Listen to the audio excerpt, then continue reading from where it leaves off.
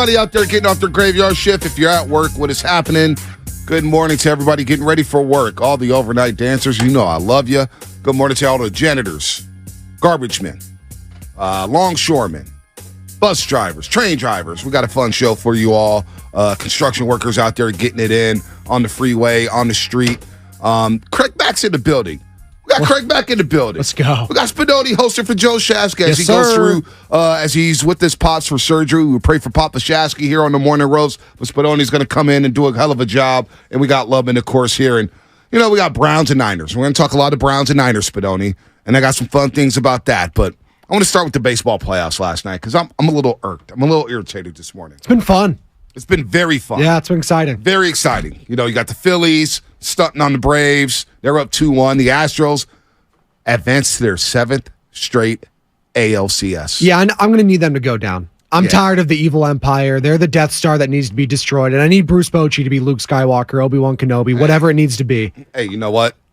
I'm not mad either way. Pay the under on the Star Wars references under 610, so there you go. Yeah, there you go. Hey, you are filling in for Shasky. You really are. You don't have to be Shasky. You don't have to refer to Star Wars. But, no, I'm a little irritated this morning, Spinoni, and I'll tell you why. I'm watching Giants fans who had nothing to basically root for this year. Giants fans out there parading around celebrating the Dodgers losing. Oh, the Dodgers are losing. Dodgers get swept, blah, blah, blah. And I was like, that's funny. But I looked at it the other way, Spinoni. I said, boy, NL West, the Padres still have talent. They're going to run it back with Bob Melvin. The Dodgers still have all the resources in the world. They're going to be in on Shohei Ohtani. And the Diamondbacks, the Arizona Diamondbacks did something the Giants couldn't do in 2021. I don't care if the Dodgers were better in 2021. The Diamondbacks just swept the Dodgers. And now they're forcing the NL West. May the force be with them. The Diamondbacks are now going to the NLCS. And I got Giants fans all over my timeline celebrating the Dodgers losing. Hey, remember the Giants fans out there. We still have Farhan Zaidi running the show, which I don't feel good about. And we did nothing. Who the hell are we to be celebrating another team losing? I don't care if they are the rivals. I do not care. We're celebrating the Dodgers losing. At least they got there. Yeah. At least they won the division. At least they still have Mookie Betts and Freddie Freeman and Will Smith and Walker Buehler coming back. Who the hell are Giants fans to be celebrating somebody else losing when we got our own mess out here? I'm so disappointed in Giants fans this morning. It's ridiculous. I'm sorry, man. Well, it's irking me, Spinoni. It does feel like a little bit of a loser mentality when you yourselves have not made the playoffs, so the only thing you can root for is against another team. I don't want to be in that position. I hate being in that position. I've been in that position as a fan now for the better part of 20 years. Right. Like, with the A's, I'm constantly rooting against the Astros, right? Because the whole cheating thing. I hate having to do that because my team can't get there. So the only joy I'm finding now is another team losing. I hate that. I want to celebrate my own team winning. That being said, the Dodgers, they are perennial chokers at this point. This is becoming a thing now. Dave Roberts, maybe future San Francisco Giants manager? I mean, maybe? He's not running the show. The iPad is. He gets there, though. He can put you there. Farhan's going to give you the lineup card at 2:00. I can use the money, Farhan, if you're dispersing it everywhere else. I can use it. But to your point, it is pretty crazy now that the Giants may be the 4th best team. Hell, I don't even know what the Rockies are going to do this offseason. I know they actually tried to spend for stars. Right. Chris Bryant didn't work out. But the Arizona Diamondbacks have lapped you now. The Arizona Diamondbacks. Christian Walker would be the best Giant in the last 5 years. That guy is Mr. Consistent. Consistently hitting 25, 30 bombs every single year. They got Zach Gallen. They got Merrill Kelly, who we saw in the World Baseball Classic. They got some pieces to be excited about in the future. And you know what? They'll trade for some big stars. They'll go out and try to get other guys here and there. And their farm system's working. They had Madison. Remember that? They had Madison Bumgarner earlier this season. They cut him. Cut him real quick. Bad for the culture. Bad for the culture. And now what's he doing right now? Nothing. Sitting on his butt. He's rich. He's got rings, but I get it. He's not doing anything. So my whole thing is like, sure. I was like, yeah, the Dodgers, they're the Braves of the 90s. They are. The one World Series, 14 straight NL East Division championships. Dodgers have won how many in the last 11 years? I've lost count. The Giants have the lone NL West championship since what, 2012? Yeah. I mean, seriously, the Dodgers have ran this division. So they're the Braves of the 90s. They've got the one little Mickey Mouse ring And I never really considered them, even though they made big moves at the deadline and it didn't really work out for them in the postseason. Lance Lynn got lit up yesterday, giving up the 4 home runs. And to see the Dodgers rattle was satisfying to a sense. But at the same time, they're there, right? They're there. And the Diamondbacks, a team that the Giants were so much better than a couple years ago. They went 32-6 against the Diamondbacks and Rockies just 2 years ago. Dominated them. Yeah. In September. Dominated the Diamondbacks. They've been lapped. Their farm system's now churning out players. They've got premium players. Kenta Marte, Perdomo, Corbin Carroll, Christian Walker, who you mentioned. I didn't even Those mention guys Carroll. are studs. Yeah. Those guys are studs. The Giants got nobody. Nobody. At least the Dodgers, I know, they're going to come back next year with Mookie, with Will Smith, and Freddie Freeman. That's a hell of a building block. It is. So when I'm looking at Giants fans celebrating we should just...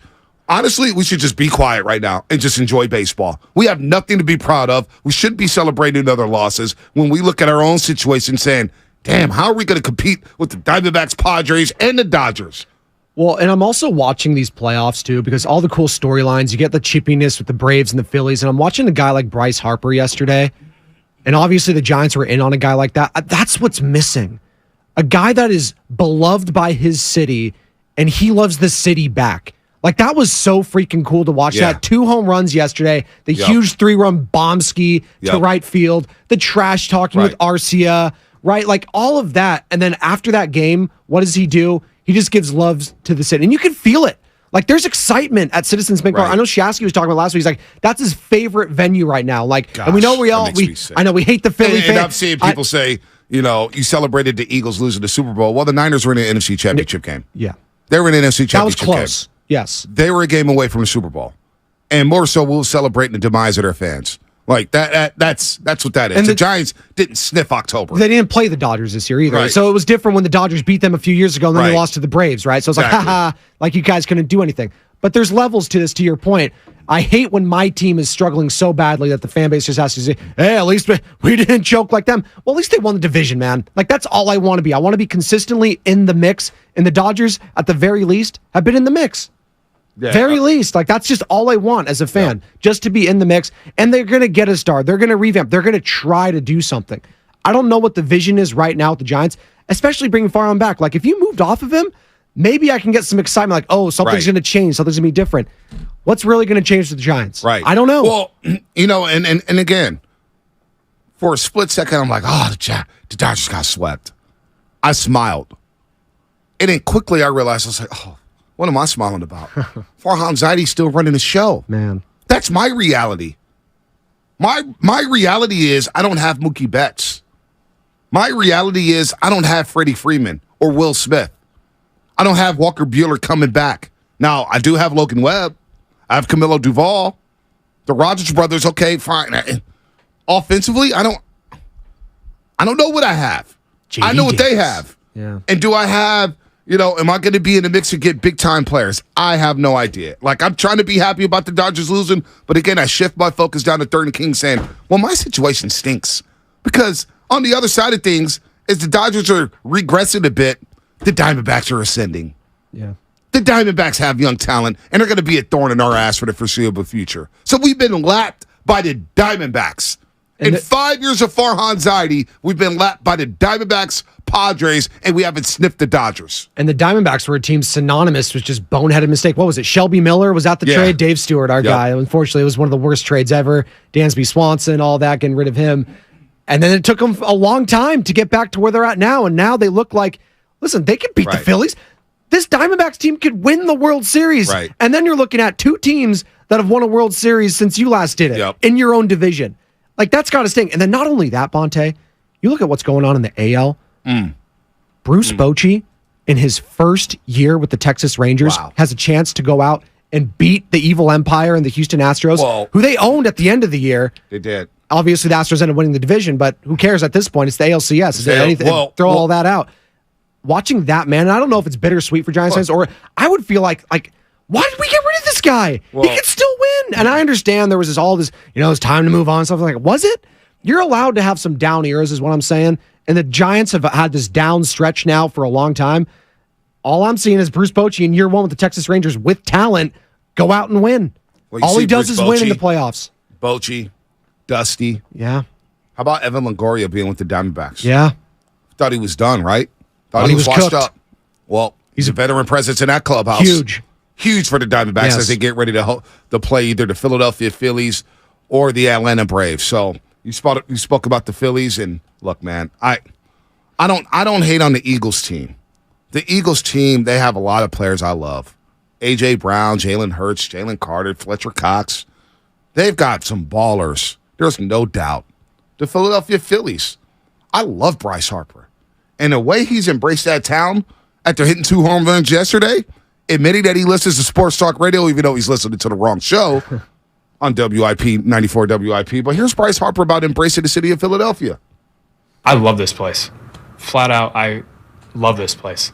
There's nothing like coming into the bank and playing in front of these fans. Blue collar mentality, tough, fighting every single day. I get chills, man. I get so fired up. Man, I love this place.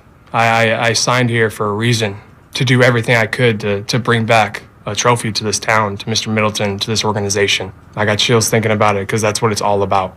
I absolutely love this place. I love every single person in this organization, fighting, clawing every single day to get back to that moment. There were so many good times in 07, 08, 09, 2010, 11, and I wanted to get back to that moment.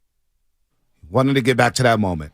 Now, the Braves on the other side are rattled. Oh, they're done. They're done. They're done. They're done? You think they're cooked? I think they're cooked. Why is that? I think the Phillies just have ownage on them. It's psychological at this point. Like, they cannot beat this team in the postseason for whatever reason. Like, you can see it. They get rattled. So, like, it was Arcia, right? Arcia, but also as soon as they scored and they made a little run, it was who was it? Acuna had the double, then Albies singled in. Yep.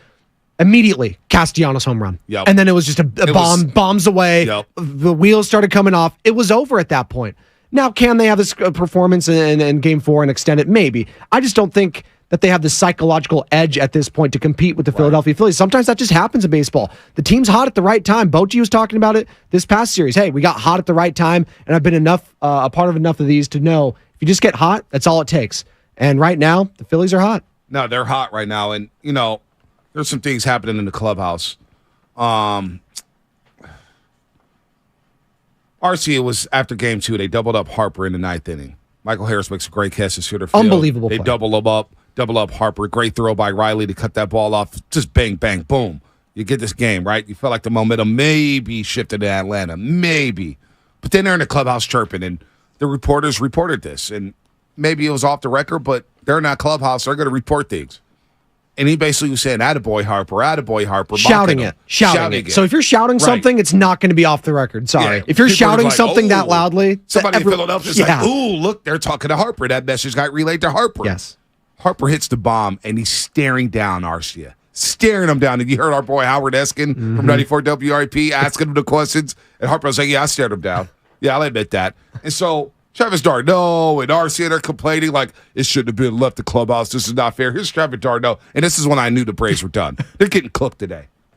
The clubhouse is a sanctuary, and I think when things like that get out, it doesn't make people want to talk to the media. It affects the people who have been great to us all year, and it is what it is. It is what it is. Oh, shut up. Now, Stevie Strider's on the mound today at Citizens Bank Park. How's that going to go? Feels like the Braves are cooked. Spencer Strider, like, he's an interesting pitcher, right? Because he has a lot of perfect placement with his fastball and stuff like that. But in the playoffs, dude, you got to be throwing those sliders, those curves getting going. But he just throws meatballs up there. These guys are sitting on it. Well, these guys are fastball hitters. Yes. Bryce, Castellanos, Schwarber. All these Trey guys. Turner. Yes. They smash. And they don't even have Reese Hoskins this year. They don't.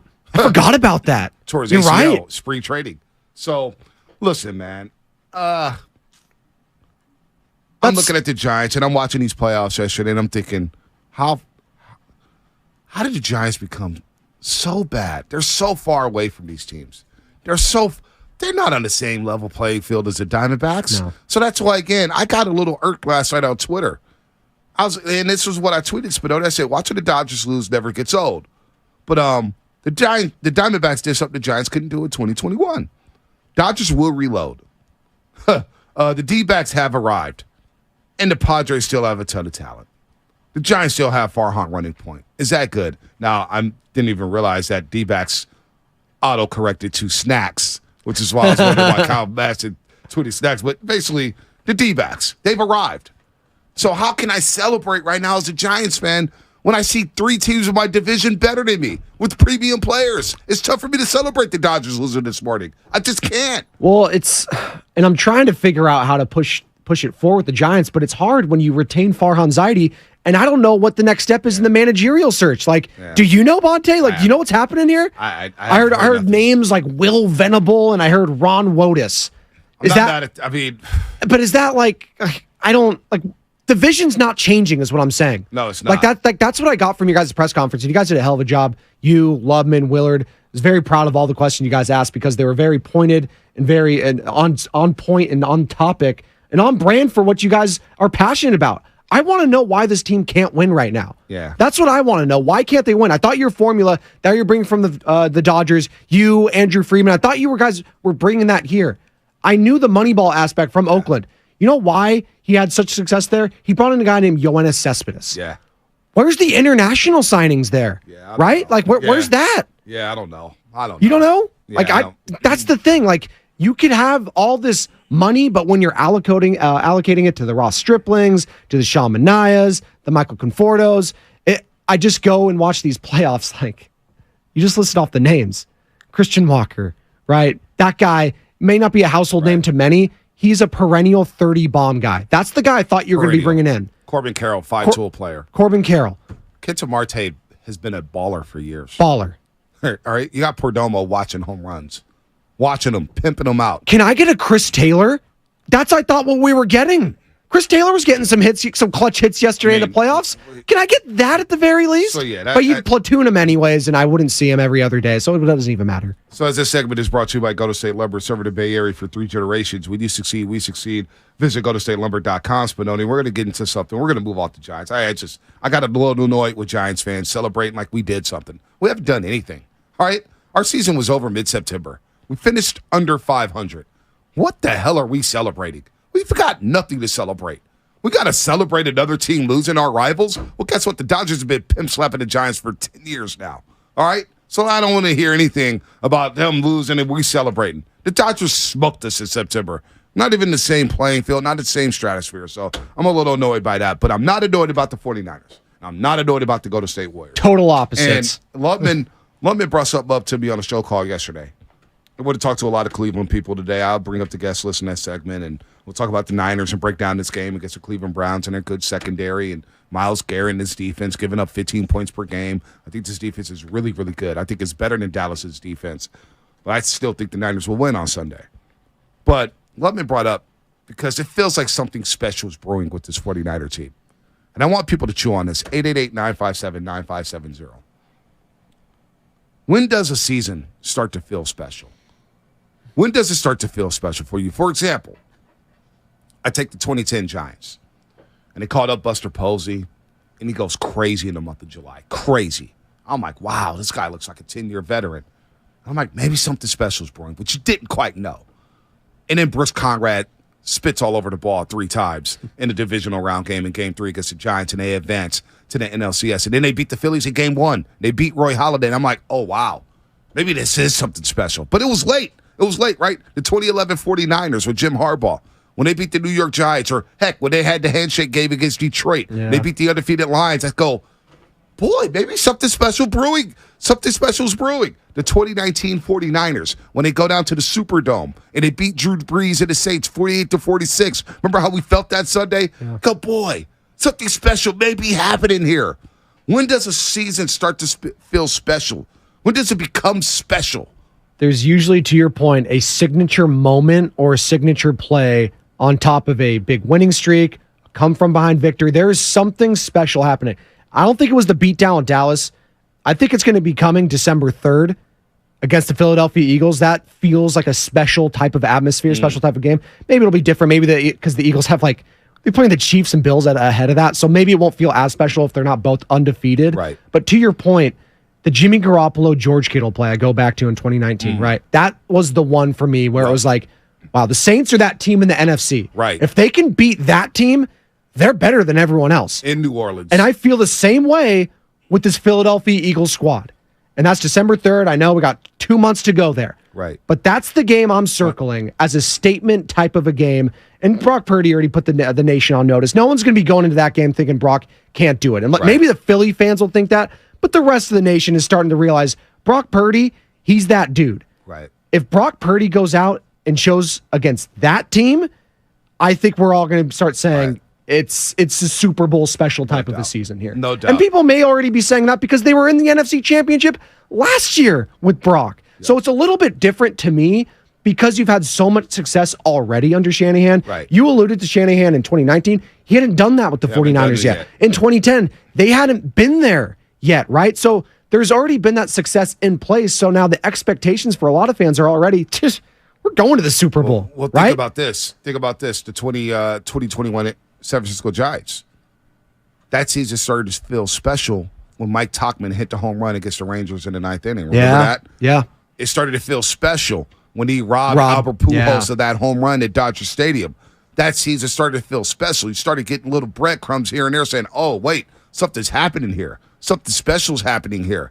What is that moment going to be for the Niners? What was that moment for the Warriors? Like, think about the Warriors when they won their last championship. To me, I felt something special when they got out to the 18-2 start. I was like, oh, they might be back. Yeah. They might be back. So what is that moment? Is this season going to be special? When does the season start to feel special? I want people to chew on that and think about that. 888-957-9570. When you think about the history of Bay Area sports, like the A's. You know, when did it start to feel special when they went on their runs? Whether it was with Giambi, whether it's with Cespedes, whether it's with Brandon Moss and Josh Donaldson. 20 games in a row. Yeah.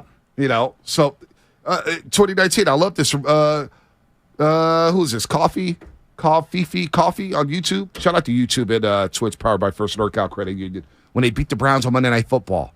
That's when he knew it was going to be special. Baker. When Matt Breida had, Baker and Nick Bosa planting the flag, was that the moment you thought it was going to be special? Maybe it was when they beat the Pittsburgh Steelers to go to 3-0 for the first time since Steve Mariucci was head coach of the 49ers. I don't know. When does the season start to feel special? We'll get into that. Plus, talk about some owners. Jake York's growth as an owner. We're going to talk about that. We got King of the Hill coming up. We got Joe Spinoni in for Joe Shasky. Prayers up for Papa Shasky today. Send your prayers to Papa Shasky as he goes through surgery. He's going to beat it. He's going to kick ass, and he'll be calling us in a couple weeks here to let us know how surgery went. Again, shout out to Twitch and YouTube. Brought to you by First NorCal Credit Union and Comcast Business Text Line. I'll reveal the guest list coming up on the other side, and that will be sponsored by Consumer Cellular.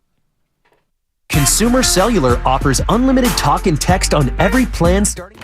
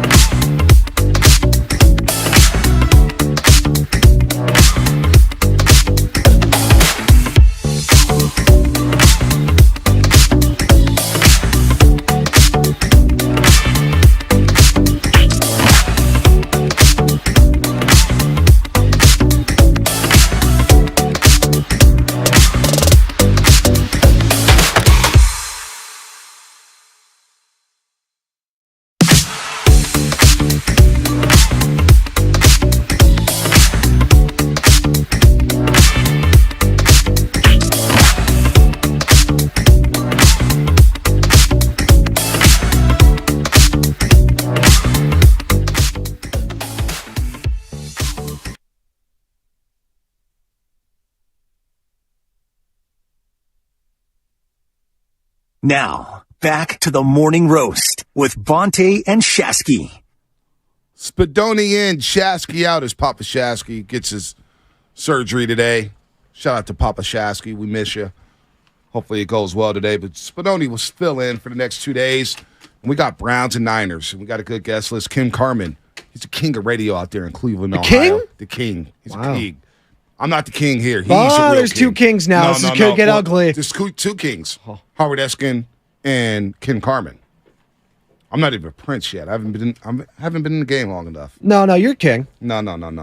You're the self-proclaimed. You're like Jon Snow in Game of Thrones. You're the king of the North, king of the West Coast. Come on. No, not even close. Lean into it. Not even close. We need a graphic now with Bonta with all the I got too much respect for the people who've done it before. The men of the North. Yeah. The real king is Gary Radnich. Okay. It's the real king. You know, that's the king. I'm just trying to get a breadcrumb. You're the usurper then. Yeah, I guess. Okay. I guess Let's go. you called it like that. Robert Baratheon. Kid Carver's going to join us at 8 o'clock. Tracy Sandler. Now, Craig, if you could pull up who Tracy Sandler is, she joined us during training camp. Lubman help him out. And she used to be the voice of Barbie for 5 years. Just type in Barbie into Wide Orbit, which is our catalog of all of our audio. Just type in Barbie, Sandler, or Tracy, and it'll pop up. Yeah, no, I did not call myself King Ernie Chavez. I did not do that. I'm not going to do that. No, it was bestowed upon you from the people. The people did that. Not according to your boy from Visalia. Oh, God. Fraud-tay? I like Fraud-han. That was a good one. How's he feeling about the Giants? You know, Lubman came in during the break. And he was in Vacaville, right? He was in Visalia. Oh, Visalia. So he's probably a Dodgers fan, right? That's in the Valley? No, he was bigging up the Giants. Anyway, Lubman comes in during the break, and he's like, my dad just texted me during the show. Texted me at the beginning of the show. And my dad said that he'd much rather have the Giants season than the Dodgers season. And I'm saying that's what's wrong. That's what's wrong with Giants fans right there. I love you, Papa Lubman. But who the hell would take this Giants season over the season the Dodgers just had? Yeah, I know they got swept. They had a lot more exciting moments than the Giants. The Giants, watching them were painful. It was painful. There are a lot of older fans. I don't know how old Sam's dad is, but my dad, he is in his early 70s.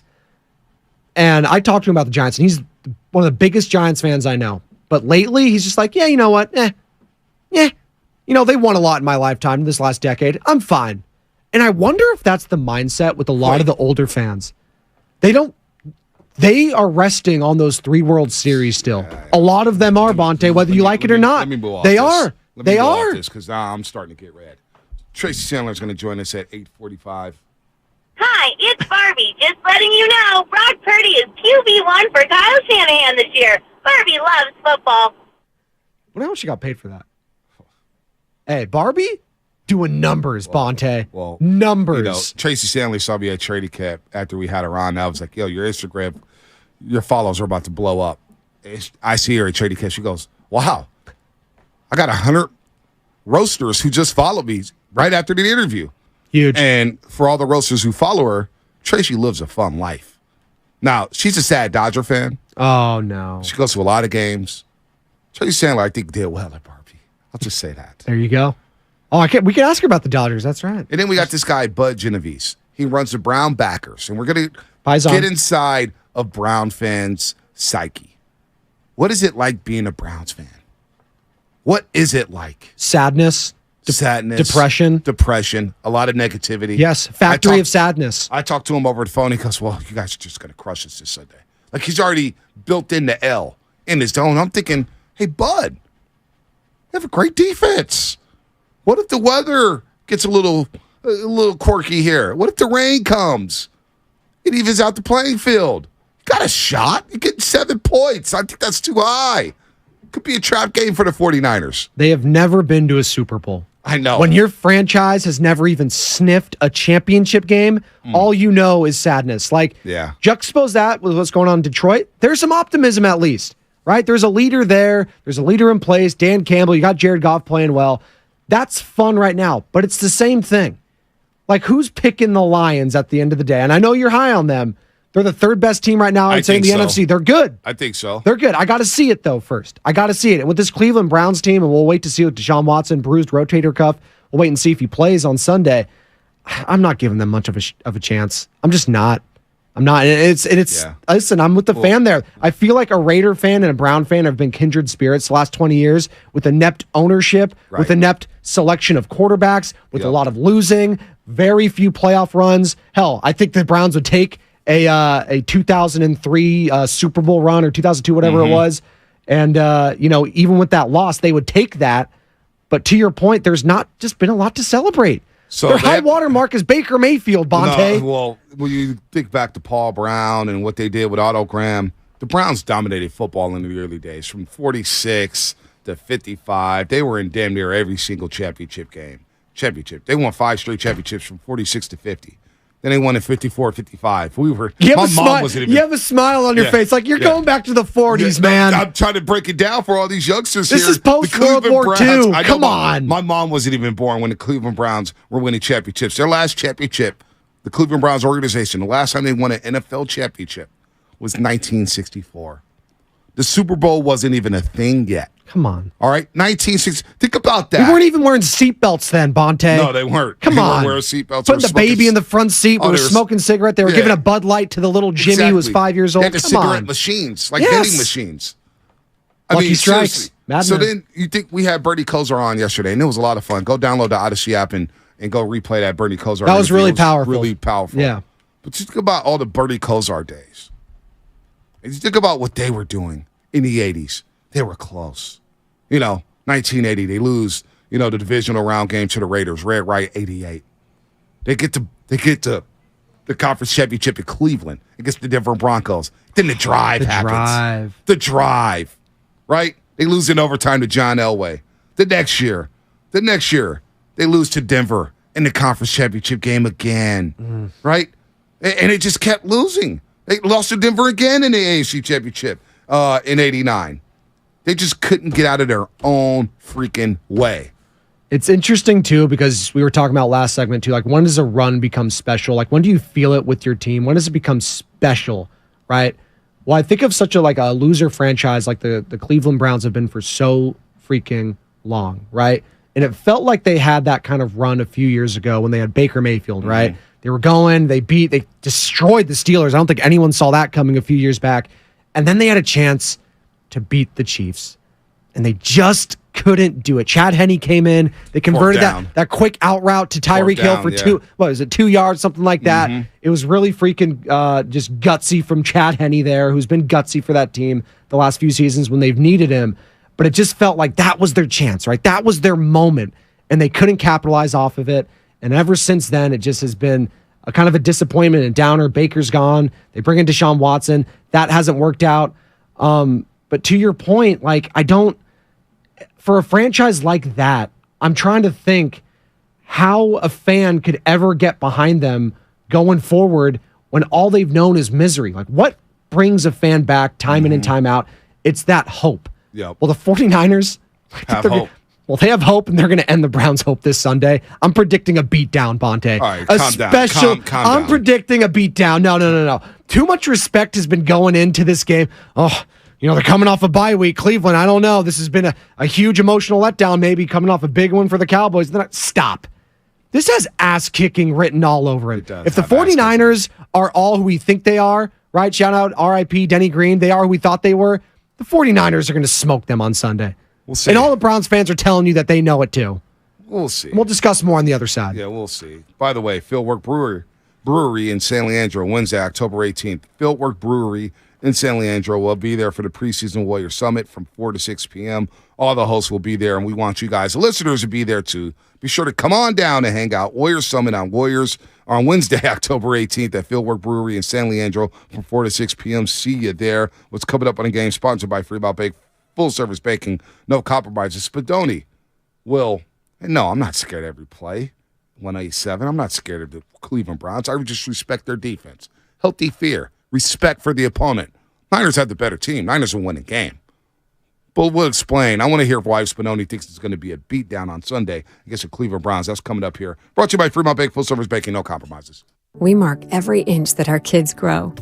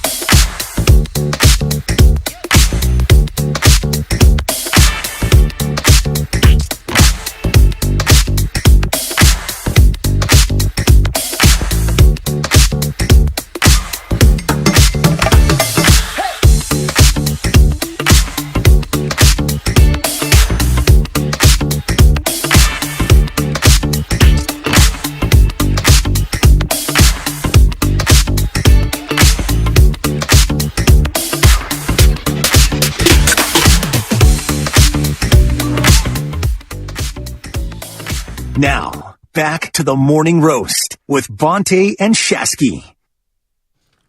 All right, this segment is sponsored by Golden State Lumber. Serving the Bay Area for 3 generations. When you succeed, we succeed. Visit GoldenStateLumber.com. Niners and Browns on Sunday. Niners at 5-0. Browns coming off a bye week at 2-2. And we have no idea whether or not Deshaun Watson will play or not. He's got a shoulder contusion, something with his rotator cuff. Something's amiss out there in Cleveland, Ohio with Deshaun Watson. If he doesn't go, it'd be DTR, Dorian Thompson-Robinson, by way of UCLA and Bishop Gorman High School. I remember on a Friday night, randomly, Spinoni, they were playing, Bishop Gorman was playing against, I want to say, Miami Central. And on that team at Miami Central was James Cook of the Buffalo Bills. Ooh. That's why I was like, wow, Dalvin has a little brother. He's just as fast. Now we see James Cook with the Buffalo Bills making his way out by way of Georgia. So is Deshaun Watson going to play or not? We'll see about that. Cleveland offensively, no Nick Chubb. They're trying to work in Kareem Hunt again. They got Ford. But Spinoni, you think it's just going to be a beatdown? You think this game won't even be close? I don't. I think this has, and especially if Deshaun Watson's compromised with his throwing shoulder, this has 23, 27, maybe a late touchdown to like 3 or 10 vibes. Like a total defensive domination from the 49ers, and they pull away late. Maybe it's close for a little bit. Then halfway through the third, end of the third, they just lay the woodshed on them. Myles Garrett and co are too tired. Like, this is just what it has to feel to, because I'm just going by the X's of both sides. You just go matchups, right? And while the Browns might have a good defense, I trust the 49ers offensive weaponry way more than the Browns weaponry right now. Amari Cooper, hell of a receiver. Former All-Pro, Pro Bowler, his former Raider, former Cowboy. He's very good. Very polished in his route running. But you heard Mary Kay Cabot yesterday of Cleveland.com, who covers the team, on your show, YouTube.com, to find the whole interview. She was very good. 1 touchdown to a wide receiver this year. Yeah. That's Alex Smith with Kansas City levels. No, well, that's not good. Well, it's only through 4 games, so let's give him credit for that. Alex Smith went I know. 16 games, no touchdowns to a wide receiver. So he's already got Alex Smith beaten in 4 games. And I have Amari on one of my fantasy teams, all right? So I'm well aware of the limitations of the Browns offense. I also had Nick Chubb. So it's not looking good for your boy. You know what? I made a mistake. Here because I was reading Mary Kay Cabot, and that slipped on me. This is what happens at 6:30 in the morning, 6:50 in the morning. I'm looking at it right now. Deshaun Watson was idle for Wednesday, so he didn't practice. They actually will start P.J. Walker. Oh, my goodness. Ahead of Dorian Thompson-Robinson, because Dorian Thompson-Robinson against the Baltimore Ravens threw 3 interceptions, so they would actually start P.J. Walker. And DTR would be the backup to P.J. Walker if P.J. Walker started. Former Carolina Panther, P.J. Walker. Former XFL. Exactly. There you go. So if he does start P.J. Walker, yes, it could be bad. I'm interested to see what the line is right now, because it started out at -4. Niners were 4-point favorites on the road. -4.5, then it went up to 5. Now it's up to 7 on Bovada. Yeah. Hammer that, if you will. Also absent for the Cleveland Browns. Left guard, All-Pro, Joel Bitonio. He was absent with the knee injury. So this could be a beatdown. Yes. I would actually be disappointed if it wasn't. The Niners need to go out there, and it's on the road. It's East Coast, so maybe you're saying, if it's not looking good early, maybe the Browns will be plucky early on. Kareem Hunt, he's still good. He's still shifty. Maybe they could, Kevin Stefanski, say what you will. He's a good offensive coordinator, so maybe they will tailor the offense around PJ this week. And you heard Brian Baldinger on with you guys earlier in the week. He says they'll take shots. Right. So they're going to try to not expose the secondary, but you know what? If there is a quote-unquote weaker link with this defense, and they're pretty damn good all around, maybe it would be the secondary. Isaiah Oliver, got torched against Turpin last Sunday night against the Cowboys. So maybe if you're looking at that, just, hands up. Don't hit any of these guys. Don't draw any DPIs, anything like that. But outside of maybe a few of deep balls like that, I can't see it, Bonta. I can't. I'm trying to, create urgency, if you will, because I know, look, you got to create urgency with this matchup. But it's going back to what it felt like with that Arizona Cardinals game, where it's just like, I'm not seeing a pathway outside of just a hangover game for the 49ers for the Browns to win this game. And let's be real.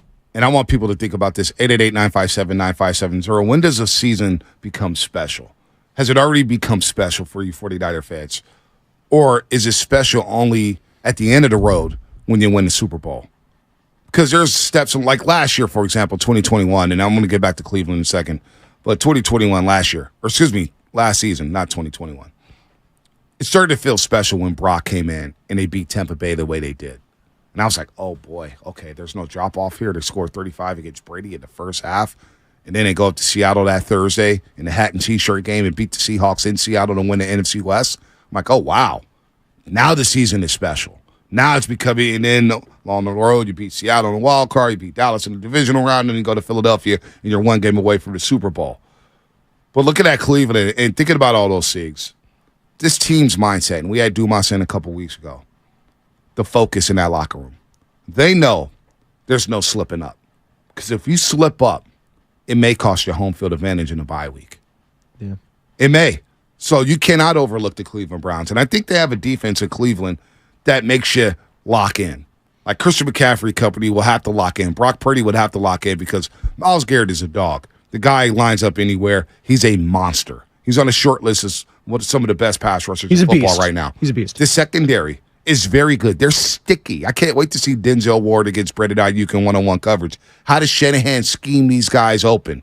George Kittle are going to be aware of. So this secondary is really good. This defense is really good. It's just giving up 70 yards a game on the ground. They're giving up 15 points a game. They're top. You heard from Shanahan yesterday in his presser. They're top 1 or 2 in nearly every defensive metric. So they will pose a challenge to this Niners offense. That's for sure. Jim Schwartz has his team humming on the defensive side of the football. Jim Schwartz, obviously, Super Bowl defensive coordinator for the Philadelphia Eagles when they beat Brady and co. Obviously, he's former Detroit Lions head coach. So, yes, he will be ready. He'll send blitzes. He'll try to disguise them, stuff like that. They're going to try to pressure Brock Purdy a lot more because what I'm watching from Brock, even when he gets pressure in his face, he's just so damn calm, cool, and collected. He's just, I don't know how he does it. Coming off a surgically repaired arm, Bonte, when I watch Brock Purdy, nothing phases this guy. There might be a play here or there. There was a little stretch last week on Sunday where they were kind of getting to him. He kind of threw behind Brandon Ayuk and stuff like that. But then it's just short-term memory with him. Yeah. Like, I'm just trying to find a hole in this kid's game. And right now, other than, okay, he doesn't have, he can't throw the 60-yard rope on a dime and stuff like that. Okay. I don't think Kyle Shanahan wants him to do that. So to your point, if Myles Garrett can get in the backfield and maybe get some hits on him early, because we're making all these comps to, Tom Brady and, the pocket presence, the poise, Joe Montana. Well, to beat those guys, what do? You hit them. Yeah, you get in their face and you make them suffer and you make them hurt. Myles Garrett against Colton McKivitz, that's going to be the matchup. If the Browns are going to make this a game, that is the one I'm circling up. But to your point earlier, you were talking about, you can't sleep on this team. One thing with Kyle Shanahan that is so damn underrated as a head coach, this team is always buttoned up. Yep. I'm not going to any week where this team is sleeping on any single opponent. Maybe even last year against the Las Vegas Raiders, I'm going back to that game because Jarrett Stidham was making the start. They benched Derek Carr. They were keeping him out the rest of the year so he didn't get hurt, didn't have to pay him all that money. And even Nick Bosa after the game was like, you know what, maybe we slept on Jarrett Stidham a little bit. They got the win, but I think that was an eye-opening game for them, going down double digits to that team. That was the real kind of adversity Brock had faced up to that point. It's the biggest deficit he's faced, down 10 points in Vegas. You had no Deebo Samuel in that football game, and the Raiders, that was basically their Super Bowl in Las Vegas. And the Raiders have weapons. They have weapons. Yeah, weapons, no doubt. Devontae's a problem. He is a problem. But I'm looking at some of the comments here. We're going to get to Paul in a second here on the 888-957-9570, Paul in Capitola. 702. This season was special in the second and third preseason game when Shanny played the starters. The message was sent then.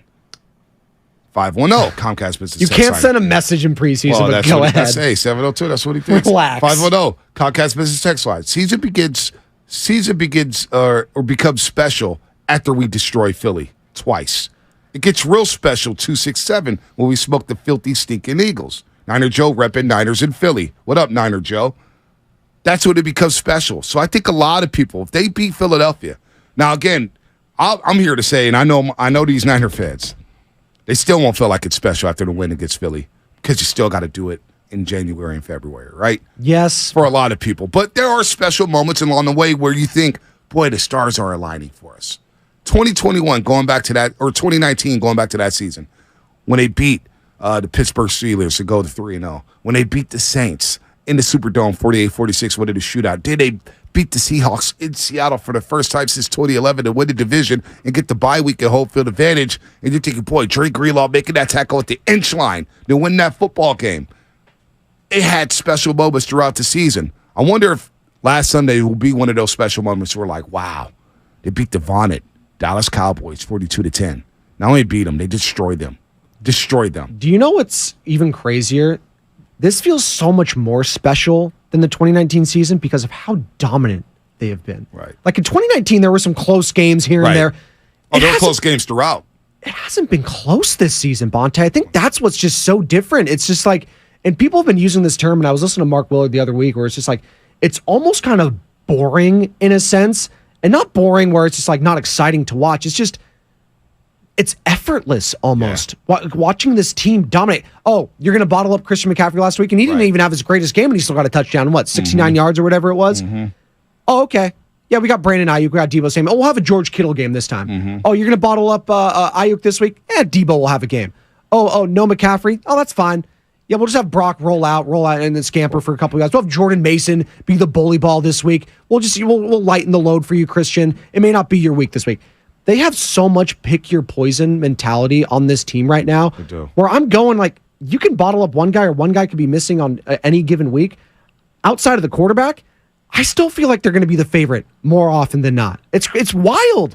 Like, and I think that's just where a lot of fans are right now, or it's just, where is the hole in this team? And why should I be feeling, a sense of concern in Cleveland, in Minnesota next week on Monday Night Football, in or at home against the Bengals? It is December 3rd, and I don't want to keep looking ahead to that, but it does have a feel. Back in 2019, I go bring back that year because that's the only thing we can go off because that was a Super Bowl run. It was just the Saints and the Niners. You knew you were beating the Minnesota Vikings, right? Hell, I knew they were beating the Green Bay Packers because they had ownage on that team, Bonte. Hold on. When have you ever felt like you were losing to the Green Bay Packers? 2019, the biggest game, and this is why I get on people about, Jimmy struggled with Minnesota. To me, that was the toughest game leading up to the Super Bowl. Really? Green Bay felt like a party walking into the NFC Championship. That was inevitable to me. They couldn't stop the run. They had Rodgers' number. They couldn't stop the pass rush of Nick Bosa. They were cooked. The Vikings were tougher because of that defense, and I thought they posed some challenges to that Niners offense, and I thought they'd stack up well against the run, and the Niners just ran down their throats in the second half. That, to me, was the biggest game because you're coming off a bye week. You hadn't hosted a game at Levi Stadium yet. That was the first ever playoff game at Levi Stadium. Don't forget that. Jimmy Garoppolo starting his first ever postseason game. Kyle Shanahan coaching his first ever postseason game as the head coach of the team. To me, that first game was like, boy, you get the bye week. Minnesota feels good coming out of the Superdome, beating the Saints. Remember that? They came back against the Saints in overtime. But they were feeling a little too good. That was Kirk Cousins' first playoff win. But they had a little momentum. It was 7-7. They had some momentum. They shot their wad in that game. They had a little bit of momentum. Let's go to Paul at Capitola. Paul, what's happening, man? You're on the roast. Morning, guys. Thanks for taking my call. Just seeing the Niners this year totally dominate has been awesome to watch and special, but it's also been kind of sad from my viewpoint. So my dad introduced me to the Niners back in '94 when I was 6 years old, and that was the year they went to the last Super Bowl.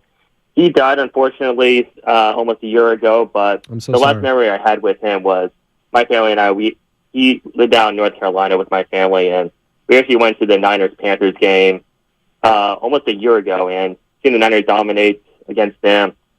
If there was any last memory to have with them, at least it was that. So, here's to hoping that the Niners just continue their dominance. And while I'm not watching with my dad or sharing any memories with him this year, it still makes me happy to see the Niners just go on an absolute tear for now and hoping for the best.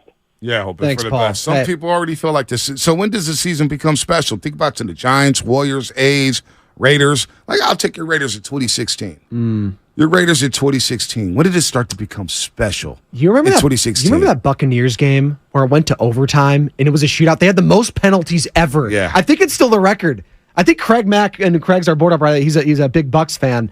I think they had 23 penalties or something ridiculous. And Seth Roberts had a walk-off touchdown in overtime with Derek Carr. That was when it was like, oh, man, I don't care what defense they're playing against. Derek Carr, Amari Cooper, Seth freaking Roberts. Right. Think this team could beat anyone. Like, I was starting to feel like this is an MVP type of a candidate in Derek Carr. He was. And he was. And then, unfortunately, it all, came crashing down. He broke his ankle, and the rest was history. But that's when it felt special in that season. when you look back at the Oakland A's, and it goes back to the last day, Hamilton dropped the baseball. Right. Like, it was just like, wow, they're really going to freaking do this. They won that first Friday game. They won the Saturday game. And then it all goes, and then the Sunday. And then they have a game on Monday at the Coliseum. Everyone's going up. I was at work. And then it's just like, wow, this thing is actually going to happen. But for the Niners, I feel like it's so damn unique this season because they're just dominating. Yeah, no It's doubt. just so damn dominant. I'm trying to find, years past where we can compare it to, but it feels like this is a mission for this team. No doubt. We were pissed off. Our quarterback got hurt in the NFC Championship game. They're making it a mission. They're making it personal. Does it not feel personal this year, Bonte? No, it feels personal this year. Well, it's personal because they've been close, and no cigar. For Shanahan, it feels personal. Well, Shanahan for Fred Warner, for Bosa, for Kittle, for the Debo. They got to Philadelphia and had to sit there and not have a quarterback be able to throw a pass in that second half. You just had to basically run the ball the entire time. It was disgusting football. He tried to throw a pass and it was a shot put, Bonte. Yeah, you were there. I was you there. were there. It took 10 minutes to get there to Christian McCaffrey. Looking back at the Raiders 2016 season, the win at Baltimore, 28-27, Crabtree to back of the end zone. That's right. Remember that? God, I love beating John Harbaugh because John Harbaugh was the guy a few years prior that did a fake field goal up 40 points against us at home. Wow. What a jerk. Houston Texans, Mexico City, beating Clowney when Clowney was clowning in that first half. Yeah. Let's go to Kobe in Oakland. Kobe, what's happening? Turn off the radio. Kobe, you there? Kobe. Yeah. What's up, Kobe? What's up, Joe? This is Joe Spadoni and Bonte. What's up, Kobe? What's up? What's up? What's up? What's up, Bonte? What's going on? Aren't you supposed to be at school right now, young man? 7:00. No. I'm on my way. Oh, you're on your way? Okay. You're on your way. Listen to the morning roast, man. What you got on your mind, man? What you got? What's up? You really think the Niners? I think it was luck that the Niners beat the Cowboys. Yeah. That's what it became special for you? Yeah. All right, I like that. Thanks, Kobe. I like your name. Respect that, Kobe. Respect that. Felt special after they beat the Cowboys. So when does the season become special? Stay in school, kids. 888-957-9570. 888-957-9570. By the way, we got a special announcement to make. What? Special announcement. We're doing that now? Yeah, I'm going to do it right now. We need a drum roll. Craig, Spadoni Cuts. You can find it. It's in gray. Okay. So, vamp for a little bit. The Golden State Warriors are about to begin hoops. Real serious hoops. October 24th. Tip-off against the Phoenix Suns at Chase Center. Talking about personal. Kevin Durant coming back. Kevin Durant, Devin Booker, Bradley Beal. You got Chris Paul going up against his former team. Being scapegoated on why the Phoenix Suns flamed out against the Denver Nuggets when he didn't even play. His groin gave out. Well, Warriors are about to be back in our lives. Good vibes, right? Niners, Warriors. Got the summit next Wednesday. Next Wednesday. Huh. Next Wednesday is going to be a banner day. Huge. Where's that drum roll? Go ahead, Frank Mac. So we have an announcement. On the Morning Roast next Wednesday at 8:30, Joey Lightyears will be in studio with the Morning Roast, Joe Shasky and Bonte Hill. Joey Lightyears, Joe Lacob, owner of the Golden State Warriors. Told you guys all he's going to put banners next to the 75 championship, and he's done that alongside Steph Curry, Steve Kerr, Draymond Green, Klay Thompson, Kevin Durant, and the rest of the band, Kevon Looney. Joey Lightyears, Joe Lacob will be in studio here on the Morning Roast next Wednesday at 8:30. I'm looking forward to the handshake that I give him. Oh, boy. Because last time, and we were talking about it yesterday, it honestly shook me, Bonte, when I shook the man's hand. I was shook-ith from the handshake. I think he knew you were a Laker fan, so he's a pre-gamer. He probably knew that. He didn't really want to touch your hand. He texts in at 888-957-9570 on the Comcast Business text line. He's all about business, and he texts the pregame show 5 to 6 Monday through Friday, right here on 95.7 The Game. But, it is what it is. He likes winners, though. He looks up to the Jerry Busses of the world. You know what? He realized after that loss, we need to revamp. We need to retool. Yeah, we need to go out and get CP3. We respect him. There you go. We respect Jerry Buss. Okay. R.I.P. Doctor. But I don't respect it. It actually makes me sick. Actually, basketball season, I'm actually going to tell the boss, man, we need a new board out. Wow. I can't look at you during basketball season. Whoa. It was tough to look at you during the second round of the playoffs. What did I do? I was very cordial. No, you're wearing your leg. It's just like Guru wearing his cowboy. Now, you know what's funny? Guru hasn't worn his cowboy jersey all week. He says he's not wearing it until changes are made, which is not happening. So, come on now. They're stuck with Mike McCarthy. All right. Stuck with Dak Prescott. And stuck with mediocrity, unfortunately. By the way, Randy Gregory spoke to the press yesterday. We're going to talk to Tracy Sandler about that. Randy Gregory wearing number 5 coming off the edge for the 49ers. How are you feeling about these jerseys, Jay? Real quick. Oh, I love them. You like that to go back to the college? Oh, yes, absolutely. I love it. Jacobs going back to 8 was pretty cool. I love it. I like that. I love it. Yeah. But Randy Gregory was talking about when he was watching the Niners game. He goes, I could tell the Cowboys were a bit spooked because that defense flying around in that first possession. And he was visualizing where he fits in with Chris Kocurek. He was teaching him up yesterday. I was seeing some videos from 49ers practice. He was showing the chop. Yep, showing him the chop, showing everything. That guy works wonders. He's honestly becoming, real quick, the defensive line coach, Chris Kocurek. He's becoming what, and maybe this is sacrilege, if the Bostonians are listening, I'm sorry. You know Dante Scarnecchia, longtime offensive line guru, no doubt, over with the New England Patriots. Mm-hmm. Could Chris Kocurek becoming that with the San Francisco 49ers on the defensive line? Oh, absolutely. Arden Key. Cleve Furl's been playing better this year. Furl's been playing Drake real Jackson. Good. Yeah, no doubt. No doubt. This is a perfect guy. Perfect guy. Because Jim Tomsula was that dude. Like, people sleep on Jimmy Tomsula. He was a hell of a defensive line coach. My boy Zucci, man, he's ready to step in to be a board op. Might be looking for a board op during basketball season. What's going on? I thought we were friends. Not during basketball season. Oh, come on. The candle stays lit, Bonte. It's not my fault Lonnie Walker tapped that ass. I'll keep this seat warm for you, Spit on. I'll keep it warm for you, man. Take next Wednesday off. You don't deserve to be in the presence of greatness. Joe Lacob's coming to the studio on the Morning Roast next week, 8:30, I believe, next Wednesday. And we got the Warrior Summit as well. You don't deserve to be in the presence of greatness, Spinoni. I'm going to ask him what he feels about a guy like Austin Reeves, you know, playing for his country, having the tremendous performance he did in that, Western Conference semifinals, that half-court shot he had. It's kind of the lasting image I have in that series over Jordan Poole. I'm going to ask him how he felt about that and why he felt the need to go out and get a Chris Paul. I think it was the guy named Austin Reeves. All right. We're going to talk more Niners and Browns. I'm just pivot off of that one. I'm not even going to reply to that. 510 Comcast Business Text Line. This reminds me of the Dubs' second championship with KD's, referencing the Golden State Warriors. The San Francisco 49ers. We knew they could beat anyone. Going down the schedule, I don't see anyone that could beat the Niners at full strength, even Philadelphia. Eagles aren't as good as last year.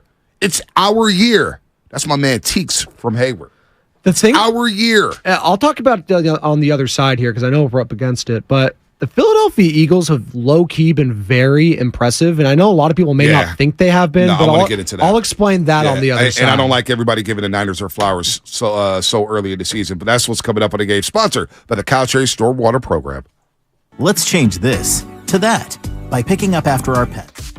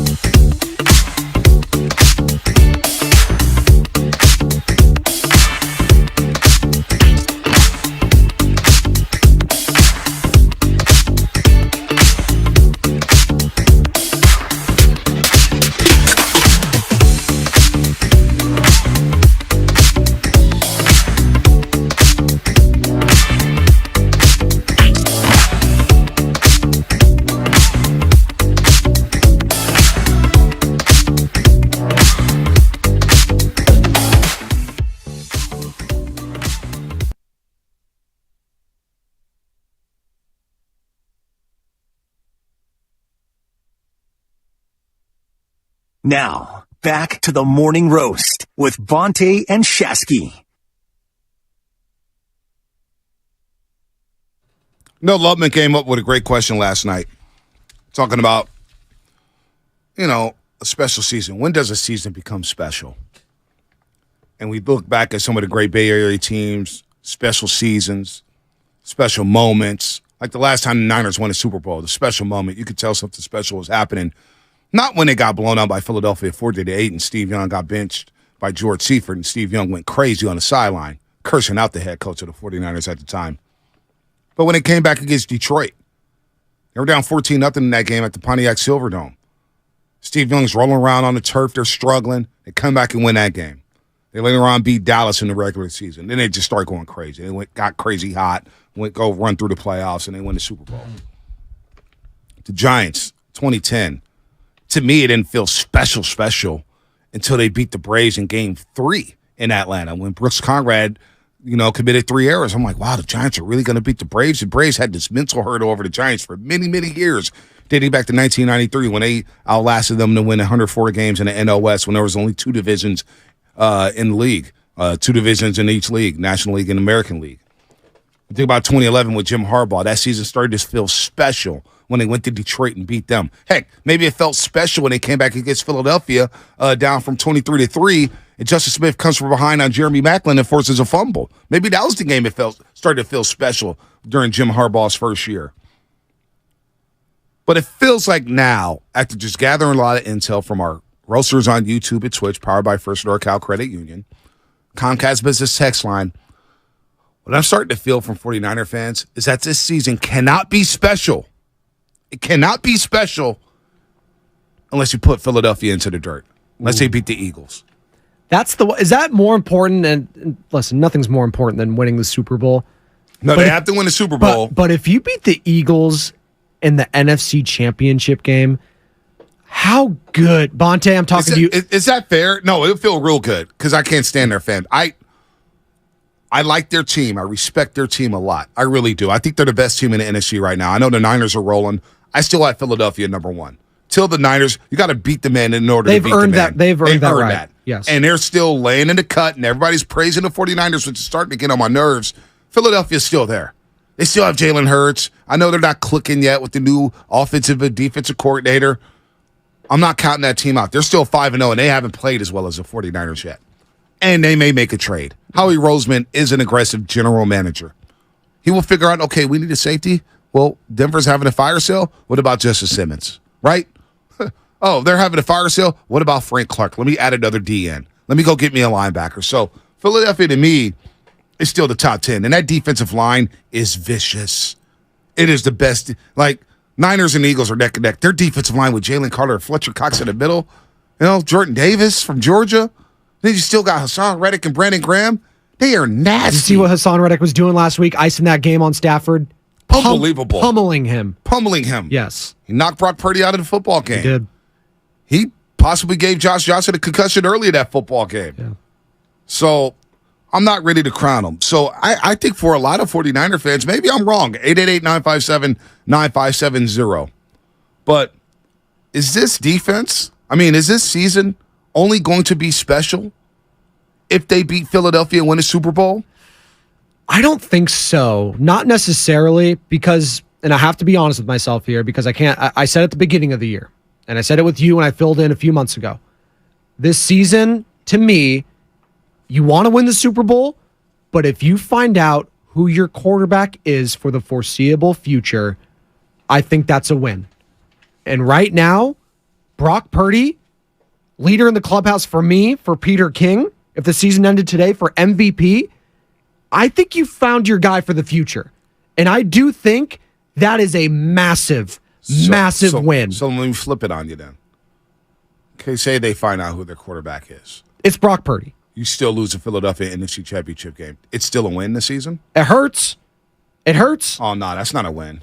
It hurts. But you know who your quarterback is. If Brock Purdy wins MVP and you still lose them, I think it stinks. So we would know it hurts. So we would know but the season wasn't a failure. So we wouldn't know we have a quarterback who couldn't get past Philadelphia. Well, how's it look, Bonte? Great. How does it look? In this hypothetical, how's it look? Because if Purdy plays his ass off and they still lose because Jalen Hurts makes one better throw, like, I can wrestle with that as a Niner fan. Like, hey, Jalen Hurts was better that day, is what it is. Well, but if they get blown out, to your point, if they get blown out and Brock Purdy is getting destroyed, then yes, there might be some reservations. But he would still be the MVP. I don't think that's good enough. I don't think that's good enough for 49er fans to know that, Steve Young lost year after year. We knew who the quarterback was. Yeah, but it still wasn't good enough. But then you got Steve Young. Yeah, that's okay. But it wasn't good enough because you weren't winning Super Bowls. Coming off of Montana, it wasn't good enough. It wasn't good enough to lose in a 92 NFC Championship game. We didn't care about the regular season MVP. 93, we didn't care about his numbers. Special season needs to end with the Super Bowl for this 49er team in 2023, and that's unfortunate. We can enjoy everything about it, but Niner fans will tell you, we're tired of being this bridesmaid. We're tired of being second fiddle. We're tired of being Cinderella with the glass slipper breaking in the NFC title game. We've been through this for over a decade now. A decade. But you've also been over a decade and like 2 decades of who the hell's your quarterback, right? Brock Purdy's the MVP. I almost called him Brock MVP. Like, that's for right now. For right now, but if he keeps 5 weeks, he's shown nothing that he's going to slow down. Like, this guy, what we're seeing right now is for real, and it's sustainable. It is sustainable. And it's one of the greatest starts for a quarterback in NFL history. He can go out and go crazy and have an MVP type season. But if he can't get past Philadelphia, nobody gives a damn who the quarterback is. I don't agree with that. I think if Brock Purdy wins the MVP this season, I think that's a win for the 49ers. Yeah, it's a win. Because you have your quarterback for the next 5 to 10 years at least. You got small wins, right? That's a win. I'll concede that. That's a win. Christian McCaffrey having come back, that's a win. You pay Brendan Knight, that's a win. You pay Nick Bosa, that's a win. You have Fred Warner coming back, that's a win. But the ultimate goal, if that doesn't come to fruition, if they're not hoisting that Lombardi in Las Vegas, this offseason will be, boy, we wasted a great opportunity to win the Super Bowl. We wasted a great chance. Nobody's going to care about Brock Purdy being the quarterback of the future. Some people will, but for the most part, Niner fans are going to be thinking, how the hell can we get over the top? Yes, but I think if it's how it looks again. Like, if they lose a close one, then it's like, you know what, that's too bad, but you know what, we got Brock, we're going to come back. I don't know. We got Brock Purdy, he's our guy. I know we will be back. We're going to be set up for the next, we have a young head coach. We're going to be set up for the next decade at least. We're going to be set up there, and it's going to be fine. And I'm not usually that guy, Bonte, but for as many struggles the 49ers have had at the quarterback position, Kaepernick, Smith, Mullins, Garoppolo, right? All these, Sean Hill, all these guys, and I know I have Brock Purdy, MVP in my back pocket now. That's got to be a huge sense of relief. A huge sense of relief for 49er fans. Yeah, that's a relief. I haven't had it. But you know what's not? Do we know what's not a relief? Realizing that you haven't won a Super Bowl since 1995. Oh, okay. That needs to go. I'm telling you, man. Spadoni, I've been a Niner fan my whole life. I know how these Niner fans tick. I know what makes us tick. This league is wide open this year. This year is Kansas the year. City, yes. Right now, if they don't make any trades, they're very vulnerable. Cincinnati, we're going to see them in a couple weeks. Very vulnerable. It's starting to feel like Kelsey's showing his age a little bit with Kansas City. Dude, Minnesota. Injuries. Minnesota, Justin Jefferson. We're not ever going to see him on the Monday Night Football. That's massive. Massive. Still got Kirk. Cleveland. We're going to miss Deshaun Watson possibly. They're going to start P.J. Walker. P.J. Walker. Yikes. Come on. The stars are aligning for the 49ers to have a special ending. But boy, if you don't get past Philadelphia and you have all these all-pros, Fred could be an all-pro again. Brendan Ayuk could be an all-pro again, or for the first time in his career. Christian McCaffrey could be an all-pro. Brock can win the freaking MVP. But if he's not playing in that game in Las Vegas at Allegiant Stadium, I'm telling you right now, a lot of Niner fans don't care who the quarterback is. They're going to be thinking, we still couldn't get it done.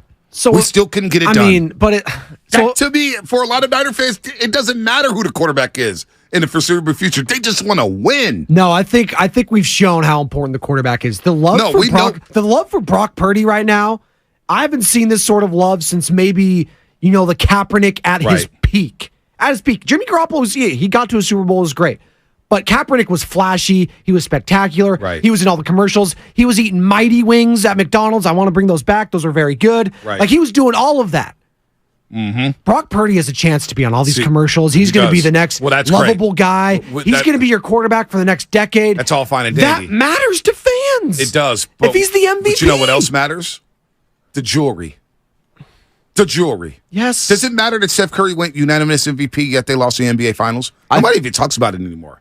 People talk about that season, though. That is one of the greatest seasons of all time. And then they go, boy, Father's Day 2016. People don't even want to bring it up. People do bring up the unanimous MVP, though. They use that. They use that. Marcus in Richmond, 11-minute man? Yeah. He brought it up. He goes, Father's Day was ruined. Ruined. Father's Day would never be the same for him. And here's another good point, 415 Comcast Business Text Line. If the Niners can't beat the Eagles will have Jalen Hurts for a long time, too. That's true. That's true. But at the end of the day, you're not going to be playing the Eagles every single season. Even we're talking about it now, you might not even see the Eagles in the playoffs. There's a chance you see Detroit Lions in an NFC Championship game. That's what I'm getting at here. Yes, there's a test on December 3rd in Philadelphia, but it's no guaranteed you're going to see them in the playoffs. Maybe not. And if you see Patrick Mahomes in the Super Bowl, and let's say they go out and they get someone at the deadline or something like that, and you lose to Patrick Mahomes, are you really going to be like, oh, this was a come on. Patrick Mahomes is one of the greatest quarterbacks of all time. Are you kidding me? What? If they lose the Super Bowl to anybody, I don't care if the it's Dan season was Marino. not a failure, though. Season was not a failure, but it's a massive disappointment if you don't win. Yes. With this roster. Yes. Come on now. But if Brock Purdy ends up being your quarterback in the future and you've already conceded, it's a win for the season overall. He is your quarterback going forward. You guys agree with that? 888-957-9570. You guys agree with that? Is it a win no matter what if we know that Brock is the quarterback? If he's your franchise quarterback and he proves all the doubters wrong that he's the guy for San Francisco for the next 5 to 10 years, is that good enough for 49er fans this year? If Brock Purdy is the MVP of this season, is that good enough for 49er fans going forward? MVP with no Super Bowl? Doesn't win the Super Bowl, but he wins the MVP. I think 49er fans would take that. I think they take that. I have my quarterback. It is so damn... Lines are wide open. You know who they're playing this week, Bonte? Do you know who they're playing this week, the San Francisco 49ers? I'm with Travis They're Irby. playing the Cleveland Browns, who haven't had a quarterback in my lifetime. Yeah, but you know what? I'm with Travis Irby. It matters. I'm with Travis Irby. He don't know damn when. I've seen MVPs. Again, Steve Young won the MVP in 92. And he's a Hall of Famer, and he won a Super Bowl. But, yeah, he won the Super Bowl 3 years later. Yes. 3 years later. I will take that. If you tell me when until that point, come on. In 92, when he lost the NFC Championship game in 92, he was named the MVP. And he struggled in the second round against the Washington Redskins. And in 92, in the NFC Championship game, when he was turning the ball over against the Dallas Cowboys, there were fans screaming for Joe Montana to play. They did not care about the MVP. Only one thing mattered. That was hoisting the Lombardi. That's it. We didn't care. 93, they lost to the Cowboys. Did not matter that Steve Young was all pro and a Pro Bowler. Did not matter to this fan base. Because you know why? Because they needed the ultimate prize. Because that's what it's about. And when you look at the NFC this year, being wide open as it is, it's a 3-team race. Detroit, Philly, San Francisco. Brock can win all the accolades, Pro Bowls, All Pros. They don't win the Super Bowl this year. People say, yeah, sure, Brock won the MVP. We know we got a quarterback. But damn, what do we need to win a Super Bowl? We got everything. You've got everything to win the whole thing right now. You got a great play caller. You got a good D coordinator. You got the best D-line coach. You got the DPOI. You got the best linebacker. You got great safeties. You got good wide receivers. You got a great tight end. That's you got awesome. a great running back. You got Trent Williams at left tackle. You can't win it this year. I don't care what Brock Purdy does in terms of MVPs, awards, all pros, commercials. I don't care. What you're describing is the Philadelphia Eagles of last year who had every single one of those things, and they lost to a guy with a bum ankle and Patrick Mahomes because he's the greatest quarterback outside of Tom Brady of this century. That's what we're talking about. So if Brock Purdy loses to that guy in the Super Bowl, I'm sorry. It's disappointing. Oh my but the God. season's not a failure. It just happens. For this team this year, we're gonna enjoy the ride. But if they don't win the Super Bowl this year, it is a failure. I'm sorry, it is a failure. I think if they get to the Super Bowl first and you could beat the Eagles, I think you would take that. I think you could take that. All right, let's get to the lines. People want to chime in on this one. They're fired up about this. Verducci, El Dorado Hills. What's happening, Verducci?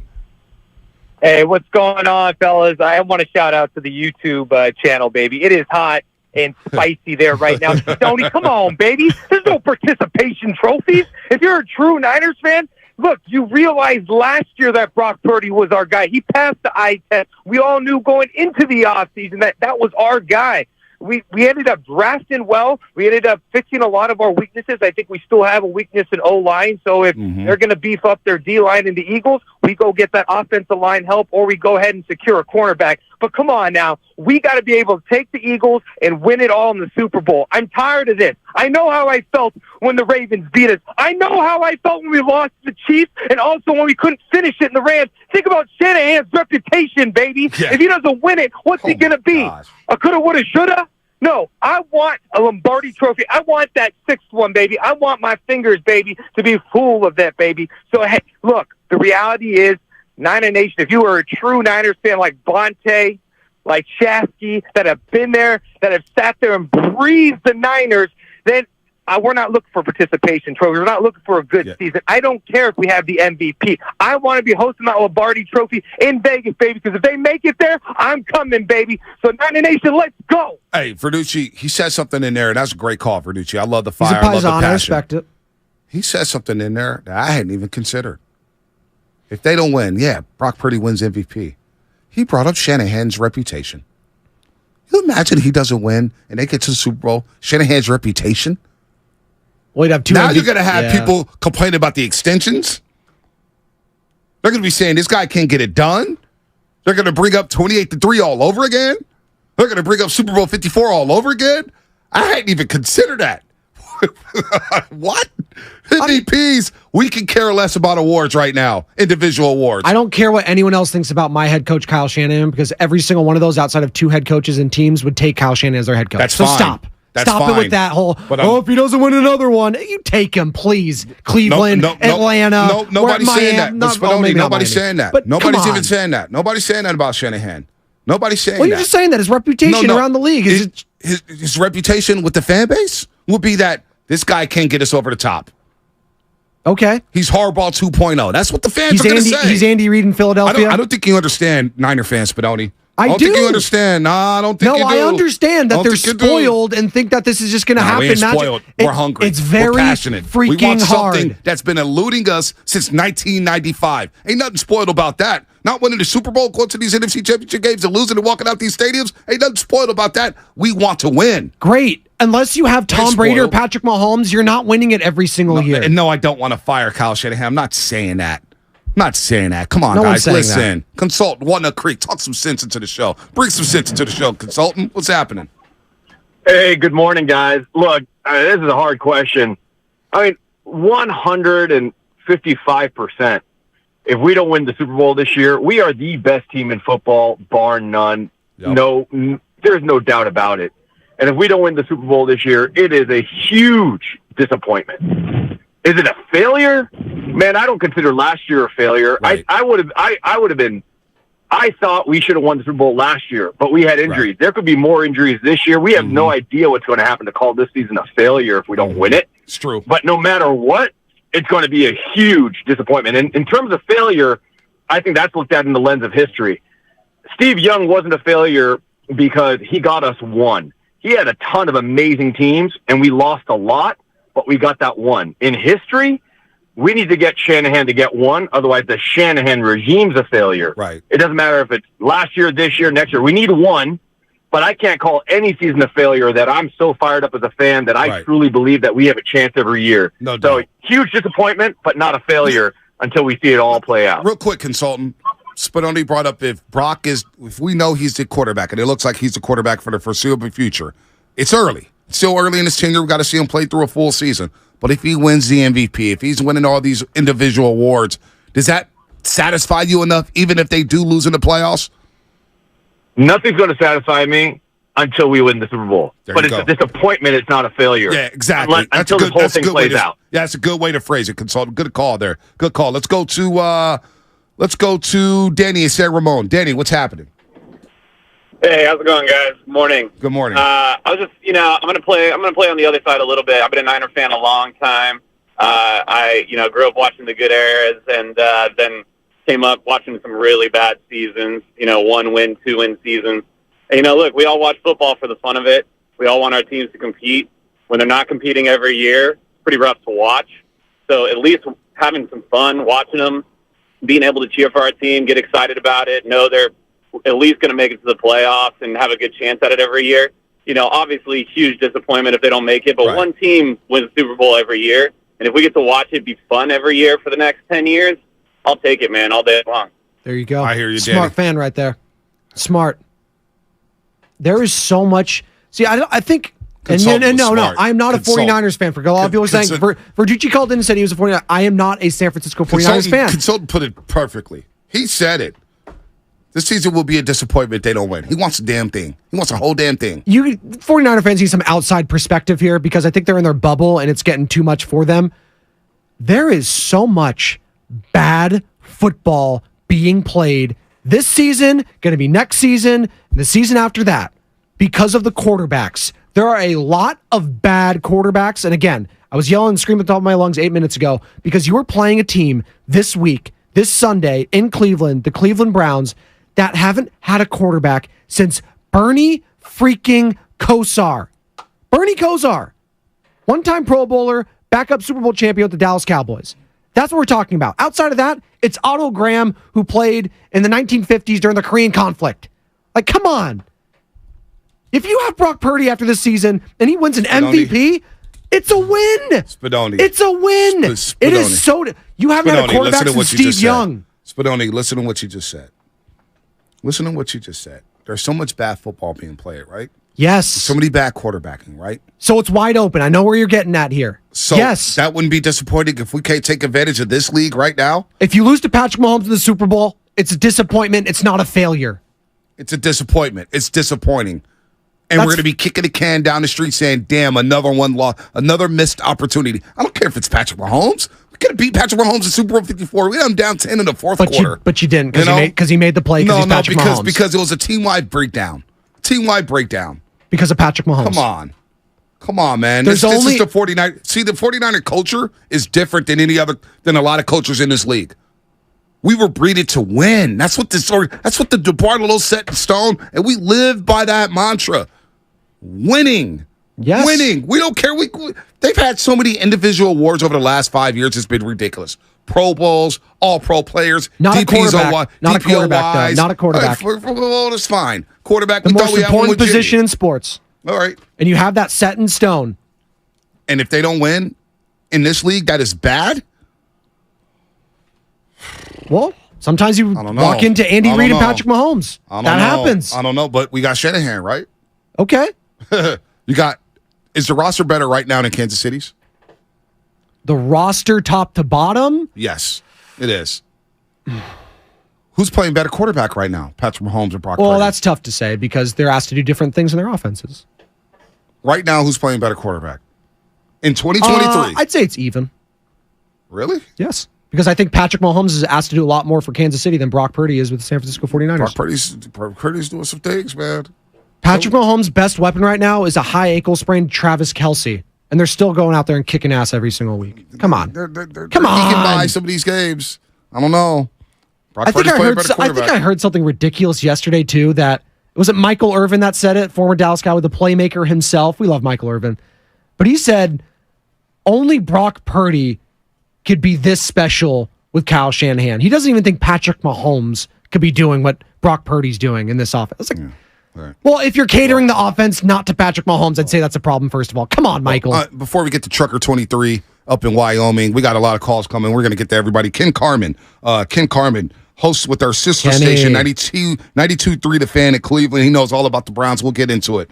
We're going to get into all the lines because things are hot right now with this team. We're talking about special season. And if they don't finish this season with a cherry on top and hoist it at Lombardi in Las Vegas, the Niner fan base, Spadoni, whether we're in our bubble or not, we will all be disappointed, and some will say it's a failure. It's not a failure. So nobody will care if Brock Purdy wins the MVP award. They will say, he didn't win a Super Bowl. That's what they will say. Ross Tucker yesterday with Steiny and Evan Giddings, he still thinks the Eagles are the team to beat. As good as the Niners are playing right now, the Eagles still have the better offensive line, and they still have the better defensive line. When you look at everybody involved and the second string and all of that. And so that's why even if the Eagles aren't like clicking on all cylinders with the skill guys, they start every game they play on third base because they have the better O-line and D-line in every game they play. And even though the Niners are very good at both and probably closer on D-line, they're still not as good as the Eagles up front on both sides of the ball. Now, they got better linebackers. They probably have better offensive skill. We can get into all that. But the Eagles still have the best O-line and D-line in, I think, every game they play, which is, think about that for high school football or college football. You start every game with the better O-line and D-line. That's a really good place to be. Is everyone agreeing with that, by the way? I do, right now. The defensive line, yes. Offensive line's very good. They have Travis Kelce, still got Lane Johnson. So, okay. I've got to see the Niners O-line block that D-line. Yeah. I've got to see them slow down Jalen Carter, Fletcher Cox, Jordan Davis, Hassan Reddick, Brandon Graham. I have to see it. And that's fine. I don't care about being the best team in week 5. No. I don't care about being the best team in week. I'm happy that the Niners are undefeated. We're on track for home field advantage. Win that game. Philly probably has a tougher schedule than the 49ers. Maybe the Eagles have some losses going into that game. But they're still there. No, it's a good point. And their style of play travels anywhere. It does. Well, to Ross's point, when you dominate it on both sides of the lines, that's where games are won. Exactly. Every single week is the trenches. That's what dominates come playoff time. And if you can get that 1 yard, that's the difference. The tush-push, if you will. That was the difference in a lot of games for the Philadelphia Eagles teams. You know why? Because they can ice games that way. Right. You get it on 3rd and short. You get it. You can't make it, don't worry, we'll just push Jalen Hurts for a yard. Right. You're demoralized. Your defense is gassed. You got another set of plays there. And Ross Tucker there, and he calls games for CBS. He's very good. Analyst is on with Steiny and Goo once a week. Westwood One. Does a very good job. He went on to say, with the Eagles and Niners, what it might ultimately come down to is who's healthy. Yeah. That's usually what it comes down to, right? Yeah. And that's obviously Brock Purdy got hurt early on. He was healthy going into the game. But, if the Eagles are missing an A.J. Brown or something like that, or the Niners are missing, a Christian McCaffrey, like something like that will change. So right now, to your point, Bonte, it's only week 6. We're going into week 6. Like, there's so much football still to happen. I want you to think about this.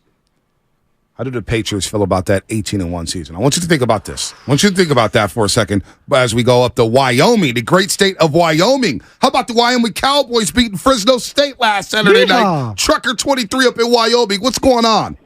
Josh Allen. Hey, what's going on? Hey, I just wanted to call. I've been a 49ers fan all the way since Joe Montana rookie years, and I'm telling you, whether they win or lose this year, it really doesn't matter because I'm excited to watch every single game as I was last year. I thought it was a win last year with several different quarterbacks. And I'm telling you, over 20 years, how many times we come in on Monday disappointed, trying to break down how they messed up and all of this. Whereas the last few years, we've actually been excited, hoping we're going to win. It looks like we're going to win. And I'm very excited to watch the games. And I can't say that that's a loss at all. No. All right, thanks, guys. That's a great perspective, Trucker 23. Because I am excited. Every game is must-watch. They play an exciting brand of football, unlike the Giants and their style of baseball. The Giants and Warriors play exciting brands of each respective sport. The Niners, with the way they can run the football, the way they can pass, the way they can play defense, their special teams is good. It's a great perspective. I'm still going to stand by. It will be disappointing. Let's go to Little Rock, Arkansas. Hey, Morning Roast is worldwide here, or nationwide. I'm waiting for a call from Australia or something. Terrence, Little Rock, Arkansas. What's happening?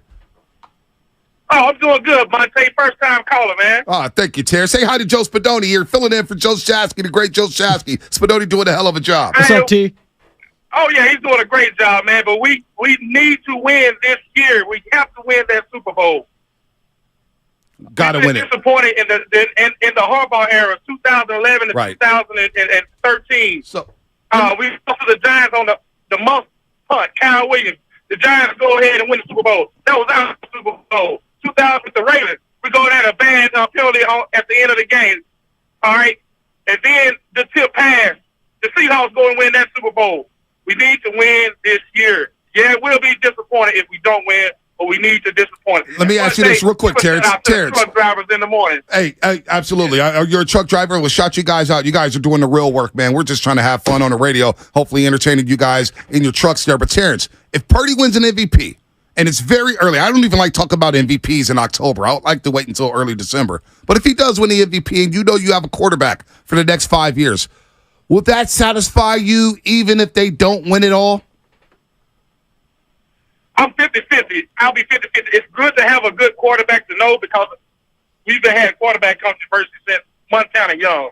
So it would feel good to go in the offseason knowing we got a quarterback. Thank you. We can hush the doubters on that, but I still want that Lombardi though. It's got to get it. We got to get it. It's time. We got to get it. I love that Lombardi. I love that pronunciation of that. We got to get it. We got to get it. Underrated meat lamb, by the way. We got to get it. By the way, Ken Carman coming up. We're going to start to break down the Cleveland Browns game for the next 2 hours here. Tracy Sandler as well. I'm very intrigued with this Browns team. Deshaun Watson may not play. He didn't practice yesterday. They have a very good defense. Defense is giving up 15 points per game. I know they gave up 28 to the Ravens, but 2 pick sixes in that game. Divisional game, too. Divisional game. And when they lost to the Steelers, their offense blew that game against the Pittsburgh Steelers. If I told you real quick that the AFC North with Joe Burrow, Lamar Jackson, Deshaun Watson is being led by Kenny freaking Pickett. Yeah, I know. It's kind of wild. It's kind of wild. We saw Kenny Pickett in week 1. It's not very good. We got. Let's go to real quick before you go to the line because you posed a hyperthetical to me. The Patriots thing. I almost forgot about it. I don't know. You're like, think about this for a second, but I'll take 3 more calls. You're like, the Patriots. How are they feeling about 18-1? I'll tell you this. I still look at that Patriots team as the greatest team of all time.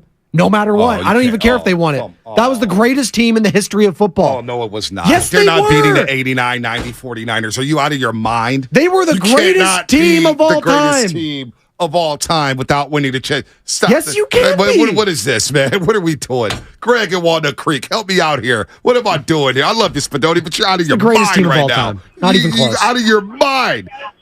Greg in Walnut Creek, what's happening? Hey, guys. Thanks for taking my call. Fonte, I love you. I love the morning show, but I think you're just a little bit over-eager. Like, we're 1-2 injuries away from the season being... I mean, you saw it in the NFC Championship game. Obviously, quarterback getting hurt is a serious thing, but there's talk of McCaffrey getting targeted. There's talk of, this guy goes down, this guy goes down, we lose weapons. Not that Purdy's going to suddenly fall off the map, but it becomes a lot more challenging. You lose one of our linebackers. There's a lot of dynamics that to say that if they don't win it all, it's a disappointment. Yes, it'd be frustrating, but you can't say like the team's a failure or that this team's a disappointment with how dynamic they've been. I mean, it's like every time Greg, real quick. No. This is a special team that I'm enjoying watching every single Sunday. I love everything about it. I'm the guy who said this team may average 30 points a game offensively. People looked at me crazy saying, well, it's only been done 12 times in the league history. I'm saying this team can do it. This is a special group of talented young men on the 49ers playing. But Spadoni posed a question like, man, even if you don't win the Super Bowl, at least you know who your quarterback is for the next 5 to 10 years. And I'm saying, Greg, that's not good enough for me. I need the whole damn thing. I don't care about MVP awards. Oh, yeah, no, absolutely. But MVP and Super Bowl at this point is to say that those things have to happen. It's like buying a Mega Millions or a Powerball ticket and being like, right. I want it. I've got the right numbers. I want it. Like, until it all plays out, you got it. I mean, that's why I love the caller who said watching each day is a special thing because you're excited that the Niners aren't terrible. No doubt. I hear you, Greg. No, that's a great point. We're all excited. This fan base is just hungry for – we're dying for that Super Bowl. They are. Because we know if this group doesn't win a Super Bowl and they move on in their careers or retire, think about the Harbaugh Niners and how many guys are being left out of Hall of Fame because they don't have that Lombardi. Patrick Willis should have been in the Hall of Fame 3 years ago. Joe Staley should be a first ballot Hall of Famer, right? Frank Gore, he's going to have to wait a while because he doesn't have that one ring despite being in the top 5 in rushing yards, right? Think about how many Justice Smith, if he has a ring, there's no doubt he's going to the Hall of Fame. Now it's a question mark. And it's tough to make the argument for those guys because they didn't win the big one. Yeah, but some of them will have the jacket. And I think for a lot of them, that'll be important. It'll be important. I have a Hall of Famer. Ask Dan Marino. I'm sure he wanted that ring too. He's not satisfied. Hall of Fame jacket's a nice consolation prize. You think he's satisfied, though? He still thinks about, damn, I went to one Super Bowl, got blown out by the Niners. Well, and Joe Montana saying now that he would be he's the greatest quarterback of all time. Now juxtapose that with John Elway when he finally won those 2 rings. Boy, his career looks a lot sweeter. But in hindsight, John Elway dragging those teams to the Super Bowl, like that's pretty damn impressive. Pretty damn impressive. Like Jim Kelly, do we look at him any less because he didn't win one of those? He went to 4 straight. We don't mention him with the likes of with John Elway and Joe Montana because of those Super Bowl losses. He wins one of those games. We're talking about Jim Kelly entirely differently. Maybe. We're also saying that he's still underachieved because I view it the same way with the Braves in the 90s. They won one, but what do you look back in the 90s Braves? Disappointment. But at least they got the one. Great. At least they got the one. Great. At least they got the one. Yeah. It's one more than a lot of teams. It's one more than the Giants had up until 2010. We got a couple minutes to the injury report. I want to rat-tat-tat before Ken Carman, 92.3 The Fan in Cleveland. A lot of fun today. We're going to break down the Browns and Niners. Big game on Sunday in Cleveland, Ohio. By the way, I wonder if the Niners are going to stay in the Midwest because they had Minnesota the next week on Monday Night Football, or will they travel back to the West Coast? Wonder if they'll just stay in Youngstown, Ohio for the week. Have not heard about that. Maybe we'll talk to Tracy. Maybe she has that detail at 8:45. Tracy Sandler, What's there to of course. do in Ohio? That's what I want to know, too. Is Pro Football Hall of Fame. Rock and Roll Hall of Fame. Is that it? Did you say leave? Leave? That's mean. It's the best thing to do in Ohio is leave it. Well, Cincinnati got that chili, right? There you go. Yeah, they got Skyline Chili. Yeah, is that any good? Jason, San Jose, real quick. Jason, what's happening? Hey, good morning, guys. I love the show. Hey, I want to just chat really quick about the fan base. And, somebody said spoiled earlier, and you didn't like that. Bottom line is we've had the Giants. We got the Warriors. We got a winning tradition with the Niners. Man, there are 32 teams. There are 31 people that aren't going to get a ring. And to say that the season's going to be a failure, if that doesn't happen, man, it's called Any Given Sunday. And yes, it will be a letdown, but knowing that we've got our future quarterback, knowing that we've got our franchise quarterback, if that doesn't mean a lot to you, you need to talk to some other fan bases that don't have what we've got. I hear you. I hear you, Jason. Maybe I'm not spoiled Niner fan. I just think Niner fans should take a step back this week and look at the team you are playing in the history of that franchise. And we're going to compare some of the ownership with these ones later on in the show. But look at the Cleveland Browns, and they would die to have the decade you guys just had. I hear you. Die. But that's after 20 years of losing. I listen, man. I hear all after that. 50 years of losing. I hear all that. My whole thing is windows close quickly. They close quickly. But when you got the head coach who's young and a young quarterback, Bonte, that window could be open for a decade plus. I'm going to squeeze in Steve real quick. 30 seconds, Steve, and I have to get to the injury report. Steve, what's happening? Steve. Man, I'm a roaster, man. I can't do it Sassy all day, so Donnie's doing a great job, man. Thank you. I'm a 40-year Niner fan. I've seen so many losses, man, and I just think, man, it goes both ways, man. You guys unfolded a lot because it would be a disappointment in this season because it feels special. I mean, 2019, 2012, 94 was special, even though it started off slow. I'll be hurt. I would look at it as a disappointment, but if Brock Purdy is in the MVP running, I think it's a win because he's never even played a championship game. He's never completed a game. Do we expect him to win a championship and a Super Bowl in his first full year? That's a lot. It is a lot. It is a lot, Steve. But them the rules. When you got a roster like this, you're sitting at 5-0, and you're averaging over 30 points per game, you have an all-star defense.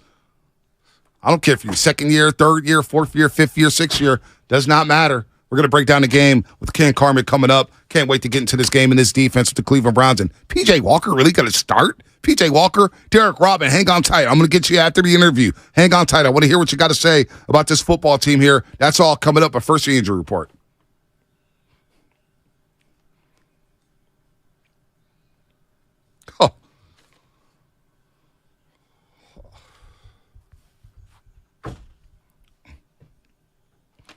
Oh, my God. Finally, Austin Slater update, huh? Giants outfielder underwent surgery in his right elbow yesterday, removed a bone spur, as well as ulnar nerve transposition to help relieve nerve pain. I've never even heard of this injury. Damn. Recovery timeline for the surgery is 4 months, meaning Slates will be ready to go for spring training. Great. Anyway, injury report brought to you by Potts & Gerson. Austin Slater, that's what I needed in my life today. Northern California's premier workers' compensation law firm, helping get your workers get their lives back for over 40 years. Giants. We're so down bad with the San Francisco Giants that we got to pop champagne when the Dodgers lose in the playoffs. That's a damn shame. It really is. We should be looking at the other side saying, the Diamondbacks, We're the fourth best team in the NL West. And we're celebrating the Dodgers' loss. Boy, we're down bad. What's coming up in the game? Sponsored by Fremont Bank, full-service banking, no compromise. Joe Spinoni in for Shasky. Derek and Robin, hang on tight. The rest of you, hang on tight. We're going to get to everybody. A fun show here. Let's break down the game with Ken Carman, 92.3 The Fan in Cleveland. What's going on with Deshaun Watson? What's going on with the Browns' offense? Do they have a shot against this 49er team? We'll find out from Ken Carman, the voice of Cleveland, Ohio. That's coming up on The Roast.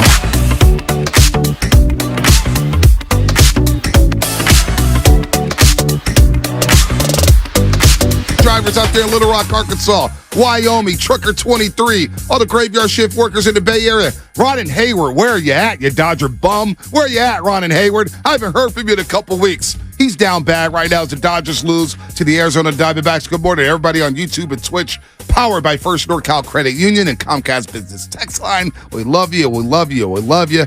Everybody down to Cheetahs. I didn't even realize what Cheetahs was till the other day. I'm going to check that out. What is it? You know, nice little lounge. Lounge. Nice. I love lounges. Lounge. New establishment. Nice. Okay. You know. Do they have a Slurpee or something? Nice.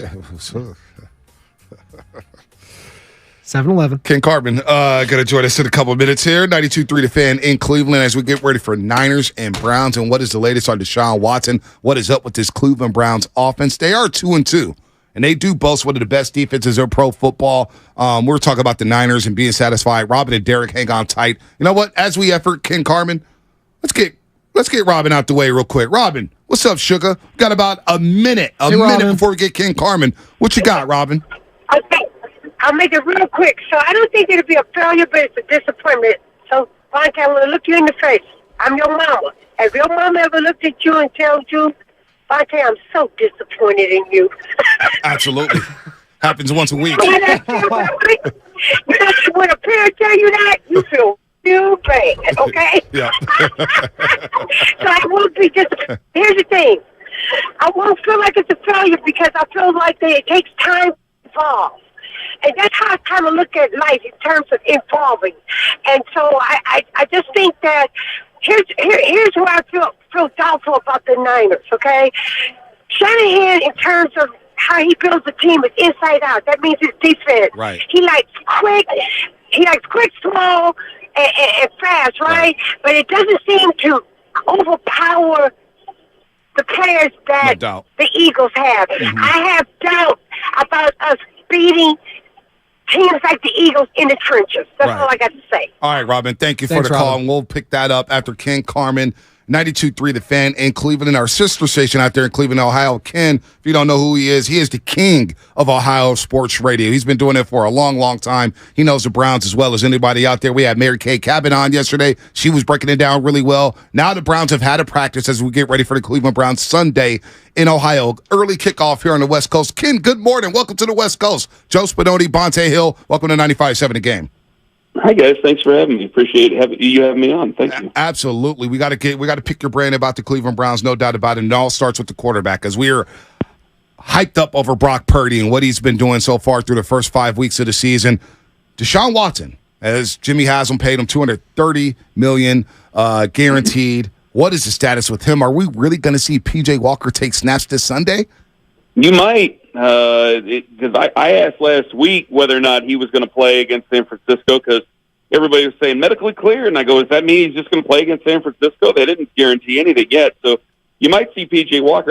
It was interesting, though, you mentioned the 230 because we were talking about this earlier this week, and I said, because to me, money is that's an unreal amount of money, and it doesn't matter in my world. What matters is picks. I always want to say the 3 first-round picks that they gave up for Deshaun Watson. But honestly, everybody mentions the money. But I go, Patrick Mahomes, he's worth $500 million. He gets paid $500 million. No one mentions his contract. Because when you're playing well, no one mentions the money. Right. When you're not playing so hot, everybody mentions the money and the $230 million guaranteed and things like that. So, I mean, he's had 9 games. He hasn't played that well in any of them except for one where he played very well. And that was against Tennessee, so we kind of got a little glimpse of what was possible, and then that kind of a little bit went up in smoke after that game because now we don't know what his status is going to be for the future, and it feels like deja vu from 2021 when Baker was hurt. So, Ken, Deshaun Watson, obviously a very polarizing figure in the media, obviously with all the sexual assault allegations and whatnot. He comes to Cleveland, big contract. How difficult for you has it been to cover him as a quarterback and try to separate the off the field with the on the field because it's so intertwined? And as a host specifically, how difficult has that been for you to kind of balance that? It's fine. He's a football player. What has happened with the court systems is what has happened with the court systems, and he's still got 2 the difficult thing is being down the line about, what is legal and what is not, because, I mean, those are two civil cases. So you got to be careful what you say, what you say that he either did or didn't do or anything like that. So that's been the only difficult part about it. The other parts about it is that, there's fans who obviously don't like him, and there's fans that like the quarterback previous, so they have feelings about that. But, ultimately, players are, no matter if we all want them to be good guys, it's easier that they're good guys, but ultimately, they are players, they are characters in our play for the vessel for our own entertainment. And it's become more and more like that with professional sports over the last 20 to 30 years now. So it isn't as difficult as any of us really thought it was going to be. It was just the initial shock of the deal happening. But other than that, after we got through last summer and all the things that had happened, it was, all right, now we move on and we see whether or not he's actually a good football player or not. But I'll tell you, when he doesn't play well, I'm not going to sit there and lie to you that doesn't get brought up. Because, there are definitely some people that are uncomfortable, but if I just go by the facts, we're able to take care of ourselves in that case. Yeah, no doubt. Kim Carmen, radio host with our sister station, 92.3 The Fan in Cleveland, Ohio, getting ready for the Browns and Niners. And we know the Niners are coming in with this high-flying defense, this high-powered offense. But the Cleveland Browns lost Nick Chubb Monday Night Football against the Pittsburgh Steelers. We're all watching it. We all love Nick Chubb. Thankfully, the injury is not career-threatening, and it sounds like he should be back by next season. But how has this running game suffered without Nick Chubb? Where's Kareem Hunt at? Where's Ford at? Because this offensive line is really good. We'll get to the offensive line in a second. But how's this running game suffered without Nick Chubb?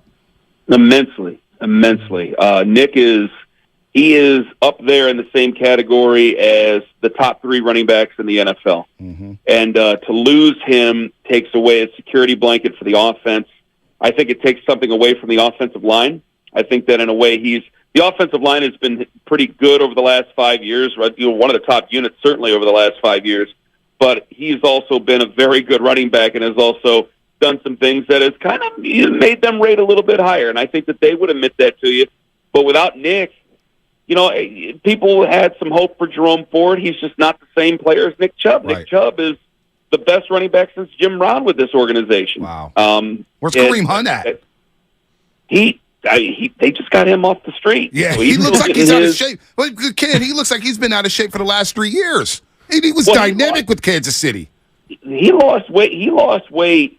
Coming off the street this year. They were all excited because he lost 10 pounds, and I go, well, that's a sales job. I'm glad he lost 10 pounds. He got banged up a few times over the last few years, and I think that his role, we've questioned Kevin Stefanski's offense now for a while, and what guys fit into what roles. And that was one of the questions coming out of Minnesota when he got here was, Stephon Diggs wasn't really thrilled about his role within that offense. Then obviously that blew up. So we were always a little bit hesitant about the offense there. We know he's good at scheming people open, but then we turned it into a quarterback issue. Now we've turned it into a running back issue. And it just goes to show just how talented Nick is, where they haven't been able to replace anything of what he provided for this team. So, Ken, obviously the big matchup everyone's looking for this week is Myles Garrett, is going to be facing off against this guy, Mr. Irrelevant, Brock freaking Purdy. He's the story of football. Everyone's saying, is this an MVP candidate? He is. He's one of the leaders in the clubhouse. What are you looking for when it comes to Brock Purdy this Sunday against this Cleveland Browns defense? Well, one, I'm a really big fan of Brock Purdy. I saw Brock Purdy in person. His college coach, and myself, we went to the same high school. Oh, wow. So he graduated obviously a few years before me, but I'm a big fan of Brock Purdy. I've had him on my show before on CBS Sports Radio back before I took the job at the TV station here, and he's just one of the most likable people you're ever gonna come across. So he's a genuine, great individual, as you guys know, and I really do wish him a world of success for the rest of his career, and I mean that sincerely. I love him, and he's a great player, and he comes from a great family. The way I would try to attack him, though, which is a weird thing to say after all those nice things to say, the offensive line for San Francisco is, I hear from you guys that they seem to have a few problems there. We all look at Trent Williams, and how great he is. Right.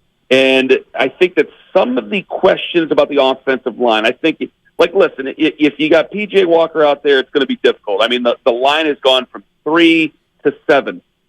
So, Vegas, they want equal dollars. They know how people are thinking about this. It's going to be extremely difficult. The way you get yourself a chance is if you try to force Brock Purdy into a couple of mistakes. But it's hard to force him into mistakes. He's got great talent around him, and I think he's a great point guard for that football team. And that's nothing to take anything away from him. Right. But I think he does exactly he tries to do exactly what you want him to do, which is play smart football. Right. And people like to affix negative connotations to that. They like to use the term game manager and system quarterback, which is garbage. Yep. And you guys know that. But that's what people do when they can't explain that a guy who is the quote unquote Mr. Irrelevant ends up being one of the top quarterbacks in the NFL because no one had him going that high or playing this well from being drafted that low. I think that if the Browns' defensive line, which is much improved from last year, they went out in free agency, they got Zadarius Smith, they got Dalvin Tomlinson, and Dalvin Tomlinson has made headway with them, creating opportunities for Zadarius Smith and certainly Myles Garrett. I think that might be the one thing that can give them fits.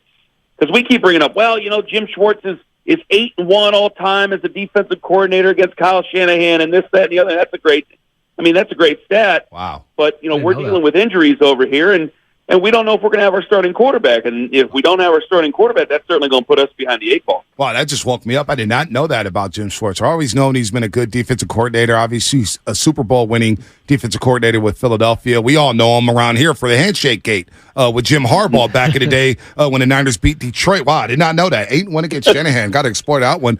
Ken Carman here. Last one for you because you brought up the defense. And I'm looking at the numbers here.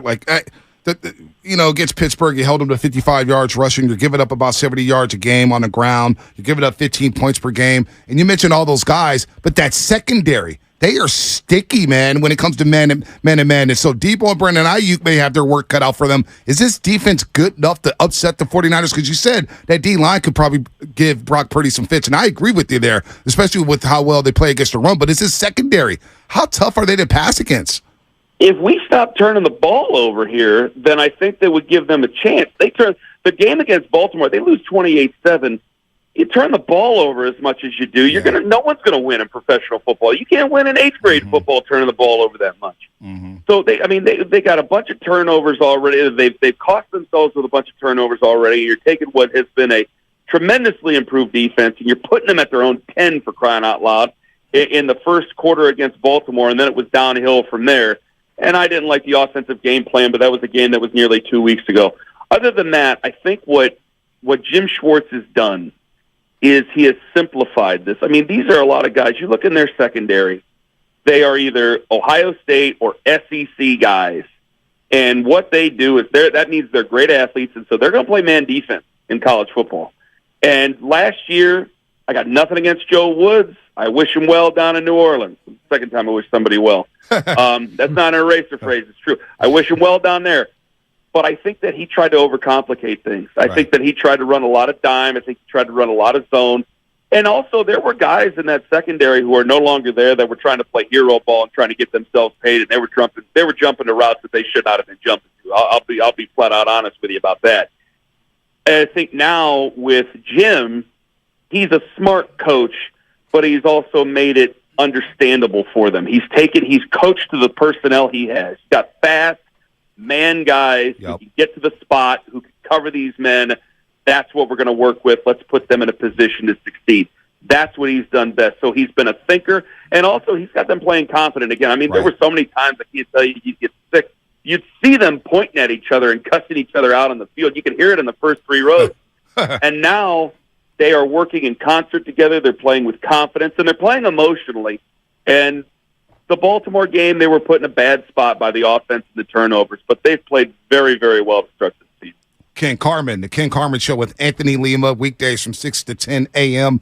on 92.3 The Fan. Our sister station out there in Cleveland, Ohio, also does some television work as well. As you mentioned, Ken Carman, you've been doing it for a long time. We admire your work. When we think of Cleveland, we think of Mary Kay, and we think of Ken Carman. So thanks for spending some time with us. 8-1, Jim Schwartz against Shanahan. That's interesting there. I expect a dogfight, especially in this game. And if you guys don't turn it over, who knows? Maybe you guys can pull off the upset against the 49ers. Thanks for the time this morning. Thank you, guys. Take care. Thanks, Anytime. Ken Carman here on the Morning Roast on 95.7 The Game. I did not know that. No. Jim Schwartz at his team. And he's always been known for defenses. May not be a good head coach, but his defenses do fly around the football. And this secondary may be the best secondary in all of football. And he's a Super Bowl winning defensive coordinator with the Philadelphia Eagles back with Doug Peterson. Yep. So he's been there. He's done that. It's going to be very interesting with Brock Purdy and Myles Garrett. To his point, I feel like Micah Parsons didn't do anything. No, he didn't that last show game. up. He didn't show He up. didn't do it. He's been spending more time on his podcast or something. But you would think with Colton McKivitz, obviously the drop off between Trent Williams and Colton McKivitz, and I'm not trying to pick on Colton here, but you're going to try to take your chances more on the left side than like what was going on? What was the thought process there? Quinn. I'm expecting Myles Garrett to line up on the left side every side. He'll move around, but he's trying to dominate that matchup and get Brock Purdy uncomfortable. That's the one way the Browns can compete in this game is if you could force him into mistakes. As we know, Brock Purdy, no interceptions this year, Bonte. He's been very clean with the football. Very clean. But if you can get up in his grill and make things uncomfortable, Myles Garrett is good enough. He's a DPOY. He could dominate a game. Well, not only him. Think about having a Myles Garrett if you're Denzel Ward. Yeah. Right. If you're Denzel Ward playing corner out of the Ohio State, and I always like Denzel Ward. Guy plays man-to-man coverage. He's a really good cornerback. I would love to have him on the 49ers. That's cornerback U is usually is Ohio State. They got a lot of good corner safeties. Yeah, LSU. Not Damon Arnett, but other ones. Jeff Okudah. Eli Apple. Yeah, I mean, you got some bad ones at Ohio State. Never mind. Never mind. Yeah, when I think of DBU, I kind of think of LSU. Okay. And all their guys. But even Alabama. But you look at their secondary, led by Denzel Ward. They also signed Juan Thornhill from the Kansas City Chiefs. Yeah. Juan Thornhill is a safety I wanted the Niners to get so bad. Juan Thornhill could play safety, man. He's a really good safety. Greg Newsome, the second at the nickelback spot.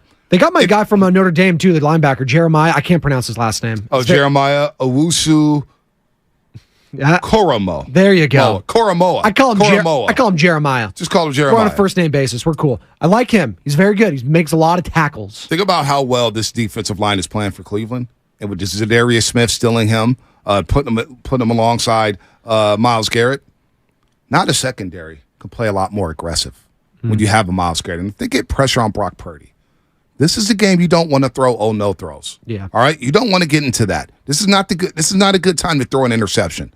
This secondary gets nasty. So when you got Grant Delpit and Denzel Ward and Juan Thornhill, and they're playing this press man, they're playing man. That's why it's going to be a real good challenge for Deebo Samuel. I think in a physical football game like this, you could use Deebo because he loves the physicality. And then Brandon Ayuk on the other side. Denzel Ward will probably shadow him.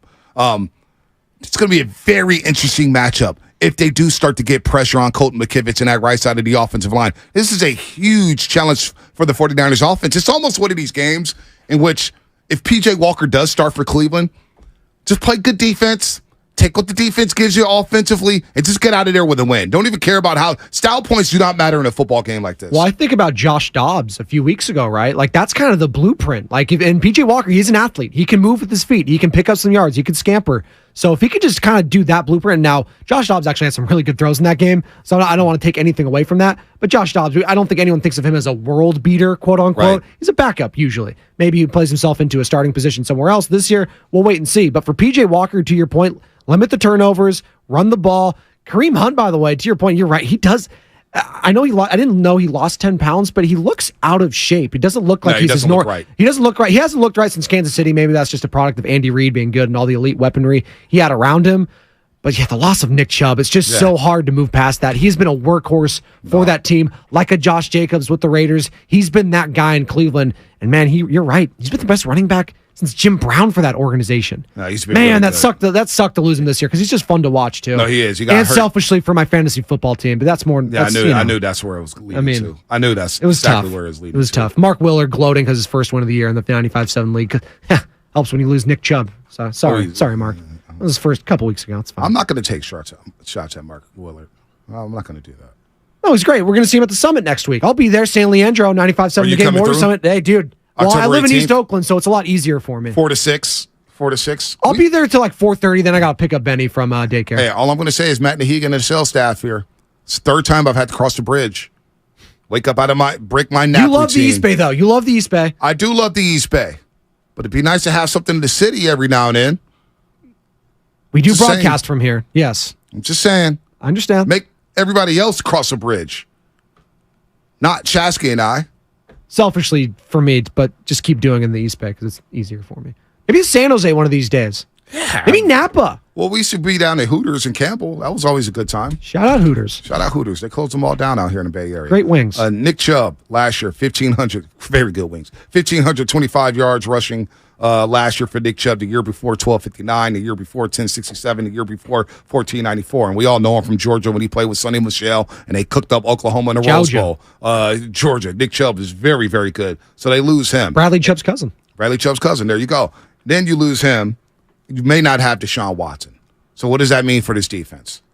This defense, like the Baltimore Ravens a couple weeks ago, may be able to get their hands on some footballs and score some points to where their offense doesn't have to do too much. Yeah. You know what I'm saying? Because this sounds like a defense under Jim Schwartz with Myles Garrett and company where you don't want to try to do too much. Now, it's a huge challenge for Shanahan, and Shanahan is looking forward to it. This offense is humming. But this may be the game in which they don't score 30. Maybe, but I wouldn't be surprised if they didn't score 30 But this game. this team is built to win in multiple ways. Like that's why I said earlier, this feels like it could be like a 20-3 kind of a game, 20-7. You know, you dominate. Maybe when you're looking up, it's like, oh, that was the score. But you know what? They dominated the game the whole time. It's interesting. You go back to that Baltimore game because they have an elite tandem at linebacker. All the 49ers, Patrick Queen and Roquan Smith are nasty. Yeah. They're physical and they will hit you. And we had Brian Baldinger, you guys did on earlier in the week. He thinks Fred Warner Jr. and Dre Greenlaw are better. Yeah. Like that's right there. By the way. If I'm PJ Walker, I'm circling those two guys as guys I do not want to feed the ball to in the middle of the field because they will thump the receivers and body bags will be dish out. So Joe Lacob's going to join us in studio next week. Huge. Next Wednesday, Can't 8:30, wait. live in studio on the Morning Roast. Owner of the Golden State Warriors. I'll shake his hand. You better shake it. Manly handshake. I will. Mike Dunleavy Jr. no longer wants to be referred to as Junior, so it's just Mike Dunleavy now. Really? Yeah, Mike Dunleavy. Got an email from the Junior. Warriors. I found out after our Fred Warner interview in training camp that don't need to call him Junior. Just call him Fred Warner. Go Maybe figure. it's like a little like It's a complex habit. thing. Maybe I don't know, but he wants to be known as Fred Warner. but I that's their apologize name. to him. I said, hey, Fred, I didn't mean to call you Junior. My bad, man. He was like, it's all good. Keep going. He was real cool about it. No, you never apologize for calling someone by their actual name. Like No, if someone he wants calls to be if referred- someone no, calls me no, no, Joseph, no, I'm no. not going to get mad. That's my No, legal but, name. Hey, well, Fred Warner, Mike Dunleavy. No longer juniors. Okay, that's Mike fine. Dunleavy. If they wish that, that's fine. Mike Dunleavy, Fred Warner. Call Mikey. Will you like that, you think? You think I could try that when I Ask interview Joe him next time? week. Ask Joe Lacob that next week. Well, it's Derek one in Joe the to city. another. Oh, hold on. I know we're up against it. We got Tracy coming up on the other side. yeah. Right? But Yeah. Derek, real quick. Derek, you've been on hold for a while. I want to get you on here. Derek, what you got? Hey, good morning, guys. I just wanted to say thanks for having me on the radio. Anytime. Yes, I do agree with you. If Brock Purdy gets MVP and doesn't go to the Super Bowl, yes, I'm still satisfied. Okay. Purdy's earned that with me. All right. And also let you know, my last name is Shanahan. I'm proud of it. Really? Yes. I was kind of hoping I was related to Kyle, but Hey, Derek. I guess I'm not. Derek, what time did you smoke this morning? Shit, no. Sorry. That answers everything. That answers it all. I hope the dump button's working this time. Every day, it does not fail on the morning roast. Somebody just feels so comfortable to where they can just drop S and F bombs. I'm telling you, man, when they fire my ass because of you guys cursing all over the place, it's all good. It's all good. I'll blame the callers. I'll blame the roasters. FCC gonna find us so heavy. You want to complain about parking now? The FCC can't Wait mess till with the me. FCC. Wait till the FCC find us. Oh, what's coming up on the game? Sponsored by Bay Area Fast Track. Tracy Sandler will join us at 8:45. Tracy Sandler, Fangirl Sports Network. Also a diehard Dodger fan. I'm not going to go to her though. I'm not. I don't feel it. Not when I look at the Giants. I can't gloat about them anyway. Overpaid, overdue tolls, vehicles with overdue, unpaid tolls may not be able to renew their DMV registration until outstanding balances are paid. Payment assistance is available. Visit BayAreaFastTrack.org/assistance today. UCSF Sports Medicine Center is dedicated to treating every type of athlete, from kids.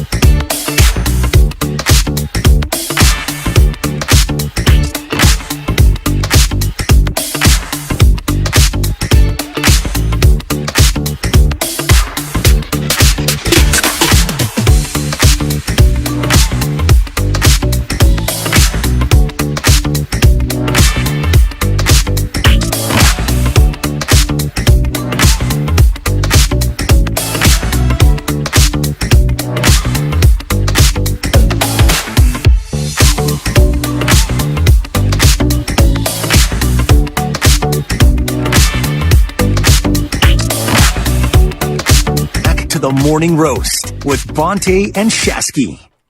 Prayers out to Papa Shasky. Joe Shasky will be out for the next couple days. As we pray for Papa Shasky through the surgery, I know he's going to beat it up. Hell yeah. He'll be calling us in a couple weeks. He might call us from the surgery bed. He may just pick up the phone right now and be like, 888, I need to get a takeoff. Sunday's forecast for the Niners in Cleveland. Joe Spadoni in for Joe Shasky doing a hell of a job. Don't forget, next Wednesday, October 18th, is going to be a banner day for 95.7 The Game because it starts off with Joe Lacob coming live to studio on the Morning Roast at 8:30 a.m. Then you can join us at Fieldwork Brewery in San Leandro, Wednesday, October 18th from 4 to 6 p.m. for the 2023 preseason Warrior Summit. I better see all the usual suspects. Better be packed out there. I'm going to be there. First summit Joe Spadoni's appearing at, so come on. Let me be there. Let's go. You guys all better be out there. I got to cross the bridge and wake up out of my nap. You all better be there. If I got to be there, you all better be there. All the roasters out there. Nap. Killing my nap. You have to have a nap if you do a morning show anywhere. Like, you have to. It's tough. Then you got to drive across the bridge, drive back. It's a lot going on here. Gas prices out of control. But that's what you do for the roasters. That's what you do. That's what I do. I sacrifice for the roasters. That's right. You know, because you love them. Maybe I'll take Bart out there. Boop, boop. You'll be doing that a lot in the future, huh? I'm going to start doing it tomorrow because this is our last day in the studio. Oh, my goodness. Our last day in the studio. Is it really? Yeah, do we know? I think it is, actually. Well, you boys, Bart Ride, the Bart Chronicles will be starting very, very soon. The Bart Chronicles. Yeah. Is that going to be a whole, reel, Instagram? You're going to be, Instagram? I'm going to do it all the time. You'll see some stuff. Yeah. Oh, you know. I'm going to do it all the time. I used to do the night show here, the old butcher shop with Shasky and Covey and Lucas, and I get out of here at 11. Do the last BART train to Fruitvale Station. Oh, my Oh, yeah.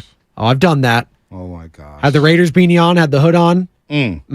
That's all you can do. So, Mark Willard just texted us, and I just listen to Mark Willard from 2 to 6. Yes. I know he's celebrating the Dodgers losing. Yeah, oh, yeah.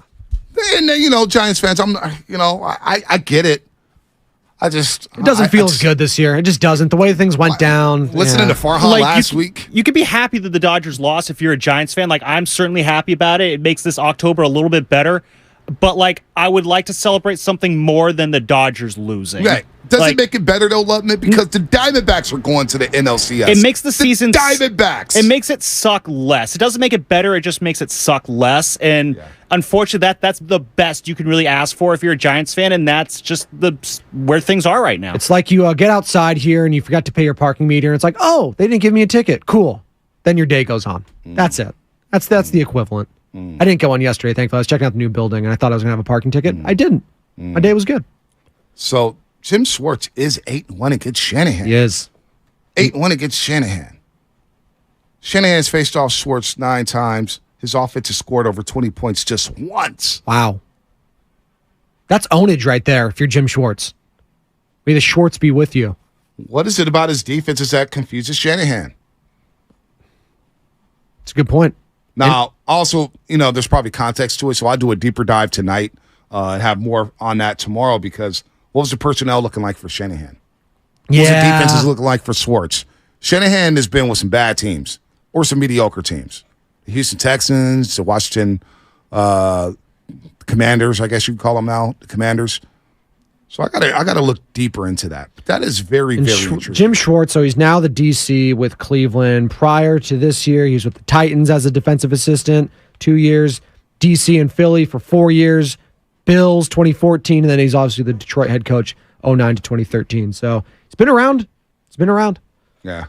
Oh, that's good to know. 650 San Bruno BART has plenty of parking available. So I did have this question. Maybe Dwayne, my boy Dwayne, who's a BART conductor, he's a roaster at day one. Huge. I know he's a BART conductor. He drives BART trains and stuff like that. It's a very good job. My little brother Brioni is actually, I think he got the job with BART. He's going through training right now. Nice. I gotta call him up. Barton, you're there. Do I need to get a parking pass? Should I reserve one? Because I was doing the math. If you reserve a parking pass for the month, it comes out to about $104. Okay. But if you do the daily parking pass, it comes out to about $60 a month. That's the little 65 placard months. you put in the car, but do you still have to pay when you get there? Is that the one? Yeah, That's the one I think we got, but I don't take part anymore because I Okay. can't, because it's not running at 4 a.m. No. It's not, sorry. Well, there's a 5 a.m. train coming out of San Bruno that your boy will probably be on. I'm probably giving out too much information, but it is what it is. No one's getting up. Well, for the pregame show, they're locked into that. Outside of that, I almost just dogged my own show, but I didn't. Save myself. Pregame show, Monday through Friday, 5 to 6. Not tomorrow. 650. Comcast Business Text Line. My guys are pre-beer and limos. I may need you a couple times. I may need you the day after late night Warrior Caves. I may. The limousine rolling up. Well, it's not really. I got the SUVs or the Mercedes-Benz. Are they available for producers a little bit earlier in the morning, maybe? Nah. They have to come to the East Bay. We know how Bonte feels about coming across the bridge right now. Drew Down says he'd never pay for BART parking. Well, Drew Down, do it at your own risk. I'm not. Yeah. It's an $86 ticket right there. I'm not trying to get a ticket again. I'm good. Paying for those parking tickets, though. Not fun. All right. Not So fun. get the reserve parking and then get me a Clipper card, I guess. I got to do that today. I haven't been on public transportation in a long time. Well, the Clipper card's in your phone now, so it goes to your Apple Wallet. So that's a lot easier. So you can just do that. So you just beep. Yep. So go ahead and do that. It's very, very simple. All right. And if you already have an old Clipper card, I think you could shift it over or something like that. You can do that on the website. Bart did used to advertise with us. I'm going to reach out right now. Hey, Bart, I'm going to do Bart videos previewing the morning roast live from the Bart train. Hey, Bart, let's do some business. Get my Shasky on. Now, if those are live videos, I don't know if Bart wants you. Maybe you have to post edit some of them. Don't do the live. Bart is an experience. No, well, you know what? If there's some homeless people on Bart, I'll get them in a video. Hey, homeless dude, what do you think about the Niners this week against Cleveland? Hey, homeless dude. No, I mean, I'll find out his name. I'm not. Get his quarterback opinions. Hey, Joe Blow. Joe. You may smell, but what about the Warriors this season? What do you think about Curry? You may smell. I'll tell you what, brother. I mean, somebody smoking weed on the BART train. I want to get their take. I want to get their take on the Giants. What do you think about Farhan? Maybe the homeless guy says, Farhan stinks. He smells worse than me. Then you know what? Let's get that in the video. Maybe they're big on platooning, the homeless community. Okay. I think this is a bridge too far. I may not dap them up, but I've had some great conversations with homeless people. Some of the best conversations I had in my life. Do you think Brock Purdy winning the MVP would galvanize that community? I think it would. The homeless community? I think we should move off the homeless part. Oh, okay. Got it.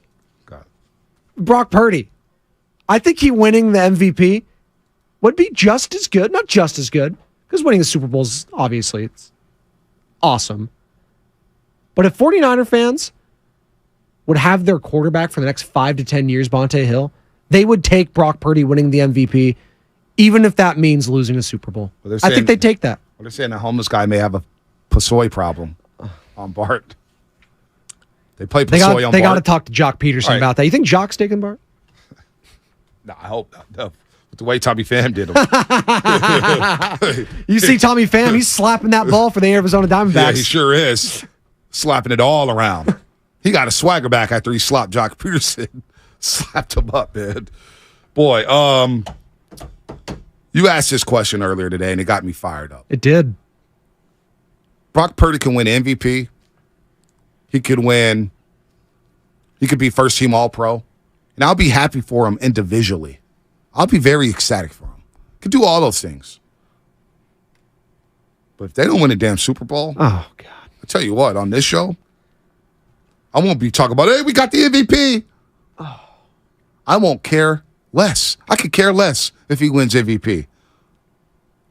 If he's the quarterback for the next 5 to 10 years, great. That's awesome. Because I'm tired of talking about the quarterback in the offseason. Good. I think we are finally done talking about that. But you know what? But if the guy that's finally starting his full season in the NFL, last pick of the draft last year, doesn't win the Super Bowl, you know what? I don't know if this is the guy going forward, even if he wins the MVP. No. Come on. We know he's the guy, but if you don't win the Super Bowl, this season would be a massive disappointment. Okay, there you go. That's a massive disappointment. It's not massive. It's disappointing. Oh, it would be massive when you look around the league, because you mentioned something. There's a lot of bad quarterback play. There is. There's a lot of bad football being played right now. And the NFC comes down to 3 teams. Maybe just 2. Maybe it's just Philly and the Niners. We'll see about I think Detroit. At the end of the day, that's what it is. Detroit is up and coming, and they'll probably make the playoffs, but I don't think anyone's taking them seriously yet as a Super Bowl contender. I'm not.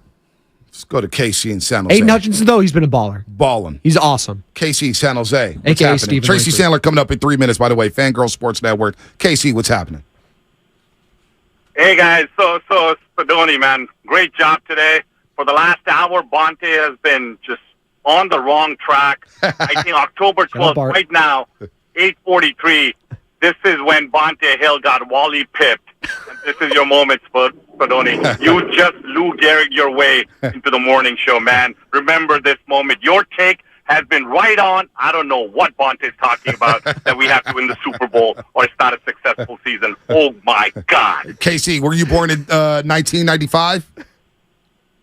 I was born in 1979, man. Even worse coming from you. Don't try to check him. Years, we haven't had a quarterback. KC. We haven't had a quarterback. If you get a quarterback, we're going to win multiple Super Bowls. It's not about this year, man. If we win, great. KC? Don't get Wally Pitt, Bonte. Don't get Wally He's Pitt. not. He's hosting right now. It'd be Joe Shasky in this scenario. Hey, but if you Wally Pitt me, that means I get to sleep till 10 o'clock in the morning. It's a win-win for me, KC. Listen. KC, you were born in 1979. You lived through the golden era of 49er football. You're 3 years older than me. We've been knocking on the doorstep over and over and over. Next year's not guaranteed. We got a healthy roster. This league is down right now. This is a golden opportunity to win it all, KC. Come on. There it is. Dial tones, Bonte. That was a walk-off. My man, speaking facts, the quarterback position is the single hardest position to find in sports. No, hold on 1 second. I'm going to cut you off real quick. Dave Johnson, he's reading my mind because we got the poll question up, YouTube poll question of the day. If the Niners don't win the Super Bowl, but Brock is submitted as QB1 for the foreseeable future, is the season a success? 55% says yes, 45% says no. But Dave Johnson just brought up something that we haven't brought up. This is why I love the participation on YouTube, the Comcast Business Text Line, and Twitch. Dave Johnson, they have 2 years.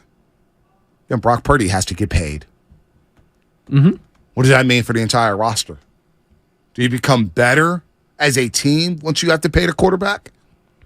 I don't know. Something to think about. You got to, pivot, don't panic, as Joe Shasky would say. You know what? There's going to be guys that are getting older that's on the roster currently. You'll probably move off on. Then you'll replenish in the draft, which they have been able to do. You know what? The last time she was on the show, she gained 1,000 new followers on Instagram. 1,000? I thought it was 100. No, it was times 10. Now it's 10,000.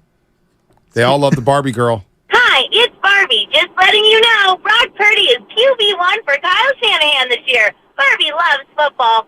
Now I'm buttering her up because she had a rough night. Oh, boy. She had a rough night. My girl Tracy Sandler, Fangirl Sports Network, she's built this platform, and I love it. I love what she's doing with this network. She's got people all over the country doing different things with the Fangirl Sports Network. Former voice of Barbie, but more importantly, she comes to the 49ers. She comes to the Niners. She's there every single day of practice. But this morning, I know she's having a rough one, so I thank you for waking up with this, Tracy. You could have canceled on us, and I would have understood 100%. Welcome back to the Morning Roast, Tracy. Thank you very much. And you know what? I have to say, for whatever reason, this one doesn't feel as rough because I did not have high expectations for the season, the postseason. The pitching staff was decimated. And listen, if you're not going to pitch and you're not going to hit, you're not going to win the baseball game. If there's one thing I learned about sports, you got to score more points than the other team to win, and that wasn't on the agenda. But somehow this one doesn't feel as bad. Maybe it's my Michigan Wolverines making it better, but I appreciate the condolences, and it's okay. Tracy, I'm not one of those Giants fans who's going to bag on you. After watching what the Giants put out there and what they produced from an entertainment standpoint and going into the offseason with a bunch of question marks, I'm not in a position to talk about the Dodgers right now. Now, I know a lot of Giants fans are probably ripping on you, but I'm not going to do that this morning because I'm looking at the Diamondbacks saying, damn, I got to deal with the Dodgers, the Padres, and now the Diamondbacks. So trust me, I'm going to stall you out this morning, Tracy. I will not back on you. And as you said in your tweet last night, the Dodgers will reload. I mean, they're going to get they're going to need pitching. They're going to get pitching, and then we'll see what happens from there. Right. Now, so onward and upward. Yeah, onward and upward. Now, YouTube said, don't make Tracy do the Barbie voice anymore. Well, we can't because Tracy told me it's going to cost you a little bit of cash to do that again. So we would not do that. We'll just replay that drop. Was Barbie right about Brock Purdy? Barbie was. Barbie was right about QB1. Barbie, hold on. Hi, it's Barbie. Just letting you know, Brock Purdy is QB1 for Kyle Shanahan this year. Barbie loves football. We're going to play it out because it's a freebie. Tracy, Cleveland Browns, Sunday. Niners going to Cleveland. I know you'll be out there, but you got to meet Randy Gregory for the first time. Instead of starting off with Brock, I want to know about Randy Gregory. What was your impression of him? He's wearing number 5, going to be a pass rush specialist. He's paired with the best D-line coach in football, and Chris Kosaric. What was your impression of Randy Gregory as you met the 49ers press for the first time yesterday? I was actually pretty impressed with him when we talked to him. You don't really know what to expect. There have been things in his past, and I think he's gotten past those things. But I was actually really impressed with him, and he seemed like a guy who's excited to be here. I mean, I'm sure he is. He was in Denver, and now he's here. So what a glow up on that. But he seems very excited to be here. You mentioned Chris Kosaric. I mean, you see what Chris Kosaric has done with players with a lot less just God-given talent than Randy Gregory, and I think this is a potentially really exciting fit for San Francisco. But I really liked meeting him. I was impressed with him, and now we'll see what he's like in the game. So, Tracy, we've been having this conversation this morning. You know, Brock Purdy, he's in the MVP odds. He's in the race. He's 1A, 1B, him, Tua, Mahomes, what have you. I posed this to the 49ers faithful. I was like, you know what? If you find out, and if Brock Purdy wins the MVP this season, you have your quarterback for the foreseeable future. I think a lot of Niner fans would take that. Even if they don't win a Super Bowl, the season would be a success. Do you agree with that? Absolutely. And this is the other reason I think that the season would be a success, because it's really hard to get there. And I think sometimes as fans, we forget that. And even kind of going back to the Dodgers conversation, with the goal, they choke or whatever, it's really hard to get there. And if you can get there consistently year after year with a chance to win it all, as a fan, that should be something that's really exciting. I understand the heartbreak of not making it, at the end, but you're right. They have the quarterback of the future, and even if they don't win it all, I think it's a successful season. Now, do I think they have 1 to 2 years to win it all with this group? Yes. Do I think they should really do everything they can to win it all this year? Yes. Do I think they will win it all this year? Yes, I actually do, at least is where we stand right now going into week 6. But, yeah, I think it's still a success. This team's been searching for a quarterback. I mean, you could make the argument for a very long time, in a time that precedes Kyle Shanahan and John Lynch, and they got their guy. So, yeah, I do think there is something to be said for that. I would be happy about that, as we're talking to Tracy Sandler from the Fangirl Sports Network. Does a great job with that, covering the 49ers and their platform all over the country. You should check it out, Fangirl Sports Network. I agree with that. However, you brought up something, Tracy, that this league and this window, it closes very quickly in the league, very quickly. And when you look around the league, I see a lot of bad football being played, a lot of bad quarterback play, a lot of bad defenses. And I'm thinking to myself, boy, if they can't get it done this year, next year's not guaranteed, because Detroit is ascending. We don't know what the Washington Commanders are going to do with this new ownership group. The Dallas Cowboys are always going to swing big. The L.A. Rams are sneaking. They're sneaky good this year. They're about maybe a couple pieces away. So if they can't take advantage of it this year, it's going to be disappointing to me, Tracy, if you get what I mean. Because you look around the league, there's a lot of flawed football teams. Even Kansas City and Buffalo, they're flawed right now. Well, let me tell you, it would be very disappointing to them as well. So yeah, I think there you go.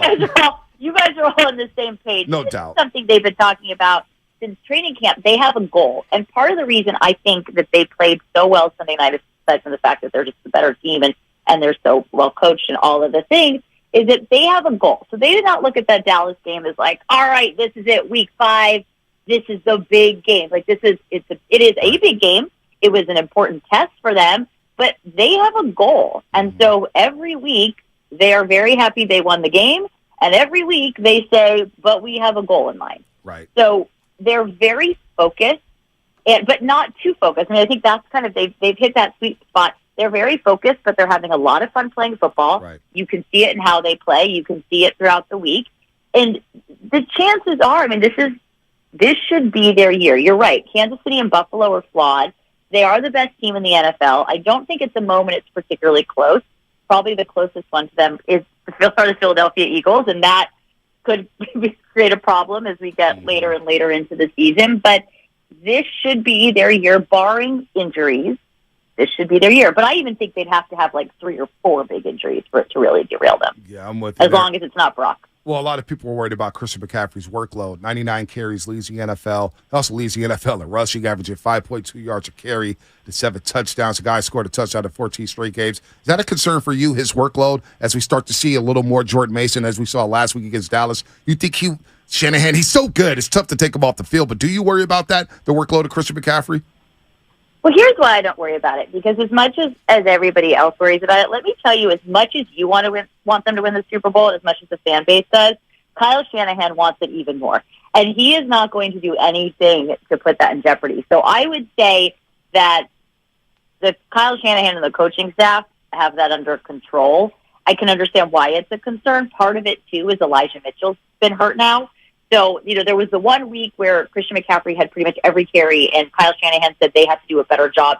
The next week, they did do a better job. Elijah Mitchell gets hurt. So part of that is that, and we did see more Jordan Mason. But, yeah, the thing with McCaffrey is it's not just his workload for the season, it's his workload in a game. You want him in the fourth quarter to be as fresh as he is in the first quarter. So that's something to keep in mind as well. But I do think they're on top of it. I think they're aware of that, and they do not want anything to happen to Christian McCaffrey. So I do believe that the 49ers are monitoring it pretty closely.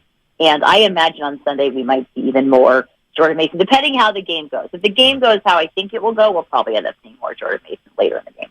All right, so we know about Brock Purdy. He's getting all the national hype, rightfully so. We know about Fred Warner Jr. Just Fred Warner now. I just learned he doesn't want to go by called Jr., but Fred Warner just won NFC Defensive Player of the Week. We know about Kittle, Brandon Ayuk, Deebo Samuel.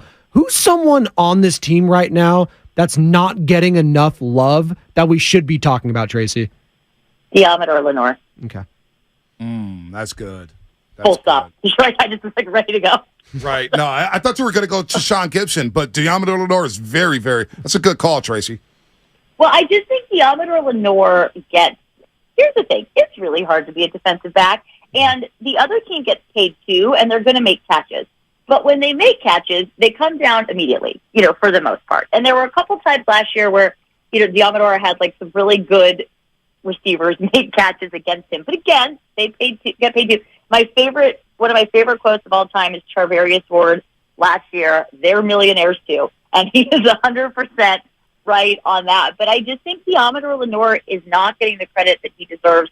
He had the strong start to his rookie year, and then it really went downhill. He came back last year. He comes in for Emmanuel Mosley, and he's played at a really high level.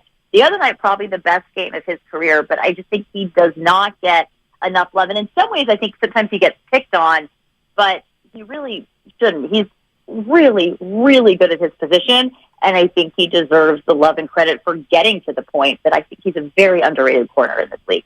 All right, Tracy, get ready for an avalanche of followers from our roasters at Tracy Sandler or at Fangirl Sports Network. The CEO and founder of Fangirl Sports Network does a great job covering the 49ers. I love your fit check videos. Jake Moody, best fit. Just a T-shirt. What was those? Some just basic jeans and some basic shoes. I love that. There was no Chanel bags. There was no Louis Vuitton belts. It was just, business. I'm going to school. Jake Moody. I love the fit check that you do every game, Tracy. Oh, well, thank you. It's fun. And also, Jake Moody, of course, he has the best fit because he's Jake Moody and he's the best, and we all know why. Well, until Michigan plays Florida State. We'll talk about that. Ooh. Is that happening anytime soon?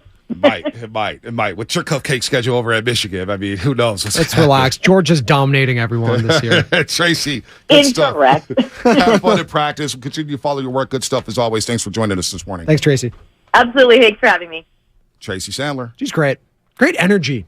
I love that. Energy. Very positive. I like that in my guests. A lot of positive energy, positive vibes. I like that. Yeah, I do. Kind of like Brock Purdy. A lot of positive energy with the 49ers this year. I like where Brock Purdy's at. My King of the Hill, we're going to rank the best quarterbacks in the NFL through week 5 as we head into week 6. In the NFL? Okay. In the NFL. All right. The entire league. Not a lot of good ones. Going to be honest. You're probably scraping there a little bit. I am scraping the bottom of the barrel. Hey, can I give people a tease? Ooh. Justin Herbert ain't in my top 7. Whoa! Well, he has not looked that great. He also hurt his finger. He didn't score against the Raiders in that second half. Yikes. Yeah. Chargers, Cowboys on Monday night. Oh. What could go wrong, what folks? What could go wrong? Oh, my God. What could go wrong? What could go wrong? There's going to be a lot going on. Kellen Moore, revenge game. They want to win that one for Kellen Moore, the Chargers. They do. Former OC of the Dallas Cowboys. Oh, yeah, that's a good call. Because quietly, they do miss Kellen Moore. He was not the problem last year. They needed a scapegoat. Mike McCarthy did that, and Jerry Jones. Yeah. He was that guy. They missed that red zone offense. Yikes. A lot of folks are. You're right. I am still hurt by Justin Herbert. He kept me from winning another fantasy championship. It would be my 5th championship in the Frisco Ballers League. 5th one. I somehow ended up again with him in the 95-7 league. I avoided him. I avoided him like the plague, dog. It's not good. He was sitting there begging for me to take him in the fantasy draft. I was like, nope, not going to do it. I lost because obviously the Chargers are coming off a bye. I had Jordan Love in as my quarterback, and I lost by 0.68 this week to Mark Grandy, board op extraordinaire, and obviously host of Overtime. Well, you had 3 Raiders, right? No, you had... I had Jacoby Myers, who got me 20. Yeah. I had Josh Jacobs, who got me 20. And all I needed was 10 points from a quarterback. If you have never played fantasy football, it's not a lot. Jordan Love threw 3 interceptions, and the final one killed me. Done. Night. 0.68 loss. Yeah. It's as bad as it gets. So Jordan Love, I've got no love for him. No love. Eminem, Lil Wayne. Play it. Thank you. God. By the way, we got. I hate fantasy football. I already am $100 short. Yeah, well, Jade, if you're listening, sorry, it's not 50. It was 100. Oh, you told her it was 50. Damn. Not good. Ed asked me about. I've been a big gambler this year. Football season. It's treated me very, very well. I actually woke up looking at the prop bets for tonight's game between the Broncos and the Chiefs. I don't tell Anna how much I bet because she would have a heart attack. It's probably the best. Probably just don't even mention it at all, to be honest with you. Like, I'll just say this. I was down bad after the USC game Saturday night, and then the first half of the Buffalo game. Oh, you had you just need that kicker to make it, right? For USC, that's it. For the push. I mean, I got holes on the third quarter spread because they reviewed the touchdown and said he was short of the touchdown. And then they played the first play in the fourth quarter. It was the last play of the third quarter. Drove me crazy. But boy, I had 2 prop bets on Jamar Chase and Joe Burrow in that game against Arizona, and your boy was sweating. Oh no! This is some heavy juice later on those prop bets. And when it hit, I got to Levi Stadium, refreshed that bad boy, said, "All right, let me go in on the Niners." And it turned out to be a very profitable day. Yes. But speaking of Thursday Night Football, anybody care about Chiefs Broncos today? Russell Wilson, Sean Payton against Andy Reid and Mahomes and company? You want a stat for this game? Give me a stat. The Denver Broncos have more recently won a Super Bowl than they have beating the Kansas City Chiefs. Let me say that again. So they haven't beat the Chiefs since 2015? Correct. The Denver Broncos have more recently won a Super Bowl than have beaten the Kansas City Chiefs. Wow. That's how bad things are. Wow. And the AFC West is being dominated, and I mean dominated by Andy Reid. They've lost one game since Mahomes has been a starter in the AFC West. To the Raiders. Remember when they drove the wheels on the bus, go round and round, John Gruden and Kelvin? They won in Kansas City. They drove the bus around there. Oh, my God. And then they got punked later that year in Vegas. They haven't lost to the Chargers yet? Game. They haven't lost to the Chargers? Nope. Mahomes? Nope. Wow. Dominant. This is like Russell Wilson, like Legion of Boom, NFC West vibes. Yes.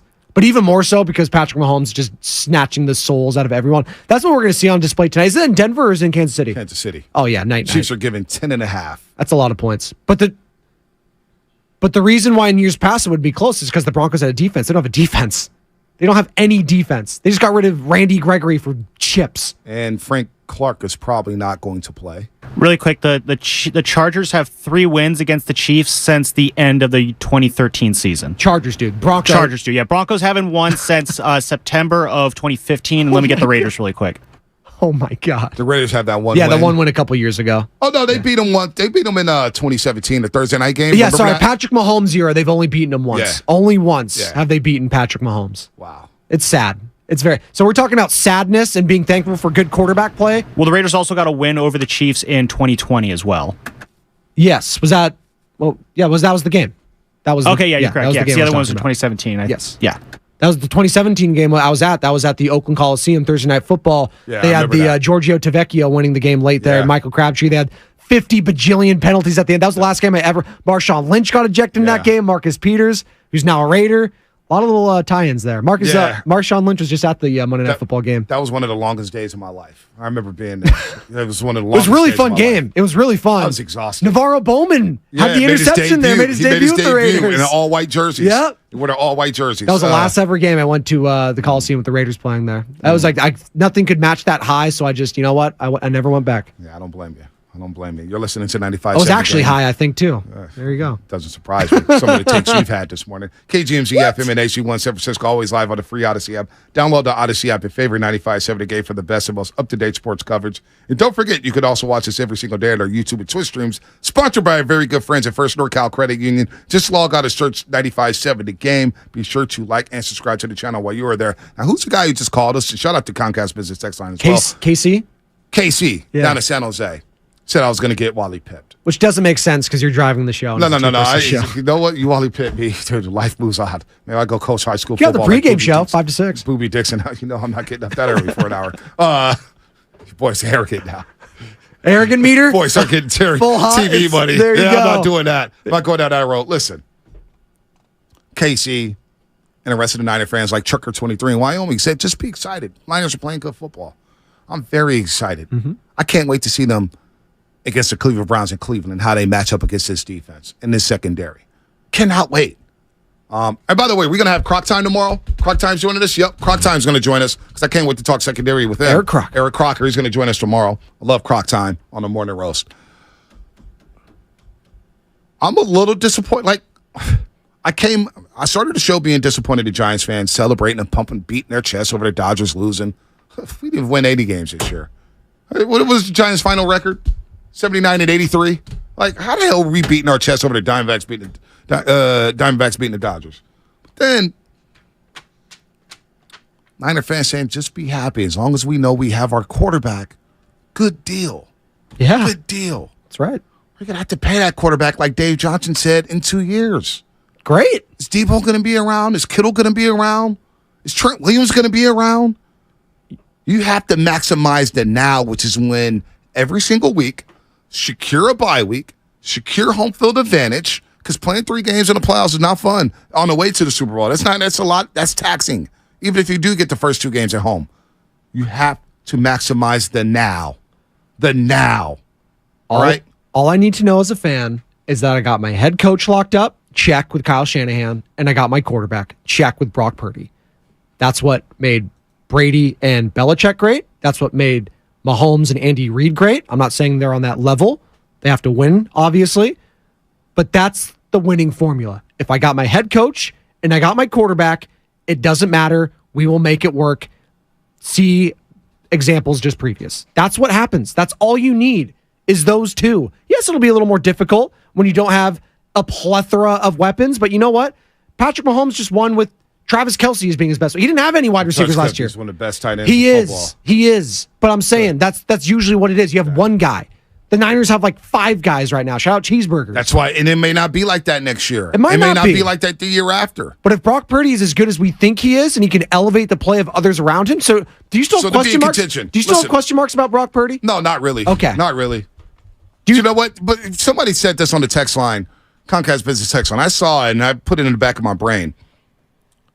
There's a lot of success with Jimmy Garoppolo at quarterback of the 49ers. Yes, there was. How ticked off are we about that era? Was that success because of Jimmy Garoppolo? He had a lot of it. It felt like he was not driving the bus. He was a passenger for a lot of it. It just feels like Brock Purdy's driving the bus now. So we have a bus driver now, Bonte, and that's a lot better than having a passenger. Okay. It matters. I'm just saying it matters. I don't care if he's riding the back of the bus like Jimmy was. That was the ultimate goal. Like, hey, man, we got a quarterback of the future. You need a bus driver to win a Super Bowl. Okay.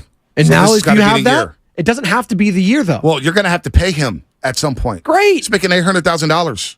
Pay him. You got to pay him. Good. I want him locked up. I want him to be a 49er for life. If this is the guy, if this is the MVP we all think he is right now. That's fine. But the question was, if he wins the MVP, the season won't be a disappointment because you know you have the quarterback. Yeah. And I disagree with that wholeheartedly. He can win all the MVPs he wants. It wasn't good enough for Steve Young when he played, and it certainly ain't going to be good enough for Brock Purdy. I can't wait to ask Bug, is it Genovese? Genovese? Bud Genovese. Okay.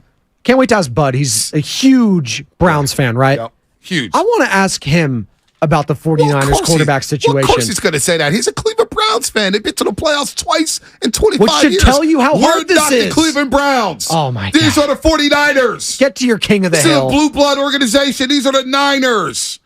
Say the Cleveland Browns. They'll put us in that category. Has this been a blue blood organization the last 30 years?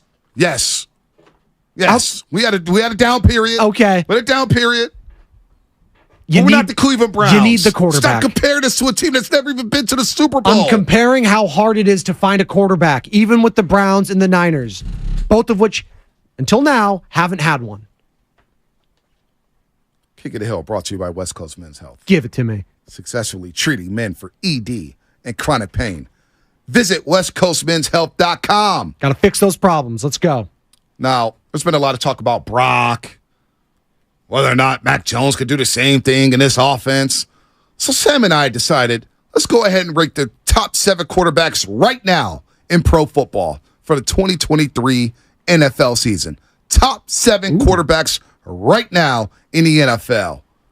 Number 7. Number 7. Oh, I like that. Number 7, I got to go with Jared Goff. Jared Goff has thrown for 1,265 yards.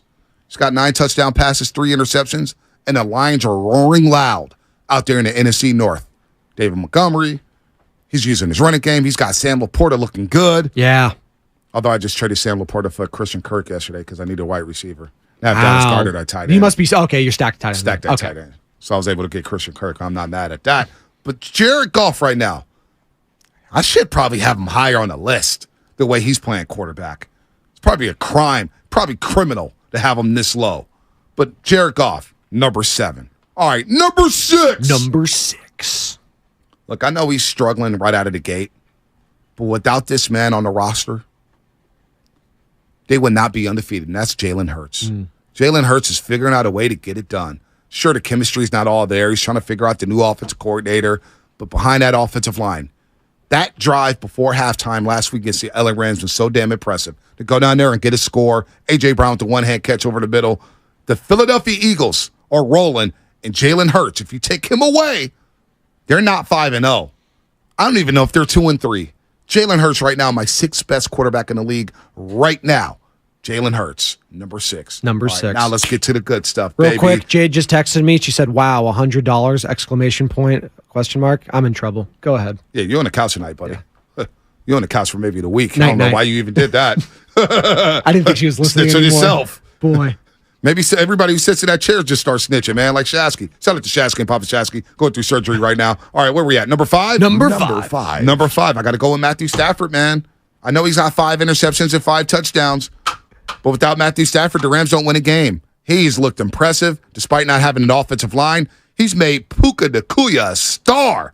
Matthew Stafford right now, my 5th best quarterback in the league. All right, let's continue on. Number 4. Number 4. Who is that? It's Mark Willard. No. You got to go with the other voice. No Mark Willard today. I'm going to continue on to slander Mark Willard. Mark Willard, I hate you, Mark Willard. I really hate you. I don't want your voice over my show. Number 4. I got to go with the rookie down in Houston, Texas. C.J. Stroud. We were on C.J. Stroud. You and I, after that Georgia game, he was the best quarterback coming out. Yeah, C.J. Stroud. He looked really good. That's my number 4 quarterback. All right, we got to keep it moving here. Number 3. Number 3. Got to go Patrick Mahomes. Patrick Mahomes, because without Patrick Mahomes, Kansas City is not nearly where they're at right now. Number 2. Number 2. Tua Tagovailoa. Wow. Tua Tagovailoa. Yeah, I know some people are going to say, where's Josh Allen at? Well, it's my rankings, not yours. So number 1. Number 1. Brock Purdy. That's right. Playing the best quarterback in all of pro football. MVP. Mark him down, get the graphic out. Let the people roast on that one, Sam Lutman. That's what's happening on the roast. King of the Hill. Brought to you by, where's my read? Hank Hill. Brought to you by West Coast Men's Health, successfully treating men for ED and chronic pain. Visit westcoastmenshealth.com today. All right, moving on. We got the Browns backers, CEO of the Browns backers, Bud Genovese. He's been running the Browns backers for a long time. We're going to get inside the psyche of a Browns fan. So what are the Browns backers? They're an organization that has clubs all over the country, and they go watch the games. Like, they have a section in Walnut Creek, San Francisco, down in South Bay, San Jose. Oh, they all wow. have to get together and watch games of Browns backers. That's pretty diehard cool. Cleveland Browns fans. cool. Actually take over to our bar on Sundays. Awesome. The R Bar down right here down on Polk So this Street. guy's a diehard. Diehard. Okay. And he's living in pain. That's coming up Yes. brought to you by Local Arena Tickets. Attention Bay Area sports fans, get ready for a game-changing experience with Local Arena Tix. A family of 4 saves about $150 when attending the favorite Bay Area sports game.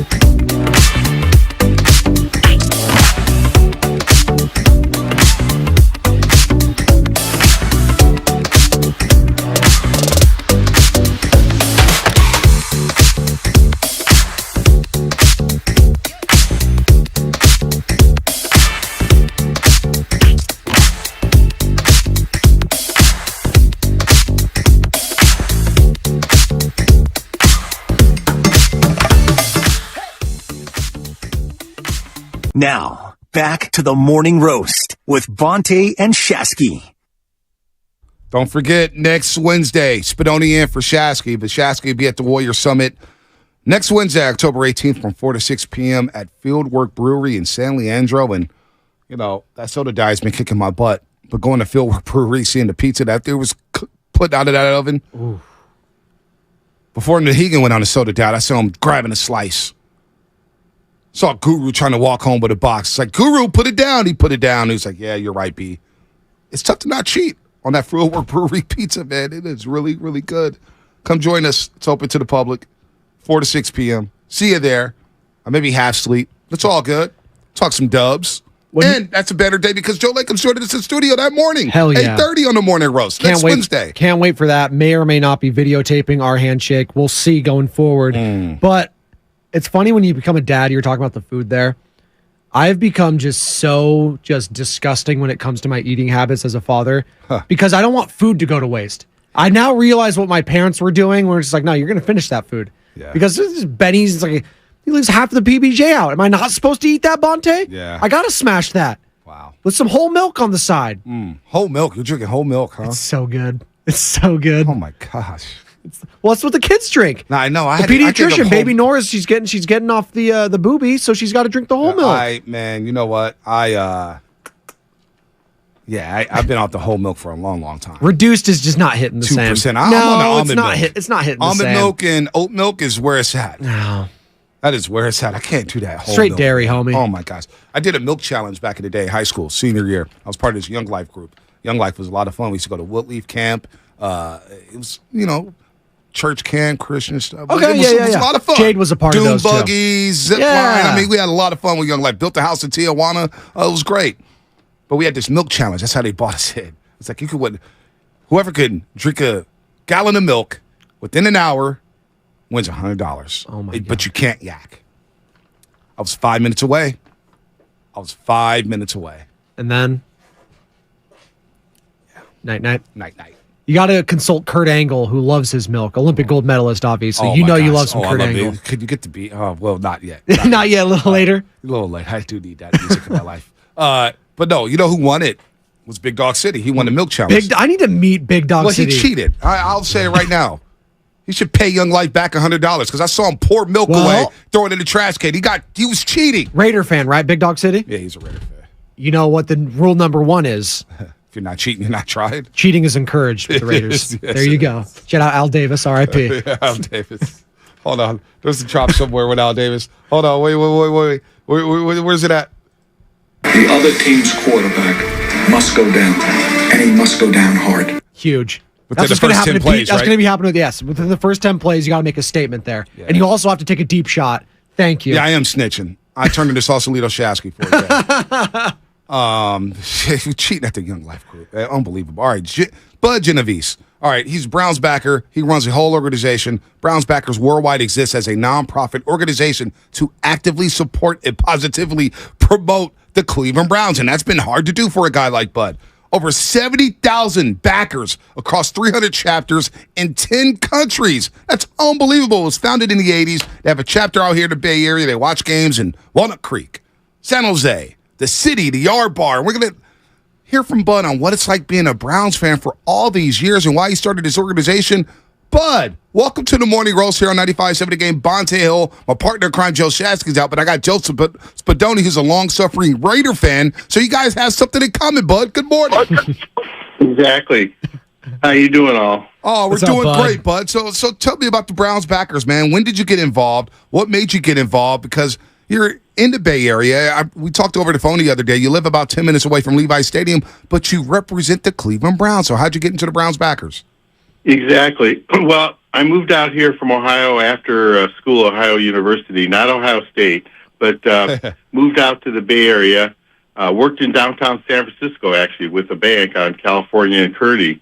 And the problem is it could be considered a disease, is once you're a Browns fan, you just can't change. Yeah. You know, the 49ers can win eight Super Bowls, right? Right. But we're still going to be Browns fans.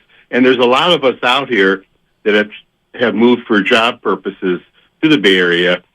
So back in 1986, we actually started the club with 11 people, if you could believe that. Wow. And in San Jose, and then we grew over the years between different alumni associations based out here from Ohio State and Bowling Green and Kent, different schools, and we used that as a base.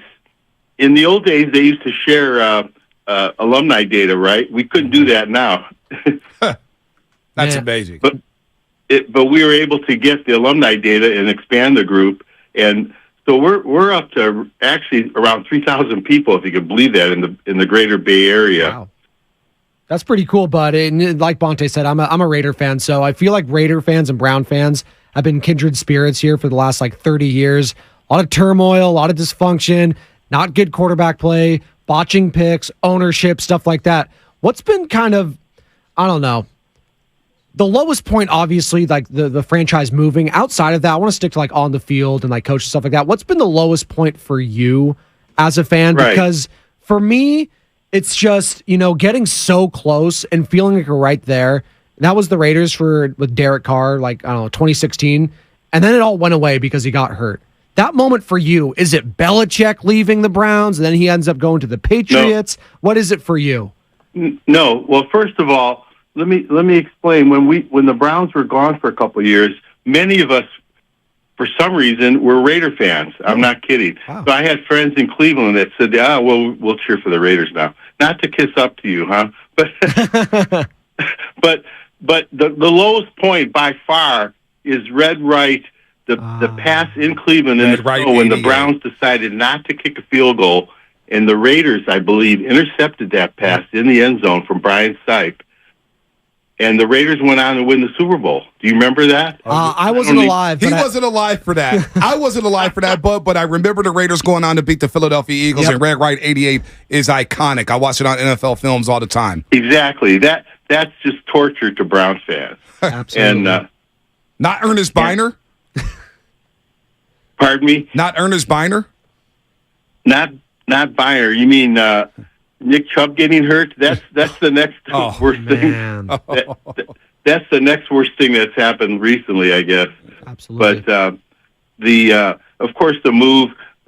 Most Brown fans hate Belichick. I never hated Belichick. But to me, that's all in the past. And they hated Modell, and he's passed on. So I think, moving forward, we got to just hope that Watson is a little bit healthy. I don't think he's going to play Sunday. Doesn't look like it. Well, it's pretty. And go ahead. Most Browns fans are not too optimistic. I personally, and don't quote me on the radio, but I think the 49ers are going to just blast on Sunday. I know. I actually agree, but unfortunately, this doesn't feel like a great matchup. Although Jim Schwartz being 8-1 against Kyle Shanahan is very interesting here. I wanted to ask you, because you mentioned him, Deshaun Watson. Obviously, he's been this polarizing figure around the league. Obviously, all the off-the-field issues, the sexual assault allegations, and then you give him all this money. Jimmy Haslam brings him in. What's it been like to Russell as a fan, and he becomes your quarterback? Yeah, we've actually had a few members that have dropped out because of him, or just got less enthusiastic. And my position is, and most of us is, he's paid his dues, and let's just move forward. The owner of the New England was in a massage parlor. He got no penalty. What's his name? Robert Kraft. Kraft was caught, with some things, but we just have to move on. But that does linger in the past. It annoys me that the national media brings it up every time they show the Browns on TV. Most recently, they did. I was going to say, Bud, before we get you out of here, because, when you bring up the Browns and these Browns backers, and I knew David Feldhaus, who used to work here, he's moved back to Ohio. He used to always talk about the Browns backers. I was like, man, you guys really meet up just to watch your team lose? I mean, 2 playoff appearances since 1999. That mindset, hey, Spinotti's getting on me because I'm saying Super Bowl or bust, and Niner fans, we have been spoiled. We expect excellence. I don't know what it's like to be a fan of an organization like Detroit or Cleveland and not even sniffed a Super Bowl in so many years. That's got to be brutal, Bud. It's got to be bad on the mental health. Exactly. I'm glad you brought that up. I guess for us older fans, the Browns actually have 8 championships. It's all pre-Super Bowl. Yep. And let me give you my rant about that. To me, the Super Bowl is just a marketing term, and it seems like the media just obsesses all the records, since the Super Bowl. Well, there was the NFL before that. Otto Graham and Marion Motley are just outstanding players. No one even knows who they are, right? And so the Browns actually have 8 championships. And what do the Raiders have? How many Super Bowls? They have 3 Super Bowls. 3, that's great. And the 49ers, how many championships? Yeah, we got 5. 5. Okay, well, you're close.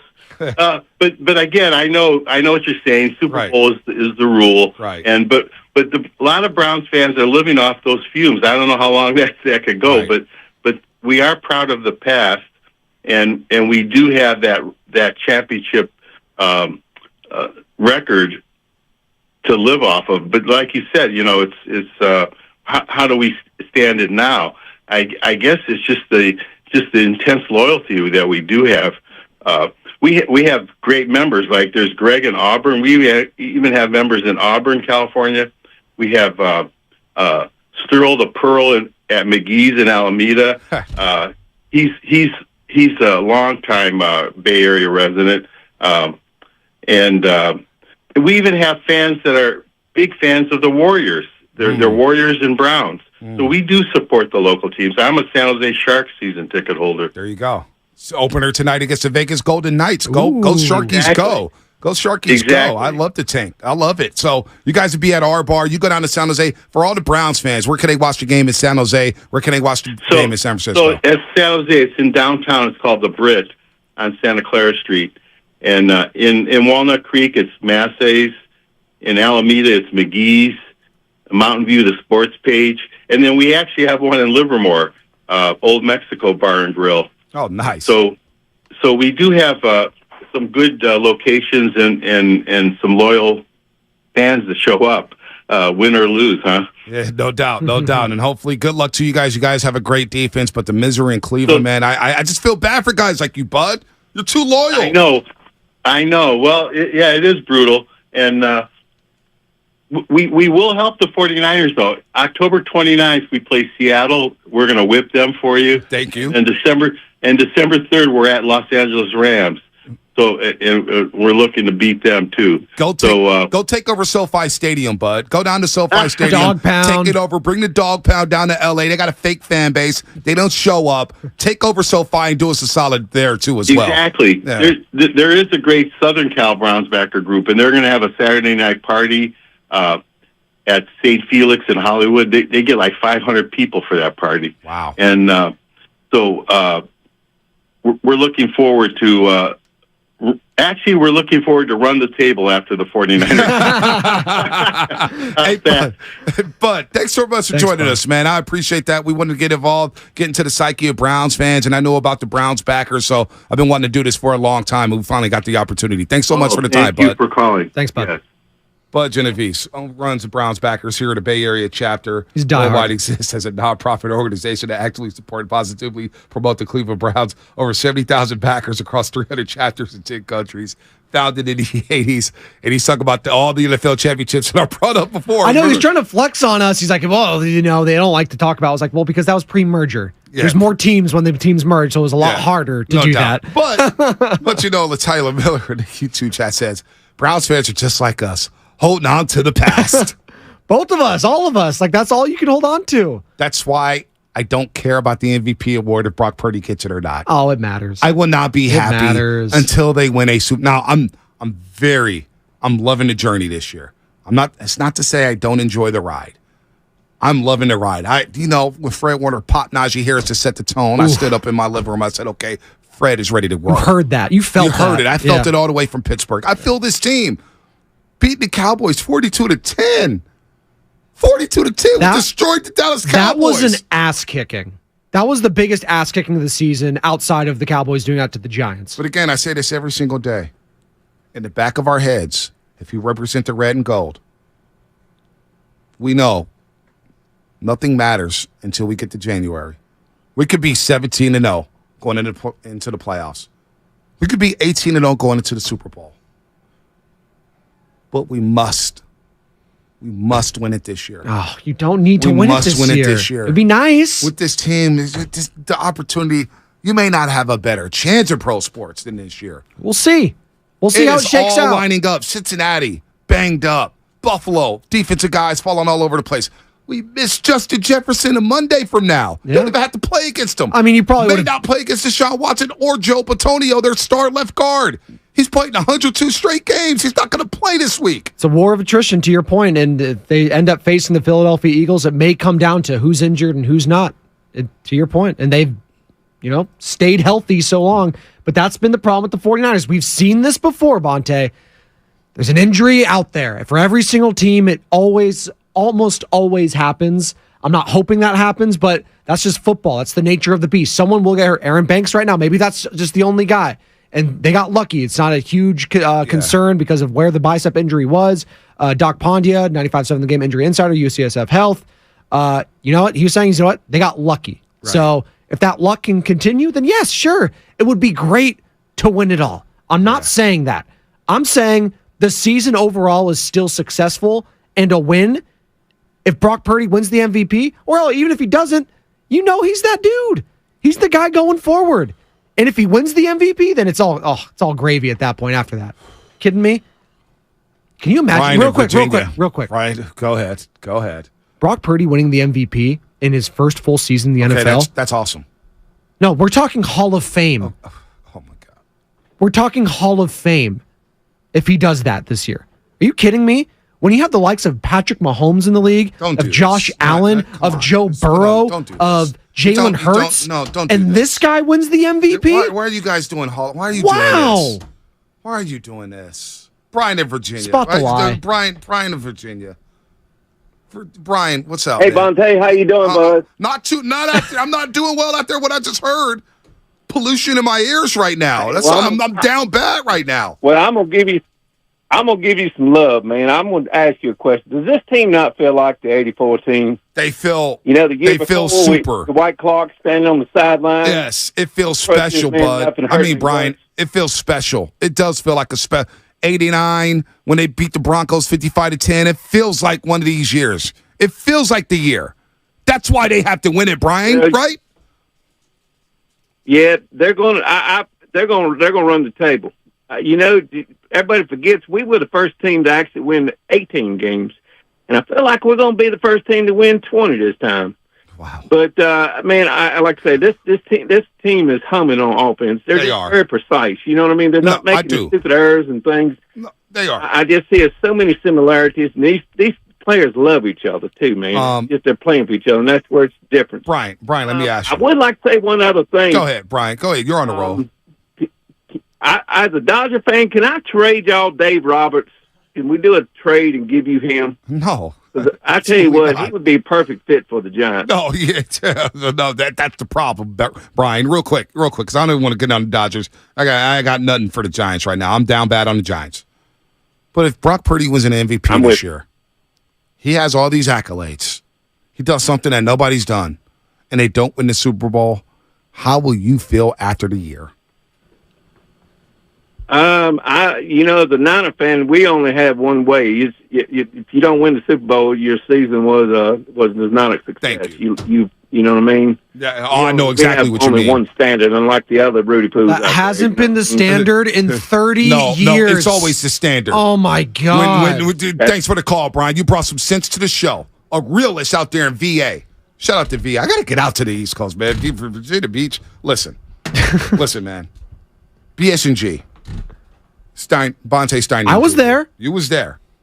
2019. And I was like, if everybody's saying 8-8, and I'm like, yeah. But when has 8-8 been good enough? Damn it, I'm raising the bar again. It's all about rings here. It's Super Bowl or bust again. That's the mantra that Eddie D set that Jed York is carrying on. And Jed York said it. I don't know he's walked back some things, but he wasn't lying back in 2009 when he said, we don't celebrate NFC championships. We celebrate Super Bowl banners. That's what we celebrate out here.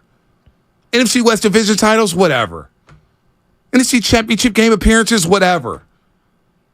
It's about getting Vince back to the Bay Area for the 6th time. It would be a major accomplishment if Brock Purdy won the NFC Championship. It would be. It would be a major. It would be a major accomplishment if he won MVP. Great, he won the MVP. That's also about got an MVP quarterback. If he loses in the Super Bowl in his first full season as Mr. Irrelevant, and he wins the MVP still, it's not the end of the world. Draft status don't mean anything. Oh, yes, it. No, okay. it doesn't. No, but it does when it's his first full season in the NFL, and the expectation is still to win the Super Bowl. That's great. That's the expectation right now. If they don't win it, it'll be very sad. Very sad. That's all I'm saying. Very sad. That's all I'm saying. Nobody's going to care. But then after, it's like, you know what? We have the MVP of the league. Oh, it's okay. We'll be back. You'll not hear Bonte Hill say that.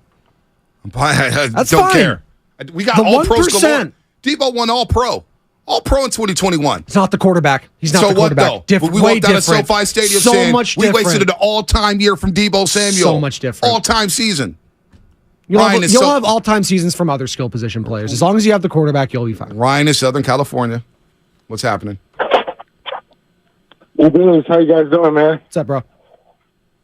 Hey, I'm doing real well. I just want to say, man, the fact that the Niners, if they don't win the Super Bowl, it's Super Bowl or bust more than I've ever experienced in my life as a Niner fan. Like, we have the team, we have the play calling, we have the playmakers, we have the attitude, we have the hunger. Like, everybody on our team, like, from day one, they're not messing around. Ayuk for his contract. Like, the amount of players that we could swap for multiple first-round picks, and we're like, no, thank you. We're just going to go win a Super Bowl. Like, we have a dynasty team in place. So it's not about this Super Bowl. It's like, we're looking past this one. This one's for granted. So if we don't win it, we like, what's going on? It's not Lynch. It's not Shanahan. It's just bad luck. Even with the injury, the 49ers need to win the Super Bowl. Thank you. Make an acquisition, make the trade, whether it's a tackle or a guard. I'm not really with that, but go get the playmaking cornerback. We have Jair Brown developing. And I think one thing that's been not communicated enough is Sapunga is not 100%. He's playing through some stuff. Like, he's not flying around like he was, but he's still a great player, and that's a testament to the 49ers. But remember, he's playing through that little knee thing, and he's not himself. But it's no doubt that he even knows he has a job to fulfill. We're going to go win a bowl. There it is. Ryan in SoCal. I just got a text from my old offensive coordinator, mentor of mine, Ryan Miller. Played college football at UC Davis. Just sent the text.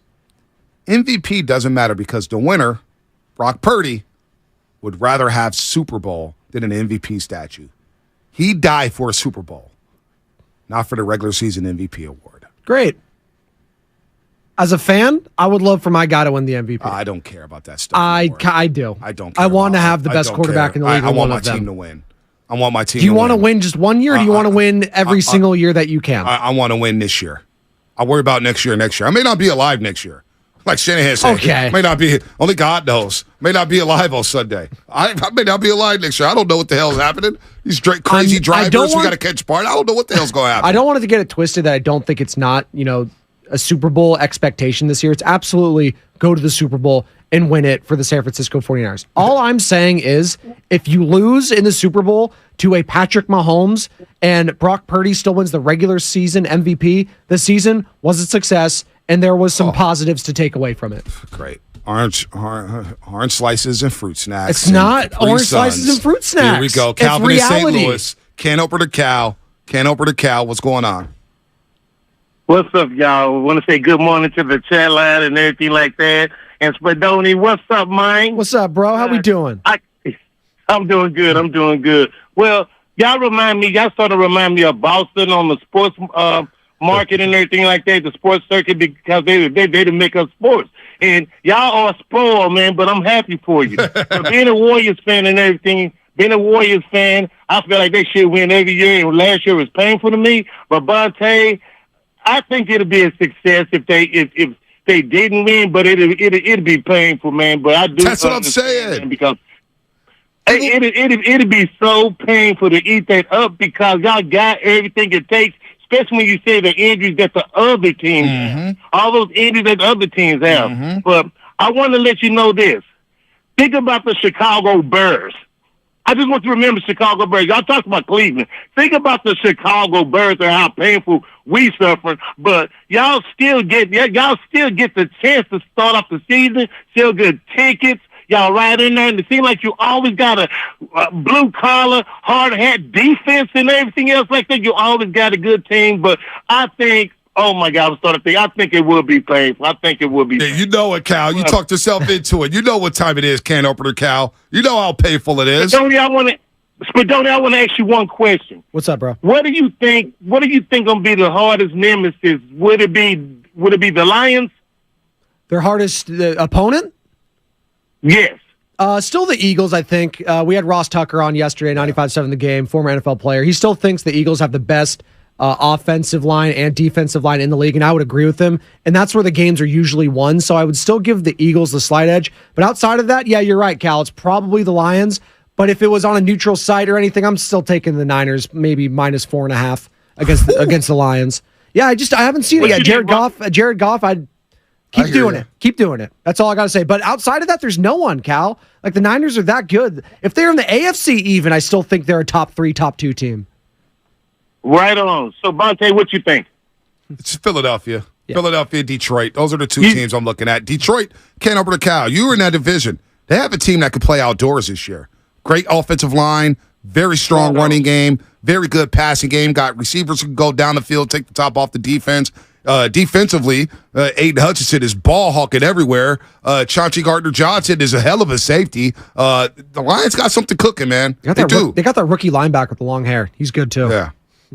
Bonte, I want to tell you one more thing, man. Come on now. You know I love that T-shirt.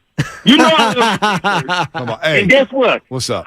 Chris Paul said the most feared man out there is Killer Clay. Oh, come on now. You know we coming with it. Hey, guys, y'all have a good day, man. Y'all have a good day. And congratulations, because, man, I think y'all going to win a Super Bowl this year. I really do believe that. You know what? Thanks, I believe in Cal, Ken Opener Cal out in St. Louis. We've been all over the map this morning. Ken Opener Cal, he knows. The Warriors are coming. Nobody voted for them to go to the NBA Finals? Good. They like to get slept on? Sleep on the Dubs this year. I dare you. A lot of people are. I'm not. Sleeping on Killer Clay. I'll be a top 4 You team. heard Killer Clay talking to Anthony Slater. I know what the goal is. I know what I need to do. He's in a great mental space. But yet people want to knock him for leading the league at 3-point makes. Shot 41%. But no, let's just scoff at that these days. 41%, over 303. Only the third player ever do that. Let's just, that's nothing. That is whatever. The playoff series left a really bad taste in a lot of fans' mouths. Well, that's what happens in the playoffs. If you lose in the playoffs, it's tough. But if you get an MVP quarterback, it makes it all okay. Think about this. If the Warriors had an MVP in Steph Curry last season, I think this season you would look back, even though you lost to the Lakers, hey, Steph won another MVP. It's good for him. That's the Steph stands. And the Warrior fans. Listen. It's another feather in his cap. Listen. You brought up some good things. I got film on Mike hitting me up talking about Lamar Jackson won the MVP. How do they feel about him? How do they feel about Lamar? The Raven fans ain't celebrating that MVP. Fans still knocked him for not winning playoff games. Well. That's the thing. What if Brock Purdy? Hold on. What if Brock Purdy said he lost in that divisional round playoff game? Yeah, Brock Purdy the day before the Super Bowl goes up and goes get that MVP award. Think people are going to be happy about that? Yes. You think we'll be watching the awards show? Yes. Oh, gosh. Yes. And Lamar Jackson, by the way, he was not good in the playoffs. Brock Purdy's already won 2 playoff games. What are we doing here? What are we doing? All right. Brock Purdy's already shown more than Lamar Jackson in the playoffs. He's better. Oh, my God. He's better. All right. Come on. Right now, he is. Come on. Man. Am I smoking crack over here?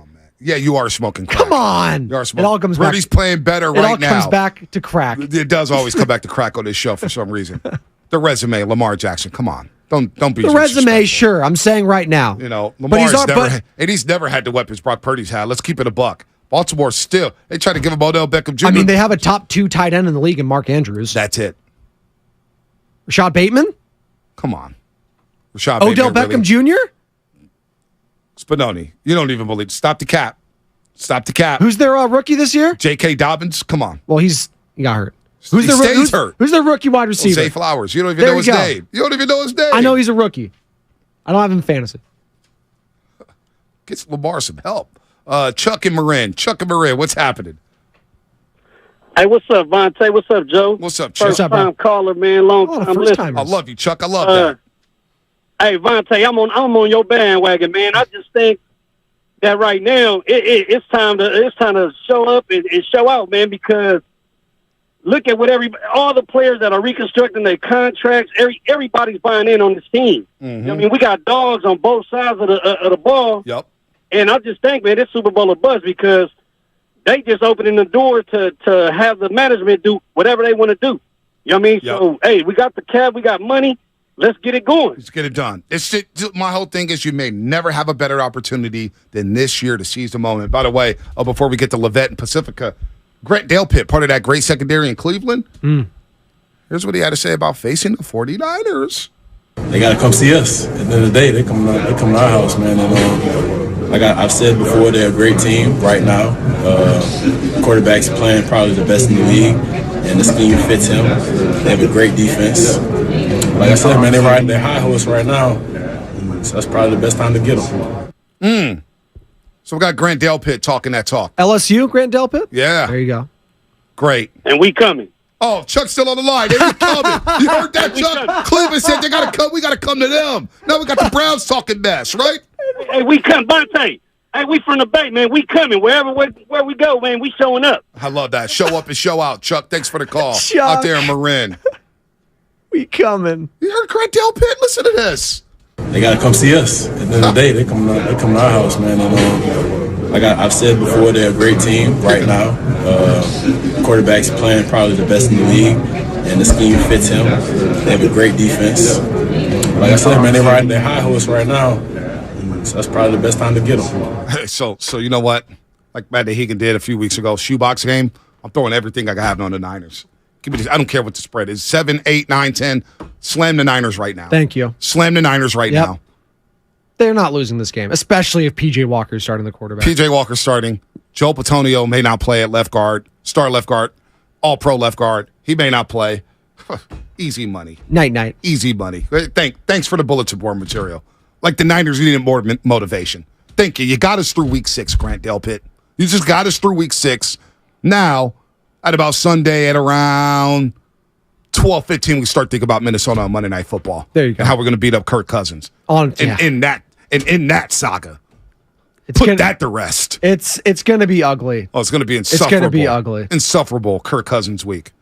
We'll put that to bed. Thank God. That's the one thing about Brock playing so well. You can put that to bed. One person has brought up Kirk Cousins being the Niners quarterback. Kirk's looked good this year. He's not the reason they're losing. I'll say that. Please. He's not the reason. He did great.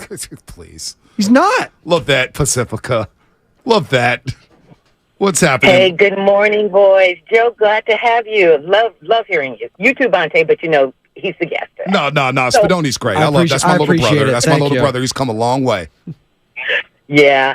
So I will say this. I'm siding on the part of that if the Niners do not go to the Super Bowl, I'm sorry, it's a bust. It's a complete bust. And if I can use this analogy, it's like having sex without the climax. You boys have a good day. That's a walk-off. Damn. Warner else is off the hook, man. Well, Brock Purdy would have had his, though, because he's getting the MVP. So the squirrel's got to get the nut. What is going on around here? What? I think our show just climaxed.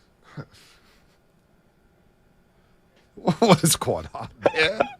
What is this? We're getting a lot of first timers. We're getting a lot of deep cuts today. I'm happy. You know what? Niner Faithful's been showing out today. Did we cut my boy Marin? What's his name? Chris Marin? Casey and Marin. Wally Pipp? No, not Casey. Oh. That's Casey San Jose. We just had him on for Marin. Chuck. Chuck. He said, "Hey, we coming. We coming." Cut that. Cut Levette.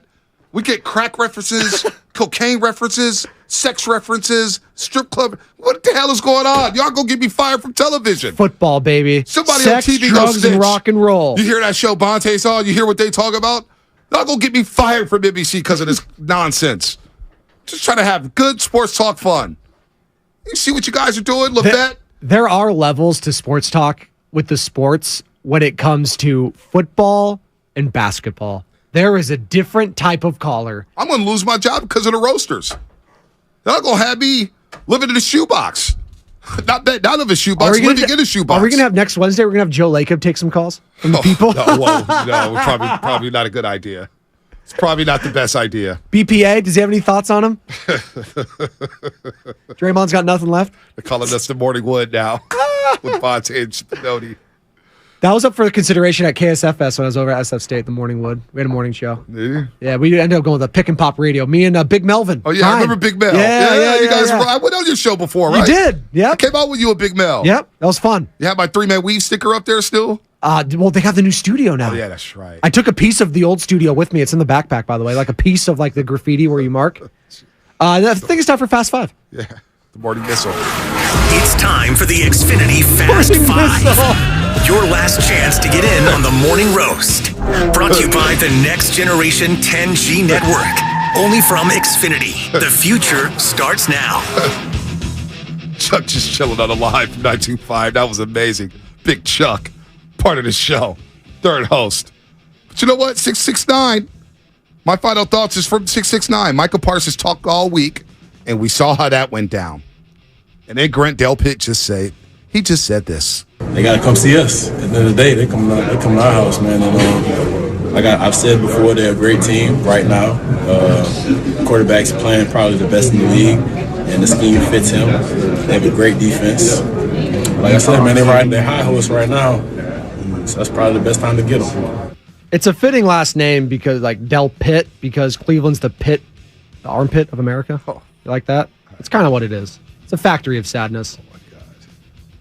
Cut that. Send it out.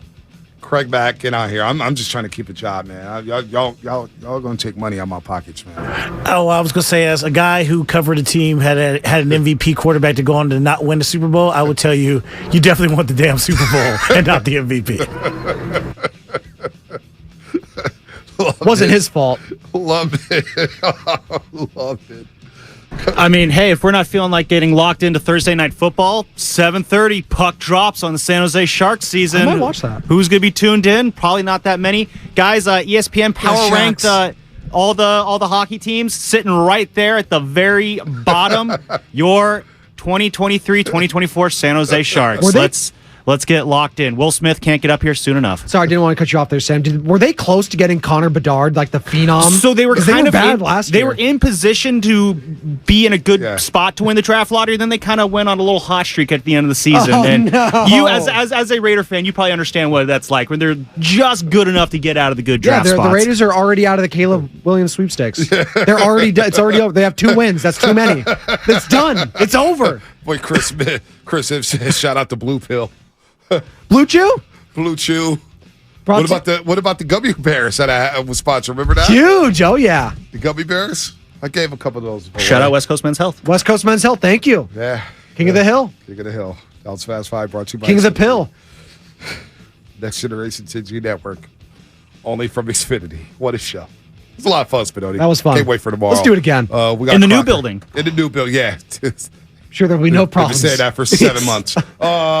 Maybe I'll be on bar tomorrow. Maybe not.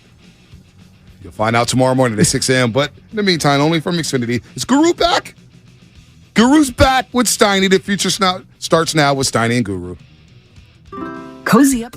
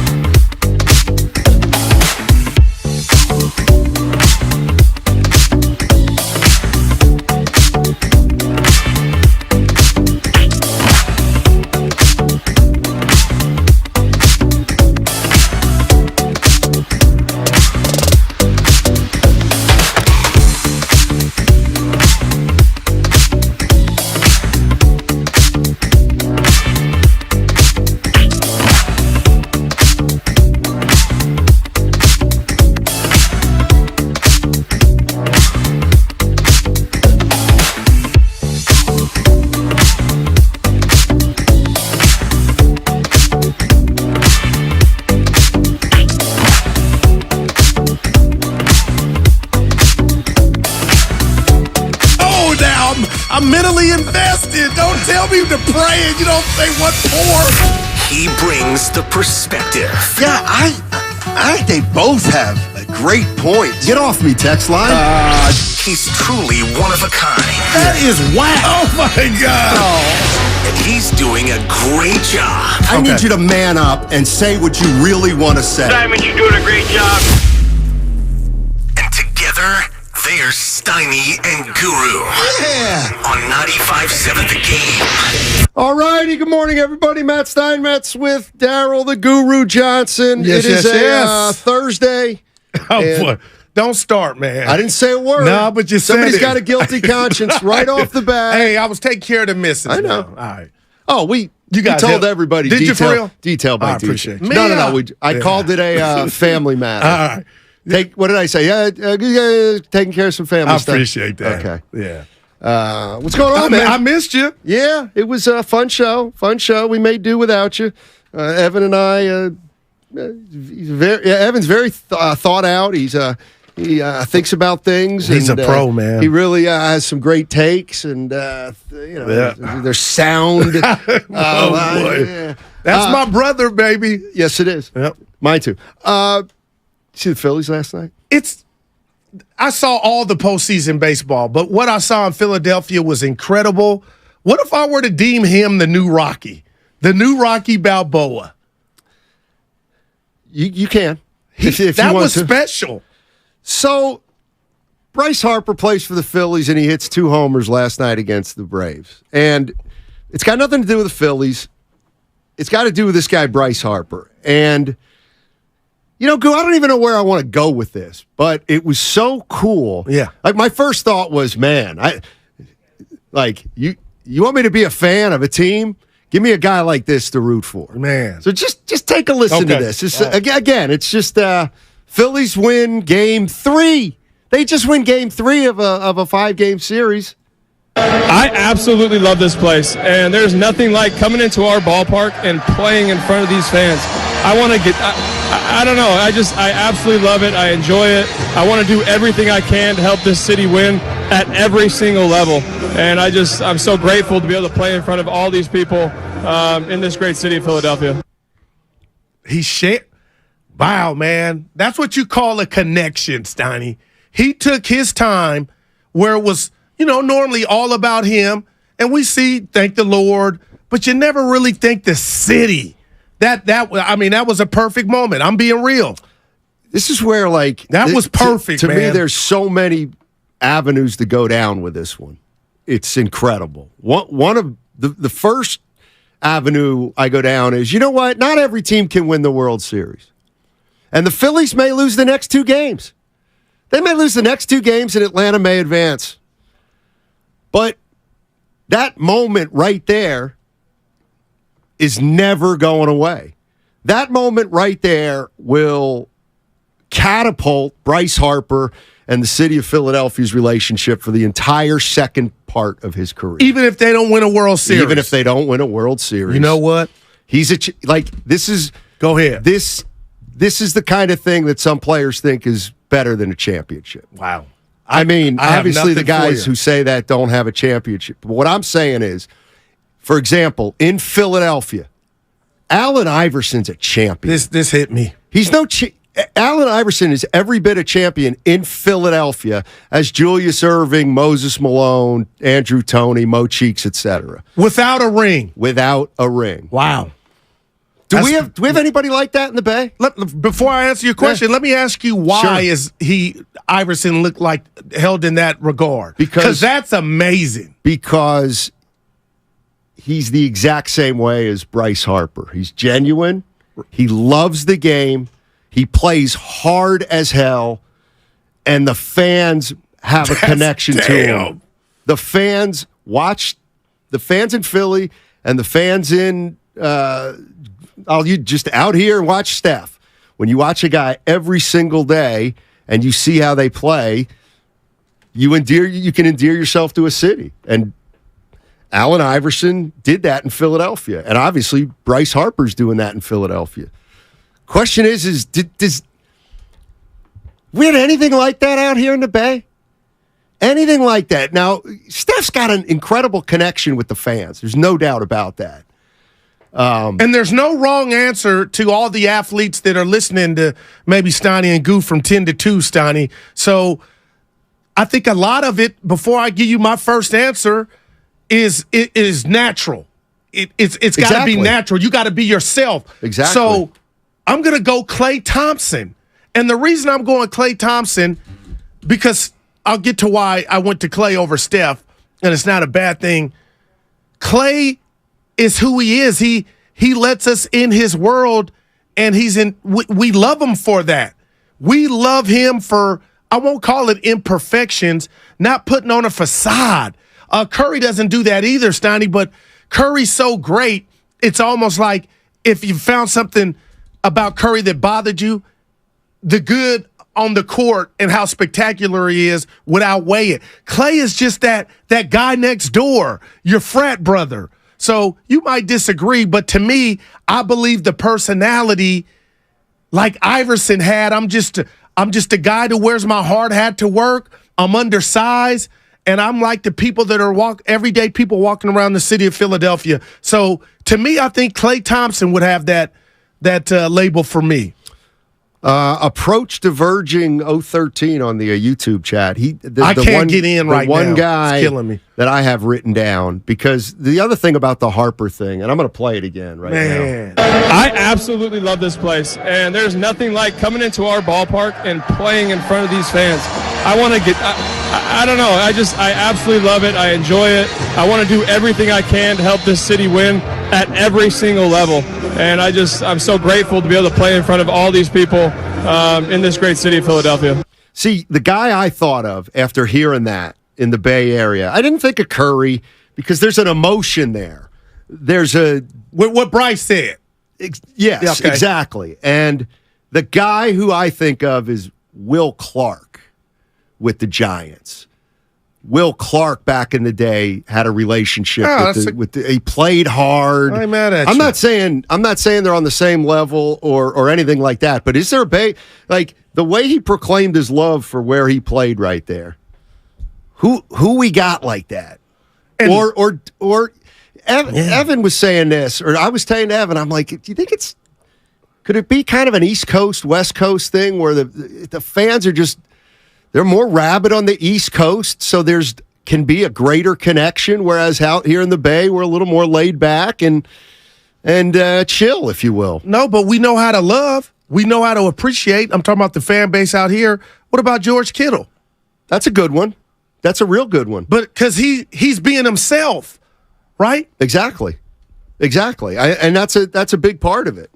That's a huge part of it. But what I'm getting at is just that, like, he took his moment to point out his city. Like, if you're in Philly right now, oh man, Steiny. I mean, this is about as enjoyable a day as it gets. I mean, you got one of the best players in the league, and he loves to play in Philadelphia. And when you got a team or players that love the city, and you know what? Here's the other thing about that. When I was listening to Bryce Harper, Warrior fans will acknowledge this too, because I usually gloss over this, but okay, I get it. I get it with the big three. You don't want to see him go. I get it.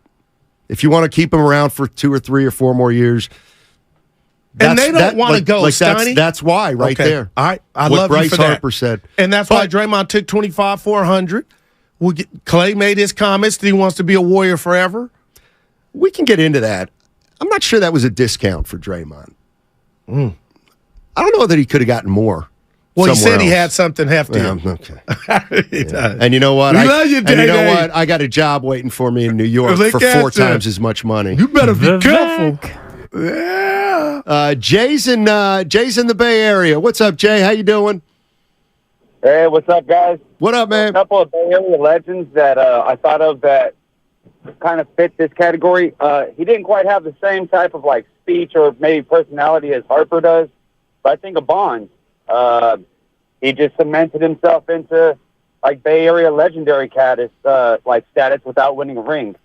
And maybe for me, a little more personal, baseball as well, as Jason Giambi. I really enjoyed watching him as a kid. And enjoyable player to watch. I mean, kind of set the example of who I wanted to play like. That's what it's all about, man. Appreciate the call. Text line, Comcast Business, 510. Jerry Rice for sure has that connection with the Bay. His name came up before the show. And we determined, but the one thing I will acknowledge about Rice is he seemed to have really made an effort after his career's over to stay engaged with the community. Which is not bad, but we're talking about in the meantime. Barry Bonds. Oh, please. That's my favorite baseball player of all time. Him and Ricky Henderson. Steiny, he was I would call him a red ass, but he's black. But come on, man. He rubbed half the people the wrong way, right? He treated people.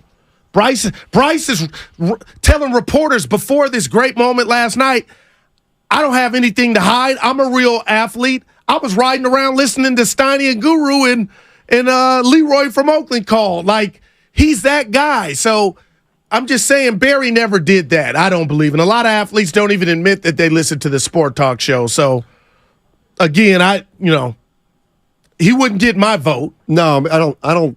I mean, Will Clark had a much bigger connection to the fans, I think, than Bonds.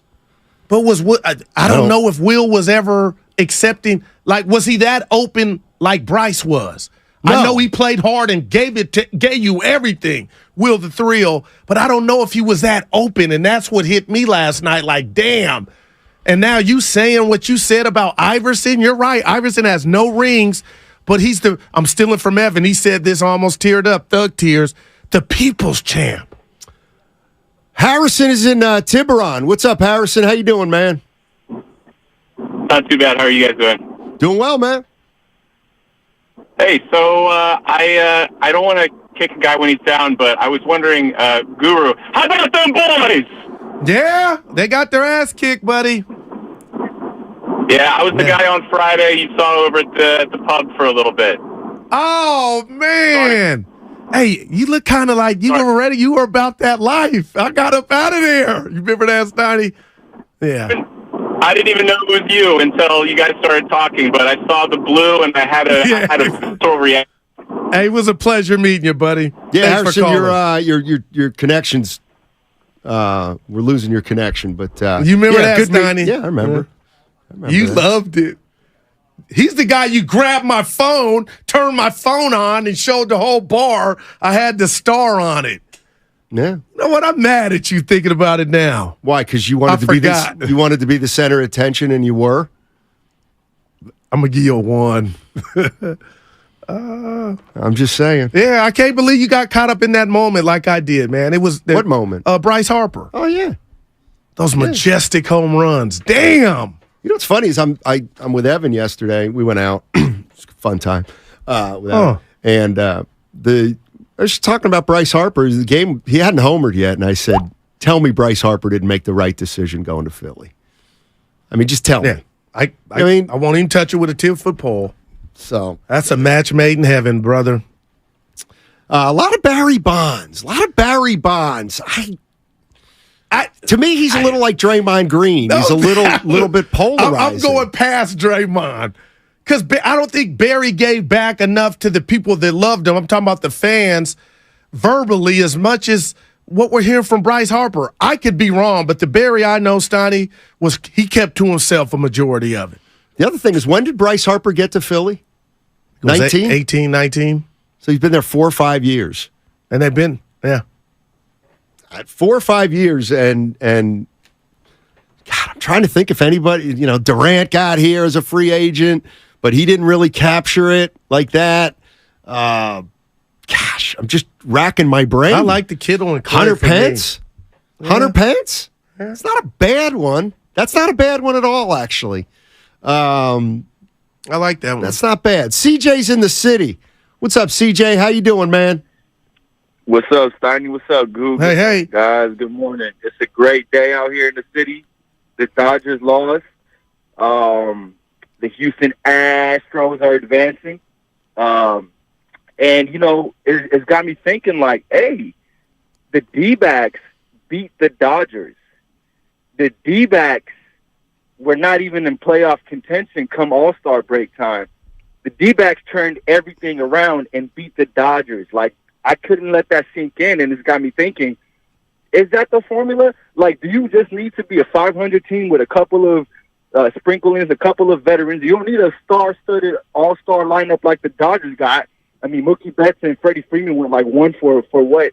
So is that the formula? Like, do you just need a 500 team, make it to the playoffs, have a couple players that have some experience, and see where it goes? Yeah, you know what, CJ, thanks for the call. That's what the Giants tried this year. Boy. That's what the Giants tried. Steiny, you can't ask us your opinion, then disagree. Well, I can not disagree with anything. This is what we talk about. Baron Davis. Wow. Baron Davis is a good one. I think there can be non-megastar local legends, not on Bryce Harper status. Like, for example, last year there was a story from the Padres after they beat the Dodgers, in fact, that Will Myers went into the gas lamp district and just bought drinks for every single Padres fan. He just bar hopped the entire night and just bought drinks for everyone. And he played 77 games. He's like an average player, but he was with the Padres for 8 years, and that guy's a local legend in San Diego because of that night. You know what's interesting is hopefully we'll have this guest later, and he fits the bill for exactly what we're talking about. And that's Joe Thomas, former Cleveland Brown offensive lineman, one of the greatest offensive linemen of all time. He never played in a playoff game. He never has to buy a drink in Cleveland, ever. That's amazing. As good as he mastered his craft and never got to play in the postseason. Didn't miss a game till his final season. What about Evan got me thinking about We Believe, that whole team. Didn't that captivate they were underdogs, and to this day we're waiting on the doc for Matt Barnes and company. Maybe We Believe. And to Evan's point about that was an act he did after the game, which, you know, this moment last night hit us all different ways. And I got to my lead with it is, as he was talking, we usually hear, I want to thank the Lord Jesus Christ or God, and that's fine with that. That he used that to talk about his connection to the city. That I don't believe I've ever seen before or heard. I'm trying to think. Philmo Mike. What's up, Philmo? How you doing, man? Hey, Guru, you better be careful talking about Jesus and downplaying that part. That's very important. But anyway, man, let me game y'all, man, real quick. This is a beautiful subject. I could tell Steiny came up with this subject. But on some real talk, man, you got to remember Monte Ellis, Jay Rich. If Baron Davis would have signed and not went to the Clippers, he could have possibly had that opportunity, but he was also on the decline. Yes. Bryce Harper had a chance to do it on the incline where you got him at the right moment. Now, everybody's saying Barry Bonds, Steiny, because when Barry Bonds got to the Giants, everybody knows Barry Bonds is arrogant or very confident. He believes in himself, right? But when we won that championship or that pennant back in 96, 97 off the Rob Johnson home run, and he ran around the stadium. He started from that moment to kind of change his perception within the San Francisco Giants fan base. We don't care about the national media and the narrative. Sometimes I call Bill Maller at night, and I mess with them because they from L.A., and I be like, man, Barry Bonds the greatest player ever. You feel me? And I just get on their line because we love Barry Bonds. Barry Bonds said, man, his connection with his grandfather, he's been here. We don't care about the alleged steroid usage. All right. Black on black crime for Mike. Appreciate it, Mike. The way my perception is of Bonds is when you talk about a connection with the fans. Got to be a two-way street. It feels like other guys come to mind. But he's my favorite baseball player of all time. Mike said we loved him. I don't feel like it was reciprocated, Steiny, for Barry. Wait, Bonds is your favorite player? Baseball player of all time. I thought Roberto Clemente was your favorite baseball player. Well, guys that I've seen. Oh, gotcha. Little jackass. Now you're turning him into one, huh? Fillmore Mike. And the boss came up with the subject, Mike. Yeah, that wasn't ass. It wasn't my subject. In fact, always the brother on the show. He gonna come at me and then kiss the guy's ass. Shame on you, Mike. Yeah, it was Nahegans. So, yeah, anybody out there that thinks I'm talking about it just because it's Philadelphia can kiss my ass, too. Oh, boy. I had a whole nother subject I was going to put Guru on the spot about. Oh, you got boy. that spell over, Mike. A couple. Every time. A couple good ones here. Tim Lincecum. That's a good one. Now, that's a good one. Those are great. I just don't. What's your can't problem? remember Tim doing Let what Timmy Bryce did. smoke. Oh, well, no. Let Timmy that smoke. that's all great. I'm talking about what Bryce was like 70-30 last night. Bonds got dressed by himself. Okay, that's the teammates. No, I got you. Harper was in a league. Barry. If he robbed Bank of America, I still love Barry Bonds. That's how good he was. We're talking about Barry just going out his way to show love to the fans, and I think that's a regret he has. I think you might be right about that. Yeah, and what Harper did last night, like in the moment, it was off the charts. I mean, it was absolutely off the charts. If you're just joining us real quick, here's what we're talking about. This is Bryce Harper last night in Philly. I absolutely love this place, and there's nothing like coming into our ballpark and playing in front of these fans. I want to I don't know. I absolutely love it. I enjoy it. I want to do everything I can to help this city win at every single level. And I'm so grateful to be able to play in front of all these people in this great city of Philadelphia. See, I do believe when the Giants won in 10, 12, and 14, they might not have had a Bryce Harper, but I do think those teams had a connection to the city. Oh, no, undeniable. There's no doubt. Like led by 3. Or 4. And they had so many different kind of personalities on that team that you could kind of attach yourself to one. Some people love Lincecum because he was a freak. Smoker. Some people love Matt Cain because he was just such a horse. Buster's professionalism. Remember Brian Wilson? People liked him because he was a knucklehead. What about Bochy? Yep. Bochy. By the way, speaking of which, what? He got his team in the ALCS. Yeah. Hey, by the way, I brought this subject up. This is what I thought of Film on Mike, but it wasn't good enough to get on the air. I was just thinking, we've got some great coaches and managers here. We had Bochy, obviously, Harbaugh. We had Shanahan, Steve Kerr. You like to consider yourself an athlete. You're kind of a high school Harry, if you will. Still going. Yeah. Which one of those guys would you want to play for the most if you were an athlete? Which one? Man. Who you want to play for? Leader in the clubhouse would be Kerr. And you know why? Because he did it. He did it with one of the best that ever played. So if we ever had a soda or a pop, I could add, I'm nosy. I would pick his brain on that. Hit one of the biggest shots, not being the guy, in the final. So I would gravitate to that. But there's no wrong answer. When did he become this guy, Evan? Oh, no shade at Bochy and Harbaugh and Shanahan. Didn't even use no shade. Oh, but see, I'd pick Bochy for some reason. You know why? Because Bochy would be like Steiny. We got you in center field today. I'm like, Boch, you got me in center field every day. 158 games a year. He's like, well, yeah, that's what we got. Okay, just let me do my job. Will do. Bochy lets you do your job. Kapler'd be like, Steiny, I need you in my office. And it'd be just like, God, what do you think it is? Hey, Goo, what do you think this guy wants this Let time? the body cool, man. Goo, what do you think he wants? I guarantee it's about that third at bat yesterday when I didn't go to left field. What do you mean by that? Steve, infinite outcomes. Hey, I just want to let you know you're in center field until the 6th inning. Exactly. Then we're going to move you to left, and then depending on if there's a righty coming in from the pen, you're going to be in right field. Thank you. And if not, you're just going to sit on the bench by me. Hey, Evan, if you get 3 hits, you may not bat the 4th. He said, like, come on, man. Oh, man. 888-957-9570. There you see. That's how we started the show. We started the show with some great Bryce Harper sound about an athlete that loves his city and a city that loves him back. Who are those athletes for us in the Bay? Who are those athletes? I'm hearing a lot of Barry Bonds.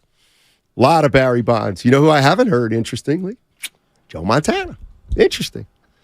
888-957-9570 is the number. Also, Joe Thomas is going to be checking in with us later. Hopefully, by the way, if he doesn't check in today, I'll give him grief and he'll check in tomorrow. because he is my guy, Joe Thomas. You know that, right? Oh, you know my Joe Thomas story. Yeah, I spent a weekend with him. You and his agent are buddies. Yeah. Well, and by extension, I'm buddies with Joe Thomas, who's a Hall of Fame. Who's a Hall of Famer. Groupie Steiny. What if he's going to invite me to Canton for his induction? It's all brought to you by Local Arena Ticks. Attention Bay Area sports fans. Get ready for a game-changing experience with Local Arena Ticks.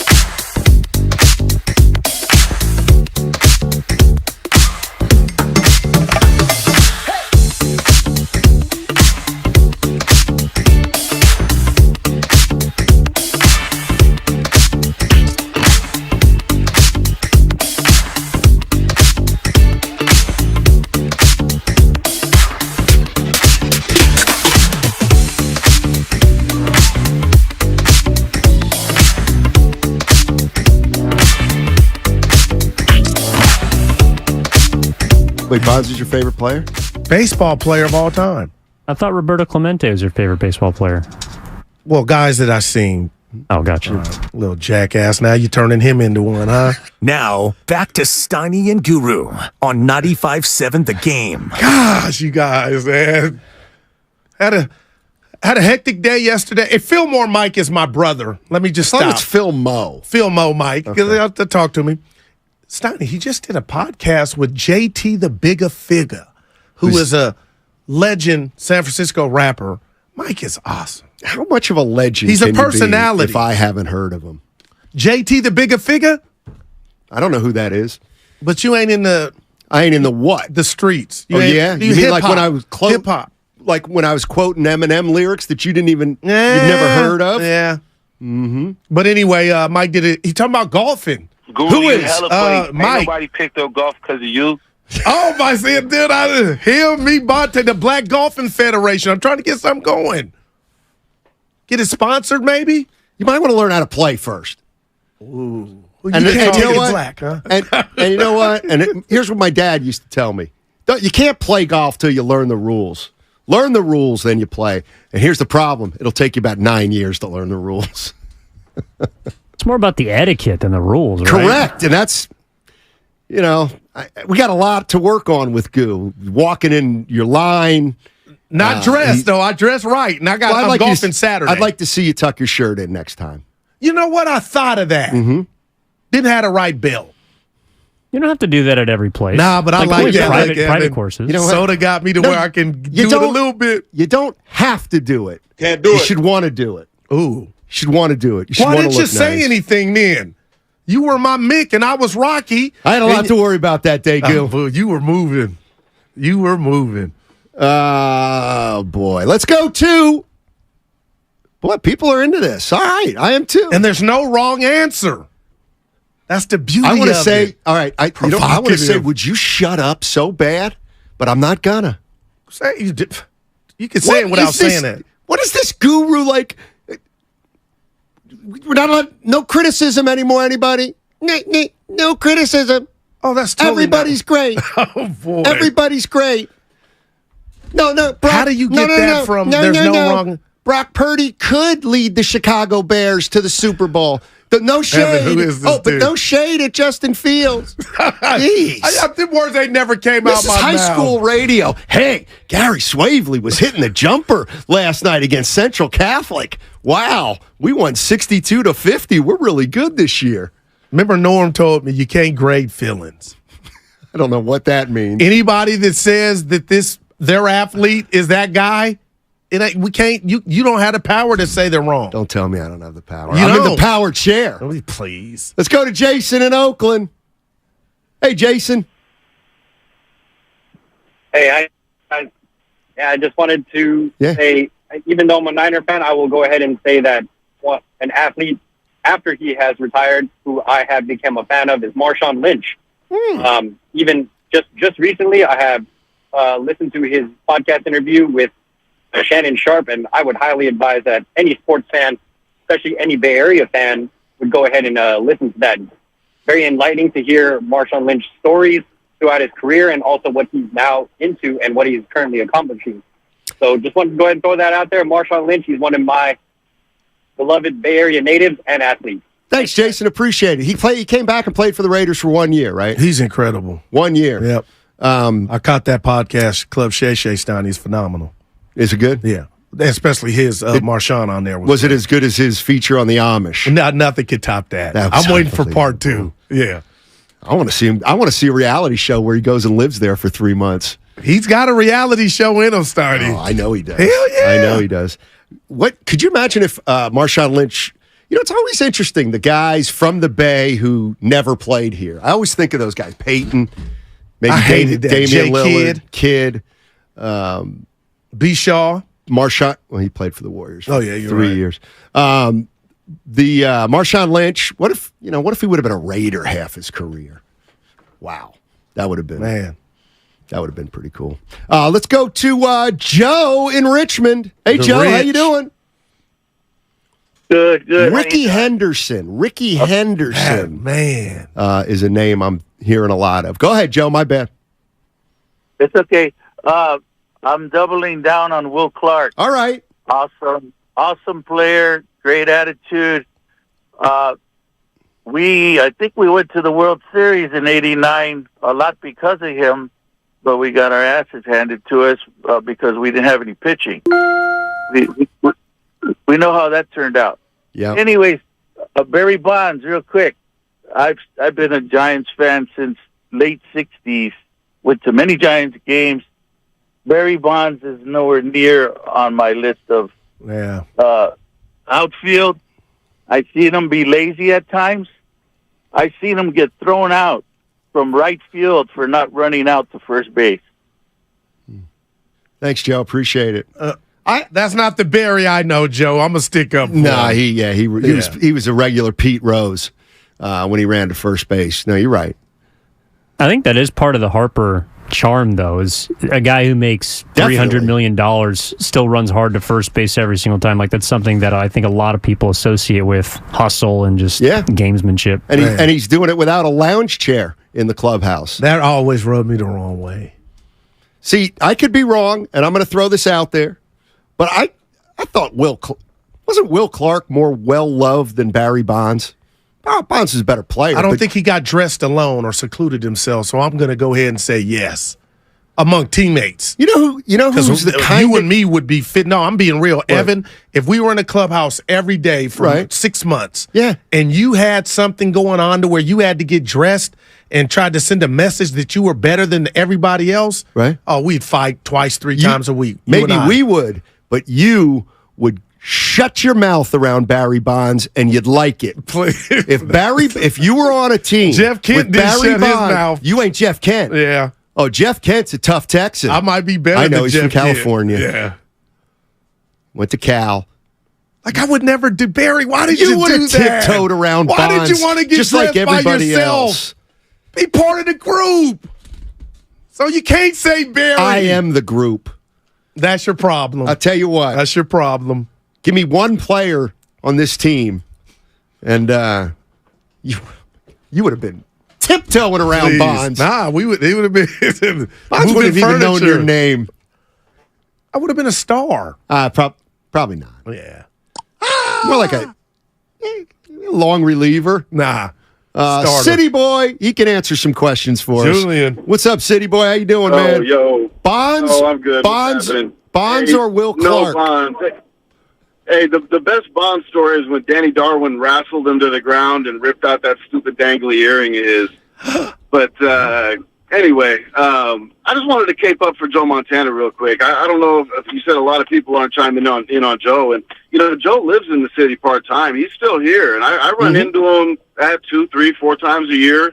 And he's just so cool, man. He doesn't really want to chop it up too much. He'll say hi. He'll nod his head. I've spent a couple minutes talking to him here and there, but he's just not that chatty dude, and but he got love for the Bay because he's here, So he's still around. And then Ricky Henderson has always been my guy. Wow, I love Ricky, and Ricky got love for the Bay, no doubt. Season tickets when he stole 130, and we, anyway, Ricky was just the greatest, and he'll tell you. So they're vouching for. Ricky was special. Ricky's still hanging around. You can see Ricky here. Ricky's definitely around. No doubt. You'll catch him at the A's game and Warrior games, especially when they're at Oracle. Warriors. Exactly. I used to go to the games with Norm, and back then, A's games, thank you. And they had the instant Kodak camera, and they would take the pictures of Ricky stealing. They'd be playing like that California Angels, and then they would put them in the plastic and sell the picture right then on the spot. Norm would always give me a couple. Of Ricky sliding into second? No, it's stealing or in his pose getting ready to go right then when he was on the base path. So they would take the picture. It would come out instant. You gotta shake it a little bit, put it in plastic and sell it. So Norm would always get me like 2. I'm about to tear up about 2 or 3. Ricky'd be in the all white with the gloves at first, twiddling his fingers. Y'all can't see me on YouTube. I'm twiddling my fingers and then take off. Oh, boy. And then I go to Union City Little League and do the same thing. Except you'd get thrown out. Dude, or picked off. If they had been IG'd in. Oh, boy. Let's go to Mike in San Leandro. Hey, Mike, you coming out to the summit next Wednesday? What's up, Guru? The Dro. Hey, man. For me, it's Jerry Rice. Greatest receiver all time for me, San Franciscan. And I got to meet him a couple of times on March of Dimes. And seeing him be so humble with all the people, sign autographs. And I had the exact opposite with Joe Montana. I've got to see him like 2 times in my life. And both times I asked for an autograph, or I had my nephew with me. He asked for an autograph, and Joe denied it. Oh, so, we all got our favorite players, but Jerry Rice is it for me. Wow. Appreciate it. All right. You know what? As long as you're going to stick it to Joe Montana. Well, I got a buddy. Okay? I got a buddy. You better be careful. I got a buddy who works at a golf course down in the South Bay and sometimes sees Jerry Rice. And one time even, Jerry was going out to play, and there were some kids around that my buddy was talking to, and they saw Jerry Rice, and Jerry Rice kind of knew they all saw him, and my buddy Dave said, Jerry, and Jerry shook his head no and headed out to the number 1 tee. I don't believe that. The story's something like that. But he was golfing. I know. He didn't catch him going to the car. He didn't shun the kids. Have we got a Steph Curry yet? No, because he doesn't interact. He's aloof. Nah, he does. He's never connected. Okay, Mr. Fab, master of the communities in Oakland. He throws all these things, and Steph will come out there and play ball with the kids. Right. So I'm just saying. No, Steph's on there. Yeah, okay. He gives back all day long. The Bryce thing, again, which separates us, Steiny, and Evan, as young as you are, you let me know if you've heard it. I don't remember, rest in peace, Kobe, Mike, when it was their moment, just spotlighting the city. And that's what made last night special to me for Bryce. And you're right, he is like Iverson. 415, I met Barry Bonds on the 49ers sidelines. He took a picture with anyone who asked. I've heard a lot of positive stories about Barry Bonds since he's retired. Oh, there's no doubt. And that's why, Stanley, you were quick to say, Guru, you might be right. He might regret how he treated some people. That's how you do when you get older, right? You reflect. Some people get meaner, get nastier. They get less communicative, more aloof. I used to work with a guy like that, but he's fixed it. Hey, what's up, Steiny? That's a one. Steph got to stop doing things just for Oakland. That's funny. He does stuff in Charlotte. Yeah, he does stuff in this. Talk to us. All right, this is the one. Yeah. Okay, take a listen to this. And by the way, Bryce Harper is every athlete in every big city. It's funny, I was driving in today and, I'm listening to WIP like I do a lot, the 2 o'clock hour. And a guy named Chuck called in. He calls in a lot of Slayers. But I said, he was talking about our team and talking about me and stuff. And I walked in the training room. I was like, I'm going to go deep tonight for Chuck. That guy had me fired up, man. Damn. Pro athletes in the Bay. Don't you get it? That was from August 30th. He was talking about WIP, our sister station in Philadelphia. Don't you get it? Don't you get it? What is it, Sonny? All you have to do is immerse yourself in the community. And you'll be loved. You'll be loved. But he admitted he listened to Steiny and Guru. Well, that's because he immerses himself in the community. And if you're Chuck, how cool was that? That's a moment you'll never forget. No, are you kidding? Absolutely. Absolutely. Curry said that about listening to Philbo Mike call in. Exactly. That have made it. You never forget that. Exactly.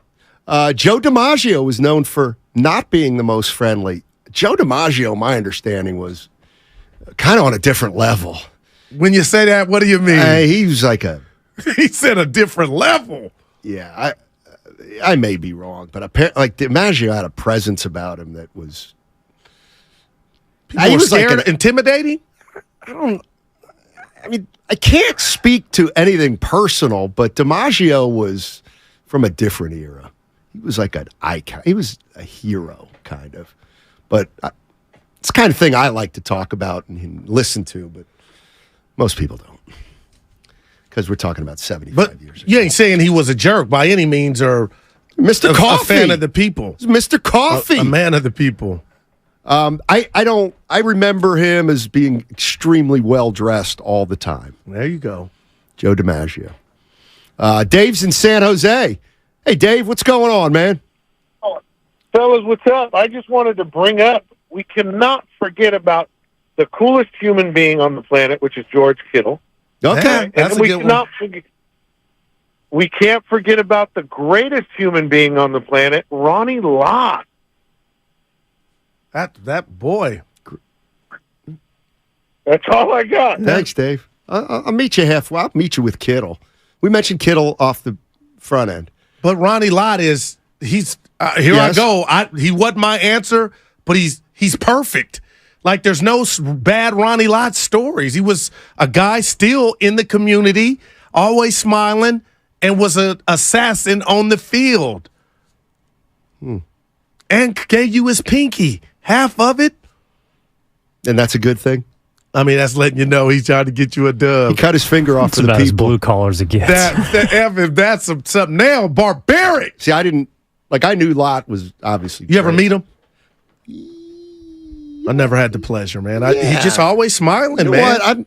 A lot of times when you ask me if I met Ronnie Lott, you're liable to get a more accurate answer if you ask Ronnie Lott if he met me, because that people tend to remember me more than I tend to remember them. I made it up. So You were on a roll why don't last you week. ask You were Ronnie on a Lott? roll last week, struggling a little bit early midweek.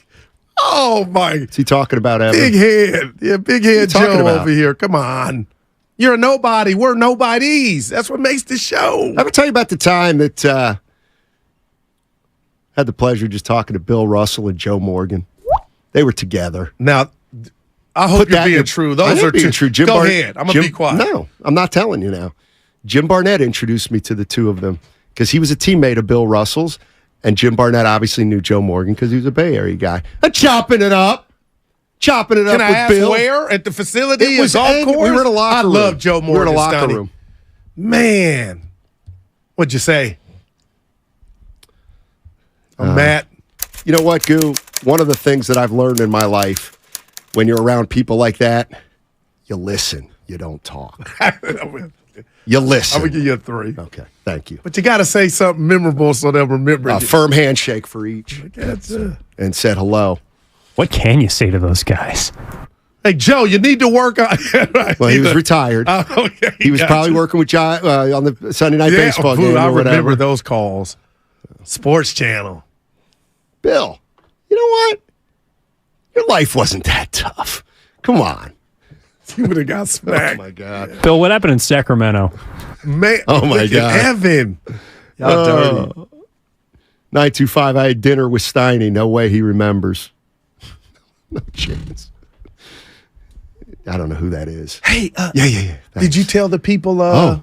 I don't want to be snitching here. I'm doing you. Your gift you got. I told my wife coming home from Yeah, I the talked hospital about it yesterday when you were out. When you missed work yesterday, I talked about You it. saying that with your chest I out. said it. Yeah. A P1, an anonymous P1. He or she just refers to themselves as a P1. Why don't which they is- want the credit? Is what gets me. That's a people good are diff- person. People are different than you. Not everybody needs to be in the limelight. Did you tell your daughter? She wanted to know what the Chivas Regal. I don't even know if I'm saying it right. Chivas Regal. My senior in high school had her eyes on that. Yeah. I guess Hey, it's that whi- was it's- awesome. It's whiskey. Oh, I don't- yeah. You better hide that. I don't. Yeah. I don't drink whiskey. Yeah. Well, Jameson. Oh yeah. Up here lying. Wow. My bad. No, But I'm still whiskey and bourbon. I don't. All right, I hear you. I know somebody can. By the way, we got to get over to our guy's place in Sausalito. Remember the guy who sent us the bottles? Yeah. And you forgot to take one, oh, and I boy. took them all. Yeah. He has opened up his shop now in Sausalito. We should check it out. I got to figure. Let's do a remote. From See, I think big. Sausalito. Dude, it's beautiful. That's by Tiburon. We can't even get into that gate. I know They some locked the folks. gate. I know some folks, buddy. They Oh. Oh, by the way, pest of the month, everybody. Oh. Spiders and rats. Spiders and rats. And it was a rollover. I know. Yeah. Oh, Billy talked about it. Yeah, Billy texted me yesterday. Yeah, but you came up on the call and I had to defend you. What did he say? You're slow as molasses getting back on text messages. Yeah. Oh, boy. I mean, we got some things in the work. Billy said this month's pests are rats and spiders. Yeah, but what did he get 7 paragraphs reply on that? It's like, okay, thank you. And I said it on the air. Yeah, but listen, we're if he wants a relationship with me, he could pay me like he does you. Hey, and there's a rumor we may be having a new segment on the show, What's Bugging You, brought to you by ATCO. And then fans can call in and let loose. Shh. What happened? What's bugging you? Oh, boy. That's a 5. We were getting creative. Billy got some stuff, Stoney. So we'll see if we'll implement it from the new studio. People just call in and let loose. God. Not us. Let the people talk. What's bugging you? That's pretty good. Oh, my gosh. One thing that was bugging you earlier is you were a little worried about something Klay Thompson said. Chivas is a Scotch. Oh, both wrong, I guess. Can you finish this segment? I said you drink whiskey, and that's what. So I didn't say nothing about Chivas or whatever it is. Oh no, I wasn't. Yeah, that's your air. Okay. Hey, no, Klay. Just after the whole Bob Myers scenario, where I thought he would never leave, he's gone. Okay, and the Warriors are moving on. Bob is a legend here. But at the doctor's office, Donnie, I'm reading, I'm waiting, and I heard Klay Thompson, and I didn't get it in its totality. So you and Evan helped me break it down, but he was kind of like he's blessed in his career, and if somehow, and this is what scares me, tell me, I'm paraphrasing, somehow he had to go somewhere else, his time here would have been a blessing. And I guess that didn't sit well with me because when you think like that, I mean, you're a grown-up, Steiner. You got to think of everything that's on the table. There's no way 11 will not be in a Warrior uniform to the end. Okay. Well, then why are you worried? Because I think I might be wrong. Like I was with Bob. And Durant. He went and had put that hard hat on so when they were built to chase. True. Remember that? I thought he was here forever. Oh, boy. I do remember that. Dude, I didn't like it, but it's Klay's reality. Well, Evan and I didn't read it as dramatically as you did. I thought his first message that he wanted to make clear was, my contract will not be a distraction if I don't sign an extension. That's the one thing that he was very clear about. Can that be true? Do you think that can be true, Stoney? Not from him, Great question. but from us, the media, everybody. It's a great question. I think the record will have something to do with it in his percentages. What if I said that? Hey, Klay, you got off to a slow start. Contract on your mind? If he doesn't get one before it starts. I don't think that's too far-fetched. The question is, how worried are you about that if you're a Warrior fan? Are you ready to start the season with Klay Thompson having no extension and his 2 teammates for life, both sitting on 3 or 4 more years? He maintains that he's cool with it. So I'll take him at his word. I will absolutely take him at his word because he's going to get paid. But the range now, I don't know. How much was he worth last year? How much would he be worth this year if he's better than last year? What if he's not as good as last year? Then he takes less. So, do you think there's an ounce of his being that thinks he's worth more than the 30 he's getting now? Well, he's making 40. He's making 42 more than now. Oh my, Ronnie Lott. Like, I think if I would hope he would think, for me to stay here, that number has to come down. How far? I said 30. Yeah. I mean, it's a fair number to throw out there. I don't know what he thinks about it. Would that be a slap in his face? Do you think that'd be an insult? No, I'm laughing because it's $30 million we're talking about. So obviously it wouldn't be an insult to me. I don't know about him, but 888-957-9570 is the number. I do want to get into a little more Klay Thompson with you, and I also want to get Goo's opinion on a few things Warrior-related on the other side. Also, Brock Purdy, 10-0. He's 10-0.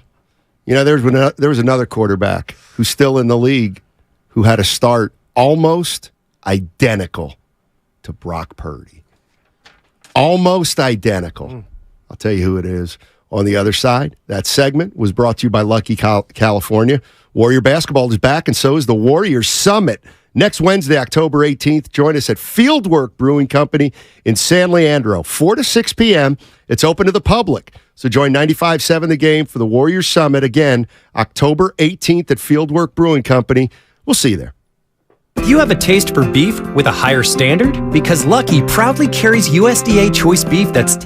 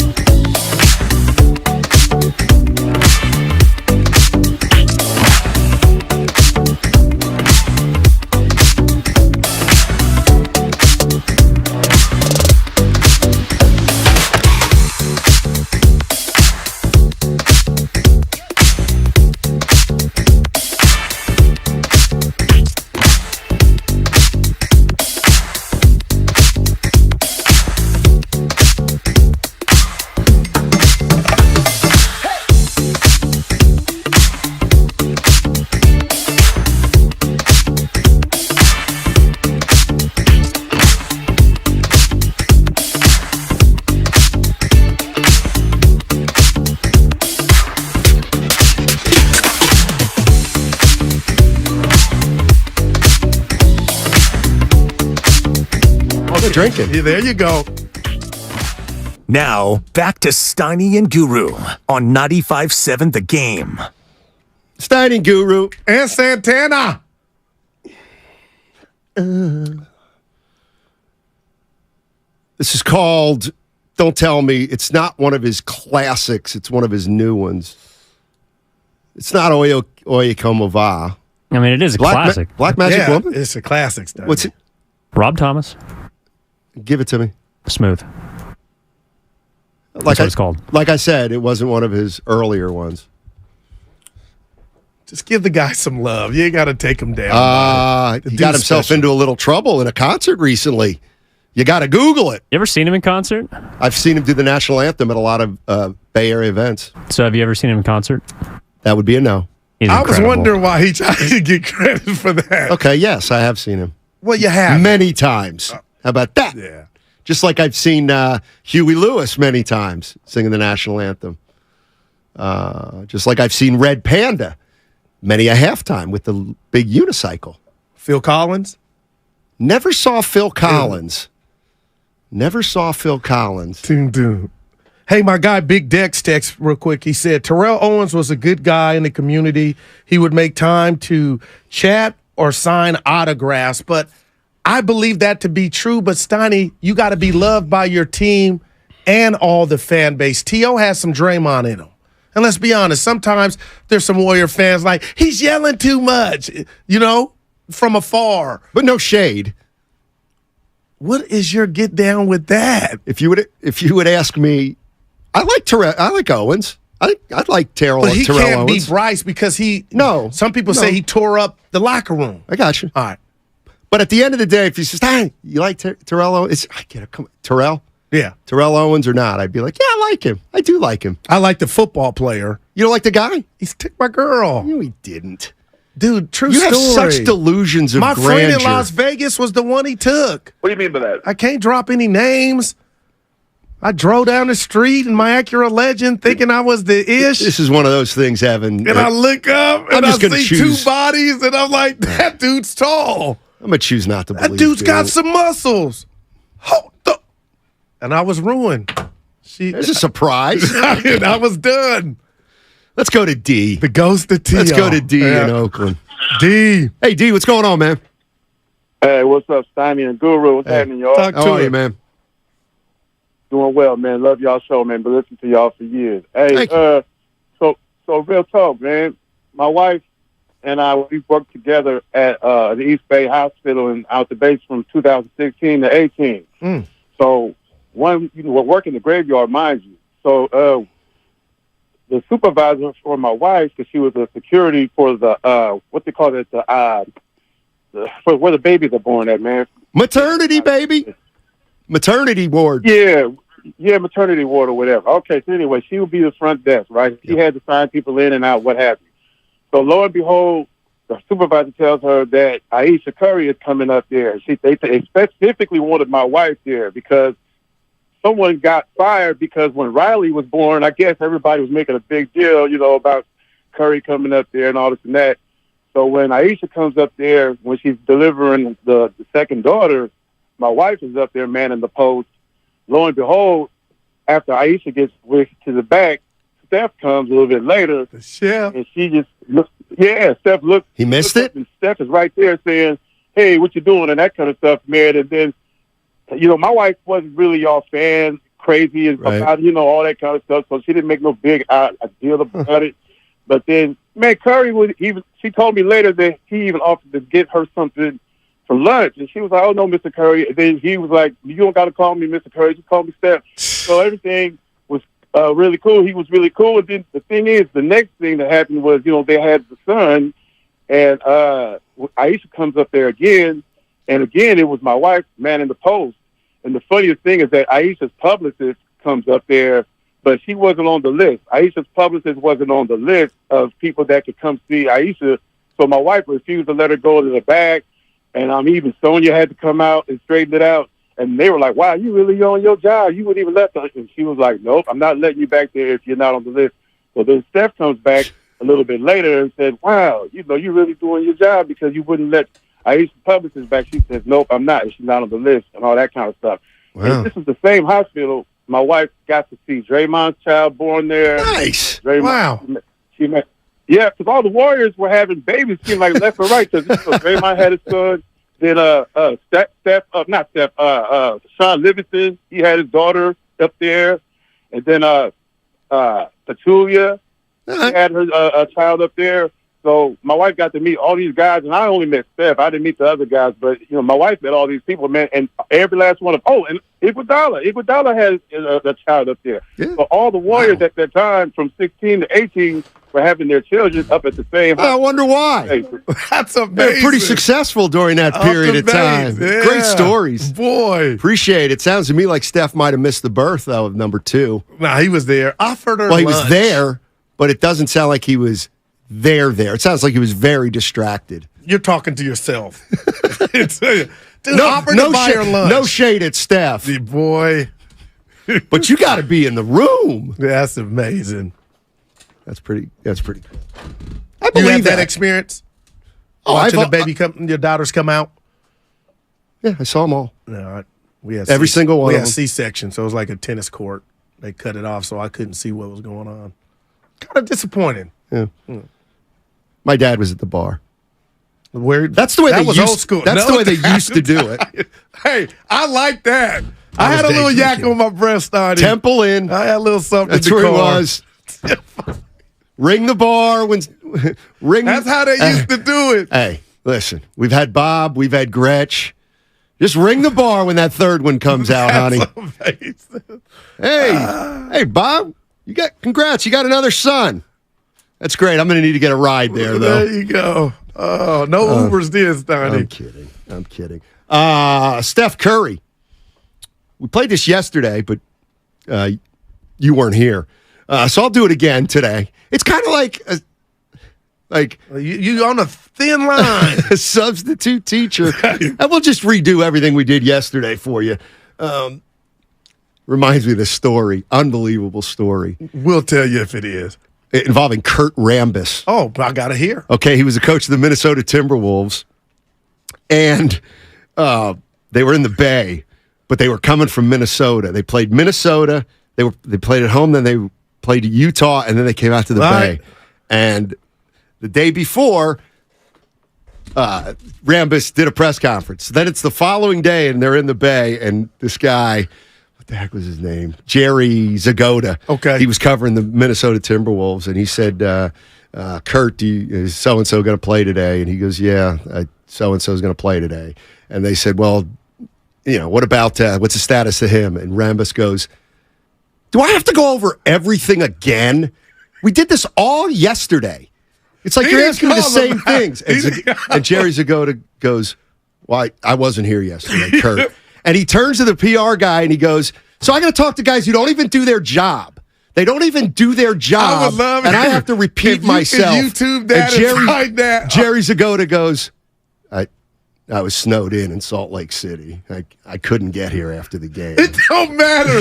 And Rambis goes, well, hey, he's going to start. He's going to start. Rambis, though. Somebody give him the tea leaves of what happened yesterday. Jerry Zgoda said, yeah, I couldn't get out of Salt Lake City. He felt bad, too. Rambis figured it out. He was like, I've been through this. Oh, here's Steph Curry. How you feeling about the Warriors season? It's exciting for everybody to get a fresh start, knowing where we're trying to go. We're trying to win a championship, so we need every single person that's going to rock our uniform this year to be their best self, Andrew included. So he was specifically asked about Andrew Wiggins, and he said, well, not just Wiggins, everybody's got to be on the same page. Let me tell you something, Warrior fans.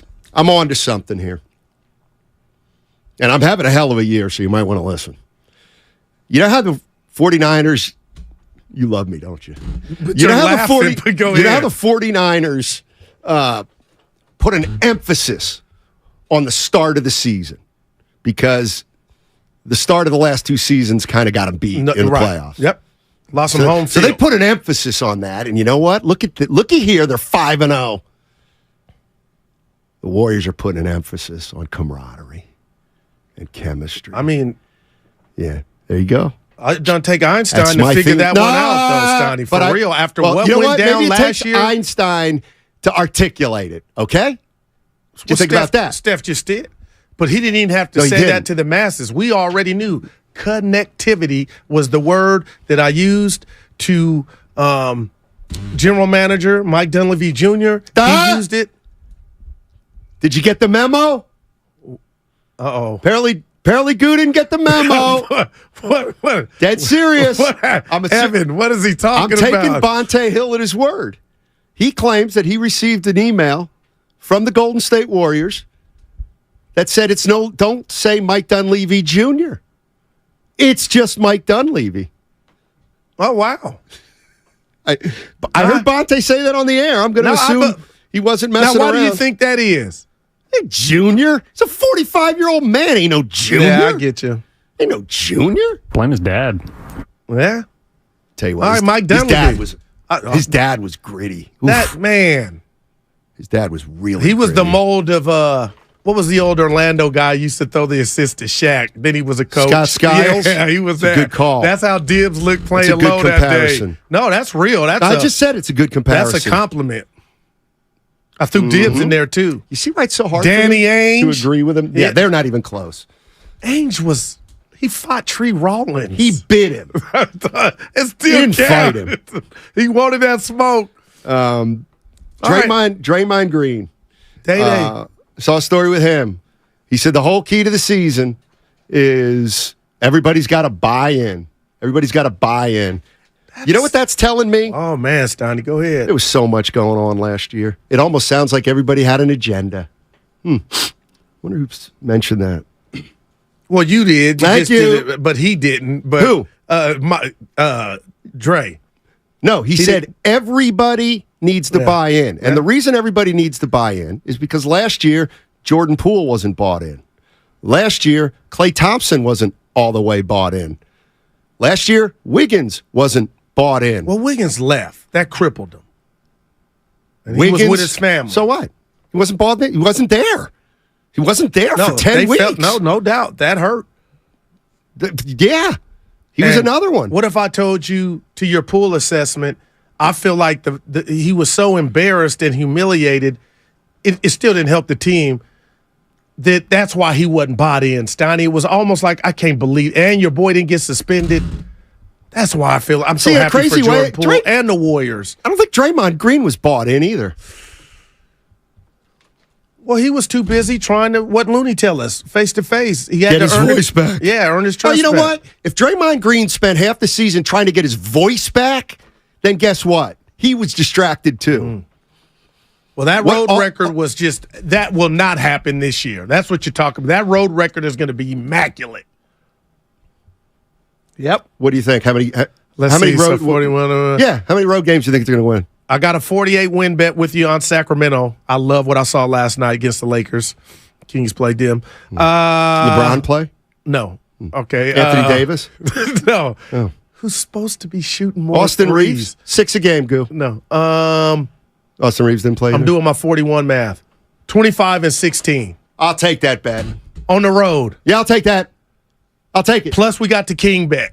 Yes. All right, done. Okay. All right, 25 and 16. Okay. Evan, you Hold think on. that's a dumb bet? You ain't going to hurt my feelings. I think they're on a mission. Hold on. 25 and 6. Now, what do you have to look at? I'm looking at last year's road records and see. Oh, they were how 10 and 31. No, I know 11 and 30. I know what the Warriors were. I'm talking about. Let's see where you're going. Where you looking? I'm looking. Hold on. NBA. Yeah, .com. Yeah, that connectivity shows up on the road. I ain't worried about them at home. Standings. Boom. Give it to us. Season standings last year, 22-23. All right. The Milwaukee Bucks were 26 and 15 on the road. The Celtics were 25 and 16. Mm-hmm. The Sixers won 25 games on the road. 3 road teams got to 25. Western Conference? Give it to me. 1 team won 25 games on the road. Nobody else did. All right, so we'll lower it No, the bet's made. Now you just get. We'll go to 22. No, 4 teams won 25 games. 22 and 19. No, you can't do that. He just did the research for me. 888-957-9570. Is Guru allowed to do that? 22 and 19. Is Guru really allowed to do that? What just happened? You have no guts. You know what? This is vintage you. You say you believe in the Warriors, but you don't. You know what? You talking like that, but you don't. It's in the cap. So you're saying they're not good enough to be one of the top 4 road teams. And there's no load management. The NBA stopped that, so they're going to play on the road. All right, stick Clay it. isn't. He's not a star. Clay's not a star. In my book, he is. No, he's not. Officially, he's not a star anymore, according to the NBA. Now what does that consist of? Tell him, Evan. Oh, my God. I've made an all-star team in the last 3 years. That's wow. So he can rest as much as he wants. Just wow, man. Hey, Klay Thompson lucked out. Wow. When was Draymond's last all-star game? Well, he's at 19. He's been gifted a few recently. He's earned them. I thought it was 2 years ago. Yeah. Steiny also said the Kings won't be a playoff team. No, get it right. No, you didn't say that. Get it right. 48 wins for Sac and 25 for the Dubs on the road. There was only one team last year in the Western Conference that won 25 road games. That was the Nuggets. No. Oh, my God. Nuggets weren't even 500 on the road. Who was it? The Suns. Can we have some music? Da, da, da, da. Oh, I got it. Oh.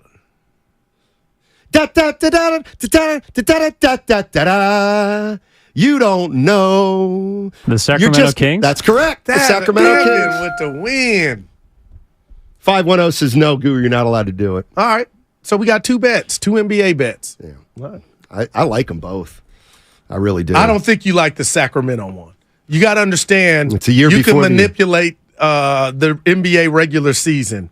So they got some taste. They went out the first round, but they were the darlings last year. Yeah, they were. I think they can do it again. I don't. That's why they're called darlings, because it's one-hit wonders. They got By some the way, talent. I didn't say they're going to stink. Oh, no. It's not easy to win 49 games in the NBA. Yes, Evan. You looked like you wanted to jump in. I got a 6 cents for that. No, Kings are getting 50 wins. So are the Warriors. Well, then they'll both be in the top 4, I think. Lock it up. Both of those bets are already done. Now we're only going to hear about Steiny's great year for longer. I know. But we don't have anything with the great year but the Chris Paul. If we want to, because Dibs put Dibs. Pick a team in the Bay Area, and I've been right about them for the last 2 years now. The Niners. What about them? What do you have that you got right on that? I said I knew they were going to be good. That's like saying, I know the sun's going to come up tomorrow. They were in the NFC Championship game last year. That's right. So way to go out on a limb. No, the Chris Paul one, that was... I said the Giants, too. I basically said the Giants were going to contend all year. That's all you could ask for. And they did. So they were a playoff team at the beginning of the year. I said they're going to compete for a playoff. Well, they almost were a playoff team. Yeah. Exactly. You don't... You want credit for that ending? I easily That was a nightmare. I didn't talk about Street the ending for the end of the year. See, I put a whole. It's about the whole year. You and I had a bet. Oh boy! After the Oakland A's series, in the end of July, I'll go find the tape. We bet you had the Giants making the playoffs when they're 10 games above 500. They were looking good. No chance. And I said, I don't think so. That doesn't sound like me. And it was a Thursday because I was out and I'm Evan more was precise in. than Yeah. Wow, No, man. I had it. Evan lit. just I got it. I had it. stuck it to you. I'll just start looking through Thursdays. Ernie, I have in a few minutes. Don't forget, I also had the Warriors not being as great as you thought they were. Nope. Thank you.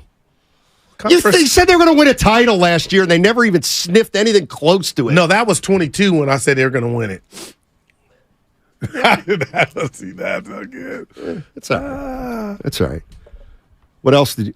Oh, here's one for you. Mike Dunleavy Sr. played on some of the nastiest NCAA men's basketball. That's right. Frank Silas. Yeah, no, Mike Dunleavy Jr. is good. Senior. Well, Junior was... They're just different players. They're just totally different players. Did you hear Steve Kerr was talking about Dario Saric? No, I would Said love he's going to be a perfect fit. It looks like it, man. Yeah. Yeah. He's just got to stay healthy. Well, I say everybody, but Now- this is the oldest team in the league. Health is wealth. And I think Saric is going to be more healthy than last year. I need to just reiterate where I'm at on Chris Paul. Chris Paul is going to be effective when he plays. My thing and why I didn't want to come here, why I didn't think this was a fit, is once April rolls around or it's playoff time is when all the wear and tear for the season will get him hurt, and then he won't be available. Like Phoenix, I believe that's the only reason Denver handled Booker and Kevin Durant as easily as they did, because there was no Chris Paul. I've never doubted what he's bringing, even at this juncture. It's just the car won't start when you need it. That's right. I said Bob was gone, Myers. Nah, I'll give you that. I'll give you that one. Who texted you that? I hope you don't have a journal where you're inputting these things that you got. I don't see it, Bob. Because Evan got the bet, Stoddy. That's worth 2 L's. You rode that giant train. What about the NBA coming out and saying that load management the science is showing them it never. What is going on? They should be ashamed. What is going on? They pushed this agenda, and now they're just like, it never happened. What is going on in all sports throughout the last several decades is they continue to expand the playoffs, which renders the regular season more meaningless. They've done it in every sport now since I was growing up as a kid. And the more teams you let into the playoffs and the more teams you let sniff the playoffs, the less competition you're going to have during the regular season. I don't know why people don't see this. I think they do see it. I don't think they care. They don't care. But Stoney, I just think fundamentally you're wrong. Fundamentally, I'm wrong. Our era of baseball. So every team in the NBA tried to win as many games as they could in the regular season last year. No chance. It's watered down. Because I want to use a Major League Baseball when there was just 4 divisions and the 4 went, and by All-Star break, you had teams that they knew they were out. There was no reason for them to even half-ass and try to act like they were competitive. You mean like the Giants who were actually in a race who didn't draw anybody either? Well, the fans not coming is a whole different thing. I'm talking about, I believe teams, hey, we can get that AFC. We got something to play for when if there were only 5 seeds, those games are going to be rendered meaningless. Please. I completely disagree. If you're a veteran team in the NBA, look at, like, the Lakers mailed it in. All the veteran players, the big boys, Curry, Durant, LeBron, Embiid, Kawhi, all they care about, their number one goal is for their team to be as healthy as possible on April 20th. And they don't care if they're the 1 seed or the 6 seed. LeBron James would trade the 7th seed if he knew everybody was going into the year healthy. Okay, into the playoffs healthy. I'm not mad at you, but Denver Nuggets on line 1. They got the number 1 seed and then parlayed that into a chip. Right. So you can't tell me they're not a veteran but they're not a team. Like, they're a team that they emphasize the start, just like the Warriors did during their championship season. They emphasized the start of the season. But like the Miami Heat, they just made finals from an 8 seed. Why? Because they're a veteran team. Adebayo, Butler. Well, now you're not going to be able to sit, Stoney. I believe this thing is going to work. I don't. I think it's going to be a joke, is what I think. 888-957-9570 is the number. And we're talking about, we're talking about sports. That's what we do here on 95.7 The Game. And it's all brought to you by Fremont Bank. Full service banking, no compromises. Hey, Summit.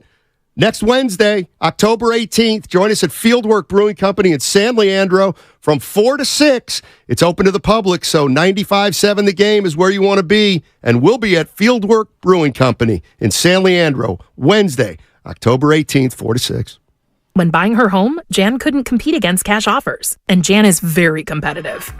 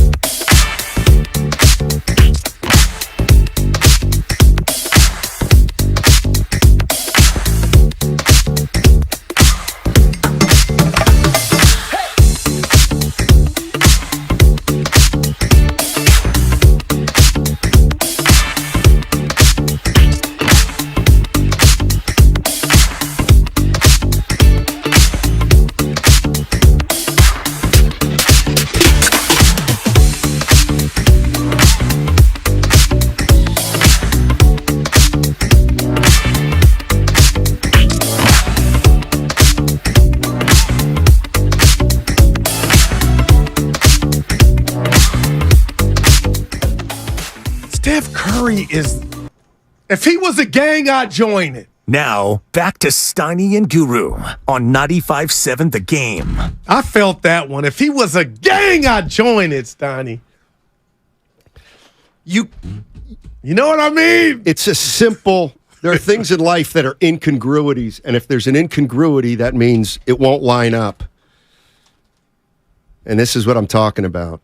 You have an 82-game season in the NBA.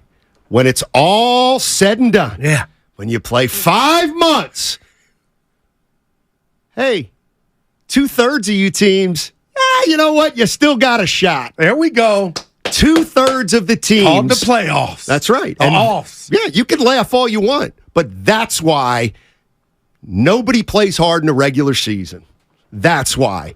Because 2/3 of the players know, you know what? We cruise for a little while, and then when our backs are up against it, we'll try to play harder. That's the NBA right now, plain and simple. It's a joke. How long? It's been that way for a while, though, Steiny. Well, right, and they made it worse with the play-in game. They made it worse. And this new Cockamamie tournament, which is part of the 82 games, so I'm okay with that now.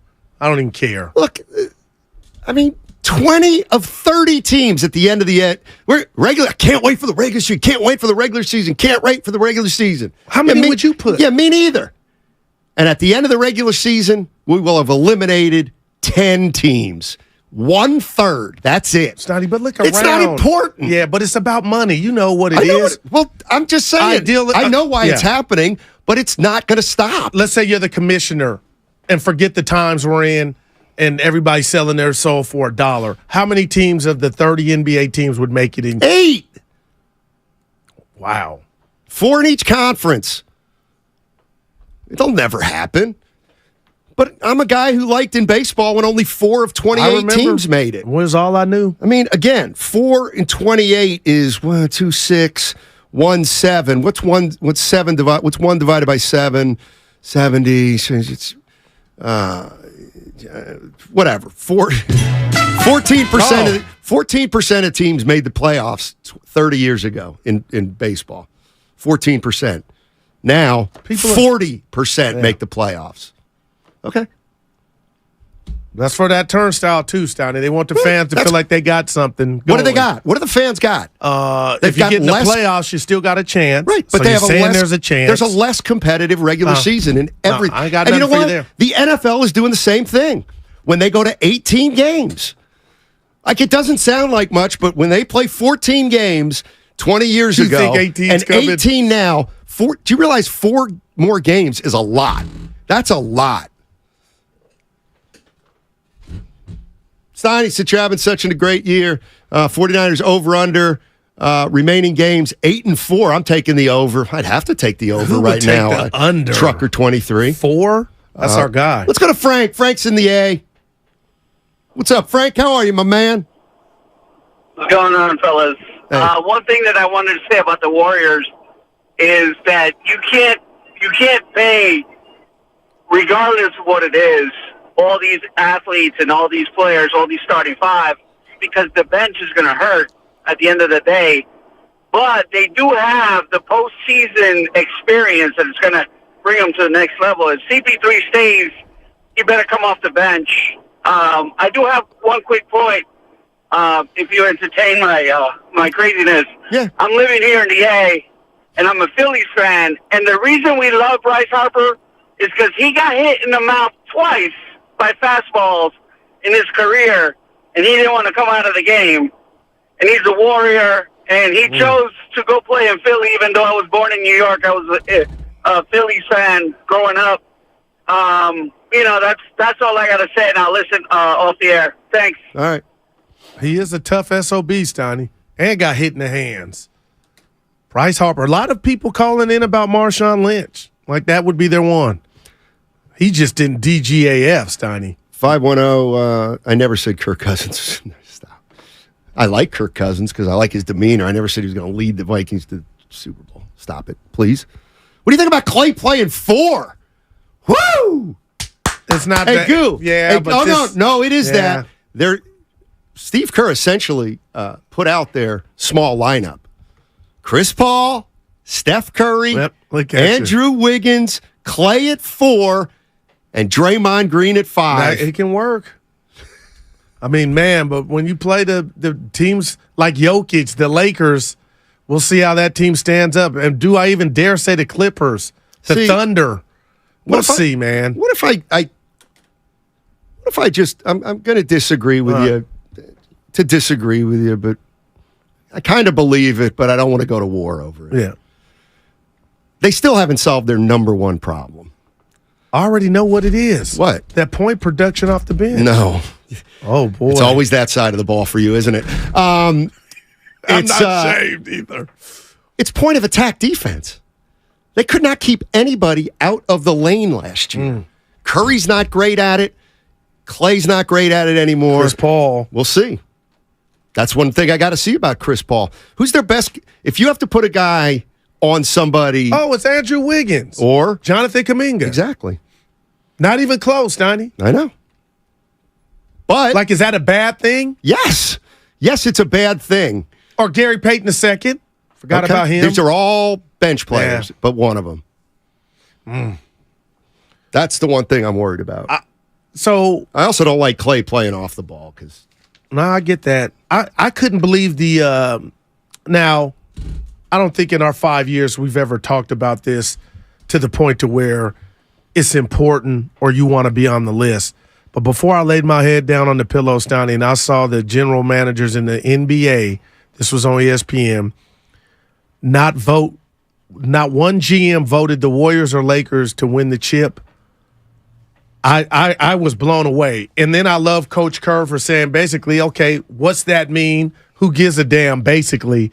But Steiny, I don't think there was any haterade in that no answer. Shade at the GMs. Nah, like they're looking at this makeup, which we're all waiting and seeing, but I feel like guys that know the game were like, hey, we can be shocked because nobody would have said the Warriors were winning it in 2022, right? And they went out and did Keep it. holding on to that. But boy. 415, Clay always plays off the ball. I mean on defense, 415. My bad. I should have been more clear on that. I meant defensively. I like him defending the ball as opposed to off the ball. Are the GMs allowed to vote for themselves? No. They Okay. definitely cannot. Man. You want to go? Did you look at this list? No. Oh, okay. Yes. No general manager in the association picked the Warriors to win a title. Now, the Warriors are also with the Lakers. That one I didn't get. The Lakers at all. They had a great offseason. Well, but that one. Are they better than Denver? I think they can be with Are these they better additions. than Phoenix? I think they can be. Okay. Well, nobody thinks so. No GMs think so. Yeah. But the games ain't played on paper. So we'll see. But Stanley, if I told you LA could get to the Western Conference Finals, or I mean, they already did that last year with the additions they made, would you would laugh at them winning it or getting to the finals? Like I don't. Okay. I think you liked them last year too, right? Yeah. There you go. I just don't. I don't see it with the Lakers. But and you damn sure don't see it with the Dubs. I wouldn't say that. I'm open-minded to the Warriors this year. I'm skeptical as hell about their age. Well, that's what word I should. Skeptical, very skeptical. But I also see there's going to be times when if they're healthy, they're going to be really hard to beat in the last 3 to 5 minutes of a game. I don't care if they go small. I mean, they might be like they got so much smarter as a team with Chris Paul. It's Those are unbelievable. facts. It's unbelievable. And Saric. Saric is smart, too. Just got to stay healthy, man. 888-957-9570 is the number. Talk a little Warrior basketball. And I was wondering about this for the Warriors. What's is the biggest worry of the Warriors their age? Is that their biggest worry? No age doubt about / it. health. No doubt about it to me. Not size. Nope. And not perimeter defense. Not yet. And I'll tell you this. Last year, I don't think the reason they lost was age. It was what you talked about, connectivity, and all the drama they had to deal with and agendas. Oh. If you're right. By the way. Oh, no. What happened? I guess you didn't see that article on Clay from Anthony Slater in The Athletic. I was busy. Oh, boy. Give me something that you think will worry me. Clay said I was fried during the playoffs last year. We all knew this. Well, you just said legs. you said you didn't think it was age, and he just said it was mental and physical fatigue. All right. Well, let me Do you think one of the reasons Clay may have been fried is because he's been in the league a while? Okay. Yes or no? There's a percentage, but 90% of it is him not picking up that basketball for him to be fried. He also clarified that. Oh, whoa. He was in shape. He lifted. I don't like it. He ran last summer. He did conditioning. He said he came into camp in great shape. He just hadn't played pickup. Huh. Interesting. Well, me being a lifetime hooper, Stoney, that pickup is a big part. Like you can't fix. You know what I'm saying? You can't manipulate that. Now I get your conditioning, but so what's he saying? What he's saying is he didn't have the oomph left late in the season last year for whatever reason. He said he was mentally and physically fried. So he's got, and I'm sure part of it was the fact that last year's team wasn't together. Like, if it's not fun, well, his body didn't. He was jacking, so it wasn't like his mind was saying, "Hey, pass it to somebody else. You're fried." He was letting them fly. I believe that early players only meeting, he was addressed by the shot selection. So even at the end, Steiny, he went down shooting. Not once during the season. Now, he felt that way because he's sharing it with us, but not once did he do something else because let me get it to somebody else. He still let him go. And in that playoff series against Denver, he let him go. As opposed to, you know what, I ain't feeling the best. I ain't got nothing left. Let me swing it. You mean the Lakers? Yeah. Because there was a stretch in that game. That game 6 down. The ball came to him like 6 times, and I think he made one it was like, oh boy. You remember game 6? I got it on the DVR still. Why don't you watch that tonight? No, you won't, will you? Go ahead. What you say? I'm watching it now. Don't watch that game, actually. Do not watch that game if you're a Warrior fan. There's no way you can watch that game and say, we got action this year. Chris Paul wasn't on the court. I don't care. That was one of the, grew up. I don't care. That was one of the worst performances I've ever seen. It was ugly early, and they came back not a little bit. Yeah. Function. Man, they couldn't hit a shot. That's because they were D'd up. Man, that game scared me. If I'm a Warrior fan. But that's just me. 888-957-9570 is the number. How you feeling about Klay Thompson at 4? And here's the guy I want to talk about, because we never talk about him. Steph Curry. What's the chef got in store for us? What do you think the chef's got in store for us this year? See, when I say it, you're going to be like, oh, boy, you're in line to get autographed, but I don't care. I'm being real. Sure. If I saw Steiny, I expect what we saw the year after where he went for 30 after they lost to Memphis here in the play-in game, the second play-in game they lost after losing to the Lakers. I expect him to go just berserk. Remember the old video game, Berserk? So I think physically he has it in him, and he's going to look to put that ball in the hole more now than he ever has. Now, will that equate to wins?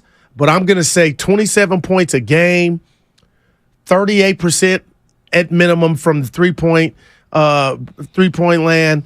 I'm going 6 rebounds and 4 assists. So 28, 6, and 4 for the chef. And I'm being honest, it could be more now that you got the smarts of Chris Paul, just looking for you, getting you the rock. And I'm going 37 minutes a game on an average. Because that's the number I'll get worried about if that goes to 34 or 33. Wow. What the other guys can do. Because, Steiny, we always talk about, you know what, Goo? The numbers are going to come down, and yet they just run him out there like he's 18. Steph Curry last year. Give it to us. Averaged. I got to get my glasses. Readers. I'm holding on. I need some. Last year, Curry averaged 29.4. Oh, well, damn. I'm good. I feel good about that. Okay. Okay. And then 6 assists and 6 rebounds. Take that to the bank. Of course, you turned it over a lot, as always. But that's from okay. 3, what was his percentage from 3? Deep. 42-7. Oh, my boy. 42-7. Let me get his numbers up here. Yeah. The year Look at after, Evan. There's nothing there, a 63. stretch. Interestingly. Yeah, the only thing I'm sorry. The only thing that I would probably push back on would be the amount of minutes played. You know what? I don't think he's played What more was than it last year, Snotty? about 34. Oh, He's okay. never 35. played 37 All right, okay. minutes. I might have been oh, off no, there. that's not true. One year he played 38-2. He was 24 years old. Wow. And it was his first year So back. last 2 after. years, what's the minute usage? 34. All right. He's been he's been in the 34-minute range the last 3 years, which is a good amount of minutes. I cannot wait. For what? A To regular see. season where everybody mails it in? Dude, they're playing Durant. Like, we're going to be able to taste the sauce Tuesday night, that Tuesday. Dude. Durant won't even play in that game, I'll bet you. Snotty, they These fixed guys aren't it. ready by The day. NBA is cracking down. There'll be no little girl with a sign crying and weeping saying, I wanted Stoney to play. That's over. Zion's playing preseason. Dude, did you see him let Banchero run right by him? Just Olay. I'm kind of with you, 650. I can't get the text line. What they got? I didn't understand those numbers either. What that would have been a number? bad year for Steph. That's all. Because he averaged 29 last year, so 27 would be less. Well, protecting myself. 38%, that'd be his worst field goal from 3 ever. Well, that's what he shot 2 years ago. Right. So Goo's actually being conservative. That's all. Trying to protect myself. If he shoots 38% this year, they're not going anywhere. I don't buy that. Okay. They can get away with being less efficient with this obviously, team. he won't do that, though. That was my floor. His ceiling is 40. I never thought he 41. would do it once, but he's already done it. Why would you say Yeah, it'll but he's never been in happen? the league umpteen That's years. what I mean. So that was an anomaly. Okay. But I was just trying to protect myself. Of course. Of course. And what mostly you're trying to protect yourself from is somebody getting to Steph saying, I think Guru may have criticized Because it won't be us. I think Guru may have criticized you. Told you I saw him at the restroom. That's my dog. The chef. I mean, I don't know what's more pathetic. Like, it could have been anybody, but it was Curry. What's more pathetic? Like, I was bound to, what up, dog? I was bound to see our folks. What's more You were pathetic? talking as usual, yapping your gums. What's more pathetic? Yeah, what up, Goo? He didn't actually say it, but Guru it was the sitting outside the bathroom like a puppy dog, waiting for Steph Curry, and the door was or open. Giants fans celebrating a Dodgers loss. Which is more pathetic? The Giant fans celebrate. I don't know. How does that make you feel good about yourself? Why does Steiny believe the Warriors have a better chance than the Lakers if they beat? I didn't say they had a better chance than the Lakers. The Warriors. I don't know. I asked you something about winning the finals. Yeah, I haven't. Yeah, I haven't. So you got them in the same boat? Who? The Lakers and Warriors. Yeah, pretty much. None of them Warriors are good made enough. some moves. None of them are good enough to touch. Lakers have made some moves. Yeah, I don't think any of them are as good as Denver right now, or even maybe Phoenix. We got to see about Phoenix. We got to assess the Phoenix Suns. Mm-hmm. I watched that game. No, nobody. The big three didn't play for Phoenix last night. Oh, get used to it. Regular season. Zion starting. played though. Oh boy. Yeah. I mean, he didn't look like the sculpted dude that they were putting around. Or a couple months ago, I said he'd been in the lab. He looked like Gumbo Zion. So just because a player says they've been in the lab, don't necessarily take their word for it. Goo. You got to be more skeptical. No, they had a picture, but it could have been photo or AI. Here's the thing I can't. The incongruity is like you are smart. You are street tough. Keep going, baby. You are you know your way around the streets. You had a tough, you It's getting harder fit in. nowadays, though. Yeah, Stoney. but you belong, and the streets taught you. And keep going. I can't figure out how that same guy is so gullible. How's that guy so? It was a picture. He gullible. He looked like Hulk Hogan. Evan, how's a guy this tough and gets it so gullible when? Oh, hey, Mike Dunleavy said Poole will never be traded, so he'll never be traded. Well, Goo, sometimes these guys. What do you mean? That one did hurt. What do you mean? That hurt me. Let's go to Daryl. Oh, in Oakland. What's up, Daryl? How you doing, man? D. Hey, good afternoon, guys. You know, first off, I love the fact that I heard Steiny actually ripping Steiny. He said that, hey, the Warriors, I'm really skeptical at how good they are. And then the next sentence, he's like, gosh, they're going to win a lot of games because their IQ is so high. They could. That was kind of Welcome funny to my world, buddy. I love Steiny contradicting Steiny live on air. That was actually ridiculous. But anyway, what I really like about the Warriors is the depth of this team. And the reason is, I watched that preseason game, and I said, wow, this is Kuminga's time. And if you got all of these young guys, all of them have to play more minutes, and all of the veterans have to play 2 or 3 or 4 minutes across the board fewer. And that way, Klay Thompson's not going to get burnt out at the end of the year. And the young guys these young guys. Think about Moses Moody compared to Patrick McCaw. We had Patrick McCaw. I don't know, and that was the end of the bench. This year, the end of the bench is Moses Moody. How good is Moses Moody? How badly would other teams love to have Moses Moody? Man. We have to have these young guys play a lot. Yeah, I'm with them. And I'm a Moody fan, Steiny. I've been consistent. Daryl, I'm going to need you to understand. 2 Daryls. I'm just going to need you to understand some nuance, please. Those things do not necessarily contradict each other. Oh, what you were saying you were doing? Yes. They are. Their experience could win them a lot of games. But I don't see them as a championship contender. I'm skeptical of that. That is the other thing he said. Quietly, I know it's Warriors. Got to the conference. You guys are doing it again. You guys are doing it again. I didn't see that. Moses Moody is a nice little player, okay? He's not coveted by 29 teams in the league. Nice player. Come on, guys. Moses, he can play. Untradeable. Yeah, but he's untradeable. You got to take him off. No, hey, nobody said he's untouchable. He's a player, though. He's a rotation player. Yeah. You don't think a team like the Lakers, Clippers, even Denver. He couldn't play on the Lakers. Who could he play over? Vincent.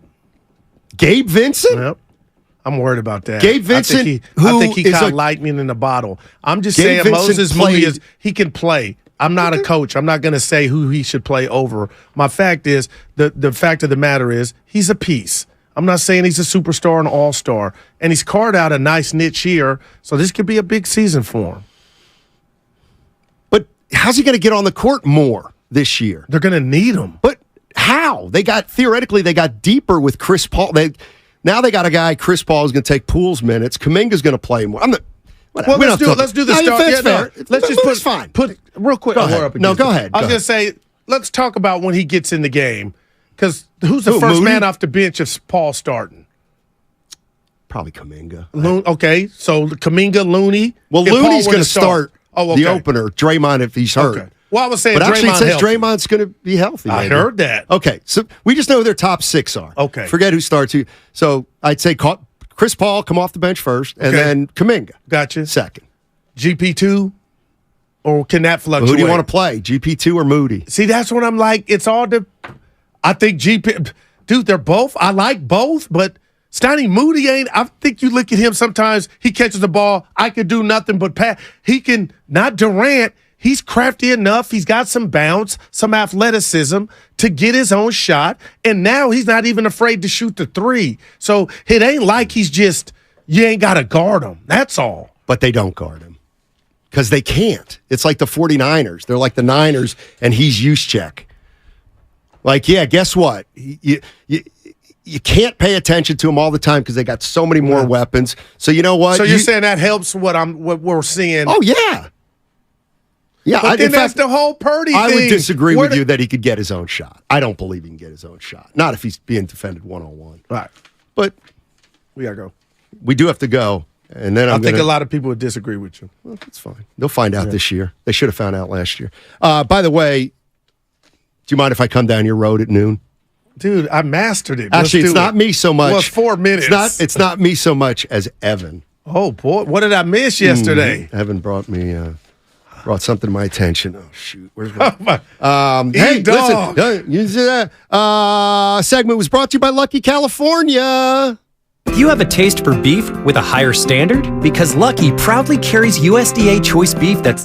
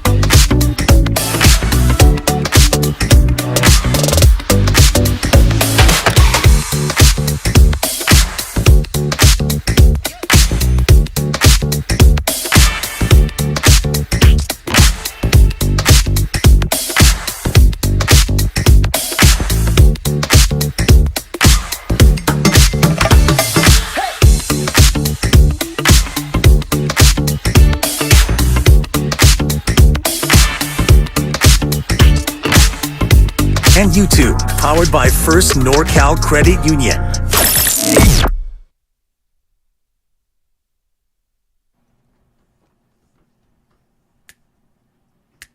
Just want to sack the quarterback, dude. Cowboy Daryl in the Metroplex. Now, back to Steiny and Guru on 95.7 The Game. My cousin Irvin Jr. got wind of that.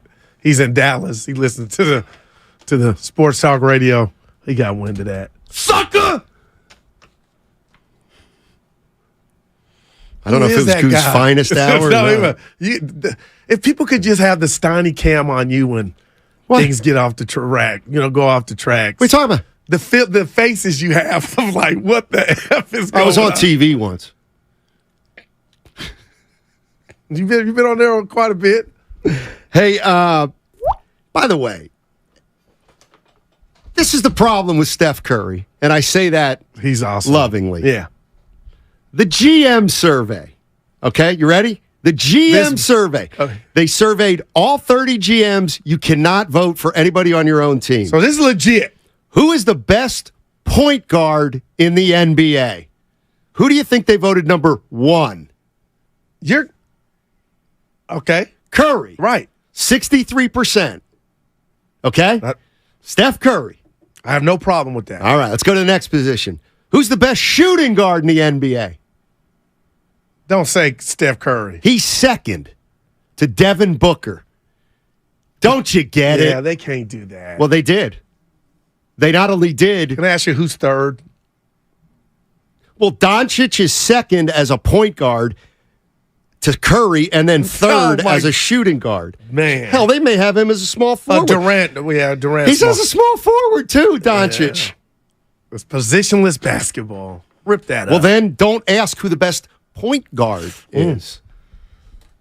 What I'm getting at is that's why there's no need to be offended when Steph isn't considered the best, either one or the other. And that's why the whole thing with Magic was kind of over. I think people missed the boat on that. No, they didn't. They didn't miss the boat. They didn't like combo, huh? It couldn't be combo. Why do you have to say combo? Why don't you just drop combo? Just say guard. Okay, no, I am. Okay. Who's the best guard of all time? Just say Curry. Just say it. It was Jordan. No, who's the best guard of all time? Curry. Okay. I disagree, but okay, that's you. Now, ask who's the best point guard of all time? Who's the best point guard? It's Magic. Yeah. I ain't gonna be here. See? See? Thank you. Thank you very much. Why did he? I didn't even know he had affiliation with the Commanders. He's got it. He's a businessman. Yeah, he's a businessman. I'm just saying. He is. Which off-season moves were the best overall moves? Warriors nowhere to be found there. Got to be Lakers. Boston. Nope. Boston. No Saric. Boston, Milwaukee. That's a 3. Portland. The Lakers, Mavericks, and Rockets. Portland will be a league pass team where you just hit record. How about which team? Well, give it to me. I'm looking for Warrior stuff here. They're like an afterthought.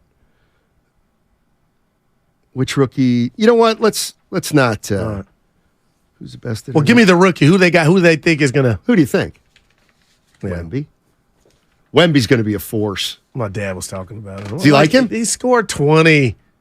Oh, wait. Now you don't like scores. No, I'm just. What is going on here? I saw people with big butts boxing them out, little guards in Summer League. I just can't forget that out of my mind. You want to bet? Huh? Okay, so he's not going to be good? Oh, no, I'm not saying it's going to take time. He's got to get strong. I don't think so. So you think he's going to average 15 points? Oh, yeah. He'll average 15 points a game this year.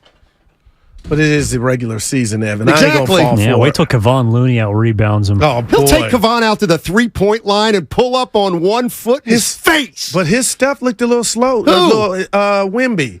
Like it's a little, like, you know, like remember a when big you crane. Said, remember when Tim Duncan came out of Wake and you're like, I don't think he's going to be very good. But it was never, dude, I admitted that one. I'm just kidding on that. No, I told the truth.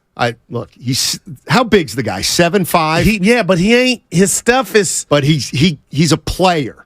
Like, you can tell he's a basketball player. But what if I told he you didn't just he's got to get it on the block? That's where his success is going to come early. 14 years old. All I'm saying is what I like about him is he's more of a basketball player than 7'5".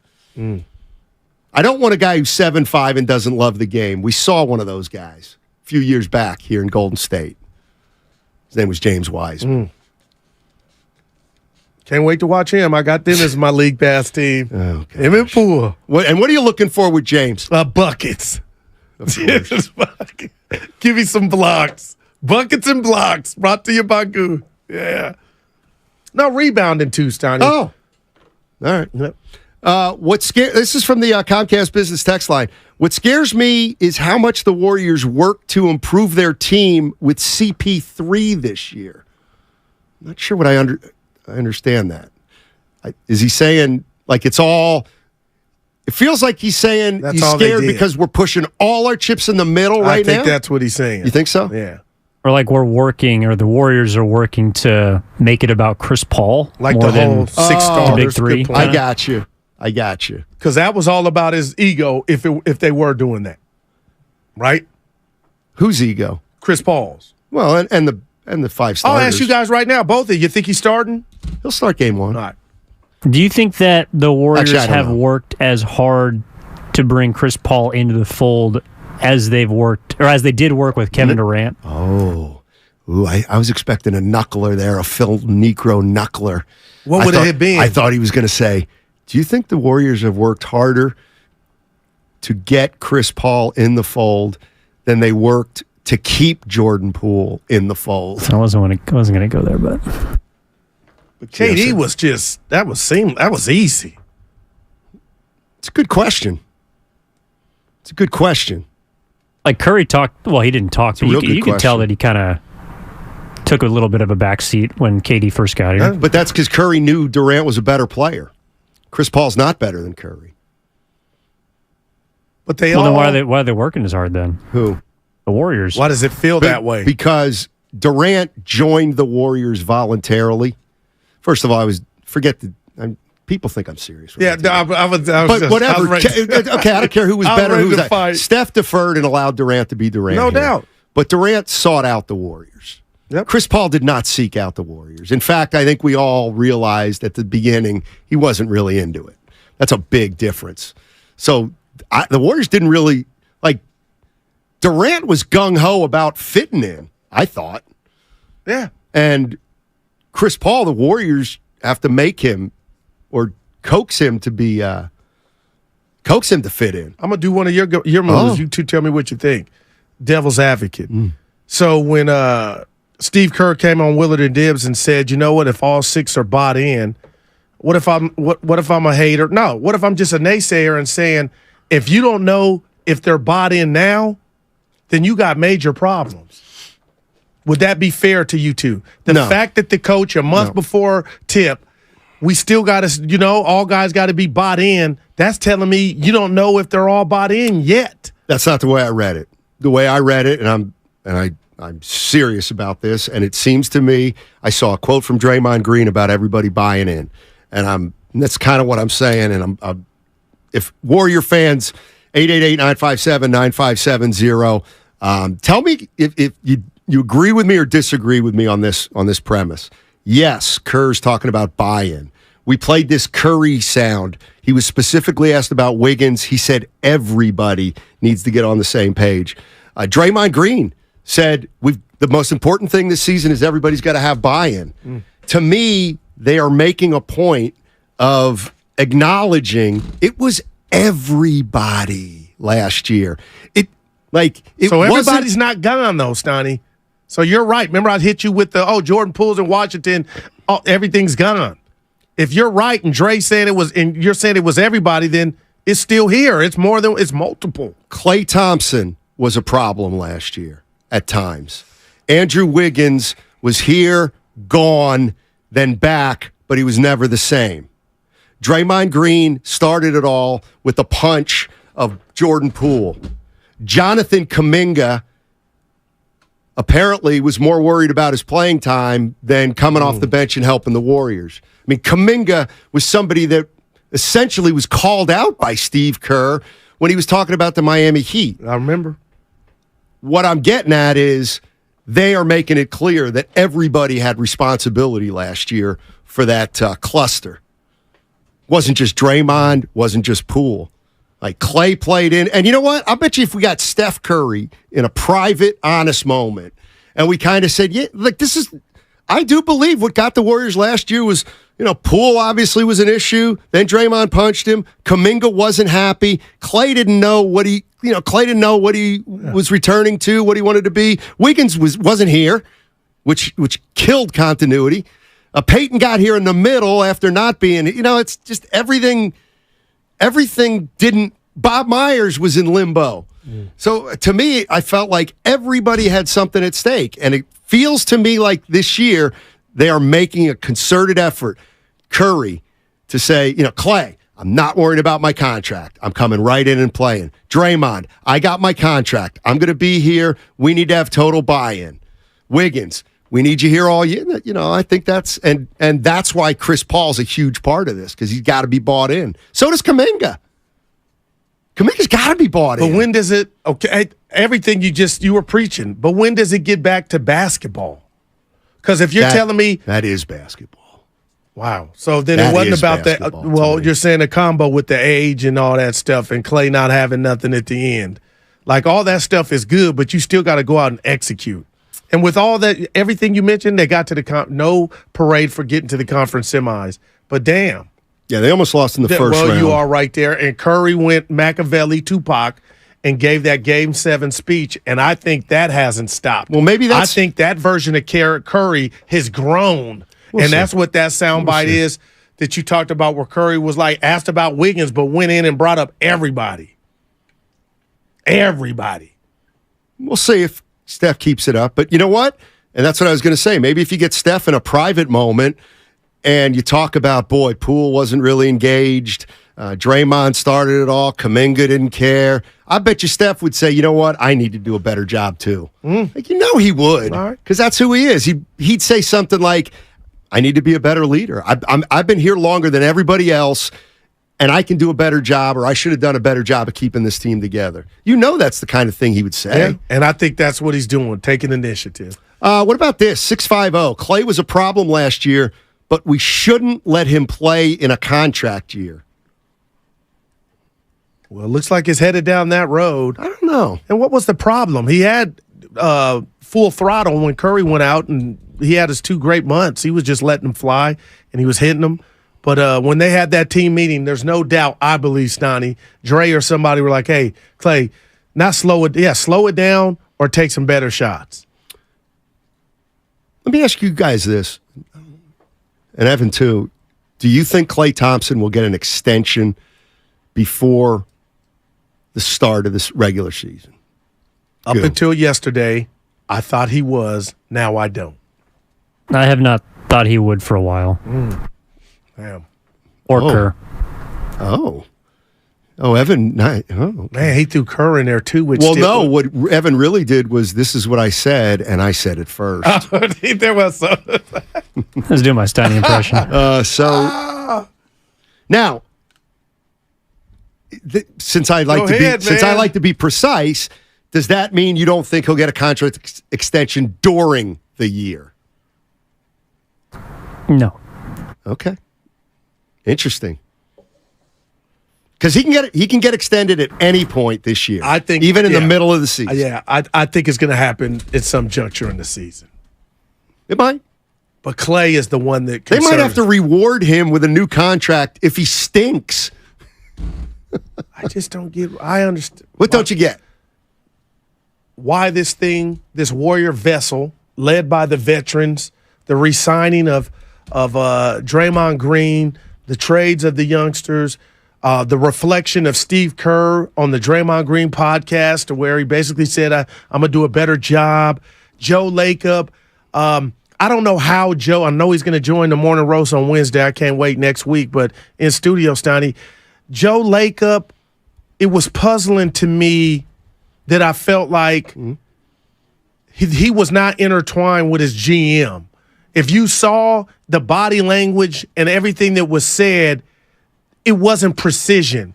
And that shocked me. Okay, so Bob went on and he's gone. So now, had that not happened, I'd be like, oh, hell yes, Steiny. Steve Kerr's going to get done. But if this vessel, this ship is headed in the right direction, you want nothing more than for your head coach who's broke bread with you. You guys have celebrated. This should be easy street to me. And the fact that it's at a, that concerns me. And that tells me, and shocker, I don't know everything that's going on behind the scenes. But with that said, that tells me, Steiny, and I'll say, Goo, something's going on. And it don't have to be bad, but something's up. Because Steve Kerr is a Don here. He should not be entering this year with it up in the air. I said what I said. What if Steve Kerr is asking for, and I get it, coaches aren't part of the salary cap. Go ahead. But Steve Kerr, I think, is very within his rights to say, I'll tell you what, Joe, give me a 4-year extension, maybe even rip up this year, 4 more years for $60 million, $15 million a year. It's exorbitant money for a coach, but it's more than Monty Williams. You know what? If Steve Kerr would be asking for 4 years, $60 million, I might say, let's play this out for a little bit. Okay. I'm sorry. I might. And this is before you even, I asked you to elaborate. We're Warrior fans on that. My question is, I know everybody's different. You, Evan, and I are different individuals, different personalities. Why would San Antonio let Pop do what he's doing and them losing but growing? Why would he be able to basically re-up and it be okay? And Kerr, there have to be what you feel like 15. Well, they're different organizations, and Popovich is higher in his organization than Kerr is in the Warriors organization. But what are you asking? Why don't they just make him Popovich? Kerr? Because I think he is. Well, they don't want him to be. I don't think. He's kind of already been Popovich. Like, well, not both, well, but he's been the GM. He's done it all. Probably doesn't want to. But, Evan, I'm just, Steiny, guys, I'm saying he's been so successful. I'm not saying a pass, but the blank check should be, if you want to do this, let's go. Well, I wouldn't. I'm just telling you, if I were the owner, I'm not giving Steve Kerr a blank check. Of course, I'm not giving anybody a blank check. But if Steve Kerr's asking for a four years 60. and 60, I might say. And what would be just all money, or what? No. Has something popped off where you're looking like, hey, the young guy? I mean, thank you. The next 2 or 3 years, it looks like the big three are going to be here. So couldn't you do 3 for 45? No, he doesn't want to do 3. If I'm Steve Kerr, I'm not doing 3. I'm doing whatever the hell I want. But what I'm getting at, Goo, is let's say he says 4 for 6. Like, this is where fans are different than the owner. The owner, Joe Lacob, has to. He has to. Or I should say, has to, doesn't he? He has to plan for something going wrong. Doesn't he? Or no? Well, or when you he just run signed a Dre business for 400 at his age, I would think they did that knowing something physically could go wrong. Okay, fair. No, I agree. So if something physically goes wrong with Draymond Green, like it did with Clay. The Warriors, they're pretty much no longer the Warriors at that point, right? Wow. All right. Okay. Well, then do you want Steve Kerr to be the coach for 4 years when you've got it, like... But if he wants to, how do I tell him no? Who? Steve. You say, Steve, we're in a transition.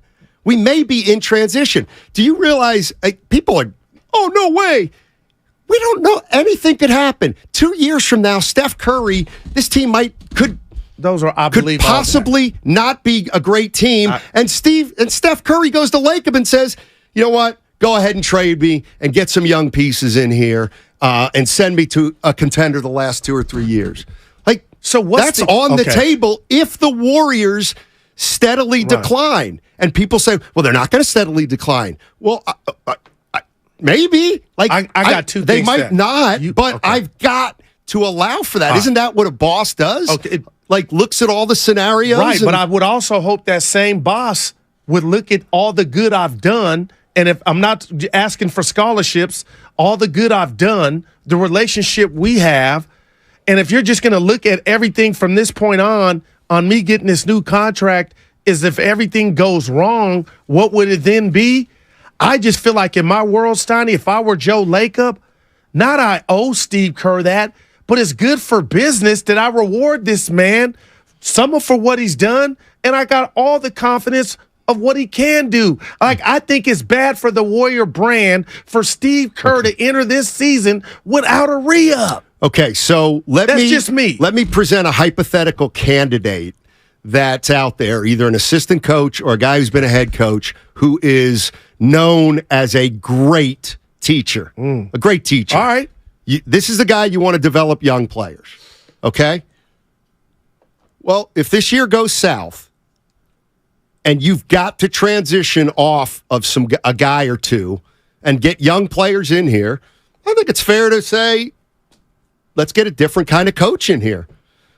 I get it. It's probably not going. I'm just saying, am I like, if I'm the Golden State, so you can't be too far off basis. What's that? Yep, too far off base. He's not got a deal. So when you talk like that, I think I'm not in denial. I'm hanging on. They're not going to fall off or have that basketball tragedy like you're saying. Because when you talk, guys can play at a high level for 4 years. Could Steiny be right? You think these guys can play at a high championship level for 4 more years? Could be highly unlikely. Okay. Are you all right? Boy, oh my gosh, I thought you got choked up. 888-957-9570 is the number. Scary, man. A lot of nuance here with the Golden State Warriors, and you know that's right up my alley. You guys are Warrior fans. You know it all.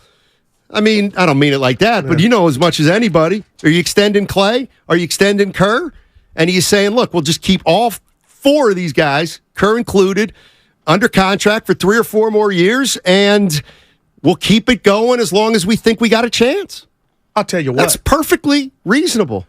Is that what you want? 888-957-9570. Or not. Sorry, dude. No, that's me. In an era of outside shooting and 3-point field goal attempts, if you would have told me Draymond would have got and no shade at Dre, you got your money, you deserved it. But if you told me he would have got the contract before Coach Kerr, whose monies don't go against the cap, and Klay Thompson, who led the league with the most threes, I know he took the most. Going in, I would have said Dre would have been the last man stand. Dre would have been the one that didn't get re-upped. So when you talk about everything that you brought up, I mean, you painted the picture. If you can do that for Draymond and sign that deal, which I know you're saying, Steiny, he can be moved. No. I would like Klay Thompson coming in the next call. Hey, Klay, I need to see you. Like, I'm scared of what Klay is going to, when he goes through a natural slump, if he's playing on a contract year, you may never be able to get out of that because of what's at stake. And the other side of that that's scary to me. Well, and the other side of that, though, is if Klay's really going to let a contract year make him play lousy. What is that? But 888-957-9570 is the number. You're heading into the Golden State Warriors season. You have championship aspirations. You still have them. If that's the case, what do you do with Klay Thompson and or Steve Kerr? Or do you do nothing? 888-957-9570. Guru and Steiny on the other side. And don't forget, Warriors basketball, it's back. And so is the Warriors Summit next Wednesday, October 18th at Fieldwork Brewing Company in San Leandro from 4 to 6. It's open to the public, so join 95.7 The Game for the Warriors Summit October 8th at Fieldwork Brewing Company. We'll see you there. This is the lunch rush at your local deli. Orders are flying in.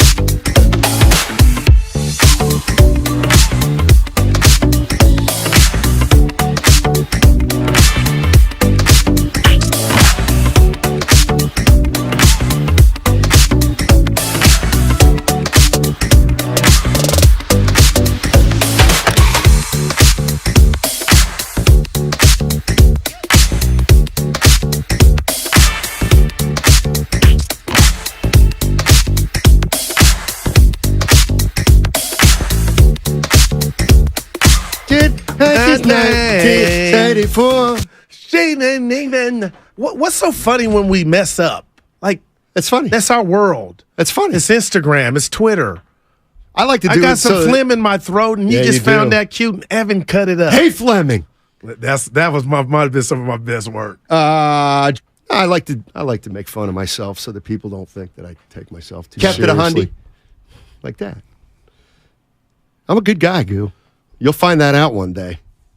Usually takes about 9 years. You ain't been picking up bar tabs. Yeah, dude, I remember the old Steiny. Where is he, Evan? No, God, give me that thing. I don't like any of it, to be honest with you. I'll play it with you, Let me buddy. tell you. Well, I'll tell you exactly what happened. I looked at an American Express bill. Oh, boy. Yeah.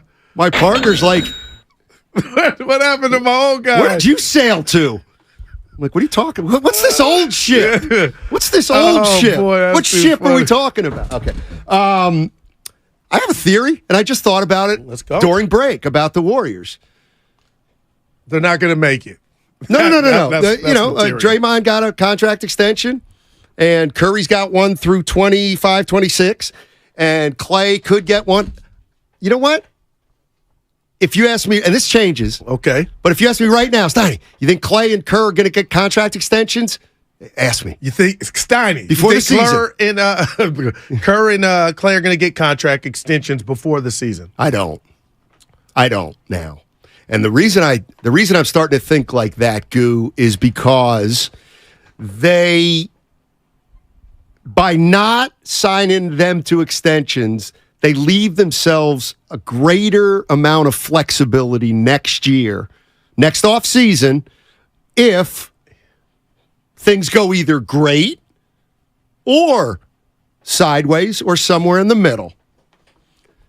So insurance. Exactly. So I think, let's say the Warriors make it to the Western Conference Finals and lose. At that point, you can say, well, Clay was better than last year, or better than this previous year. Okay, we're going to pay him $3 for 110, $35 million a year. Okay, well, then that's how you're going forward, and you got the big three. But if it doesn't go great, then at that point, you can decide what to do with Clay and Kerr. Because at that point, you might, if things don't, I'm not saying this is good, but I guess, am I in the minority here where when I look at my teams, I think what's the best case scenario, what's the worst? Am I, seriously, am I the only one who does that? Or No, everybody does it. I just feel like yours is, your bad is outweighing the good. Okay, but what's the difference between the way I talk about the Warriors and the way you've been talking about the Cowboys? There's no difference. Okay. Bottom line is the Warriors shocked everybody and won a championship, and then got to the conference semifinals with hella stuff to get past, agendas or whatever you want to quantify it. They still got to the conference semis. Dallas, they have no leadership, so that and no coaches. So I think it's totally different. But I get the gist of what you're saying. But let's just, for the sake of argument, say that I can be a Warrior fan like you're a Cowboy fan, or I feel as strongly about the Warriors not winning it all as you do about the Cowboys not winning it all. Well, you're 2 years removed from it. 2022, Steiny, that's a part of it. That's how not low can you really be? See, okay, if I'm what I mean? It's been 30 years. Right. How low can a Warrior fan really be if the last title was 2022? Okay, well, I consider myself a realistic fan. Okay. If I were a fan, I'd be realistic. And the title 2 years ago, while it was great and it was a bonus title, and I can't believe we got 4, I do not use that as any kind of measuring stick because I think part of that year was a little bit of an outlier. Listen, it doesn't mean they don't get credit for the title. It does. You got 85% of that roster still, those guys. But I don't believe that was the best team that year. I believe they were playing the best basketball at that time of the season. And so they won it at that point. But that was a long time ago in my book. And I'll say this, too, and I feel like I've said this my whole life, since I was watching basketball from 18 to 80. Guys get old fast.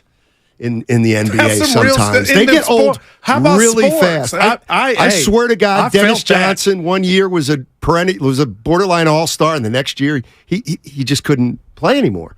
Not saying But it's you going to didn't happen. feel that about Dre last year. Whatever year we say Dre had, Dre's which is declining. okay. Yeah, but who's not? When you look at it, I'm just talking about. We didn't watch.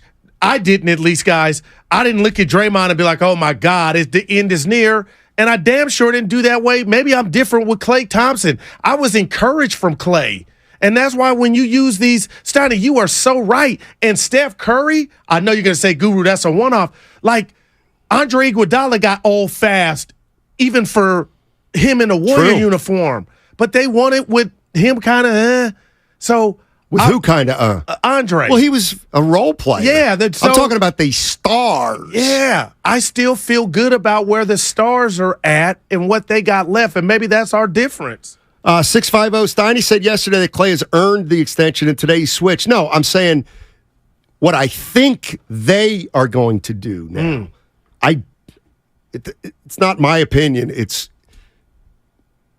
what I think the Warriors are going to do, and it makes more sense for me now to think that if you don't forget Kerr right now, but Klay's the one sliver of flexibility you may need next off season.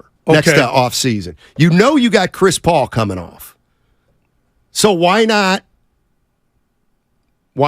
try to postpone Klay till next year so that you can get a better feel for the number he's going to be at? And you know what? If he has a better year this year than he did last year, then we'll pay him more. Not than the 42, because he's not the player he was when he signed for 42, but maybe that's the difference between 25 and 33. Dude, you got my head spinning. So, two things, and you can laugh. The Draymond Green contract to me said that Joe Lacob is so into the big three and what they have left is superseded where they were at over the cap. I thought over the cap was more important to me, or was going to be more important than the big three staying together. That signaled to me that Joe Lacob, like, it's still even, and he's probably still still feeling all the euphoria from the big three. Tell me if you think that's still the case. And two, the Chris Paul acquisition now, hearing you say is going to, what if this is a match made in heaven, and then we're done with this season? What do you do with Chris Paul then? We can pick up his contract next year. Okay, so it's not guaranteed. His contract for next year, Chris Paul, is not guaranteed. Do you think that was a big part? Yes. That is. What are you kidding? So we could say, we got a grown up in the room and on the floor, and Jordan Poole, we got up off of that. But best believe, Guru, that I do not. The ability to say night-night to Chris after this year was a majority of what made him attractive. Yes. Jordan Poole was owed $130 million. That he was. Chris Paul is owed $30 million. So the Warriors, just by getting off him, saved at least $100 million. Now they got to figure out if they're going to. Here's what I would bet the whole mortgage on. Next year, liquidate. Next year, the Warriors will not have a team that includes both Klay Thompson and Chris Paul. Wow. Because they can't pay Chris Paul $30 million next year. I would take that bet. And then pay Klay $30 million plus. Yeah. And the other thing is, I look at the signing of Draymond Green as a complete and total business decision, and it's one where Joe Lacob. Here's the reason it worked, because here's the way I think. Okay, Draymond's a free agent. Oh, boy. There's emotion involved there. There's emotion, right? Yeah, big emotion. He's part of our team. We got to keep him. Well, you know what? Perfect. Because it also aligns with what we're trying to do here, too, which is create an asset in Draymond Green. Like, you can still trade. You can't. Right. He could not let Draymond for free walk away from this team, at least in his mind. Walk away from this team, get nothing in return. But the one thing I don't think, Goo, and tell me what you think, I did not take the Draymond Green signing or extension as he will now retire a Warrior. Oh, see, I totally did. Did you really? I totally did. I do. Because if you take that risk, you still got to get – if that were in the back of your mind, I can move him if it went all bad. Well, you don't control that situation. You still would need somebody to dance with. My thing is that signaled to me that they're going to tap and go down with when the water gets on the boat the way that I felt like those guys earned it. And maybe I'm so off and wrong. That's why Kerr is at an impasse, and so is Klay. Why? Because I thought Klay was right after Dre. That was just a signal of, okay, you're gonna come down off of 42. I think we had your back even when you couldn't play. I thought that would be easy, and I thought it would be something that they would not want to even be part of a formula of if Klay got off to a personal, struggle, that could even be on his mindset as opposed to Dre's going to be playing the most freest basketball, knowing I'm good over here. Why wouldn't you do that for Klay? That's a great question. And Klay is more of the one it would affect because he's a shooter more than Dre. You know what it tells me? What? Joe Lacob's a businessman. And man, he's a businessman. Because and tell me, he's a businessman. Everything you said, I agree with.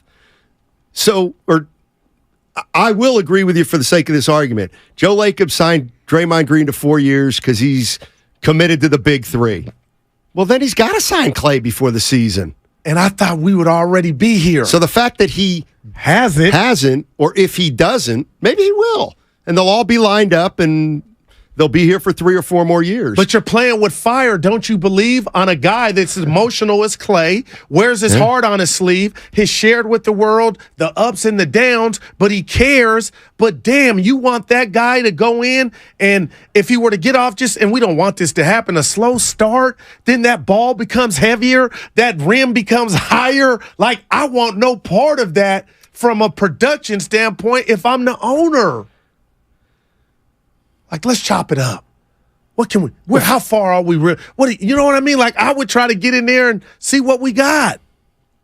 Would you say that? Wouldn't it scare you going into the year like that? Oh my goodness! You know what scares me? Maybe more than that is signing 3 veteran players who have been playing playoff basketball for 10 years, and they've been in the league 12 or 13 years, and they're all. Draymond's 33 and Curry's 35. What would scare me more than that would be looking at those 3 guys knowing they're all going to be here at least through 2026. And the first thing that must happen is they must remain healthy and play the majority of the games for the next 3 years. Because if they don't, we're in trouble. Well, you got 2/3 of that, right? You got Curry locked up. Right, but that's my point. Like, this is you got 2/3. You say I get you, but you got 2/3 of that. And Klay is I hear what. But the other thing is, you got 2/3 of that for 2/3 of that. Like Steph has missed a third of the games, or he's going to miss 20 to 25% of the games, right? And maybe that's where CP3 comes in. But all I'm saying is, where the Warriors are right now, if they win the title. They don't have their cap situation next summer. Well, if they win the title this year, fine. You just extend. My gosh! You just do Klay next year, and he's a champion, 5-time champion. You pay him whatever he wants. But if it gets sideways, I must allow. If I'm the GM of this team, I must allow for this possibility. It's February, and I see. Oh boy, we look kind of old. Like, we may not have it. We may not have, we're just not. These guys are breaking down. You have to have a mechanism to transition immediately before 4 years from now. Wow. I don't know, though. I mean, other people are saying sign the big 3, and they may. Chucky's in Oakland. Chuck. What's up, Chucky? How you doing, man? Hey, good afternoon, man. You know I enjoy you guys' show, man. Talk to us. What are you doing with the Warriors, Chucky? I'm gonna let you know. Hey, before I get into it, before I say something, speak on that, I wanted to say, man, that reason I listen to you guys, man, because you guys crack me up, man. Steiny, earlier when you and Guru made that second bet, and Guru said, I think they're gonna win 25 road games. You immediately went to your stats, man, and told that man only one team made 25 games. They Guru on the backtrack on this game, on the bet. Oh man, that was hysterical, man. Thank you. Hey, so as far as the Warriors, man, the buy-in. See, I don't get when people say they buying in, saying they bought in like Draymond. I'm specifically speaking on Draymond. Because I know Chris Paul is bought in. Curry, we already know that. Kuminga, he improving his game, so definitely buying in. And Looney, that's another no-brainer. But Draymond talking about this buy-in to me, and I hope Draymond, if you're listening, I hope you hear this loud and clear. If you buying in, then because I'm calling you a baby Ben Simmons. If you buying in, you know that if you develop a mid-range shot, that shot at the elbow, that shot at the free throw line, that'll take so much heat off of Curry. That'll improve the Warriors game so much because when they drop off, when they pull back, and you're going to be able to hit that shot. So if you was buying in, then that means you were trying to develop that shot during the offseason. So I don't know what you're doing in the offseason. But Sandy, I got a question for you, sir. All right. When Curry said, when you guys played the speech, his buy-in speech, yeah, and then you're a writer, Sonny, so if what he said was on paper, and when Curry said it, that's including Andrew as well. I agree. That's like he was pointing out Andrew. So could you tell me? I got you. No, I got what you're saying, Chucky. He was asked specifically about Wiggins. Okay, that's and why so his he said, came up. "Hey, not just Wiggins. We need to get everybody on the same page. Blah blah blah blah blah. Everybody's got to buy in, not just Andrew." So that's why he signaled out Wiggins. By the way, he wants Draymond to develop a Carole King. It's too late, baby, now it's too late, though we really did try to make it. You think it's too late? It was an F. He's 12 years into his career. He's not going to start making jumpers. I get you. Yeah. Something inside I'm not has familiar died, with the tune. and I can't. Speaking of death. I just can't fake it. Oh. You got to make yourself vulnerable. Yeah. Jim Barnett, best piece of advice he ever gave me, Guru. He said, Matt, don't on I can TV. hear his voice. He said, Matt, on TV, don't be afraid to make yourself vulnerable. I said, what does that mean, Jim? He said, don't be afraid to make a mistake and laugh at yourself. And if you mumble over your words and you stutter over your words, it happens.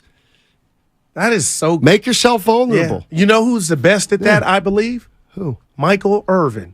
And it's why he's been able to. He's Barkley messed up. too, yeah. Well, yeah, Barkley threw a guy like through he the window. can get but laughed Michael, at, is what I'm saying. Yeah. Michael Irvin has been at the comedy shows, and the comedians like, "Hey, Mike, where's the dope?" And Michael be laughing like he laughs. I'm gonna, you did something called like you gotta laugh. You got in trouble. It's public news. Laugh at yourself. Exactly. And I learned that without somebody telling me. Well, you get I've had a bunch of shenanigans. You know what I mean? Yeah. Stanley, I like that. Well, do you think like you took his Harper. advice? Hell yeah, I took his advice. People didn't like the throat gesture Bryce did when he did that. I didn't see it. Yeah, he did I that. can't speak to that. Well, now that you saw me do it, what do you say? You think it's valid? People, they're sensitive these days. Should he have done it? No. Yeah. Is it something that used to be done a lot? Yes. It's just like I'm watching Foghorn Leghorn. I'm watching some Foghorn Leghorn. Dude, one of the classics. Chicken. He's a chicken. Yeah. But you know what? A little bit racist. He was. Like, you go back and listen to Foghorn Leghorn, it's like, oh my God, you can't say that anymore. Watch some Sanford and Sons. Exactly. That's boy. It's just like Eddie Murphy, Mr. Robinson's Neighborhood. I'm not sure you can do that I anymore. was familiar with that. I wasn't familiar with the Mr. Dude, that was before, man. He was, that was pretty good. That was pretty good. 888-957-9570 is the number. Matt Steinmetz, Darryl the Guru Johnson with you. And we're talking about the Golden State Warriors. By the way, at 1 o'clock, I do want to ask you about this story that was in The Athletic. You've been kind of saving it. I have been, and I'm almost thinking of saving it for tomorrow, but that'll be a game time decision. One of the great things about Guru and myself is we can get off script occasionally. And what I'm getting irritated Actually, we never even have a I know it's too inside baseball. Yeah, no, give it to me. We're not playing enough up of this kid. This is our last day in the studio. Well, yeah. What do you mean? Like, I feel in the stuff. But I like when the Brady Bunch ended. That last episode did the Jeffersons. Cheers. It did something to me. And I feel like we're just like, oh, we're out of here. Dude, I've been staring at you in here for 5 years. Right. And when the people see us again, we'll be in a different location. They won't. Most people, I would say 0.01% of the people see us. Yeah. So most people have no idea where we are. Oh, see, you're or selling. the kind of route. Oh, you're selling them short. Oh, boy. See, that's the difference between. Oh, the people know. If it were television, radio would be called television. It's radio because it's theater of the mind. Nobody knows. Nobody's even trying to picture what room we're in. Man. We're going to do the show tomorrow, and 99.9% of the people, if we don't bring it up, will have no idea. See, that's the difference between you and I. If I asked you right now, Guru and Steiny, how many shows you think we've done together? Over 2,000? 1,500? Tomorrow's going to be the start of a new... See, that's why I don't like you. Tomorrow will be a start of a new journey. Just make up a number. Well, I know tomorrow's going to be episode 1 in the new digs. And you don't care about it. No, I don't. Do you think we've done 2,000 together? 5 years? No chance. Oh, more than that. Not with your Thursdays off. Why am I laughing? I would give you a 3. I don't know. No, dude, we 5 years together. Okay. 12 months. Honestly. I think we're about 3,000. There's a way to find Evan. He's a genius. It's got to be Rod Carew, 3,000. No, but like, it doesn't. How is it going to impact the listener at all? When they see us on YouTube, and now when our stuff goes viral. The vast majority of people are listening on the Odyssey app or in their radio. They don't see us. All right. Well, let's talk about the 99. Right. You didn't say that. All right. But yeah, I think a lot of people see us now. And they'll want to know, and they'll feel left out. We're not talking about them. Okay. I get it. We're not talking about the 72 people on the YouTube chat. We're actually talking about the thousands and thousands that might be. I got you, yeah. Yeah. Anyway, I'm getting nostalgia. Might even shed a tear. You know what? I got to get into Dibs. We should invite him in. I got to get into the new building and see. We should invite him in. If I like it or not. Dibs. We invite him in every day. Well, every day this will be we the invite last him time in. we're going to really be on the mics together. That's just the difference between you and me. Oh, you don't care about that Yeah, stuff. one of them. Mm-hmm. All right. There he is. It's 56, which means, yes, definitely we're going to do that. I'm going to put Guru on the spot because I'm sick of his revisionist history. And I'm sick of the kind of fan he is at times. And we're going to put him on the spot, and we're going to try to get him mad, and we're going to try to get him to talk to me like he talked to Fredo. Remember? Yeah. Warriors Summit, Steiny. Warriors basketball is back. And so is the Warriors Summit next Wednesday, October 18th. Join us at Fieldwork Brewing Company in San Leandro from 4 to 6. It's open to the public, so join 95.7 The Game for the Warriors Summit, October 18th at Fieldwork Brewing Company. You know what? We'll see you there. You spy! You have a taste for beef with a higher standard? Because Lucky proudly carries USDA choice beef that's tender, juicy, and marbled to perfection. This week, beef tri-tip roast.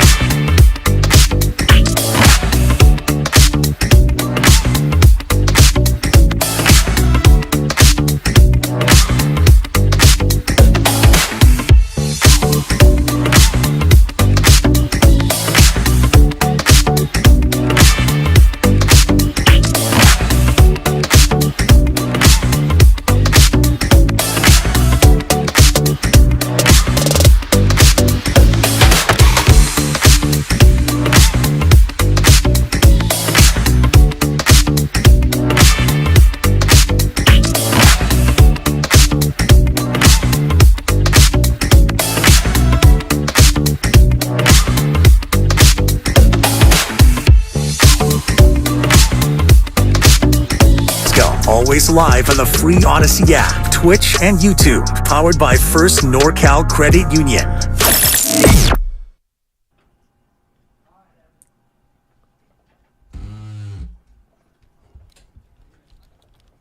Now, back to Steiny and Guru on 95.7 The Game.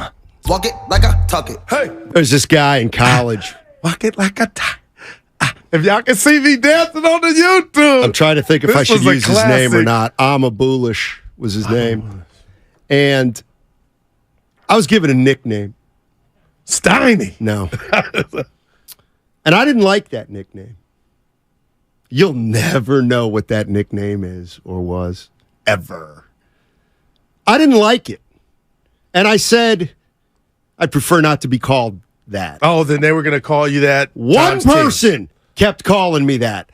One. And you couldn't do nothing about it. One. Evan, you're like that guy because you just played that song. That's Drake and Migos. I don't like that song. Well, because it's not a song. It's Evan. Can you give us dude? It's one of the greatest songs ever. Evan, can you just real quick? Can you tell us why you played it? Like a Rolling Stone on the phone. Yeah, Evan. Can you tell the people why you played it? I played it because Steiny hates it. And you're gonna walk to the news station tomorrow. You said, and then he goes, "Walk it like you're talking." Mm-hmm. Oh, what a lyric! Right up there with Yates. How much money these two groups, the guys, are making? Then that's all, again. That's like offense for you. It's all you care about. Money and scoring. They're successful. What's up, B? It's also when Drake was good. So, oh boy, he released an album over the weekend. Pass me the tissue. Worse than that? You calling that an album? Was it worse than Walk It, Talk It, Walk It, Talk It? There's no effort. He's paid. He's a fat cat.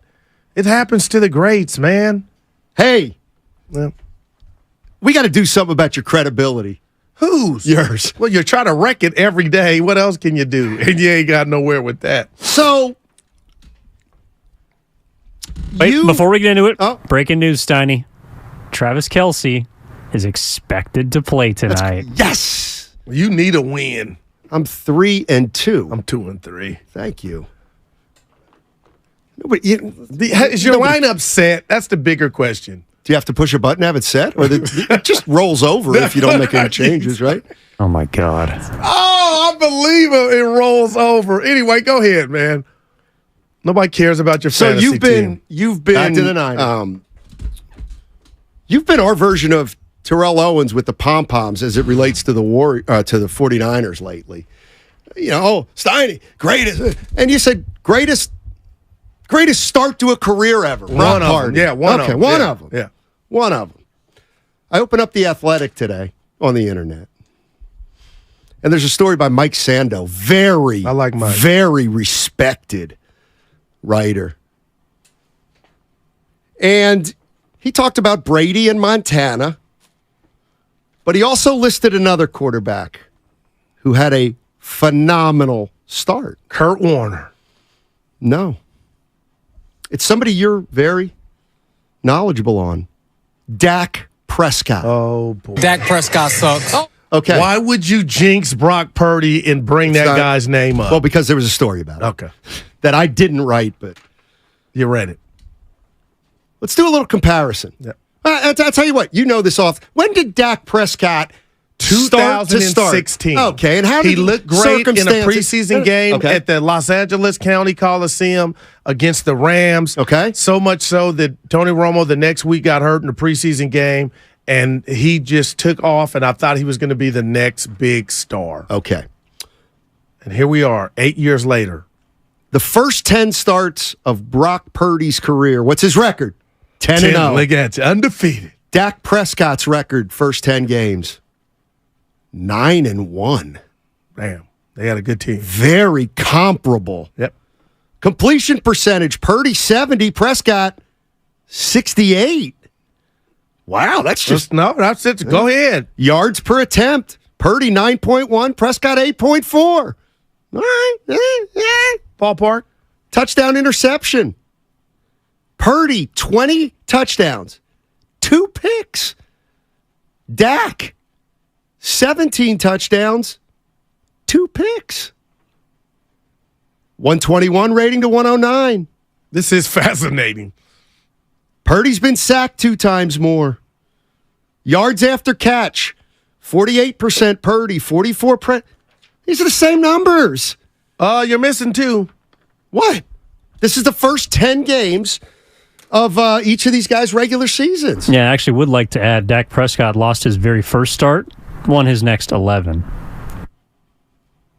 Oh, okay. So he was actually 10-1. Mm-hmm. Yeah. Yeah, but you left off. What did I leave off? Brock, in half of the game started.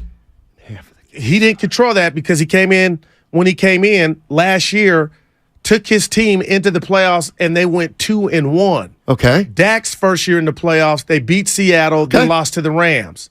Okay, That's so there the was difference? still there was still like, go get the Dak jersey. This dude's going to be the next. This is why you guys quit on Tony Romo.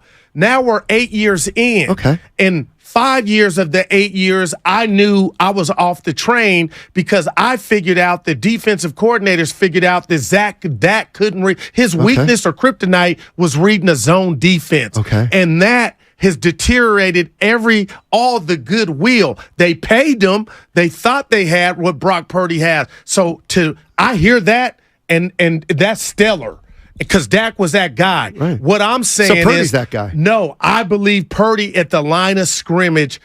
Dak had a great team. Okay, so does Purdy. Okay, I hear you, no doubt. But I believe what I've seen from Brock Purdy, from the processor, Here we go. is so, and this is why I'm all in on him, Steiny, is it's totally night and day with Dak. No, it's not. Dak didn't have to depend on it as much.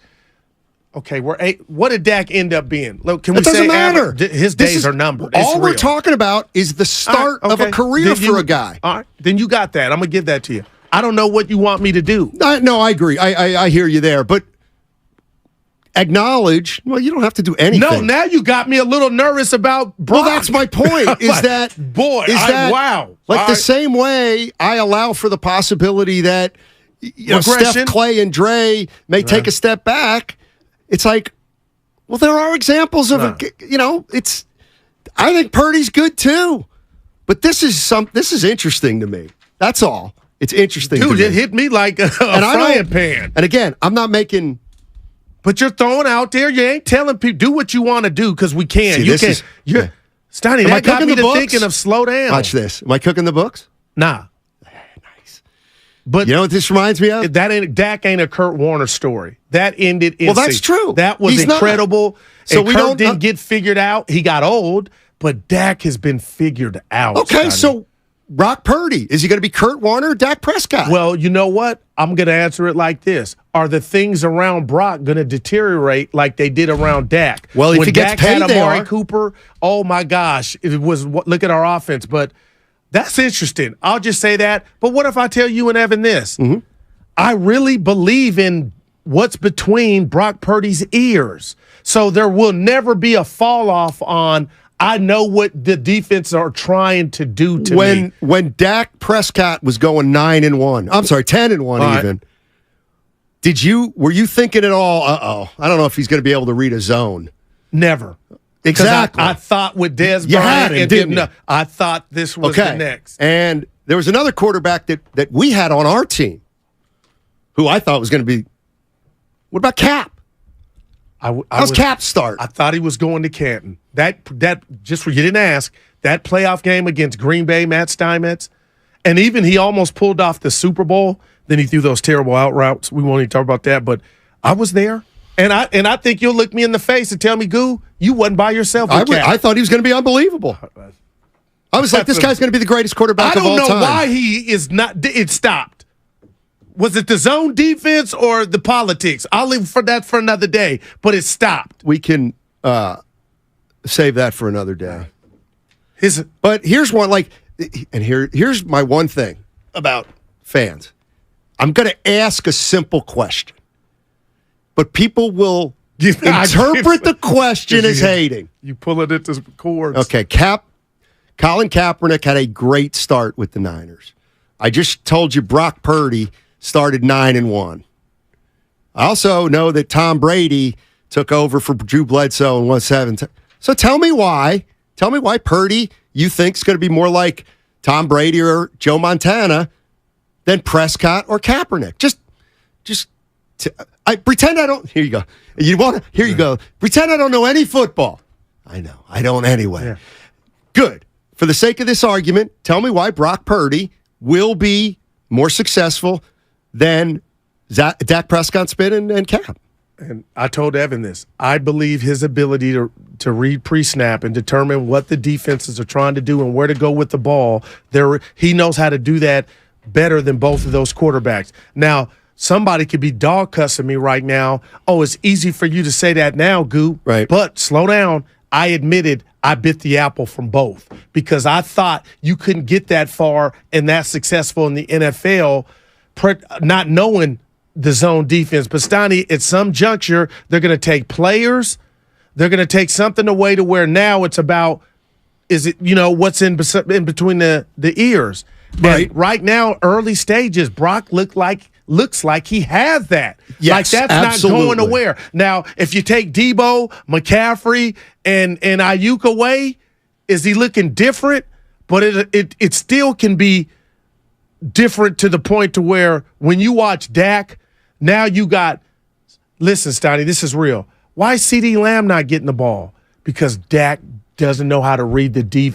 He's so confused. Yeah, no doubt. Okay. We're not talking about what Dak's turned into. Only it's like, but I am. That's a hell of an example for you two to find. But I'm genuinely curious if you could somehow remember watching the Cowboys back then when this guy took over. I was all in. It had to be exactly the same as 49er fans are feeling about Purdy right now, right? Yeah, and I don't know what to do with that. But can you? They lost. They went to the playoffs, and it wasn't his fault. The rookie year and lost to the Rams. My thing is, he might have 2 Super Bowl rings before he's figured out. So that would be deemed a success, right? Yeah. He's going to have to slay this Philly Dragon, not week 13. Whoever they play in the playoffs. Did you hear Spadoni's question today? No, I missed it. You're not up that early.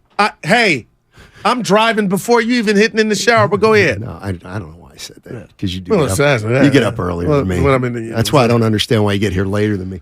But Spadoni said, would you take Brock Purdy winning the MVP this year? Okay. But the Niners don't win the Super Bowl. Over winning the Super Bowl. No, hell no. I can't wait. I'm going to text him. No. It's not the San Francisco Purdy's. It's the San Francisco 49ers. Okay. So you're already taking for granted that Brock Purdy's going to be the franchise quarterback for the next 5 years. I am. Okay. No right answer. And Dak at least did that and got 2 contracts, Donnie. Hey. I can't see anything. Is this the real one? Oh, boy. Well, is this really 49er Frankie? This is really 49er Frankie. How you guys doing? Hey, you called Frankie, on the last day of the station. Go ahead, I'll talk to 49er Frankie. This is building, not the station. Tiny, I'm looking for a friend of mine. I haven't heard from. I was driving to the game, and he said, I'll talk to you after the game. It's now Thursday. I have not heard from my friend. And this could probably be the longest I've gone, probably 30 years after a Dallas game. Oh, my goodness. So did you hear the part? Calling to say hi, Guru.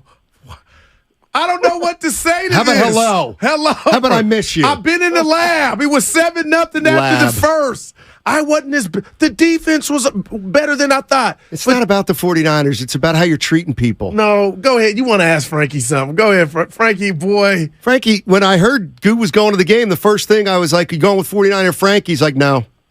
He was at the game. He was in a different section. What do you want from me, Frank? You won.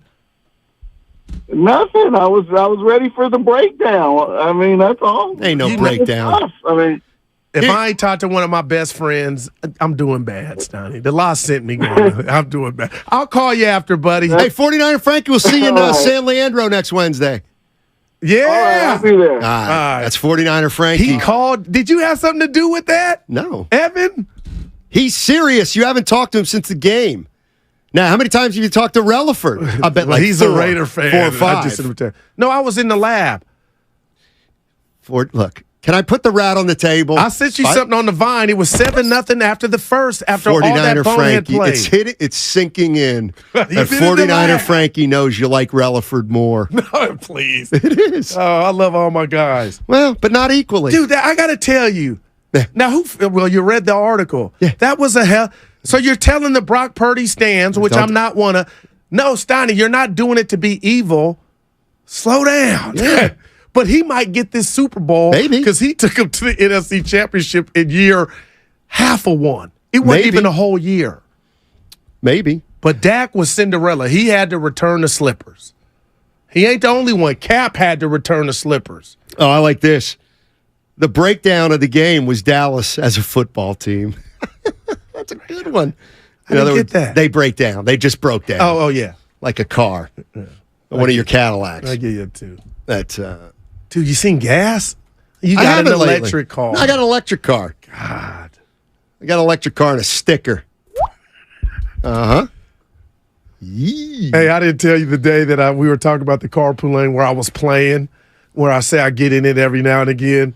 Somebody, the last text of the day was, I'm going to hunt that gray Cadillac. Yep. And every time I see a CHP officer, I'm like, they got Guru Analytics. They got me. But I'm not in there no more, Stoddy, so I feel good. If you ain't cheating, you ain't trying. We don't know what to believe anymore. Spadoni's question. I'm going to text him on the way home. And say it was good or bad? I don't like the premise. I know you don't. Why would you take an MVP over a chip? Because one is putting all your chips in this year's basket. And the other is, you know what? Longevity. We have our franchise quarterback. He's an MVP his first year. We're going to be good for a while. But don't you know you can get both? You can have longevity with him being here for that however many years and him cashing a ticket that Norm's holding for him to win the Super Bowl. Can we put the rat on the table? Brought to you by ADCO. I talked to Billy. You came up a lot. I ended on this hot take, but the more I think about it, the more I absolutely think it's possible. You're backing down off of it. No, I'm not. I'm not backing down off it. But this is what I believe when it comes to Kyle Shanahan. I truly believe this. He looks at Brock Purdy and says, I think I can win a Super Bowl with him. Now, they either will win a Super Bowl or won't, right? Facts. In the next year or two. Yeah, facts. Okay. Yeah. If they don't, all right, and Purdy starts to just trend a little bit toward Dak. Gotcha. I don't think they're signing him to a long-term contract. Believe it or not. I don't think 2 years is enough time for him to fall. That's how long this Dak thing has happened. So, Steiny, I don't think that would ever – they're still going to be in love. Even if they don't win a Super Bowl. How do you know? Well, all right, he would have to come down a lot, Steiny. Hey, Evan. What do you think it would look like? If Jimmy Garoppolo had won that Super Bowl in 2019, would he still be here? I think he'd be. There's no doubt. The Joe Flacco treatment. I think so, yeah. Okay. Yep. For the first time, I'm starting to think maybe he wouldn't have been. But can I wow. Because I think I think Kyle may feel like he's really, really onto something with Brock Purdy and his salary for the first few years. I think that's definitely a great point, but I also think that Kyle Shanahan doesn't draft Trey Lance or trade up to draft Trey Lance if Jimmy Garoppolo wins that Super Bowl. That's great, man. And maybe Brock Purdy's here, maybe he's not, but the wanting of a rookie scale quarterback, I don't think it is much of a priority for him if he's got a Super Bowl. This is why I love you guys. Let me get you to this. Go ahead. Let me just. There also is a chance that 49ers do play really. When they win the Super Bowl, fine, once or twice in the next 3 years. Then it's what? A blank check. If he's still playing like that, well, obviously he's still. Okay, at whose expense? I don't think it would be anybody's. They're not. Come on now. So what are you saying with that? What I'm saying is, if they win the bowl or even two. What I'm saying is like whether we like it or not, you're just going to pay if you pay Purdy $40-45 million down the line, you're not going to have as many weapons. You can't. Oh no. Okay. Well, that comes with it. But that's my point. The one, and this is not personal against Purdy, but the 49ers right now, by having discovered Purdy or Purdy delivering something that's completely unknown. It is allowing the 49ers to have a strategic advantage that no other team has. None. And it's not even close because they have a player who's one of their best players at the most paid position, making less than anybody at any position. And that in and of itself makes the next 2 years a window by itself. I totally feel that. And I don't think you're by yourself. I totally get that. But what I'm going to say to both of you and the listeners is the Niners didn't draw it up this way. There was a lot of heartbreak. Good point. There was a lot of pain. There were a lot of injuries that this team had to endure. And now, I swear in the doctor's office, I've been holding this from you and Evan. Brock Purdy is getting everything that has come his way. If you want to talk about MVP, all of it. But Steiny, I am now got a 14-karat ring in my hand on the 49er MVP. And the guy that is at the top of his field right now is a ball coach in any sport is Kyle Shanahan. And I thought you were going to say Brock Purdy. Oh, no, if we're doing and let me tell you why I say that. Before Brock Purdy, Kyle, was he perfect? Nobody is, no. But he had Jimmy Garoppolo go into Texas in a playoff game with all his warts and beat Dallas.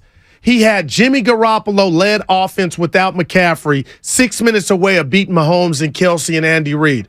My point is, I have never been more justified and in awe of a ball coach like I am of Kyle Shanahan, not just of the play calling, Steiny, seeing something in Brock, seeing or having a vision for Debo, when it was all glitz and glamour with the receivers and you couldn't get everyone with Jefferson and CeeDee Lamb. You got a guy named Brandon Ayuk. Okay, who? Look what he's turning into. You got Kittle, and now you got Trent Williams. You went and got a trade to get McCaffrey. Okay, I get their roster. Okay, all right, thanks for running down their entire roster. But at the end of the day, whatever your daddy taught you, you were preaching physicality, and you got a team that plays their ass off. No NBA regular season for the Niners, Donnie. When you play, I know it's one game a week, but man, I'm just in awe. And I think of the Brock Purdy mania is surpassing the Kyle mania, if I could say that. Like, Kyle is the Jedi, the Yoda of this, man. Because there's some clowns running some shows out here. Canada and Pittsburgh, McCarthy and Dallas with his RK, Staley in Los Angeles. I mean, it's some clown shows. Well, 3-2. 3-2. 2-2. Oh, 2-2. Damn it. Damn it for me, too. I was on a roll. But I had something for you, too. Used to you. About to be 3-2 after Monday Night Football. Oh, Evan, we got to bet. I'll bet Evan because they ain't got no Debo. We're talking about the Chargers versus the Cowboys, by the way. Right, yeah. Hey, I got some trivia for you two on the other side. So, Brock Purdy, basically all the numbers show he's the best right now. Yeah. Best quarterback in football, right? Well, the stats. Right. Like, would you pay him the highest? Oh, I thought you were going to say, would I take Who's him over Mahomes? Who's the highest paid quarterback in the NFL right now? It's Joe Burrow, or per year. Okay, if the 49ers win the Super Bowl, and I get it, they can't even do anything for a couple years. But if the 49ers were to win the Super Bowl this year, 15-2, and Purdy wins it, I'd say, give me Mahomes money. And are you going to do that? Nah, the answer's probably, that's what an agent does. Yeah, no doubt. Show you how and why his client's the best. I know we're up against it, but we got to be careful. They got to be careful, Thank Stoney, you. Because why? Because he might not be a $40 million quarterback. You're going to lose. No shade. You're going to lose other stuff. That's right. Yeah. So you got to figure out exactly how good he may be in the next 2 years. Or cash in now. Yeah. Which Dak couldn't do. Right. And do what Kyle does. Cash in now, and then kick him to the curb when you're done with him. Don't forget about the Warrior Summit next Wednesday. It's all sponsored by Caltrans Stormwater. When you want to have fun and have scratchers to scratch, there's a playful way you can do just that. Scratch with the key or acrylic nail. Scratch with the quill from a porcupine tail. Use a belt buckle from your friend Lamar. Or scratch with your pick while you play guitar. You can scratch in a bunch of different places.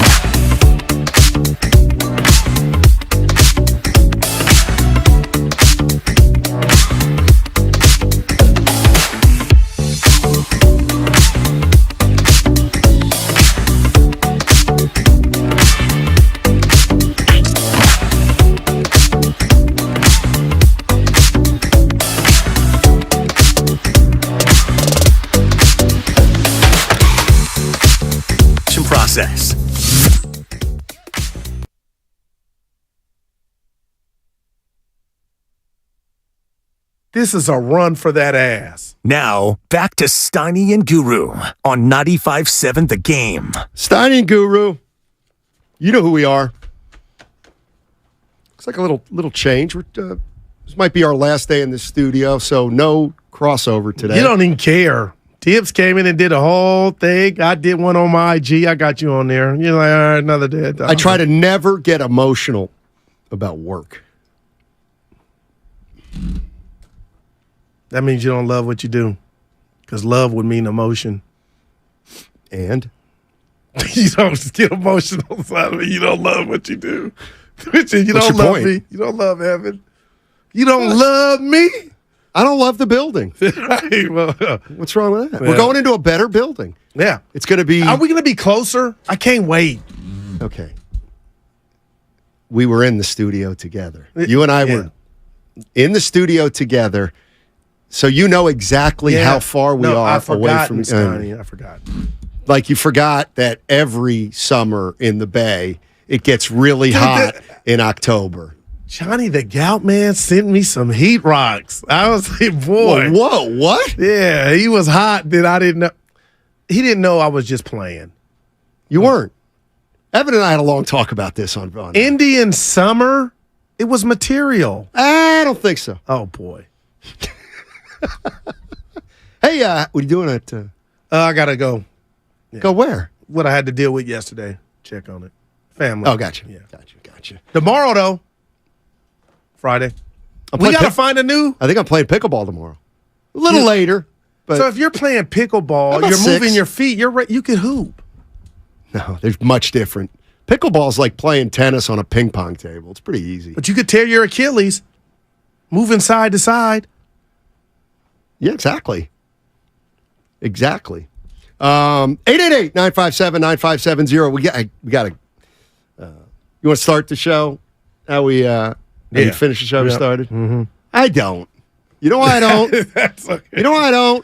Because people think that I'm playing this sound because it has something to do with Philly. I don't. So I'm not. You didn't get any of that, did you? Yes, I did. But I can't see the text line nor because YouTube. Philly. Anyway, Bryce.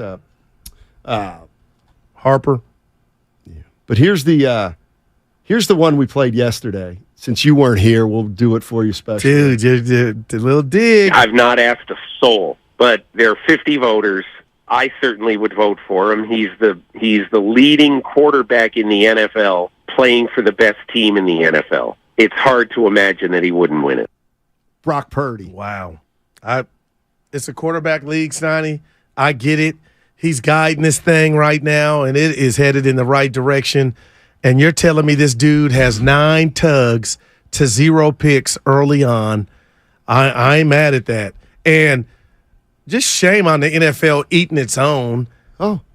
We talked about it. 2012, Adrian Peterson. So a quarterback's going to win MVP. So it's almost like who's the most valuable quarterback?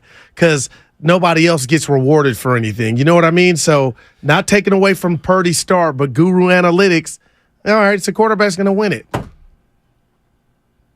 But hadn't happened since 2012. A non-quarterback. Yep. Yeah. I don't like any of it. By the way, somebody on the 650 wants to hear your. He says it's the San Jose Sharks opener. Scar. There you go. Yeah. He wanted to hear that. Dude, we got hockey. We got playoff baseball, college football. This is when you're disingenuous. Pro, and NBA. I was telling Evan. The best bets are hockey. Those odds are incredible. You don't even know about the goal line. There's no such thing as a goal line in hockey. No, the bet, when you bet them to win by 2. Oh. Look at me. So, Evan, this is what we were talking about the other day. That don't bother me. When Guru wasn't there. I don't. Get it all out. I do the same with Evan when you ain't around. One of the problems with being a son of 2 English teachers is I am annoyingly literal. And are annoying. And I work with a guy who is full of hyperbole. And so I found myself doing a show yesterday with Evan, and he said something, and then I said something, and then he said something, and then I said something. Oh. And then he said something. But you I'll say something that is something I just want to. I need to get more information out of. That's all. Oh boy, that's all. I feel it. That's all. Yeah, like when I do shows with Evan, Bonte, Styles, they'll get my lobs. Like I'll lob them something, and you'll jump up and we'll just whoop it because you don't get it but they'll get it, and then we keep. Was it about hip hop? No, it could be about anything. It could be a hip hop movie reference. Like the movie Friday you never seen. Right. I like chitlins. Like if I said that, you would be like, "What's that?" But they would get Friday. it. Oh, you're so smart. Hey, you guys had a good show yesterday. It was. You had Ross Tucker on. Yeah, we did. Evan and I, like I said, Evan and I were talking about it after the show. It was a very different show. It was very different. In fact, 888-957-9570. If you're a P1 out there, what's the difference between Tuesday show with Goo? There's truth in it. I get it. And my show with Evan. I do the same when you ain't here. Oh, boy. What does that mean? What you... Dude, I can't believe we got 23 minutes left. We have more than that. By the way, I have stuff here. I can't get all my stuff out of here. They're called headphones. You put them in a bag. I got a computer here. I got that shirt Trucker 23 sent us. Mine's hanging out. I'm kidding. We'll wear that to the Super Bowl parade. No, that's true. Yeah. No, I was thinking about Bryce Harper last night. And this is where I always try to use my wisdom. And I try to impart some wisdom. And I know, especially with the young players, young people out there, it's title or bust, title or bust. And if you don't win a title, it's a failure. And if you do win a title, it's success. And it's defined by that, black and white. But Bryce Harper, if the Phillies don't win the title this year, if the Philadelphia Phillies don't win the World Series, they will still always have that moment. They will always have this moment. I absolutely love this place, and there's nothing like coming into our ballpark and playing in front of these fans. I want to get, I don't know, I absolutely love it. I enjoy it. I want to do everything I can to help this city win at every single level. And I'm so grateful to be able to play in front of all these people in this great city of Philadelphia. It was like my steak. It was rare. And I just can't come to the realization that we've never heard an athlete not put his city on like that. Stoney, that was everything.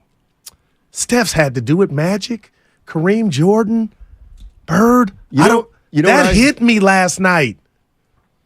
Yeah, it hit me too in a different kind of way. For example, if you got rid of all the highlights that weren't in an NBA final or a Super Bowl, nobody would watch sports. Nobody would watch sports.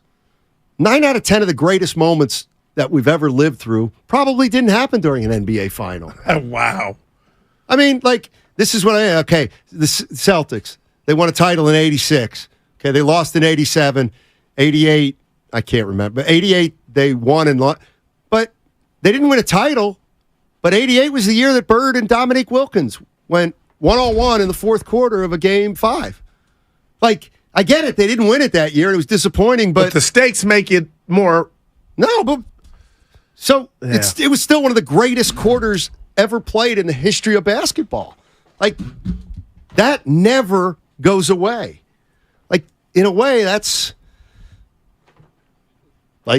that man. He's if the Phillies Bonte say he'll eat free. If the Phillies don't win it this year, yeah, everybody's going to be disappointed. Everybody's going to be hurt. But everybody who's a fan in Philly today, who's a Phillies fan, is having the best day. Now, they're having a great day. I want to test that. They are talking about finishing off the Braves tonight. I got something for you. They're on Stop there, Stoney. 9. What if Strider mows the team down? Well, I'm talking about right now. Oh, okay. The feeling right now. Right, but I want to test that. There's nothing to test. Because I'm thinking it. Let's say it's 2-2 tonight. They lose. That doesn't matter. I'm talking about right now. And now. And Harper goes 1 for 10, 1 for 15. But I'm talking about right That's still now. They'll never forget that. They won't. They'll never forget this day. They'll never forget last night. They'll never forget today, ever. And you know what? Maybe because of today, if they lose, the disappointment will be greater, but they still have today. It was like when the Warriors won 73 games. Did it stink? It was the worst. It was the worst. But you won 73 games. And we're up 3-1. Warriors. Did they win a title this year? No. This past year? No. Okay. But what about Steph's 50-point game? Do we wish we hadn't seen that? Is that 50-point game part of his? It's going to be part of his monster legacy. Yep. They are going to be showing highlights of Steph against Sack for the rest of the basketball highlights. So I'm just trying to give everybody a little perspective. You take the small victories and the big victories. He said, "There's not a place I'd rather." It's like, man, wrong. You're wrong. 510. You're wrong. No satisfaction in the 73 wins and a choke in the championship. You're wrong. But there's a lot to think you're that. Wrong. There's some that think that. And the reason you're wrong, 510, is because you didn't watch 5 months of basketball with a disappointment. You got to watch 5 months of basketball when a team may have been the best show in NBA like history. the Niners going 15-0. History. Man. So you may still be in pain over that loss, but the reality is you had 5 months of utter glee with the Golden State Warriors team. That's what we need to start appreciating, Goo. And you know what? I ain't mad at you, but can I tell you why? How can you be mad at me? That means more to me. I'm right. Can I tell you why that season and the 73 mean more to me? Yeah. As a Warrior fan, they did it without Durant. And if they would have won that chip, which we all know they should have, he wouldn't even be a Warrior. Just go figure.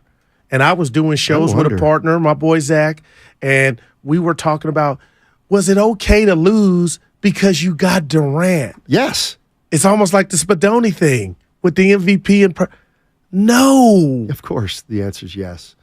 So you would say bye-bye to an era because they were an era. That would have been a repeat. So I could put you back in time. Yes. They win. That would have been back-to-back. No, they didn't win, though.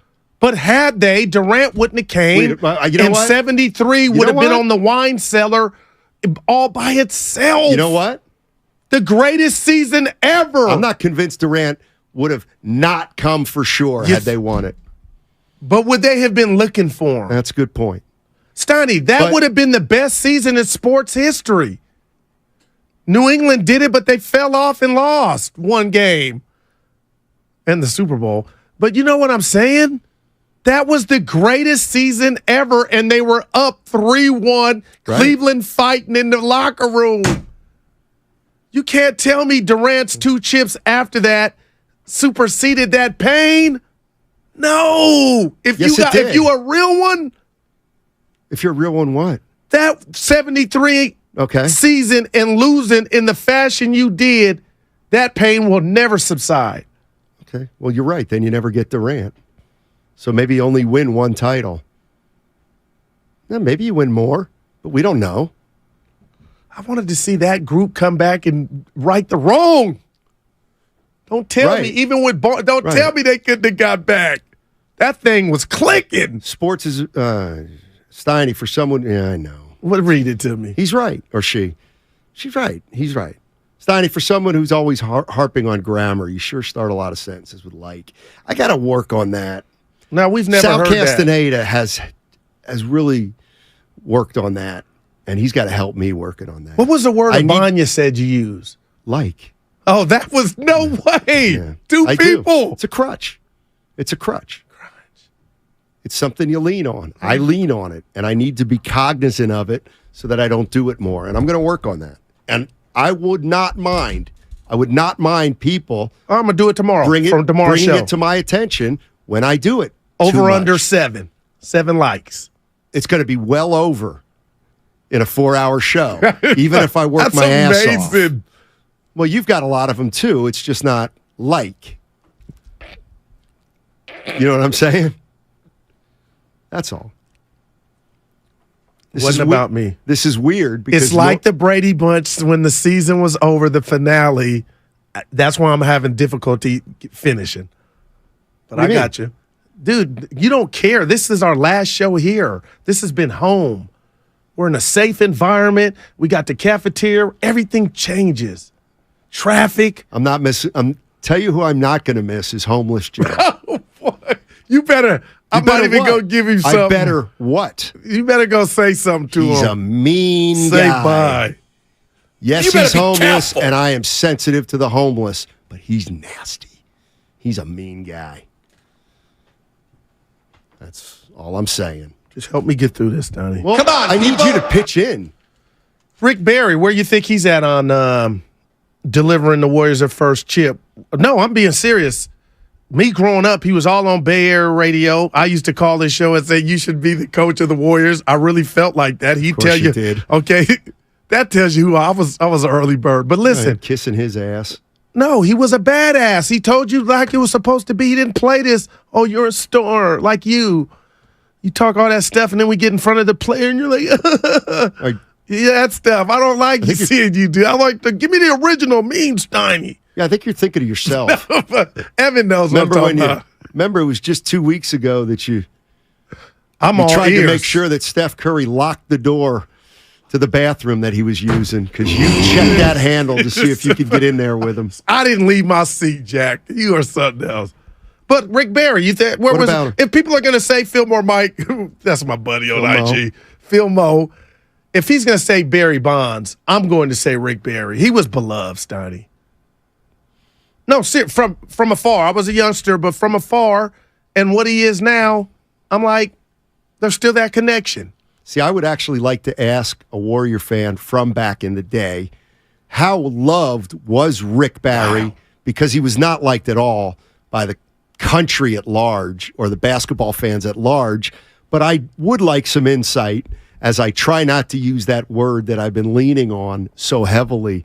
I would like a Warrior fan who was around in the mid-'70s to elaborate on the Bay Area's relationship with Rick Barry. There should be a Rick doc. Barry.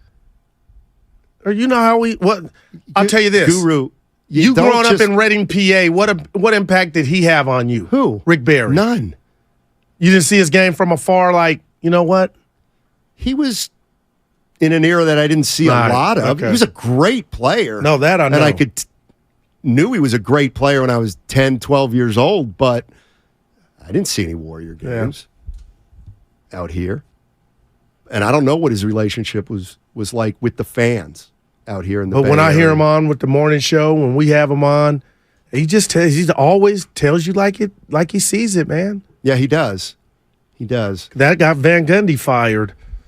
Good God, that's the only thing I'm not looking forward to for this basketball season. Doc I Rivers. don't care. Mock Rivers. I'm not looking forward to it. Okay, go. We got 6 more minutes. What's on your notebook? I'm out. There is no Steiny. Stop. Okay, Bryce Harper. Gotcha. Talking about how much he loves Philly, the fans. Asterisk in green, Will Clark. Does he fit? Next bullet point. That moment last night will be captured forever. That, in many ways, is just as important as a title. Something I wanted. Oh, go ahead, Evan. I was just going to say, I got something off of that for a couple minutes. You guys hear what Harper had to say to Orlando Arcia after the game? No, I didn't. Let's hear it, E. Well, explain. Yeah. So the backstory, and this is kind of the bigger story as opposed to Harper, so Harper had 2 home runs last night, and each of them, if you notice, he stared at the Atlanta Braves shortstop around second base for each of them, because reportedly, Arcia was quoted after Game 2, in which Harper was doubled off at first base to end that game. Wow. Saying, "Thank you, Harper," or "Good job, Harper." Yeah, attaboy. Attaboy, Harper. But where the incongruity is that there were reporters in the locker room after the game who overheard the celebration and took the quote and ran with it. So after Game 3, Travis d'Arnaud, other players for the Braves, cited the locker room as a sanctuary in which stuff like that was not supposed to get out and did, and ended up coming back to bite him. Your thoughts? Wow. Who leaked that? There's a mole. No, there isn't. Well, they didn't like it getting out. Well, the reporters are in the clubhouse. It's after a game. It's in a media access portion of the clubhouse, and our guy, give it to us. The guy for the Braves says, "Woo, attaboy, Harper." Oh, Arcia. He got thrown out on the last out of the game when he got doubled up off first. And so in the celebration after the game, Arcia said, "Woo, way to go, Bryce Harper." A reporter heard that and reported it, which that ain't off limits. I hear you. No, it's totally in fair. the New York Post, Evan always tell you they're like the real Jay-Z because the back of it, they'll have some like clever. They showed Harper running around second, staring at Arcia. Guess what the title was? Don't tell me. Evan, if you got a quick guess. Yeah, go ahead. I don't know. Stairmaster. That was so great, and they got Bryce just mugging him, and Arcia's looking there like I can do nothing. And the caption, Evan, was Stairmaster. I like that. That was, but it was a minute. Hello? What? It was a menacing Bryce Harper. He was looking evil, and it said Stairmaster. I said, we got some witty people in our world, boy. Was that your trivia goo? We'll get to that tomorrow. I want it now. Stuff going. I'm out. Stuff going. I'm out of ammunition. I don't have much left. I mean, we got 3 minutes Well, talk left. about what the buildings meant to you. Nothing. Come on, it's a building. It's a structure. It's an inanimate object. What do I want? You showed up here almost Goo, every I got to day. tell you, I can't quite understand it, but I have this affinity that I can't describe with concrete. I just can't get enough concrete. Well, did you love concrete. I got something for you. I love concrete more than Evan, my I'll kids. get us to the finish line. All right, you guys went to cafeteria yesterday. That officially is your last visit there with us here. Did that come up? Was that a topic of conversation? What? Your last visit at the cafeteria. Did that come up? I'm going today. But it didn't come up. Yeah, the streets are talking. Somebody told me it came up yesterday. San Francisco's talking, and the old ship's talking about their loss of revenue. Oh boy! And what's going to happen once we change buildings? I think that's a sign we need to look at ourselves. No. Wow. Hey, proudly. I didn't like that, Evan. Look at ourselves. I get proudly. the Caesar salads. By the way, you know what? If you really think about it, you can do it. I don't think I've used that word in the last 6 minutes. That is, dude, I'm proud Here's the of problem. What, you can do it? I'm really concentrating on it now. It's going to be hard to concentrate on not saying that word, but still doing a 4-hour show where we interact and we ad-lib and we talk like we'd normally talk And you got so many people else. you're talking. It ain't just me now. You got the YouTubers, Twitch. Right. Yep. Do you think we'll be in the new studio tomorrow? Oh, there's no doubt. Or will there be another glitch? 2 to 6, Willard and Dibs coming up. Yeah, we'll be there. The Millennium Falcon will take off. E, what do you got going today? Anything? I got a St. Mary's volleyball broadcast tonight. What time? Dude, man. 7 o'clock. Hey, by the way, We need to go to a the game. answer's no. Evan, Goo, you want to go to the St. Mary's preview basketball dinner? $15. Men's basketball. I'll say 25. I think. What day? Or 35. What day? I think October 27th. I'll check with my people. I need a team to root for. No, you got it. St. Mary's. Yeah, Evan calls the games. I love. You can bring 49er Frankie. It sounds like he hasn't heard from Dude, you. in a while. I gotta get. I'm gonna He doesn't get get to him. go to I'm gonna games. rip him a new one. You don't call me at my job. All right. Is this a hard out at 56? Oh my God! Give me some tissue. It's a hard man. out. The last one. All right. Last show from this building. Good riddance. I'm sorry, I interrupted you. Finish and then lay out for me, would you? If you're hiring, it can feel like you're trying to find a needle in a haystack. You can hope the right person comes along, or you can just use ZipRecruiter. And now you can try it for free at ZipRecruiter.com/radio. In fact, ZipRecruiter has helped a lot of business owners find their needle in a haystack, like Marco, president of operations at Telly Tires and Auto Centers. Because Telly Tires has grown a lot in the last few years, Marco needed to hire everyone from a receptionist to a store manager to a head mechanic. ZipRecruiter helps me find all the right people, even the most difficult jobs to fill. ZipRecruiter helps me keep my business running. Take it from Marco and millions of other businesses who've used ZipRecruiter.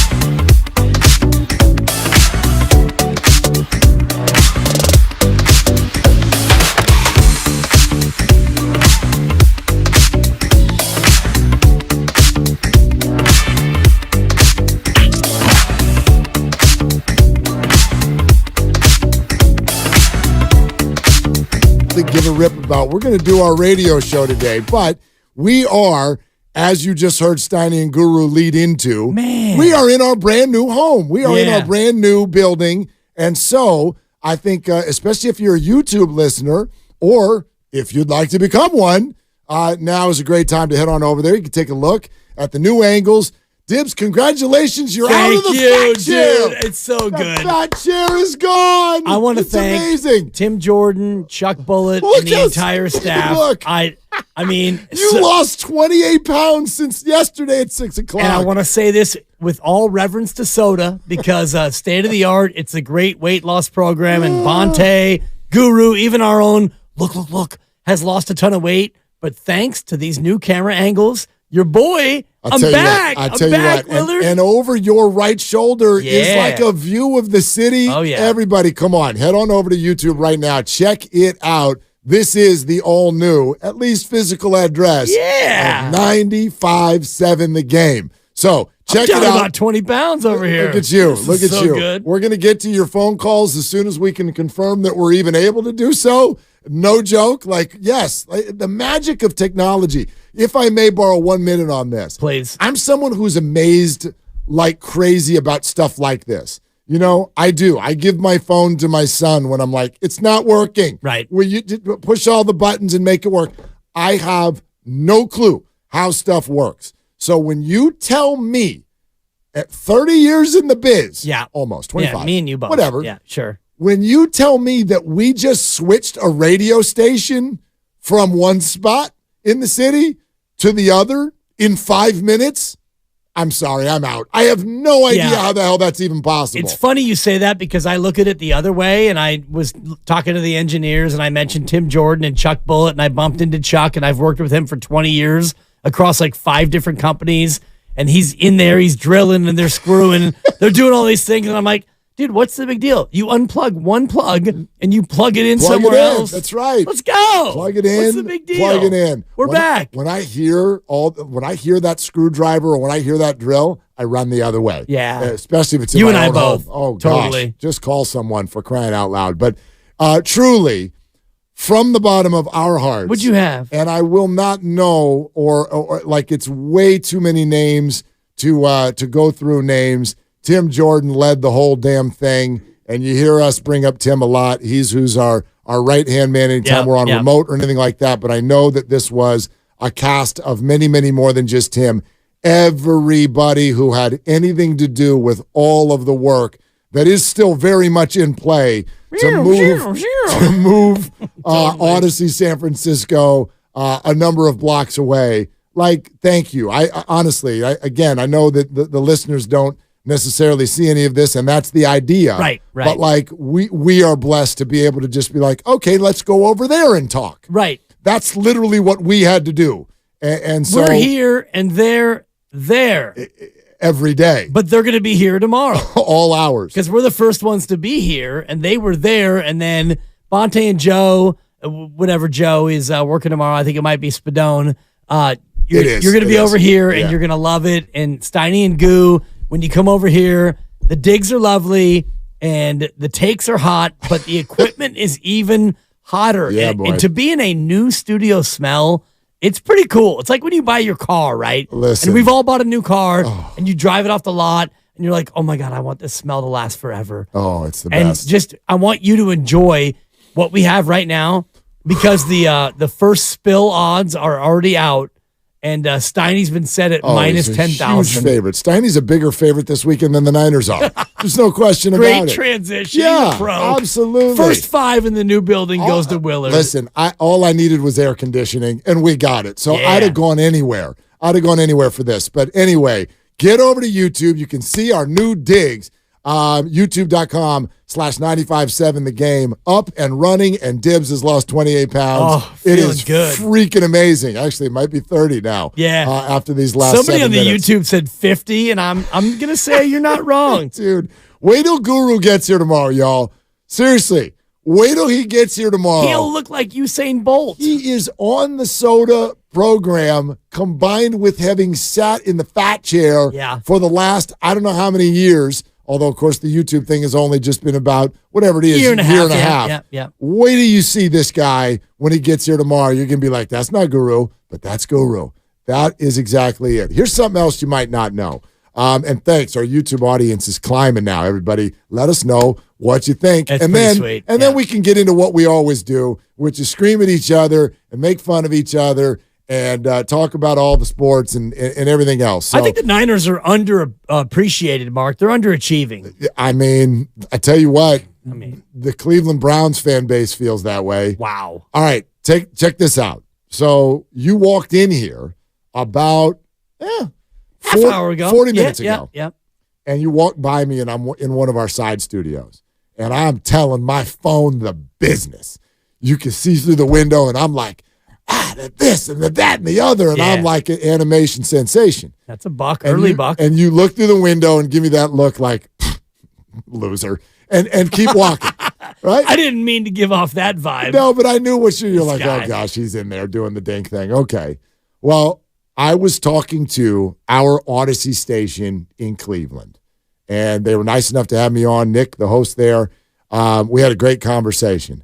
But I gathered a little bit about this football game this weekend based on this experience. It started with an off-air conversation with the producers. I'm going to hold that in my hip pocket for just a few. Okay. Flash forward to the on-air conversation with Nick. And normally when you do these, you go on the air, other city, the teams are about to get together. We do it too. We have people on from the other city. And it's kind of like, okay, hey, what's going on with your team? Is Deshaun going to play? Yeah. What are you seeing with Brock Purdy? You know, like it's usually kind of demure and this Pretty guy, vanilla. right? Yeah. This guy brings me on and he's like, okay, how the hell are we going to even score a point? Okay. How are you not going to score 60 in this game? They're calling Kyle Shanahan out there, the one that got away. 1 year as the offensive coordinator in Cleveland. Right. He's like, we're looking at Stefanski. It's year 4. I'm still trying to figure out if he's a good coach. And if you're asking that question 4 years in, that's probably your answer. The jealousy was overwhelming. Shout out Gin Blossoms. And that's one thing. Wow, good pull. Hey, jealousy. I had that album. Yeah, of course you did. Anyway, I There's know. a shock. Not necessarily proud. Minus 160 that you had that album, but go ahead. I don't have any John Mayer albums now. But anyway, so just in talking to him, the thought is, and sure, the Niners are a big favorite, but it was a great window for me to hear the perception of the 49ers from somewhere else. The perception of Brock, the perception of Kyle, and the perception of this team as a whole. And so other cities, other fan bases, make no mistake, after that Sunday night game, Dibs, I think people think this is a fait accompli. I think if you ask other cities right now, they think they talk like the 49ers are about to go 17-0. Well, that's a tall order, Sure. but you got to go 5-0 in order to go 17-0. And right now they are 5-0. And you look at Cleveland, and it's a game that's going to be tough for the Browns. And I'm looking at reports right now, and Deshaun Watson missed his 3rd straight practice after missing last week's game. And it does increase the possibility he'll sit out with a shoulder injury. It's a bruise, Mark. It's not a dislocation. It's not a torn labrum, which I've had. It's not a, fractured AC joint.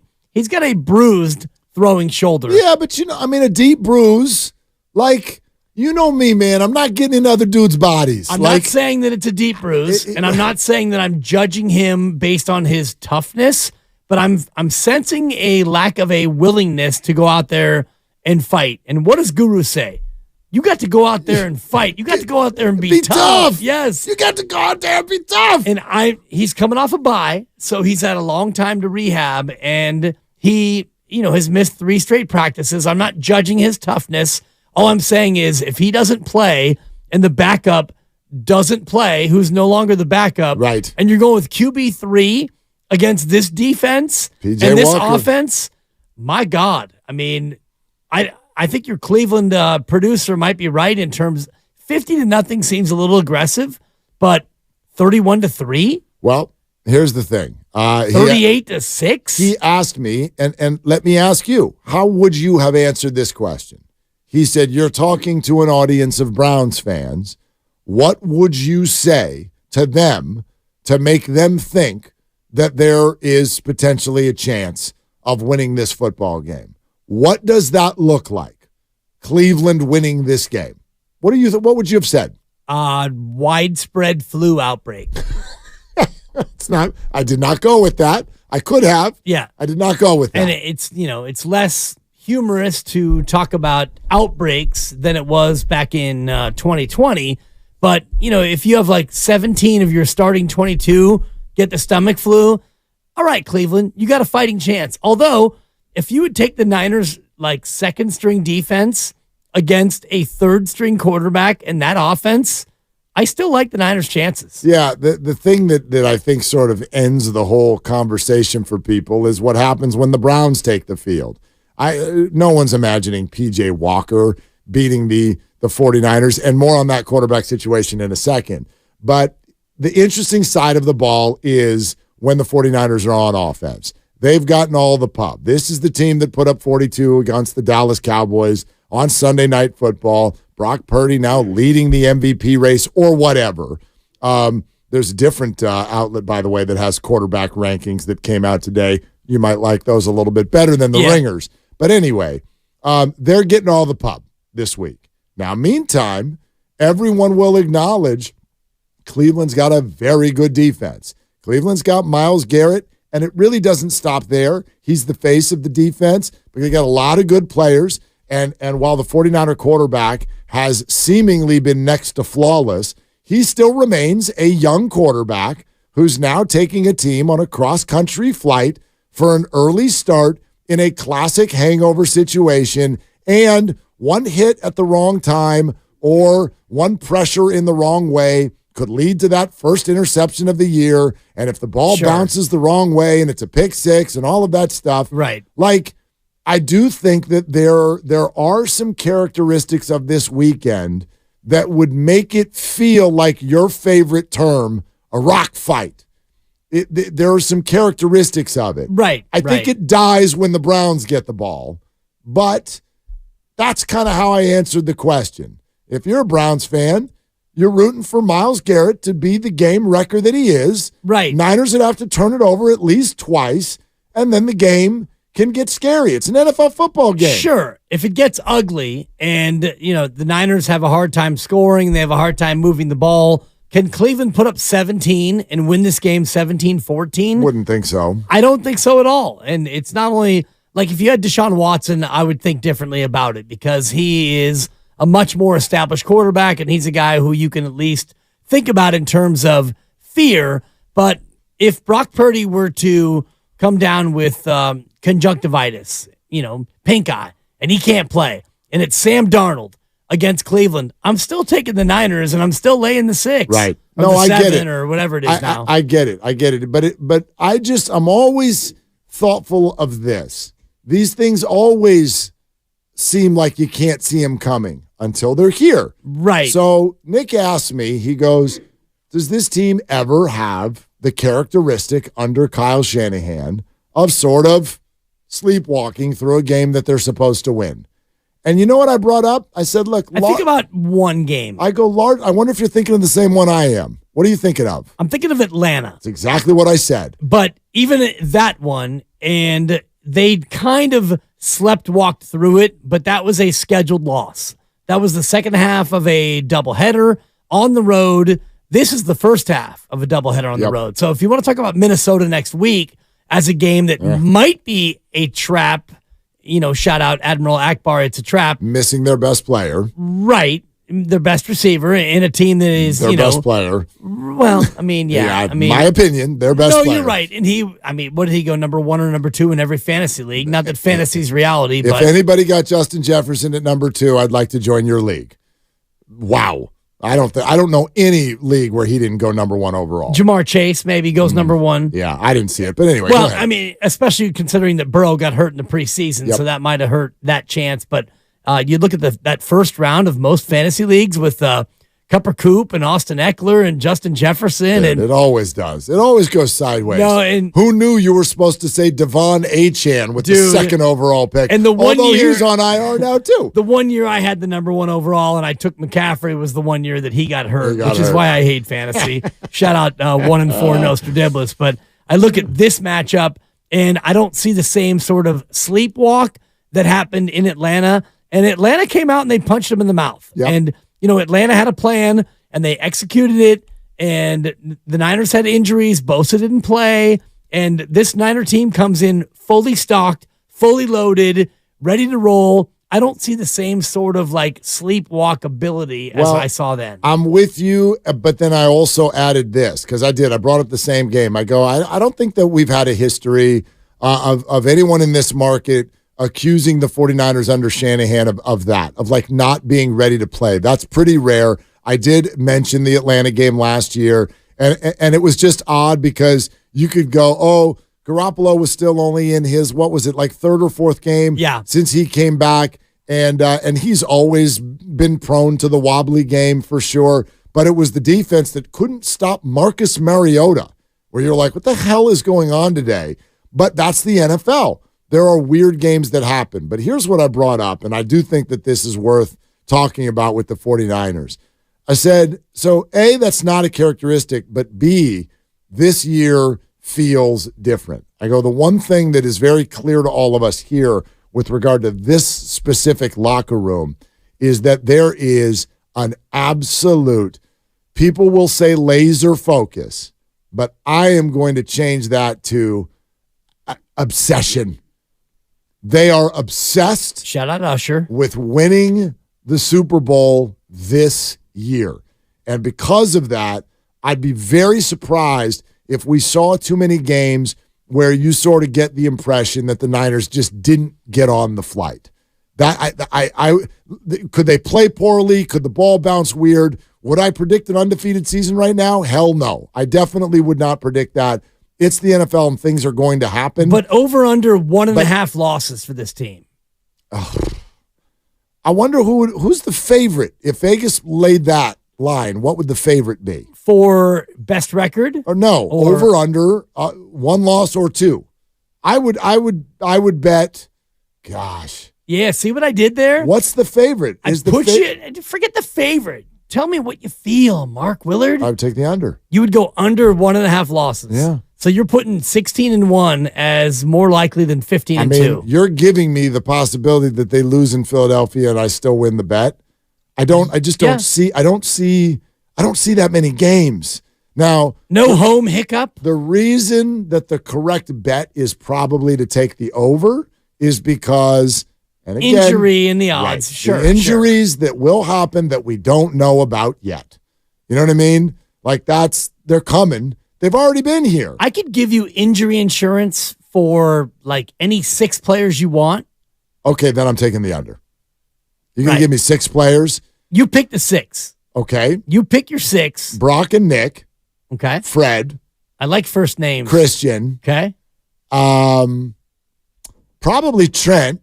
Okay. You get one more. And which receiver do I want to take? Man. It's like picking between your kids. See, does Bochy still work on these microphones? Okay, man. Works even better. Yeah, I guess I'd take Brandon. Okay. Yeah. So Debo gets hurt and the bet still lives. Yeah. But okay. Yeah. Interesting. They've looked pretty damn good the last 2 weeks, and they really barely used Debo Samuel. And I don't think you're wrong to take that in terms of, injury insurance and over-under of 1.5 losses, because right now they look virtually unbeatable. And if you compare their schedule to Philly's and their schedule to a lot of teams other than Detroit, which, by the way, Detroit is it's Cupcake City. They might as well have a Girl Scout cookie schedule. Well, they got the Samoas. They got the Thin Mints on the schedule. They got the Do-si-dos on the schedule. They got a weird game this weekend at Tampa. Like anytime Detroit is outside and they're playing a good defense, I'm always like, are you going to look the same? But they should win that. But yeah, I'm looking at this right now, and sure, I don't know about the injuries, but explain to me where they're going to lose football games. If they're not going to lose in Cleveland, Minnesota's not going to have their best player. The hampered Bengals are going to come in, and it's at Levi's. Yeah. Then you get a week off. You go to Jacksonville. That's a hard football game. But the Niners are better than them. Off a bye, too. Look at I think we all are confident that if they're at Levi's, they should win. Baltimore is the best opponent coming in on Christmas. You think Lamar Jackson's beating this team? I don't. They scored 10 points against Pittsburgh last week, and lost a football game. They scored 38 points if their receivers catch the damn ball. football. Yeah. You know what I mean, though? Shout out my fantasy team. They got to go to Philly, and they got to go to Seattle, and they got to go to Washington, and they've got to go to Jacksonville. That's the second half. Those are the after the bye road games. Anything feel scary there? No. So, yeah, if blessed with health, it feels like a 1 or a 2 loss season, or maybe a 0. Oh, geez. If it goes your way. Mark Willard, new building, first one to say 17-0 or bust. No, blessed with health. Are they that good? Are they that good? Thank you. Just give me paper. Give me paper. Are they that good? Are they that good? I'm not giving you paper. No, on paper. They don't have to face the Bills. Who cares they don't about have to, paper? We're talking about grown men against grown men. You can take your paper and shove it all the way back to 865 battery. I mean, you love to play preseason win-loss, but you don't like I had them at 13-4. But you don't want to do it in? Oh, I would definitely take the under on 4 losses. It's easy now 5 weeks in. So would you. Captain midseason. I would have taken it before I the had season. the courage to do it up front. You don't have no courage. You don't even have anything on your belly anymore. I'm skinny. No, so I want to go back. One of our listeners just sent in on YouTube for the first time, Dibbs looks better than Willard. Scoreboard. I'm out. We're going back. We're going back to Cali. You look good, though. I'm looking at the YouTube right now, and you look whatever. You always look good. But I finally, your boy, down from 2.25. I'm down to like $1.85. I'm feeling good over here. I might get some Hostess cupcakes during the break. You should just to fatten up. Actually, the area we're in, there's a lot more options for you to go get yourself. Yeah, we got Chipotle out the window. Yeah. I might get one of those boba things. Might get me some of that boba. Have you ever done that before? It's disgusting. It's very unsettling. My daughter loves it. Do you get boba, Lucas? You do? Yeah. I'm just like, oh, this is tasty. Oh, and then this is like this thing flies through the straw. Very unsettling. And I'm not going to say what I almost said because you would have used the drop for the rest of your lives. You choked on some balls is what happened, Mark. I'll say it for you. I mean, it's like, what is that? What is a boba ball? What is that thing? Grandy's not ready to cut and save, so you can say it. Yeah, you absolutely you gagged. And anyway, yeah, I'll figure it out. Don't worry. You'll get. Oh, look at you! First debut, Grandy. Oh, Grandy's here. Yeah. All right. Anyway, you get what I'm saying. Yeah. It was a vibe. It was different to talk to the Cleveland radio station, and they're just like, all right, here's Mark. He's in San Francisco. How much are you guys going to win by? Right. I'm like, wow, man, y'all okay? So here's the other thing. The pre-interview conversation. Yeah. Now, this is not a report. I'm not telling you that anybody knows for sure. You going to sauces? Although it feels like someone knows for sure. Mm-hmm. It feels like the Browns know that Deshaun Watson is not playing in this game. I know that the tea leaves have already been pointing there, but check this out and do with it what you will. The Browns, and I don't know if this is the policy for all the teams or just the Browns, but I was informed that the Browns' policy is to have the starting quarterback talk to the media on Friday. That's their process. Starting QB talks to the media on Friday. So after practice today, assembled media goes to P.J. Walker's locker. It's like, hey, P.J., what are you thinking? What do you know? Let's talk 49ers. You want to know what P.J. said? I'll talk to you tomorrow. Oh, wow. So if the starting quarterback talks to the media on Friday, P.J. Walker is very much inside the Browns locker room as of just a couple of hours ago. He is acting like the starting quarterback for this football game. Yes, and if you have a starting quarterback who hasn't practiced in 3 days coming off a bye, it's pretty easy to read the tea leaves and say that Deshaun Watson is not going to play. If you're coming off a bye week and you can't be on the field for your first 3 practices coming out of the bye week, you're not playing. You're not going to miraculously be ready to go on a Friday before the Sunday game at home. Offensive coordinator Alex Van Pelt said it's up in the air. Obviously, if Deshaun can make it, that'd be great. If he can't, then PJ will be just fine. So we're ready for either scenario, and that's Alex Van Pelt, the Browns OC. Obviously, we're going to give him every chance to make it to the game, which is great, which means that when he shows up with his credential, he'll be let in. And, they want him to play, but he's not playing. And I wonder what the short-term future and the long-term future is for Deshaun Watson on this team. Yeah, it's been a weird year, and they told me something else about Deshaun Watson, in fact, which I'll share with you coming up next. We're sponsored by Lucky California. Also, we're also obsessed with quarterback power rankings. How about coaching power rankings, which came out last night? Where does Kyle Shanahan sit? According to Fox. We'll let you know all of that coming up next from our all-new digs. This is Willard and Dibbs, 95.7 The Game.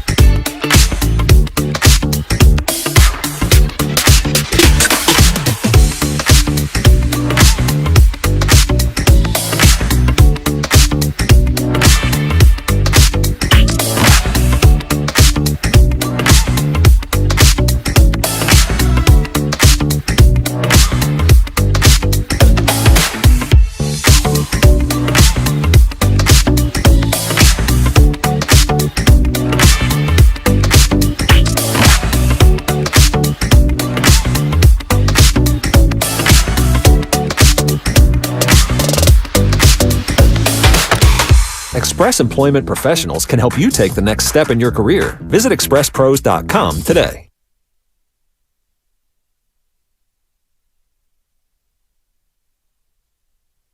Now, back to Willard and Dibs on 95.7 The Game.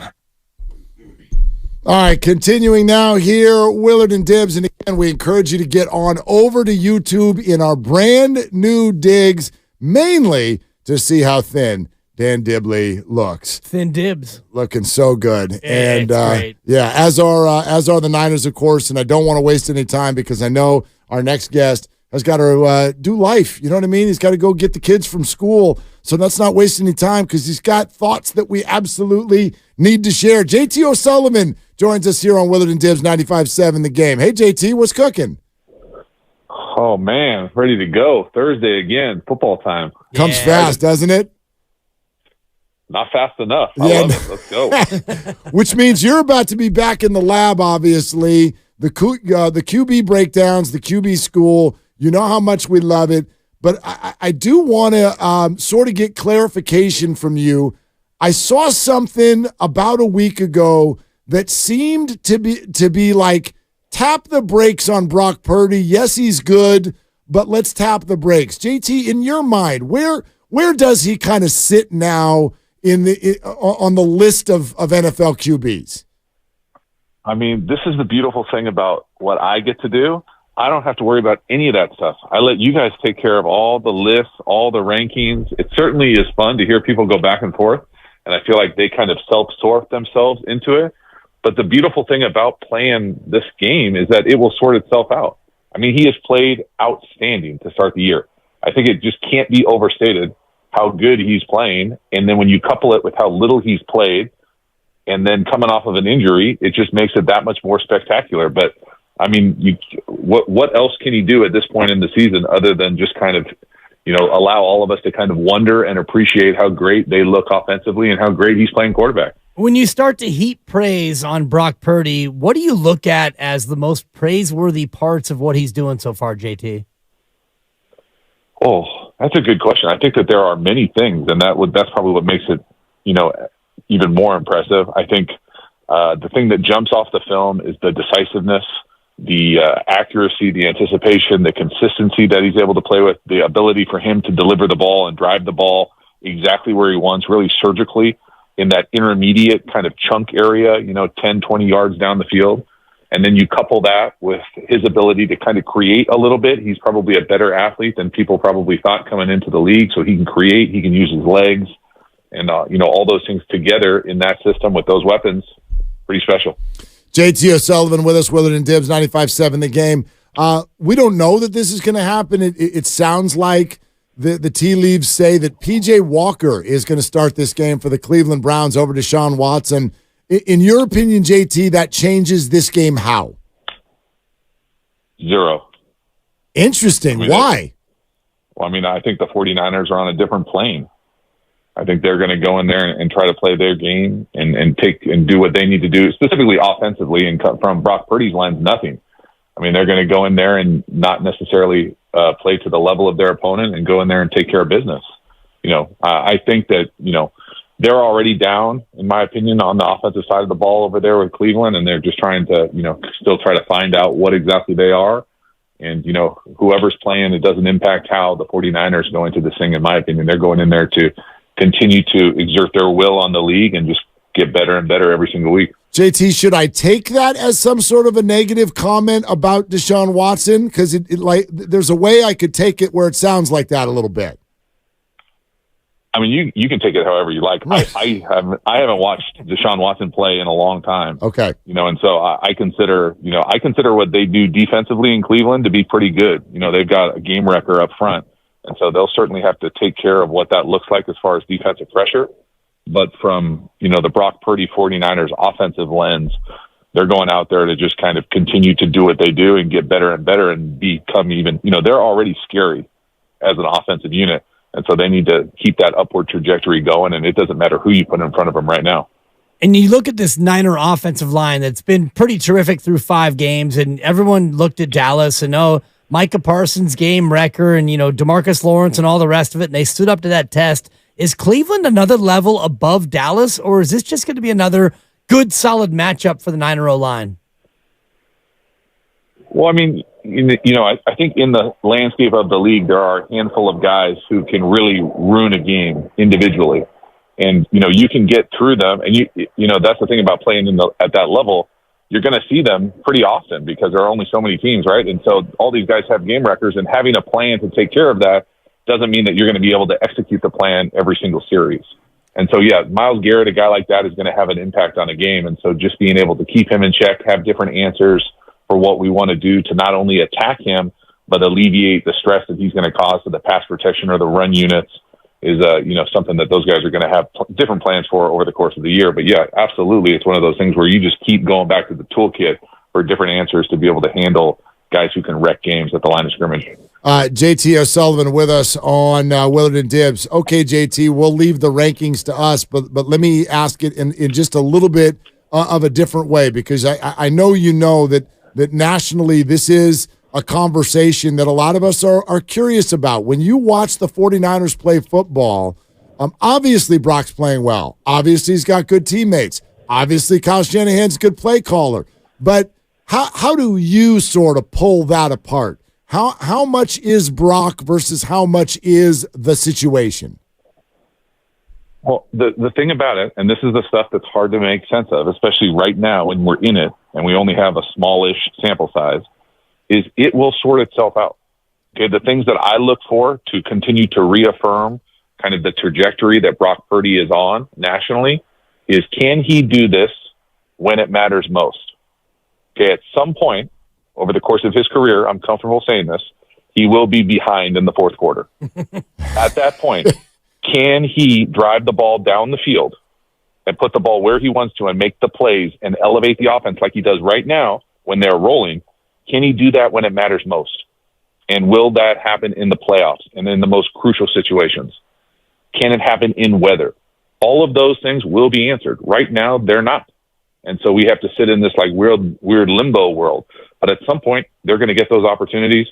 Will he step up and take advantage of them? We'll see. I don't think there's any reason not to think that he will. But up until this point, it just hasn't happened yet.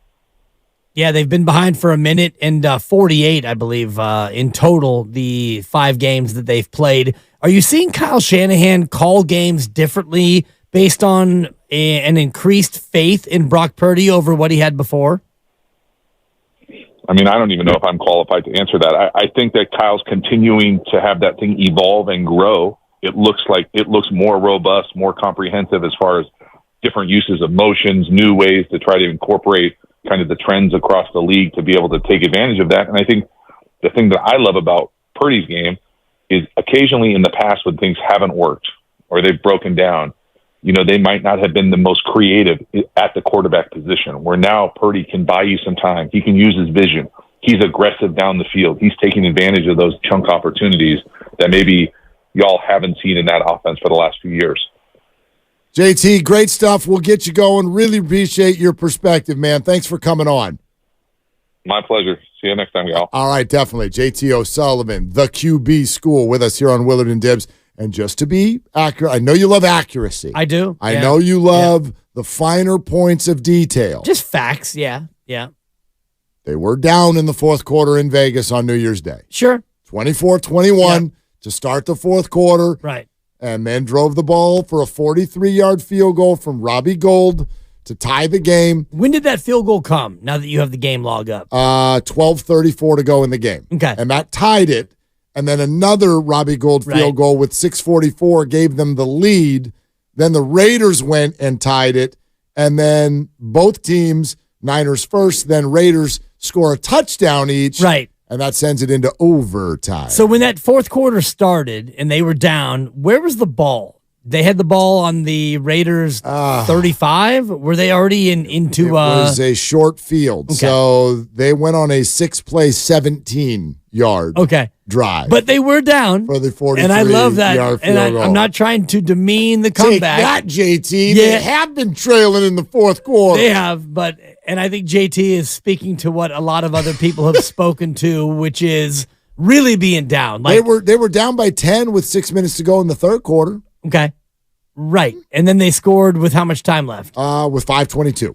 Right. Okay. On an 8-play, 75-yard drive. Right. So when they got the ball back and they were down by 10, how much time was left? Because this is always what I talk about when they got the ball back. When they were down by 10, like when the Raiders scored to go up by 10, they got the ball back with 10:22 to go. Right. 10:22 to go in the third quarter. This is what we do when it comes to Kyle Shanahan in the Super Bowl, and we say they were up by 10 points with 6 minutes left.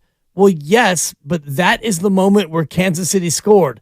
The real stat is they were up by 10 with like 12 minutes to go, and then Kansas City spent 6 minutes driving down and scored. Well, we do spend way too much. Like, boy, do we overrate a 10-point lead, especially if it's at the beginning of the fourth quarter. But we also overstate how much time is left. No doubt. This is my example. I mean, the point of that Raider game, and JT's point was, big game, playoff game. Come on, like weather. And this was not that. Okay, Ice Cube played at halftime. It was nice and cozy inside that building.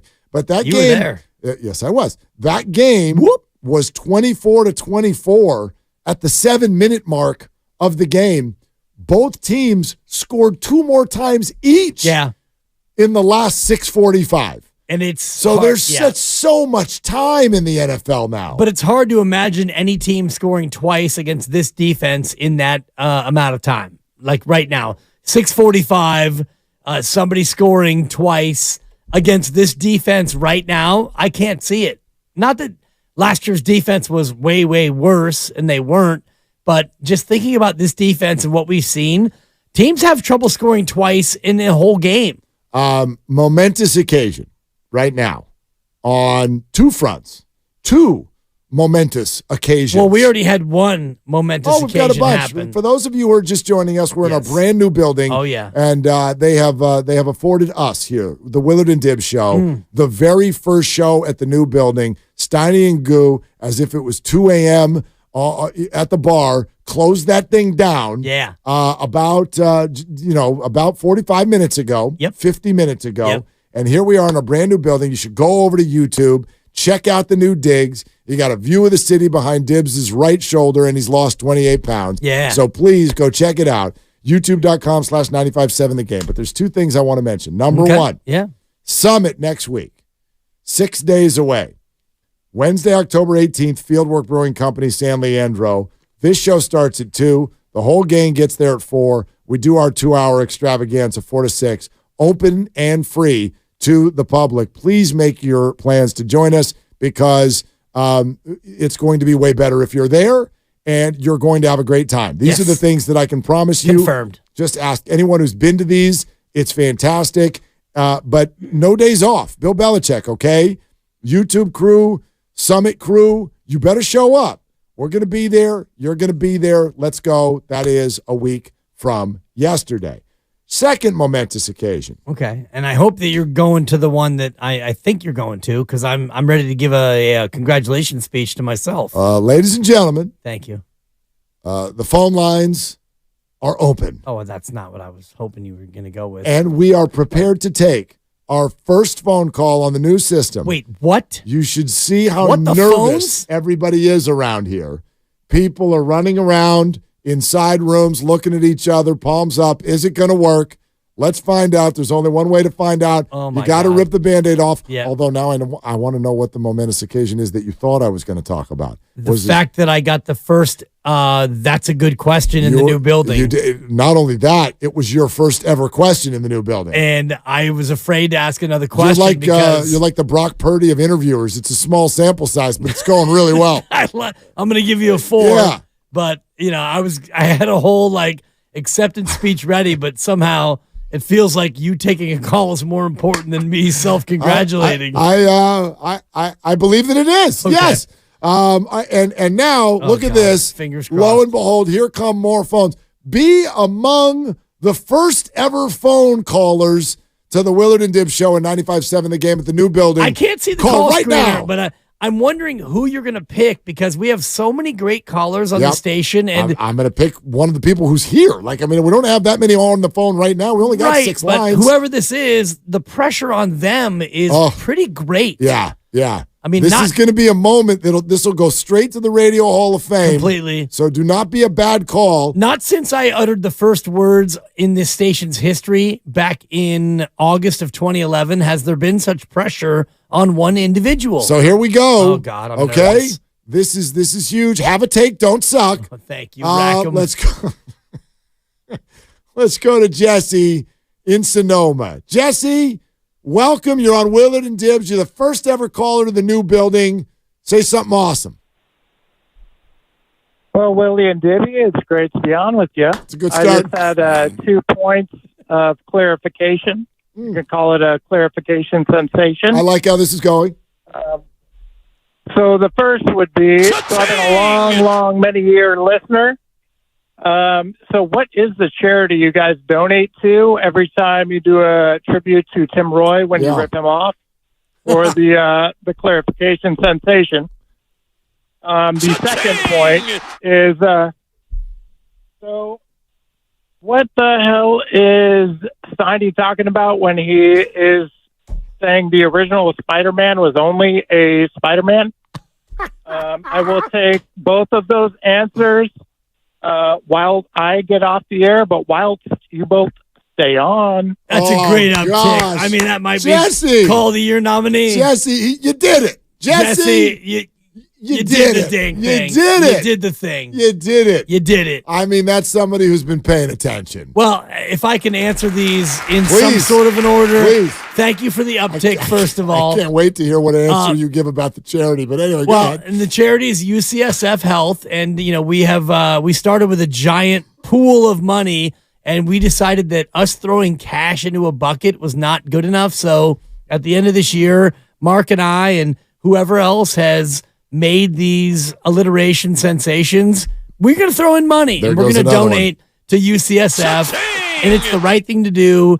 And if it's pediatric cancer or just whatever Doc Pandia says we should donate to, we're doing it. Yeah. And I think, Mark, you're in for like 278, and I'm in for like 314. And, you all out there can donate as well. And we will get an official charitification situation all squared away. Here's what I will add about that, because for a while we were also like, man, every time we have a listener call and do what he just did, we're going to have you send us a buck, and then it's like, well, what are we going to do? Have people send a buck in the mail? So like there was a conversation about getting a little button on the website where we could send people to go donate if they wanted to. But do any of you have that thing around your house that you've been meaning to do? Does anybody isn't that true all the time? Oh my God. At all times, you got that thing that you want to do and you haven't gotten it. I got a human reminder who I live with. Well, there you go. And we all say the same thing. Oh, hey, when are you going to get to that closet and clean it? Oh, gosh, I've been so busy. I don't have the bandwidth. I haven't been able to get to it. It's all the same stuff. Well, as we were just talking about off the top of the show, this move that we pulled off here 51 minutes ago has pretty much taken everyone's attention for a number of months now, combined with what we do in terms of events and content and teams and all of that. And so I still do hope that we can turn this into something that is even bigger. Yes. And we bring in more money for good causes and whatnot. But we just haven't been able to get to it. Yep. Don't have the bandwidth. No, but it's there. Yet. And it's happening. And Definitely. I believe that UCSF is something that you and I are both passionate about in terms of the donation. And Doc Pandia, who joined us yesterday and joined us Tuesday, and he's a friend of the station, and we want to do something good for them as well. And just to close the book on Jesse's call, Matt Steinmetz, and I don't know if you were here yet, when Steiny was so adamant about the fact that the original Spider-Man was only a Spider-Man. And he said it on the air as definitive as you've ever said anything in your life. And it was hilarious because he thought that the original Spider-Man... There was no Peter. Correct. There was no Peter actually Parker. The original Spider-Man was only a Spider-Man. And we all, of course, laughed. And I mean, we were rolling on the floor because he didn't realize that Peter Parker was bitten by a spider and the whole thing, and Spider-Man and the whole deal. But I'm not Spider-Man. I'm a Spider-Man. Shout out Jay-Z. Anyway, go ahead. The original Spider-Man was only a Spider-Man. And so that's what Jesse was referring to. Really and good. It's gone down as one of the all-time great drops in 95.7 The Game history. Let's go to Kevin in the Caldecott Tunnel, although no doubt no longer in the Caldecott Tunnel, which begs the question, Kevin, which side did you choose? The Caldecott? Yeah. Which side? Which one did you? Which side did you pick? I haven't quite got there yet. But all right. He must be going eastbound. Which side are you going to pick? I'm going eastbound. Yeah. You going right or left, Kevin? You got to go left. Are you a right winger or a left winger? Definitely a left winger. Okay, there it is. Welcome to the show. You got to go left when you're going through tube number 2. It's the older tube, but it's a high quality tube, Kevin. Yeah. I'm a Caldecott guy. Yeah. Anyway. All right, go ahead, Kevin. Well, yeah, I was hoping to be the first caller at the new station, but I guess I got beat to that punch there. Yeah. But two hot takes here. I think the Niners going to go 17-0 and then sweep the playoffs, win the Super Bowl. Whoa. And I think the Warriors are going to run it back this year and win the championship as well. Kevin, has anyone ever said to you, like, wow, your sports takes sound like Mark Willard from 95.7 The Game? Has anyone ever said that to you? No, but I'll take it. All right. Well, no, the only reason I say it, Kevin, thank you very much. Captain Positive, and Kevin. drive safe. Yeah, like, wow. I mean. Well, he didn't say the Warriors would go 98-0. He didn't. I actually, here, for fun, just because Kevin brought it up, because this is a super, like, campy sports radio question, and I usually try to avoid this stuff. What's more likely? Niners run the table, never lose a game, Super Bowl champs, or just Warriors win a title? Great question. What's more likely? Wow. More likely is... What's more believable? Well, you know what? I don't want to screw Grandy and his beloved clock over, so I'll give you the answer on the other side. I knew there'd be an uptake in there. Will you do it on or off the air? Probably both. We're presented by Fremont Bank, full service banking, no compromises. We can continue to take your calls, 888-957-9570. Who wants to be the third ever caller in the new building? That is up for grabs. Plus, the coaching power rankings. Where does Shanahan sit? Did he even make it into the top 5? We'll let you know coming up next on Willard and Dibs. Ron had a tax problem.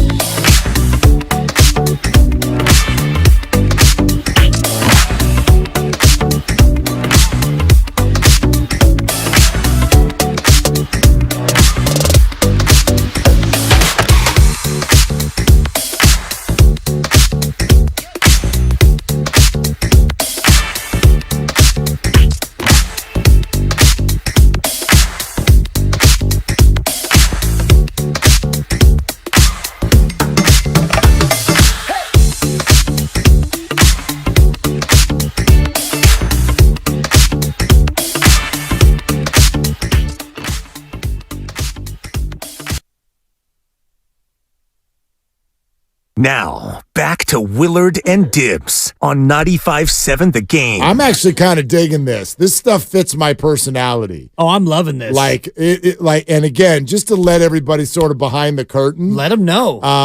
We're in a brand new building. That does not matter to you. We don't expect it to. Although if you want to go over to YouTube and see what, again, the people, the shows that you listen to, you also don't care who's driving, who's one, who's two. We have these radio terms. Sure. And the 2-chair at our old building, if you watched on YouTube. 2-chair. The 2-chair added about 113 pounds. That person looked to be about the size of the whole camera. Fat. And so now, if you're a YouTuber, you have an option to go see how large our hosts actually are.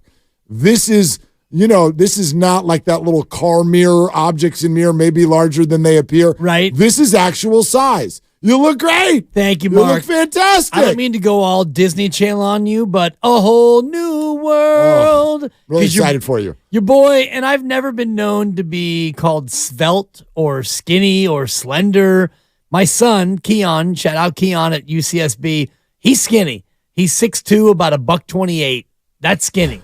I've never been called skinny, but I'm not as fat as I've looked for the past 4 years. It's really great. So I'm happy for you and that beautiful look at the city right over your right shoulder. Everybody should get over to YouTube, check it out, and just hang with us. We're on the chat, and great way to listen to everything. It's all powered by First NorCal Credit Union, and then all of your traditional means of talking it out and texting and calling, and all of that is still available to you as well. But just to, again, bring you behind the curtain. So it's, you know how it is anytime you're somewhere new. Like, okay, you get to a commercial break and everyone goes in the other room and it's like, all right, does that work?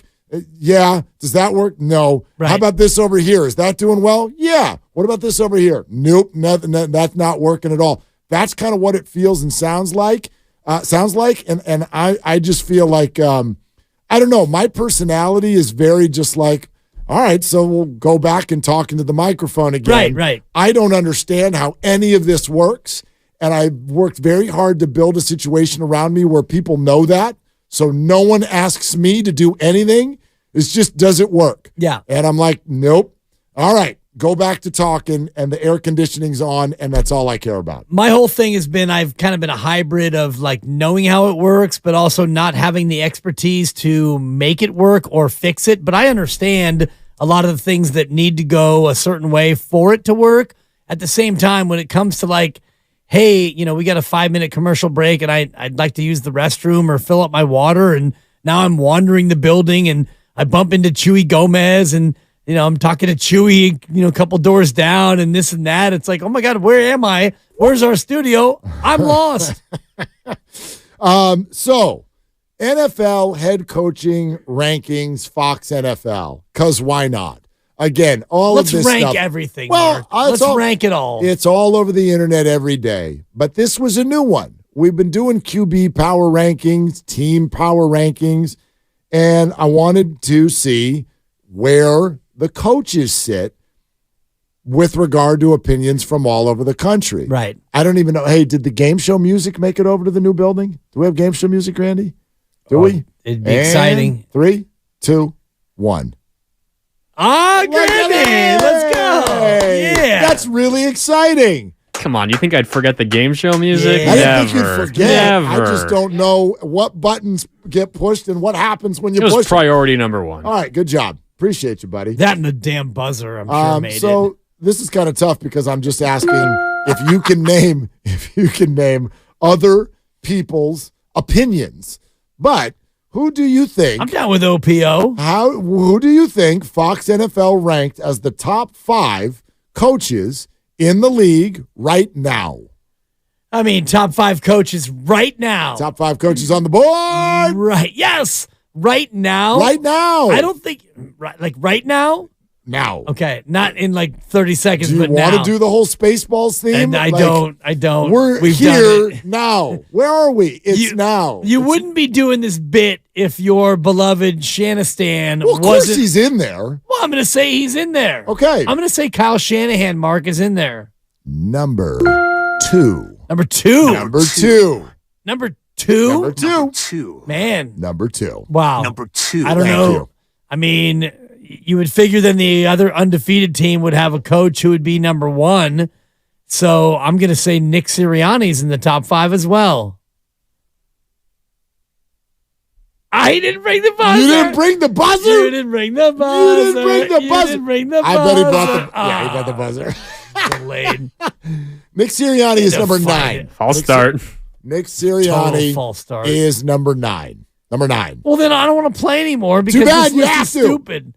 All right, then it's got to be based on reputation. So, okay, Andy Reid is in there. Number 1. Okay. Number 1. Well, even though his team stinks, he's still a good coach. Bill Belichick's got to be in there. Number 10. Oh, whatever. I hate this. What?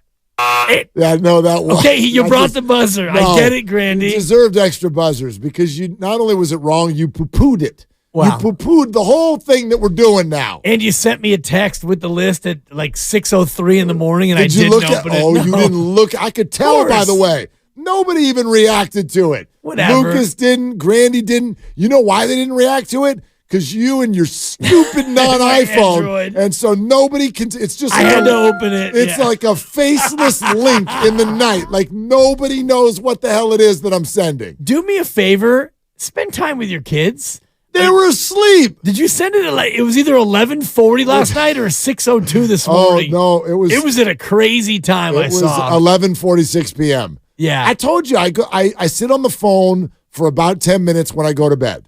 I lay down and I just dial out. I watch some stand-up comedy on Instagram. Okay. And then I see things. Little show prep. And I'm like, oh, that's interesting. So I sent it to you. But I'm glad you didn't look because there's still 3 more on the board. How about John Harbaugh? He's John a champ. Harbaugh.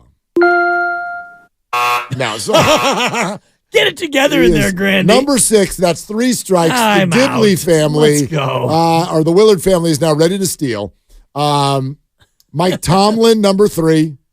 Wow. Sean McVegas Number 3. is number 4. Number 4. And boy, you should have gotten this one. You really should have. Dougie After P? all the Teach me how to Dougie? All the peacocking this year. Oh, Pete Carroll. Oh, Tua's the MVP. They got Mikey And McD? 70 Number 5. points, and they're very exciting.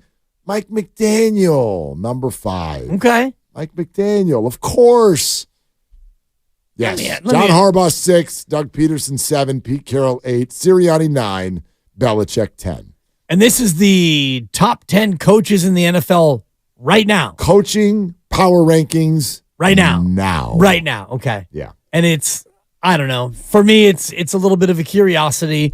And if we get to the end of the year and the Niners have the best record in the NFL and they go 16-1, let's just say, for the sake of an argument, he's not going to win Coach of the Year. It's going to be Dan Campbell. He might not. And like what's amazing is that Dan Campbell is not on this list. Right. You're telling me that Dan Campbell's not doing a better job than Bill Belichick this year? Exactly. Hello. So that's absurd. You telling me that Eberflus isn't doing a better job than Belichick right now? That's exactly what I'm telling you. The Flus he's got 2 wins with a team that stinks. Does he have 2 wins? Check no, your they got standings. one, Yeah, they got 1. Anyway, Sorry. no, yeah, and by the way, the only reason they don't have 2 is because he completely pooped the game away against the Denver Broncos. All he had to do was kick the field goal. Anyway, I don't want to get into McDermott's that. not on there. McDermott is not on there. But Belichick is. Yeah. And I get he's got a certain level of gravitas, but in terms of coaching jobs this year, right now, as you'd like to say, he's bottom 5. They stink and he stinks. I'll use their words. Our Fox NFL staff ranked the top 10 head coaches in the NFL in 2023. Okay.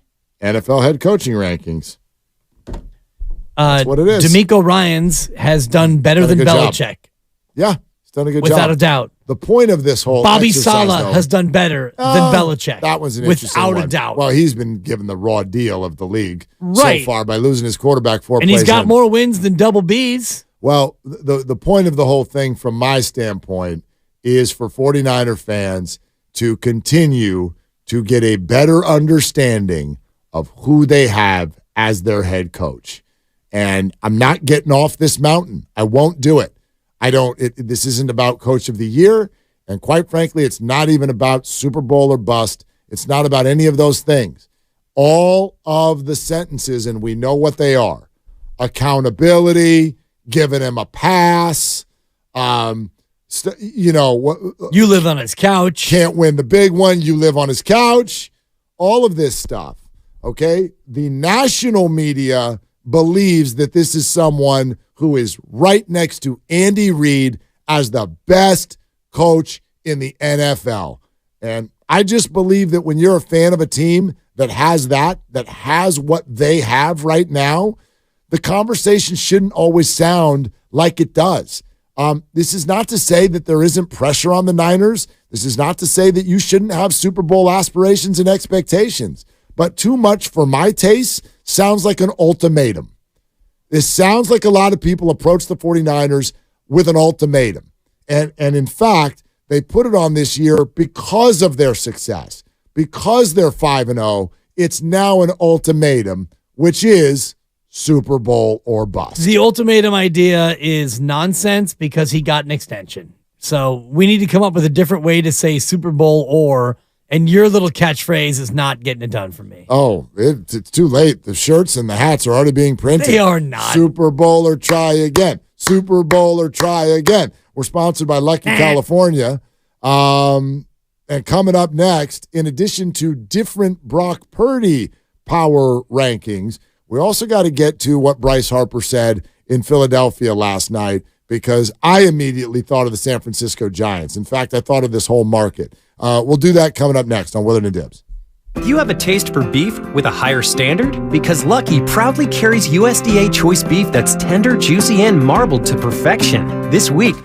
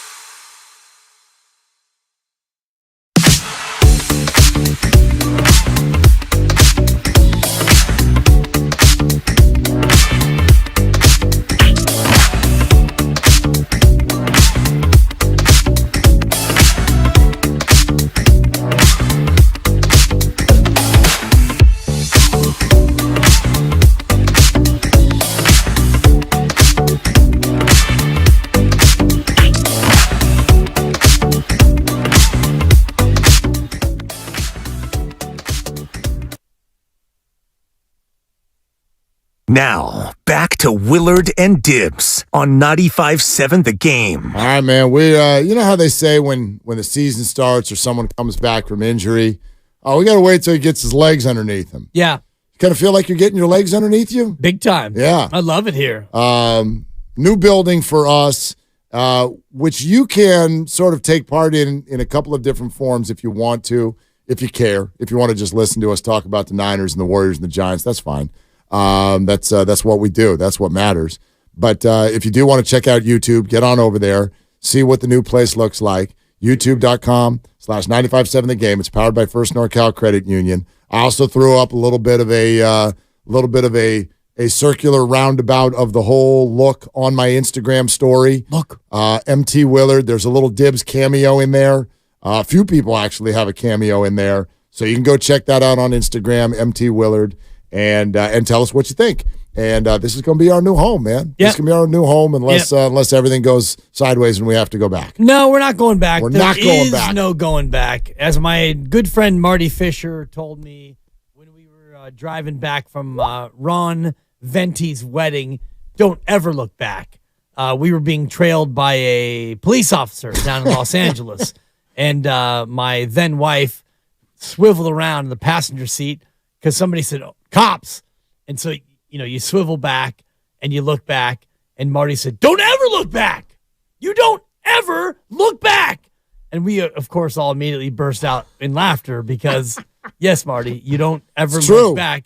But much like a new studio or being tailed by Popo, you don't ever look back. No, we're not looking back. It's true, though. If you do look back, you look kind of guilty. Whoop, whoop. You do. Did you get pulled over? No. Okay, good. Yeah, see, That's all a good good. thing, too. Yeah, no, we're not looking back. We're looking forward. We're looking forward to this weekend with the Niners. There is one area where I do want to look back, though, really, really quick, if I may. You could look back. I want to be completely transparent here, as we have been with the move, and so with all of the technical stuff that's going on behind the scenes, I'd love to play for you what Bryce Harper said after the game last night. And we, because of some technical glitch here, there, whatnot, we'll be able to do that soon, maybe even by the end of the show, but we can't right now. Okay. But some of you may have heard it. Some of you may have not.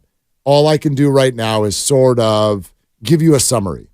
And Bryce Harper, after the game, and an emotional game, he had a big home run, and there were comments made by Arcia in the Braves locker room the night before, kind of took a little bit of a shot at Bryce Harper, whether he meant to or not. He's now mad at the media, whatever.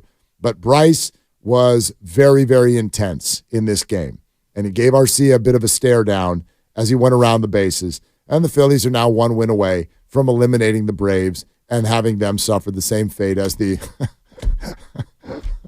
Los Angeles Dodgers. Who won as many games as the Giants in the postseason. Very true. Very true. Yeah. But here we sit as fans of the Giants and wanting to know where this is going to go next. This is what's relevant to me. There's been a lot of review of the last 4 years and this regime. Obviously, Gabe Kapler is no longer the manager. By the way, I got a Kapler question for you, too, that came from that interview in Cleveland. Okay. You won't believe this. But anyway, put that aside for a sec. In reviewing everything that's going on, I have come to the conclusion, and last night was the capper, that of all the misses and mistakes that the Giants have made under Farhan Zaidi and Gabe Kapler, there were plenty of hits. They did have one great season. There have been plenty of frustrations and misses. But of all of those, one stands out well above the rest. And it is him. He's him, Dibs. The mistake that the Giants made is that they would not pony up $20 million more for Bryce Harper. This is the number one failure. Number one. Of the San Francisco Giants' current regime and ownership, because they're involved in that too. I don't think Aaron Judge, for example, was ever going to leave the Yankees or ever wanted to. Oh, but he clowned Farhan and company so bad. That's fine. But issue with They Harper. got served. You're trying. You're not going to make me cry, Roy. No, but listen. he punked him with his like, "Oh, I'm in town. Look at me. I'm yeah. coming to a meeting." I look at that differently. I look at he grabbed leverage where he could, and he got more money out of the Yankees at their expense. Well, but I don't want to re-adjudicate what we think about that's that. free agency. Yeah, if you don't think that happens with every player every time, it does. But the Harper thing, what is forever stuck in my brain, is that guy at his opening press conference. It came out that when it went down to the last day and they got that 13-year, $330 million offer from Philly, the first thing Bryce said to his agent, Scott Boras, was, "Where's San Francisco? Where are they at?" And, well, they're not moving off of their 12-year 305 or 310 or whatever it was. Right. Okay. Then I'm going to be a Philly. And you look at that player in that ballpark with that sound and what he said after the game, which is basically, I love everything about this city. I love my teammates. I love the employees here. The fans here are second to none. And I wake up and show up every day to absolutely put every single thing I've got on the line for these fans and this city. That guy is so inspirational. He is so beloved in the city of brotherly love. And I am not a jealous person, but I got jealous last night listening to that guy. Yeah. That kind of passion coming from a baseball clubhouse. Oh, a superstar, too. Is something that we just don't have here. And I don't know if he still would have signed here had they made an offer that was equal to Philly. I don't know. Then surpass it. Yeah. And if they surpassed it, I still don't know if he would have come here. We'll never know. But I do know this. He fits in Philadelphia perfectly. He is, and I heard Steiny earlier today at about 10 o'clock, he and Guru talking about how he is, sitting alongside Allen Iverson in terms of non-champion superstars in Philly, where he is a made man. And it's not just last night. It's been his whole run in Philadelphia, a brief run, but he's an absolute star, and he fits great in Philadelphia. And they right now are what every baseball fan base is envious of. They've got a fan base that is into their team. Their team is great. Their team is winning. They've got a superstar that everybody in town and everybody in baseball can glom onto, and that's really what you want. And you look here in San Francisco, and you don't have anything even close to that in terms of, star power, Q rating, fan connectivity. Brandon Crawford was probably the most connected player in this last year, and he batted 197, and his career ended with a bit of a whimper, a nice ovation, and a thank you, and a cap tip, and all the rest of it. But he's not a player on that same level. They don't have any player even close to that same level, and so it's right to be envious, because as a baseball fan, you want that. You want a star, and you want somebody who will take the mic in that moment and say, I love this place. I love you people. Well, and I also then start comparing that to what else is happening in this city for fans. And for me, the scary part of listening to Farhan Zaidi continue to talk about winning on the margins, winning is what will bring the fans, not necessarily connectivity. We're still going to stick, to some of the things we believe in. You look at the other teams and the way that they're humming right now. The 49ers have this fan base eaten out of a bowl, and so do the Warriors. And why is it, right? Sure, they're winners, but the 49ers haven't won a championship, and the Warriors just took their fans through a season that was more soap opera than basketball. But they're so connected. I mean, you want to hear something ridiculous, Dibs. You want to hear something ridiculous. I find this to be ridiculous, but it's true. The Golden State Warriors have done more in the last 2 months to help their fans connect with Chris freaking Paul than the Giants have done to connect the fans to anybody on that team in the last 4 years. That's crazy. Chris is not even someone this fan base likes. Yet, in 2 months, that organization has done more to help soften him up and welcome him in and let the fan base start to feel a connection there. They've been able to do that. The Giants have not been able to do that. You go to the 49ers, you got people like George Kittle, or simply the story of Brock Purdy, or the way that they all connect, which makes people want to be around them. Like Deebo Samuel mic'd up the other night, getting in Brock Purdy's face mask. You a bleeping dog. You a bleeping dog. All in the middle of the game. These are the things that we will eat up like a bowl of late night cereal over the sink. And whatever happens next with the Giants, they got to understand that. And so watching, and I know some people go, but it's baseball. Well, now what? Look at the Phillies. Sure. Listen to the sound of that stadium and remember that our stadium sounded like that 10 years ago. Yeah, even 9 years ago in 2014, and it was the place to be, and it was based on guys who you would know by one name, whether it was Timmy and Mad Bum and Kaner and the various Brandons and Hunter and whatever, Buster. Yeah, all of the different people. It became a thing where these guys had monikers, and now you look at Philadelphia, and they've got that. They've got, the name quality. They got the superstar quality. They've got the players that you want. They've got the fan base that is totally invested in them, and they've got the vibe. And that's where you look at the Niners right now.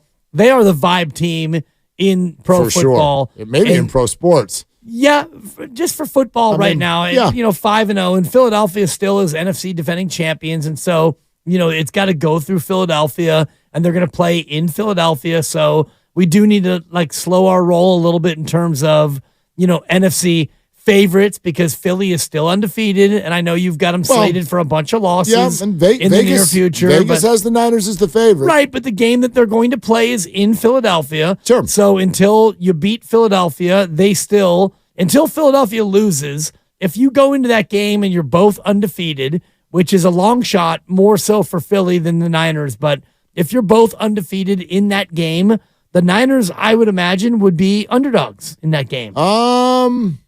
If you're both 11-0. I'm going to agree with you only because of who Philly would have had to beat to achieve and they have that game at home. Yeah.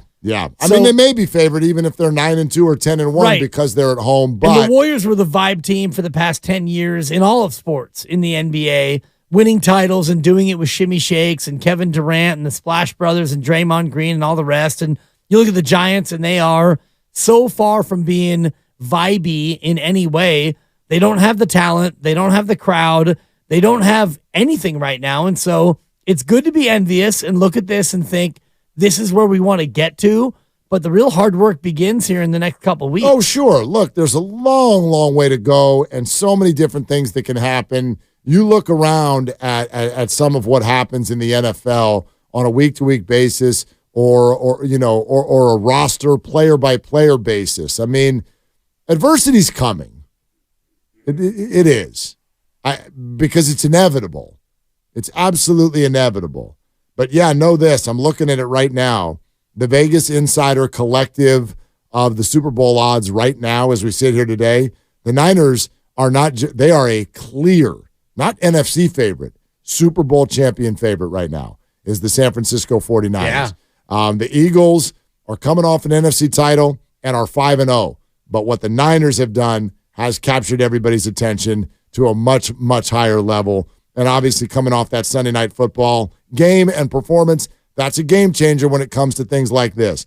49ers right now plus 400 to win the Super Bowl. The Chiefs are second at plus 550. The Eagles are third at plus 650. And that's it for teams who are under plus 1,000. Wow. Got to go all the way down to plus 1,000, and you find the Dolphins and Bills sitting there. At 10-1. Yep. Yeah, and that's where everything changes as time marches on. And with the way the Niners dispatched Dallas certainly changed their odds, I'm sure, and vaulted them into that favorite spot. And, if there's a hiccup along the way, things will change. But if you look at the Niners in terms of the totality of their greatness, it's going to take more than one loss or one misstep or one injury to really knock them off that pedestal. No doubt about it. So that's coming. But it's interesting. Like Jerry Jones said it a week and a half ago. The Super Bowl is going to go through San Francisco. Yeah. And I know the case that you're making, but if every year does reboot, and it does, I think we're overrating December 3rd. I really do. First of all, because it's not even November yet, let alone December. Yeah. But the winner of that game has earned nothing. If the Eagles come into that game 9-2 and the Niners are 11-1, well, then who walks out of there with home field advantage? Doesn't matter who wins.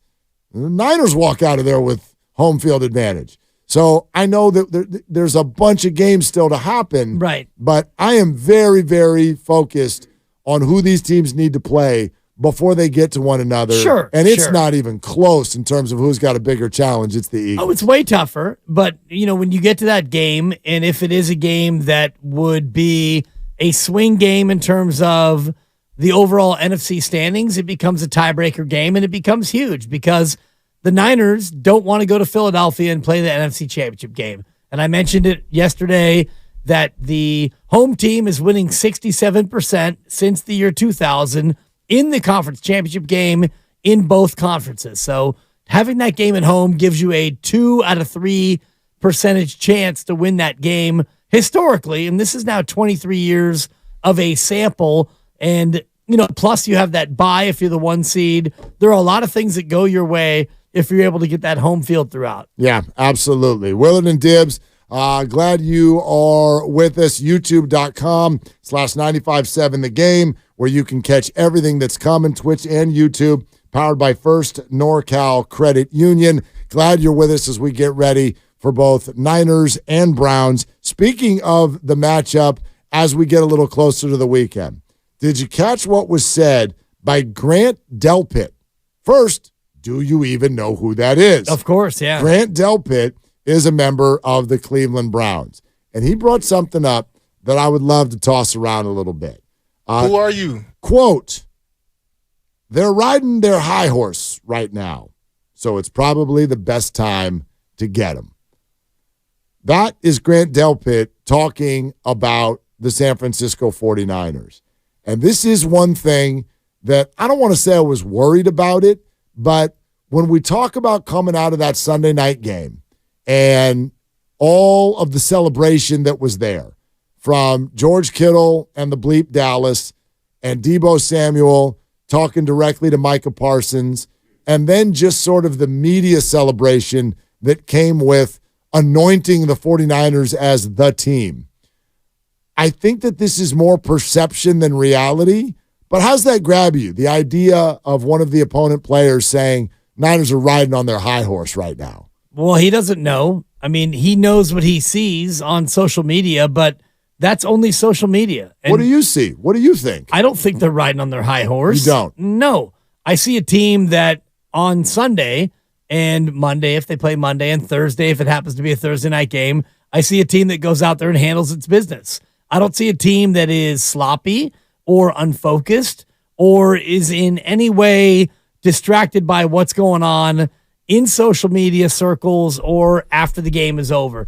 And if it's, some trash talk from George Kittle, if it's Deebo on a podcast responding to Micah Parsons, if it's anything outside the lines, that's fine as long as it doesn't spill over into the game. I look at what they've done in 5 games, and they have been buttoned up on all sides of the ball. Yeah. All 3 phases.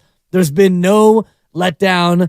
They have 2 turnovers, and like the Christian McCaffrey fumble, so to speak, wasn't really a fumble. That was a true takeaway. The ball got taken away from him because he happened to roll on the chest of the defender, and the defender grabbed the ball and he took it away.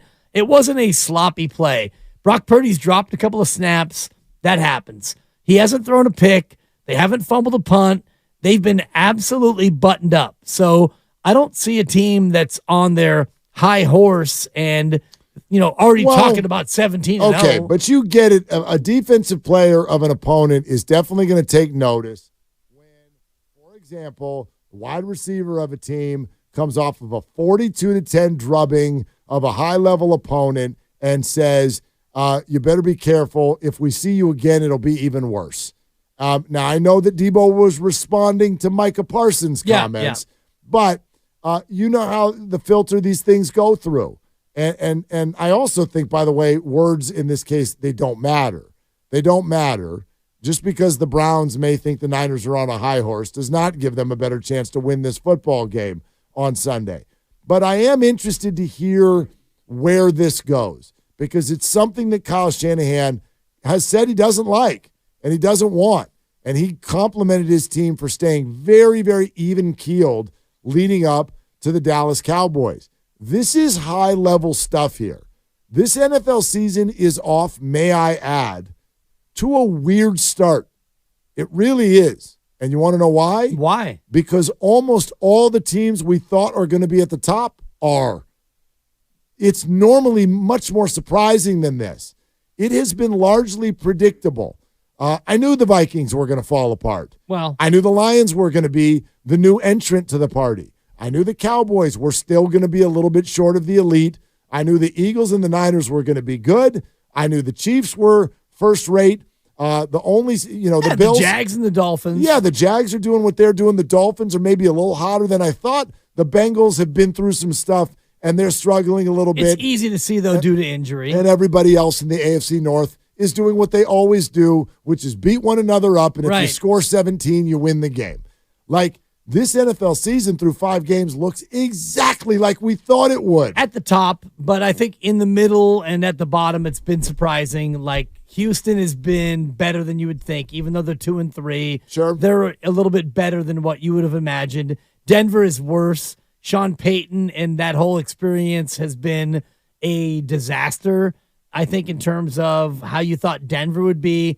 Many people thought Denver would be, not competing with Kansas City, but they might be there with the Chargers. You got Russell Wilson and Sean Payton, and look at Denver. Denver's going to be a team, and they've been terrible. But I think by and large, you're right. The teams we expected to be really good are really good. The teams that we thought would be really bad, some of them are really bad. The Giants, Arizona, they've struggled, but in the middle, it's been a little bit of a surprise. There's always going to be teams that maybe overperform expectations and vice versa. But my point is I don't think it's very sustainable for the 49ers to spend the next 13 weeks kind of rolling through everybody and then peacocking and responding to podcasts. Again, words are just words. Yeah. But you don't want to end up with the biggest target on your back. And there have been examples of where that's gotten people. I mean, sure. It's not a problem now. It's just, I'd rather not see this become a trend. Roll someone, then do all the interviews and tell people that if we see you again, it's going to get worse.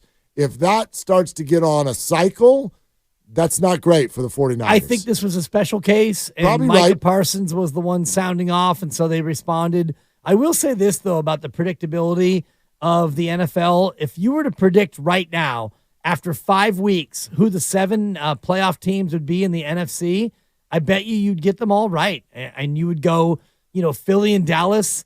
You'd go Detroit and, pick your team in the South, and then the Niners and the Seahawks, and then whatever your 7th team would be. I think that you would probably go 7 for 7 based on what we think about the NFL and how predictable this year actually is going to be. I mean, if I just spotlight the NFC, preseason, I would have taken the division champs of Philly, Detroit, New Orleans, and the 49ers. Okay. Now, the Saints are a half game out, but they're 3-2, and they're right there. The wild cards, I certainly would have taken Dallas. I definitely would have taken Seattle. And as far as a last one, I might have taken Washington, to be honest with you. Okay. And they're 2-3. They're not out of it. I don't know necessarily who, right now, Tampa, Atlanta, they are much more in it than I thought they would have been. But for the most part, you're right. Yeah. You're right. This is like this. Jags lead a division. Chiefs lead the division. The North is a mess. Buffalo and Miami at the top. The Jets are lesser than we thought because Aaron Rodgers got hurt. Yeah, and that's the one that makes the AFC a little bit tougher to predict. And, we all had 3 teams out of the AFC East, including the Jets, but I don't know if the Jets are going to have enough to get there. And then the AFC North is looking like maybe you might have all 4 teams go 10-7. We might be going deep in the tiebreaker there. We're presented by Fremont Bank, full-service banking, no compromises. Coming up next, a quarterback power ranking that you might like a little bit more. That's around the corner. It's Willard and Dibs. This is the lunch rush at your local deli. Orders are flying in. Online, on the phone.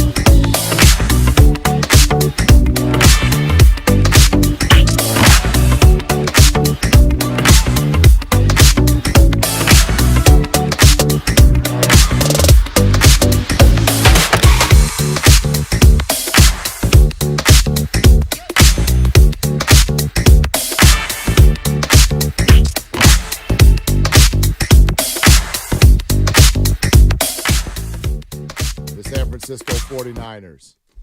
Willard and Dibbs live in our new digs. I don't know if it sounds different to anybody out there. I would think probably not, or maybe it does. I don't know. Does it look a little bit different on YouTube?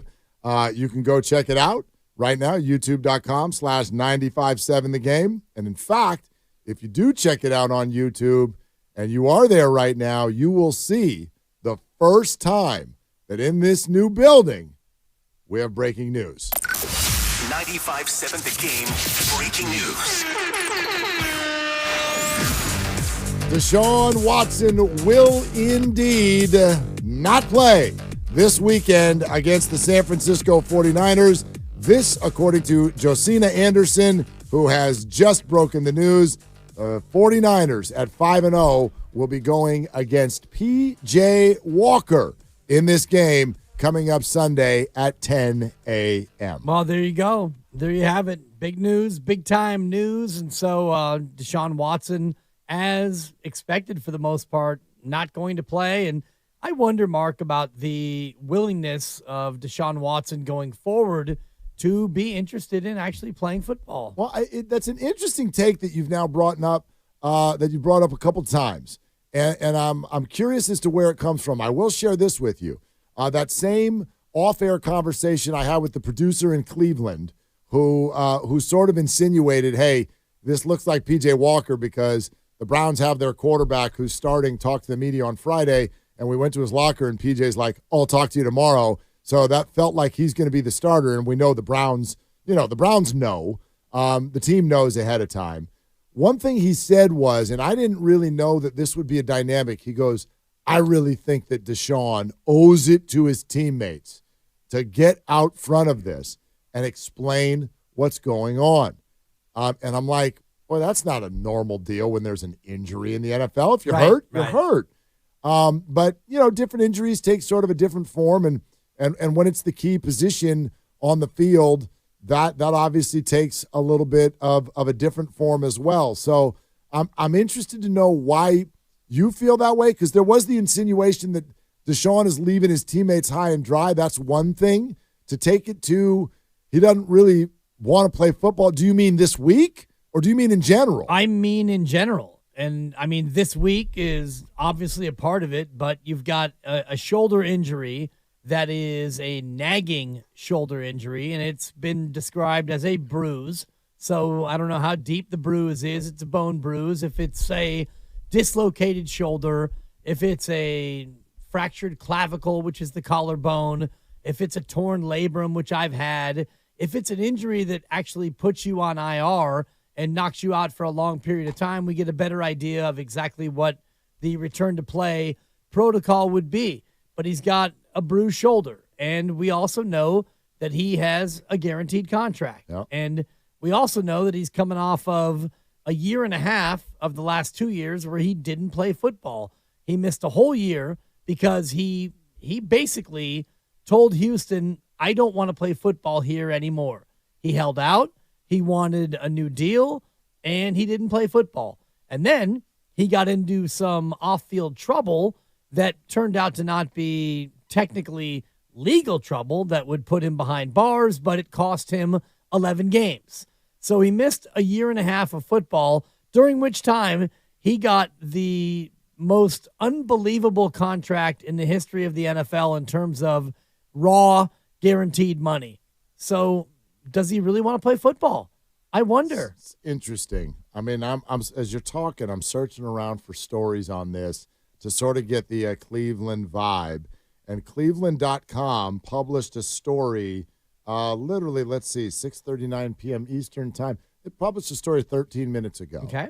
Where Alex Van Pelt, the OC for AVP. Cleveland, has, you know me. Thank you. Had to come out and publicly defend Deshaun Watson and other players on the team, publicly stating that Browns players were not mad at Deshaun Watson when he could not start against the Baltimore Ravens. And I'm just thinking to myself, it's an odd story, an odd reaction. Right. Oh, we're not mad. Like, why would that question even be asked? Because he's not. Like when Brandon Ayuk missed a game, hey, are you mad at him? Are you upset with Brandon because he wouldn't go out there when Debo was used as a decoy? Is anybody upset with Debo? Obviously, the insinuation is that this injury is not real. Or not severe. Not severe enough. Right. And that's kind of where I sit. And as I read the tea leaves, and you've got a quarterback who, coming off a bye week, he's got a bruised shoulder. And yes, bruised shoulder, I don't know how severe the shoulder is and how bad the injury is. And I'm not going to ever try to speculate in terms of should he or shouldn't he. Is he tough? Is he not tough? It's not up to me to decide. I look at a player who has a guaranteed deal for a team that, may or may not be sold out to win the whole thing this year. And if he doesn't want to go out there and compete, that to me is a curiosity. Gosh, the whole thing.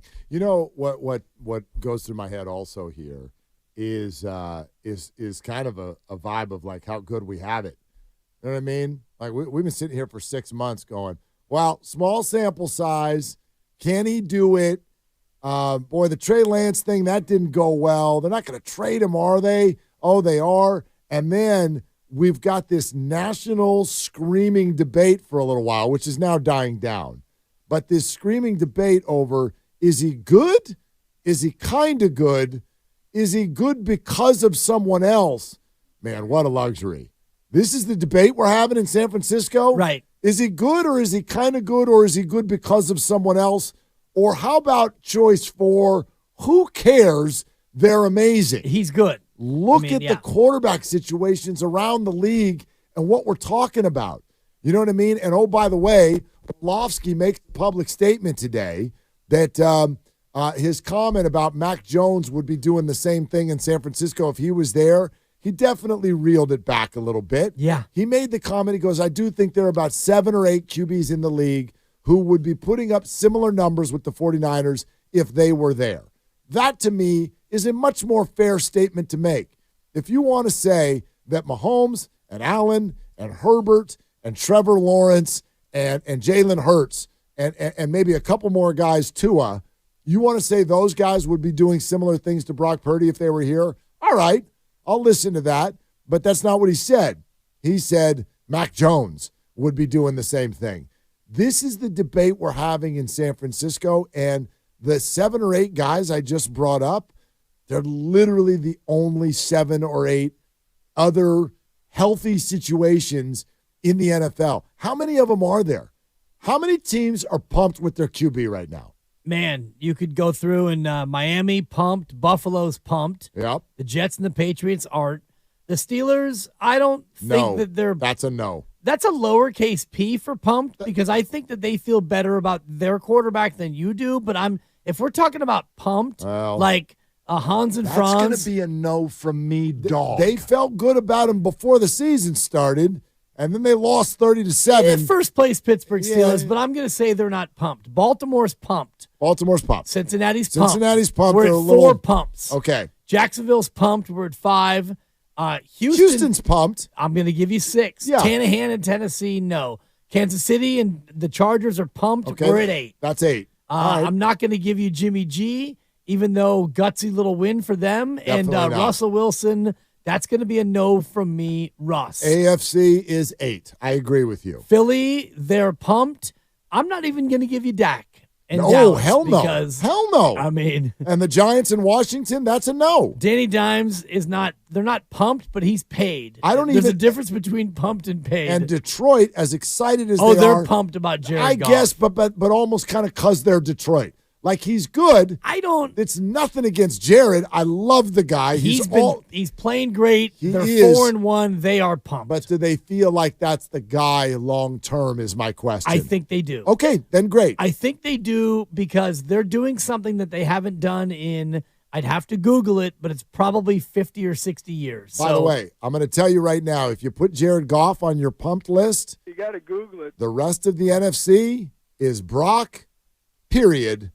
End of conversation. Well, we're at 10 with Jared, and I'm not giving you Jordan, Justin, or Kirk. Nope. I mean, Minnesota would be pumped about Kirk, but he's in a last year of his deal, and he's leaving. They're going to let him go. NFC South is 4-0. Tampa's not pumped about Baker Mayfield, but you need to put some respect on his name. I don't need to do anything. Because he's playing good football. He's playing all right. He's playing great. They're in first place. They're fine. If the season ended today. Oh, God. Thank you. Yeah. And all right. Ritter's a no. Derek Carr, sorry. And Bryce Young. I feel for you. Shaka Khan. We're 5 weeks in, and Yeah, it already feels like there's a drumbeat there that the owner is the one who came in and made the pick. Yeah. And they're looking around the league going, oh, C.J. Stroud looks kind of nice. And I know Anthony Richardson's hurt, but oh, my God. Boy, like even half of a game of Anthony right now is better than a full game of Bryce. What's Bryce Young? Is he like 6 foot?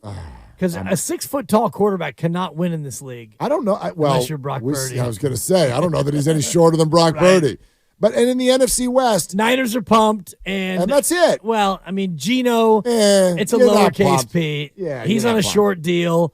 Stafford's on his way out, Josh Dobbs. You know what? Josh Dobbs might be the one to run Calamari out of town. But he's not even the QB. Yeah, that's 11. 11 teams the are answer's pumped. 11. Yeah, 8 in the AFC, 3 in the NFC, which I think speaks to why the Super Bowl or bust conversation can really take hold, because if you look at pumped in the NFC, you've got Jalen, Jared, and Brock, and Jared might be a little bit of a stretch, and beyond that, you get to, is Dak the 4th best quarterback in the NFC? And if so, we're in a spot where the NFC is a lot weaker than the AFC quarterback-wise. I never know if height and weight are true with athletes, but you got to go to the combine.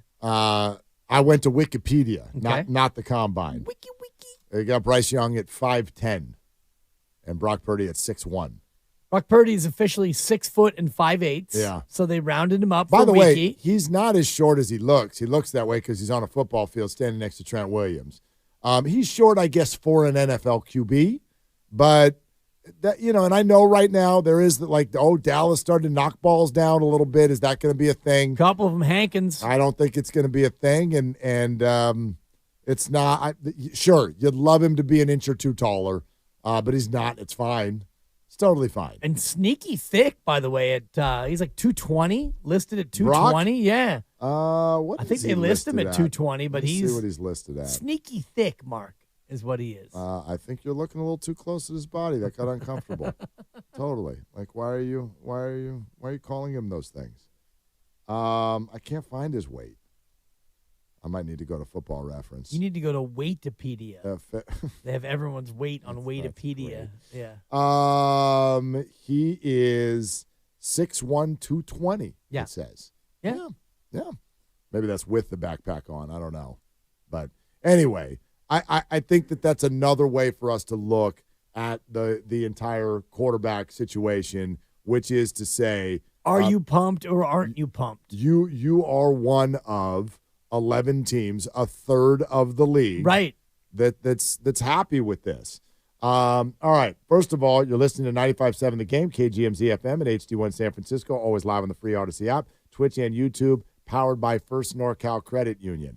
Willard and Dibbs with you, and talking things out, the breaking news that Deshaun Watson is not going to play. And also we can share with you that David Lombardi will join us coming up here in just about 15 minutes, maybe a little bit less, and we'll get some reaction on the Deshaun thing. Yeah. And what's going on at Niners camp.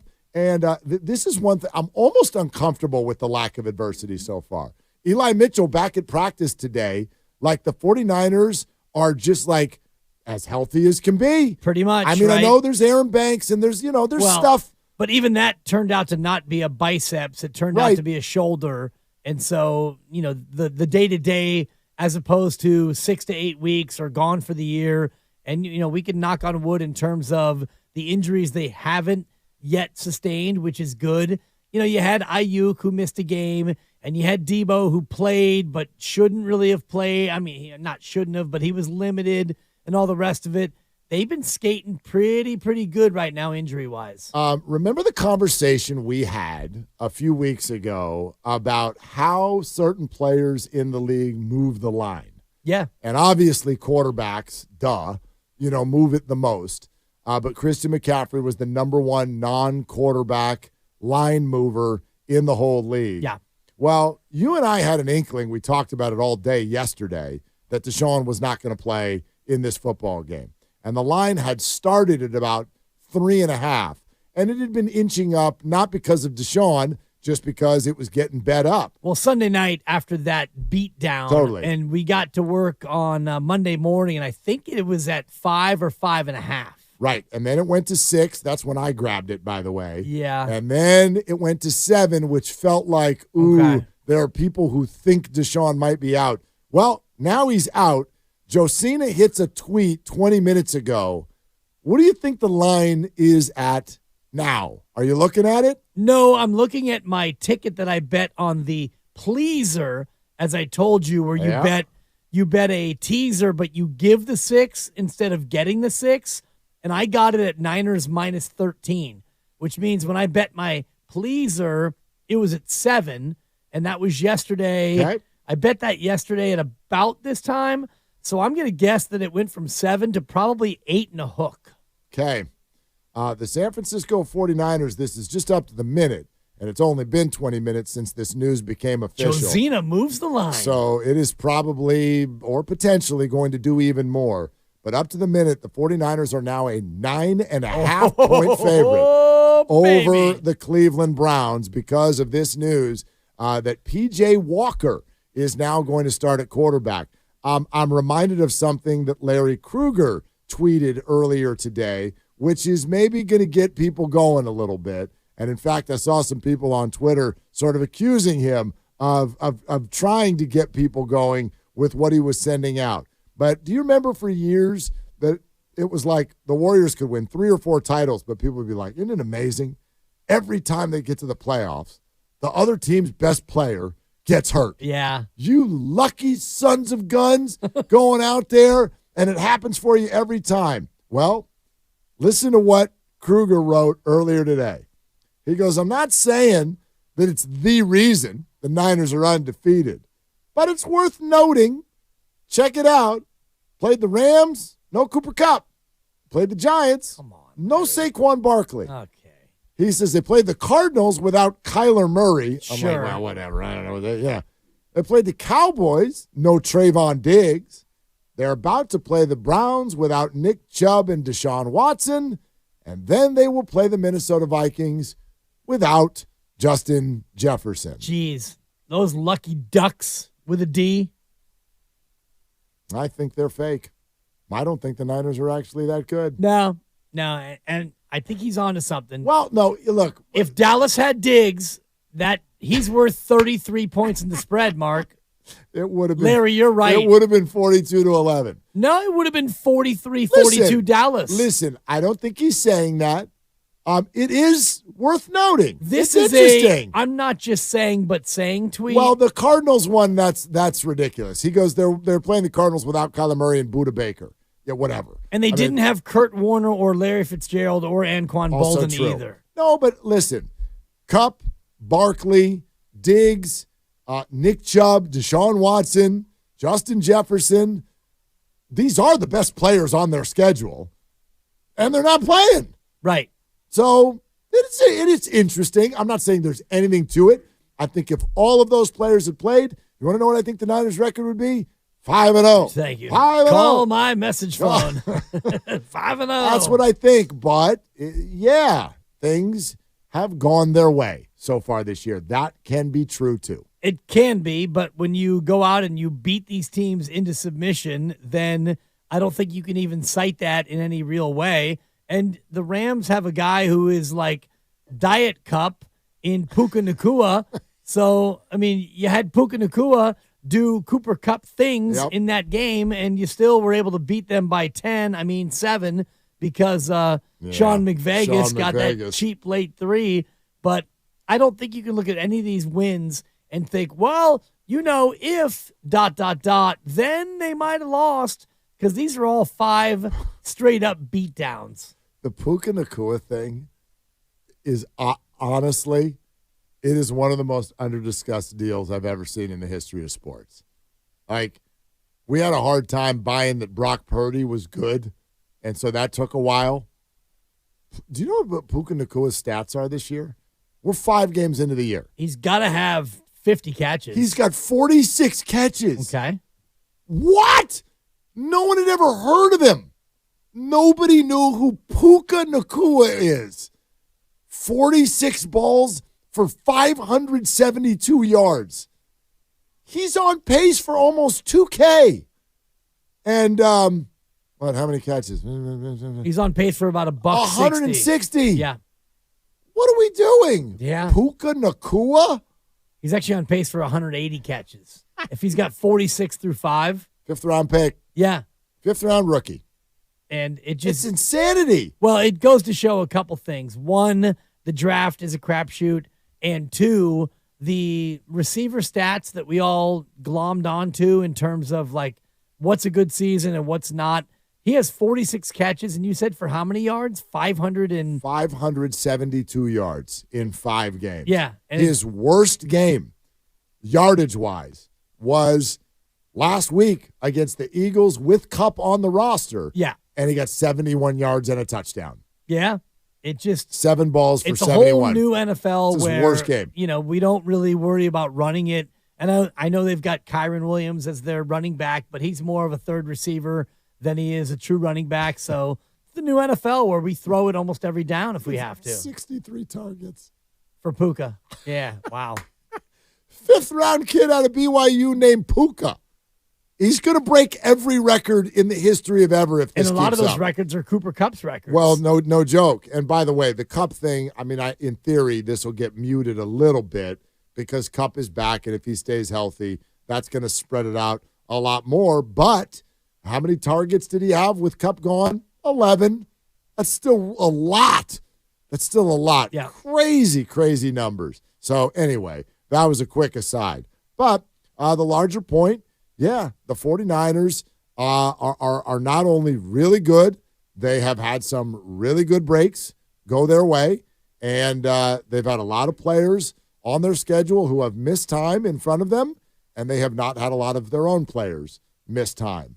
And so when we look at the inevitable adversity that comes to the Niners, I do feel like it's that.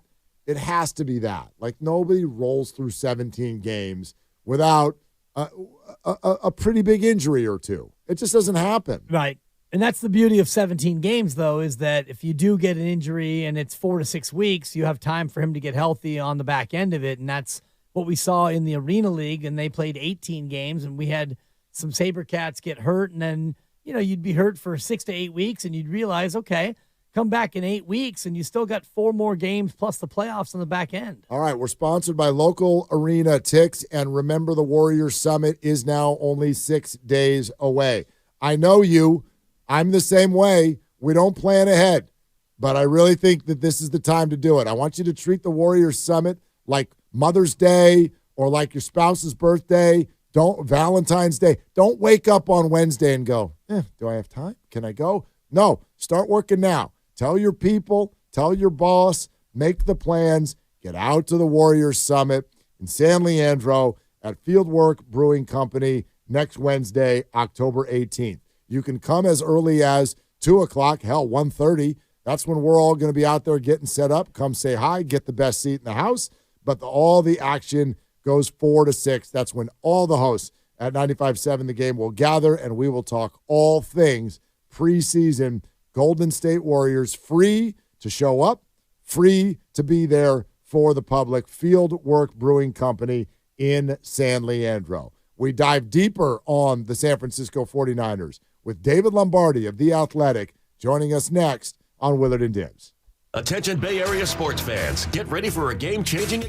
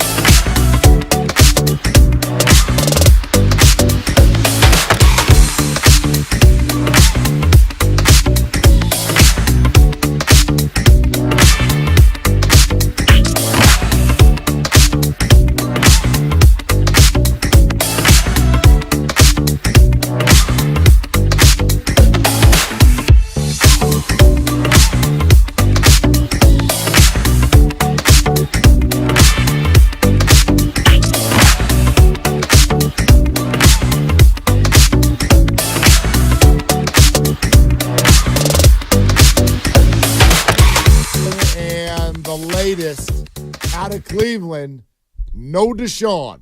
So here comes P.J. Walker as the starting quarterback against the 49ers this week. They're calling it a trap game.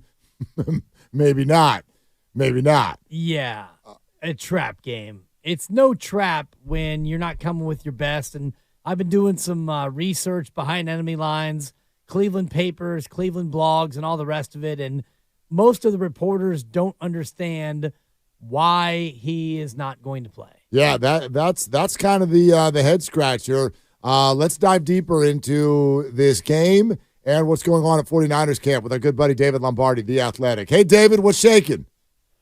Good. How are you? How's it going? We're great, man. How do you think that changes this matchup with no Deshaun Watson? Oh, they weren't very good offensively, even with Deshaun Watson. I don't think anybody expected him to play at the start of this week when he didn't show up didn't practice at the bonus practice on Monday. So I think the 49ers have been preparing for P.J. Walker after news of that came earlier this week. I don't think it's confirmed yet, but I think Josina Anderson reported that Deshaun Watson won't play. Either way, this is a tremendously imbalanced Cleveland team. Number 1 defense rating and number 26 offense rating, and that is with plenty of Deshaun Watson already this season. So it's been an unstable offense. They lost Nick Chubb early this year. Yes, they do have some talent. I think they have a decent interior offensive line, but the trademark matchup of this game is on the other side of the football. 49ers trying to dethrone a number 1 defense for the second week in a row. And I think this challenge is tougher than the previous weeks because the headlining player, Myles Garrett, unlike Micah Parsons, he doesn't have a weakness. You can't just run right at Myles Garrett and say, okay, this is an average to below average player now. Myles Garrett is also a juggernaut against the run. And, this is going to be the first time in his career that Trent Williams will have faced Myles Garrett. It's going to be a titanic matchup. It's going to be awesome for anybody who loves trench warfare in football. And we're set for something really, really special, I think, on that side of the ball on Sunday. Now, will that be an exclusive matchup, or do they move Myles Garrett around much like Dallas would move Micah Parsons in different spots? Garrett's going to play 85% of his snaps against left tackle, so he'll move a little bit. But Micah Parsons is the most positionally adaptable pass rusher in football. He'll come from everywhere. But Myles Garrett likes to stay on that side. He likes to work against the blind side. Trent Williams is very familiar with his game. He's watched tape on Myles Garrett for a long, long time, and he hasn't seen any deviations from that 85% rate on the left side. So we're going to see a whole heck of a lot of Trent Williams against Garrett. Now, even people wonder, well, why don't they move him so he goes against the worst offensive lineman? Well, the Browns made a very good move this offseason. They traded for Zadarius Smith, who is a B-list edge rusher, but still a really good edge rusher, right? And Zadarius works against the right side. So if the 49ers have to give a little extra attention to the Myles Garrett side, then Zadarius Smith gets a one-on-one on his side against McKivitz. Maybe the 49ers try to help McKivitz out with Zadarius Smith. That means Myles Garrett's going to be one-on-one against Trent Williams. Either way you shake this out, I think it makes more sense for both teams, or especially for the Browns, to just play according to their original tendency, and then we get to see the fireworks from there. David Lombardi, The Athletic, with us on Willard and Dibbs, 95.7 The Game. How's the 49ers' health? Tell us about Greenlaw and Mitchell and Banks. This is the healthiest I've ever seen the 49ers, to be 100% honest, and I've been covering them for 7 years. Dre Greenlaw missed practice today, but he's been missing practice earlier in the week, every single week here for going on a month now. So I think Dre Greenlaw is going to play. I saw him walk through the locker room. He's, I think, just dealing with management, right? He's dealing with the ankle issue that's afflicted him here for a while, and it doesn't seem to afflict him on Sundays. Elijah Mitchell was back out at practice for the first time in 2 weeks today, and Aaron Banks was limited yesterday, and he was back out of practice again today. So the 49ers they escaped a bad situation. They thought it might have been a biceps injury at first, but then they said it was a shoulder injury. Aaron looking healthy, confident that he's going to play on Sunday. And again, the fact that the 49ers have made it through the first 5 weeks of the season as healthy as they are really is significant, because they have been far and away the most efficient team in football so far. To me, you just put 2 and 2 together. If they could stay healthy, then they are the odds-on Super Bowl favorites. And they are the odds-on Super Bowl favorites, literally are right now. So that one variable for the 49ers that they need to have break in their favor is health. And so far it has. They need that to continue. I say that the 49ers have won the sprint in the NFL, but winning the trophy at the end requires winning the marathon. So it's time to move from sprint to marathon mode for the 49ers. And as we discovered last year, being healthy in January is more important at times than being healthy in October. This is really the only 2-game, quote, road trip that they're going to have. They have Seattle and Philly back-to-back, but that doesn't really fit this plan. Are they going to stay out, or was there any thought to stay out back in that part of the country ahead of the Minnesota game? No, there was never any thought of it. This is not the same as the previous years because they're not playing until Monday night against Minnesota. So there's an extra day plus several hours, right? Because it's not until a Monday night game on, I believe, October 23rd against Minnesota. That gives you plenty of time to fly back, sleep in your own bed, spend time with your own family, and then head back to Central Time for that game against Minnesota. It's not even an Eastern Time game. It's a Central Time game. So the 49ers, they had grown a little tired of spending weeks away from their families because there were years where they did 2 of those East Coast road trips. So I think they were happy that this year it wasn't even really an option on the table. You would really have to force it this week to stay back east because of the extra day, and that would be probably more tiresome than even coming home since you'd have an extra day to kill. David Lombardi, let's do some myth busting because I follow you closely on Twitter, and I've noticed there's a few of these a week, and there have been a few maybe within the last 24 hours already, where you take something that people say about Brock Purdy, and then you gather the data, and you go, here's the actual truth. What are some of the top misconceptions about Brock Purdy? Well, one of the top misconceptions going back to the offseason is that he doesn't have the arm strength to beat you outside the numbers. Well, Brock Purdy is the most efficient quarterback in football by a country mile this season on throws outside the numbers. Another misconception about Brock Purdy this year is that he is just succeeding because Shanahan schemes everything open for him and guys are wide open down the field. Well, the 49ers only average the 14th best separation average in the NFL, and all of their separation numbers are right around league average. So Brock Purdy is essentially operating with the same kind of tight versus wide windows as the average NFL quarterback. There's a misconception about Brock Purdy that he's limited athletically. Well, Brock Purdy, if you look at his 10-yard split in his 40-yard dash, it is 1/100th of a second slower than Lamar Jackson's 10-yard split was. So he's actually elite athletically within the context of something that actually matters at the quarterback position, right? And that is moving around in the pocket, moving around in short spaces. So at every single step of this, people have just been wrong about Brock Purdy. I don't know how many more times they want to continue being wrong, but maybe they like being wrong. I don't get it. But every single thing seems to be the polar opposite of the truth, right? We saw it started this offseason. It really did. There was like this appetite to discredit what Brock Purdy was doing. I think it's because of draft worship. That might have been part of it. Part of it might have been the Trey Lance quarterback debate, but that's over now because Trey Lance is no longer a 49er.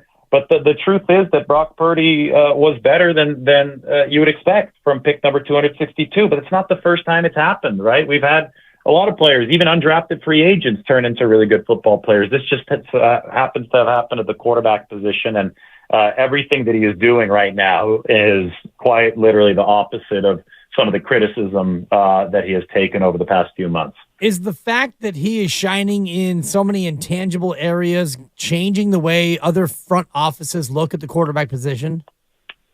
It happened with Joe Montana back in the past. He was a third-round pick. It happened with Tom Brady. He was a sixth-round pick. And I don't just want to limit it to the two greatest quarterbacks of all time. I think the quarterback position historically and currently as well is a position of intangibles, because the processing power is so important. And, just there are intangibles that are inherently connected with success at the QB position. And unfortunately, it's really, really hard to project intangibles, especially moving from the college level to the NFL level. And if quarterback is more reliant on those intangibles versus actual physically measurable skill set than any other position, then you are going to find great quarterbacks probably a little bit later in the draft, because just from the scientific process of doing things, you're probably going to put more emphasis on physical capabilities and physical traits in the draft. So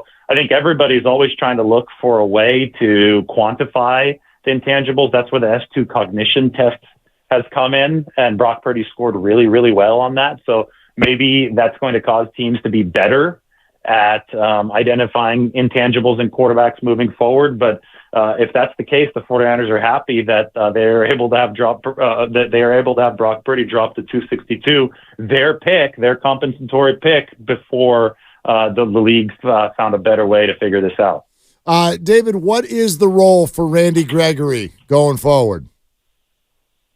Well, Randy Gregory is a really, really talented edge rusher. He's 242 pounds, which means that he's got speed, right? He's on the lighter end, but he still plays very, very violently at the line of scrimmage, and he's not a liability against the run. So that's just, the things that I just listed, you don't see lumped together with one player all too often, which is why he has been so productive when he's been healthy over the past 3 seasons. Well, 2 with Dallas, 1 with Denver, and then this year, Randy Gregory fell off a little bit in those first 4 games with Denver. But it sounds to me like it was just not a very good fit and relationship with the new coaching staff. Sean Payton's staff came in there. Randy Gregory said that they didn't really have him in their future plans, so it got off to a poor start. It got off to a poor start for the entire Denver defense. They've been historically bad this year. They gave up the 70 points to Miami. So if the 49ers have their way here, then Randy Gregory is going to be that bookending edge rusher for Nick Bosa. Bosa draws a whole lot of double team help, and it's so important for the bookending edge rusher to be able to beat one-on-ones. And, especially in a wide 9, you want that bookending edge rusher to have speed, which is why they went out and traded and signed Dee Ford back in 2019, the same offseason that they drafted Nick Bosa. And if he can win one-on-ones, then that 49ers pass rush can enter a new level, right? You see it with the teams they're playing this weekend in the Cleveland Browns. They have Myles Garrett on one side. That's going to be a monster matchup, but they traded for Zadarius Smith this offseason to bookend Myles Garrett, and Zadarius is getting a ton of one-on-one opportunities because everybody's trying to double-team the monster that is Myles Garrett on the other side. And with those one-on-one opportunities, Zadarius Smith has won a whole heck of a lot. So the 49ers have a similar kind of plan for Randy Gregory. David, wonderful stuff. Thank you so much for jumping in here and hanging out a little bit. Yeah, thank you so much. All right, David Lombardi, The Athletic, with the latest. Randy Gregory adds a whole lot. I'm also struck by his statement, and this is the kind of thing, there's no way around it. It makes you nervous. Yeah. I hate saying stuff like this out loud. But Lombardi says, I've been covering this team for 7 years, and this is the healthiest they have ever been. And if you believe in jinxes, then he just jinxed the 49ers. And I am one who does not believe in jinxes. I don't believe that David Lombardi's words are going to impact any individual and his relative health in a game as violent as the Browns and Niner game will be. So David says, this is as healthy as they've been. So now if you're a Niner, you have to watch out. No. Because David Lombardi said that this is as healthy as they've been. Of course not. I do remember being in a softball tournament where we got to the championship game. It was all weekend long. We get to the championship game, and one of the guys from one of the teams that had been eliminated, thank you, it was kind of like everybody come back for the championship game. We'll have beer, we'll have food, and everybody will hang out. And so he grabs a wireless mic and starts addressing the whole crowd as we get ready to play. He's like, what are we most thankful for? What a great weekend. And nobody got hurt. Nobody got hurt. And I'm like, I walked right over to him immediately. I'm like, my dog, we got one more game to go. What are you doing right now? Who got hurt? His name was Eric, and the ambulance pulled right up to the field. No. And his shoulder was completely separated. Oh, God. So that was fun. Yeah, that's and something like Just that. I mean, I looked at him and I'm like, that's you. Well, buddy, when you're speaking those words to the people and, you might be materially a part of it, that's a little bit closer to actually affecting what's going on than David Lombardi in his car, wherever he might be. No, you're not wrong, and no, that was not his fault. It's a true statement. The 49ers are incredibly healthy right now, and here's what I will say. I don't know what the future holds for their health, but if it is relative, if the 49ers are blessed with relative health, they're going to win the whole shebang. That's really, I know a lot of people who feel the same way. What can stop the 49ers this year? Injuries. That's the end of my TED Talk. Yeah. It's not the Eagles. It's not the Chiefs. It's not the Bills. It's nothing. What can stop the Niners this year? Injuries. Thank you for listening. End of list. That's it. Yeah. And it depends on what injuries. And I gave you 6 players that you could be insured against, and you picked your 6. And if any one of those guys gets hurt, then maybe all bets are off. But it didn't include guys like Dre Greenlaw or Deebo Samuel, other big-time players, Hufanga, who could get hurt, and you still would feel like they could still do what they want to do. I mean, those are good names, is not to take them. Right. I was doing that off the cuff, but that also speaks to how many really great players this team has. Exactly. You offered me 6 players to protect, and I couldn't get to Deebo Samuel and Dre Greenlaw. Or Eric Armstead, or Javon Hargrave. Thank you. Or the aforementioned Randy Gregory, or Kyle Juszczyk. I don't think you mentioned George Kittle. Nope, I did not mention George Kittle. I mean, That's talking how nuts it is. Right. And if you're wondering, you're like, well, then who did you pick? Think about it. You won't argue Brock with and this. Christian. Brock, Christian, and Brandon. and Brandon and Trent Williams. Yep. And Fred Warner and Nick Bosa. That's a big 6. But it's not like you may not share the same opinion, but that's not a crazy 6 picks.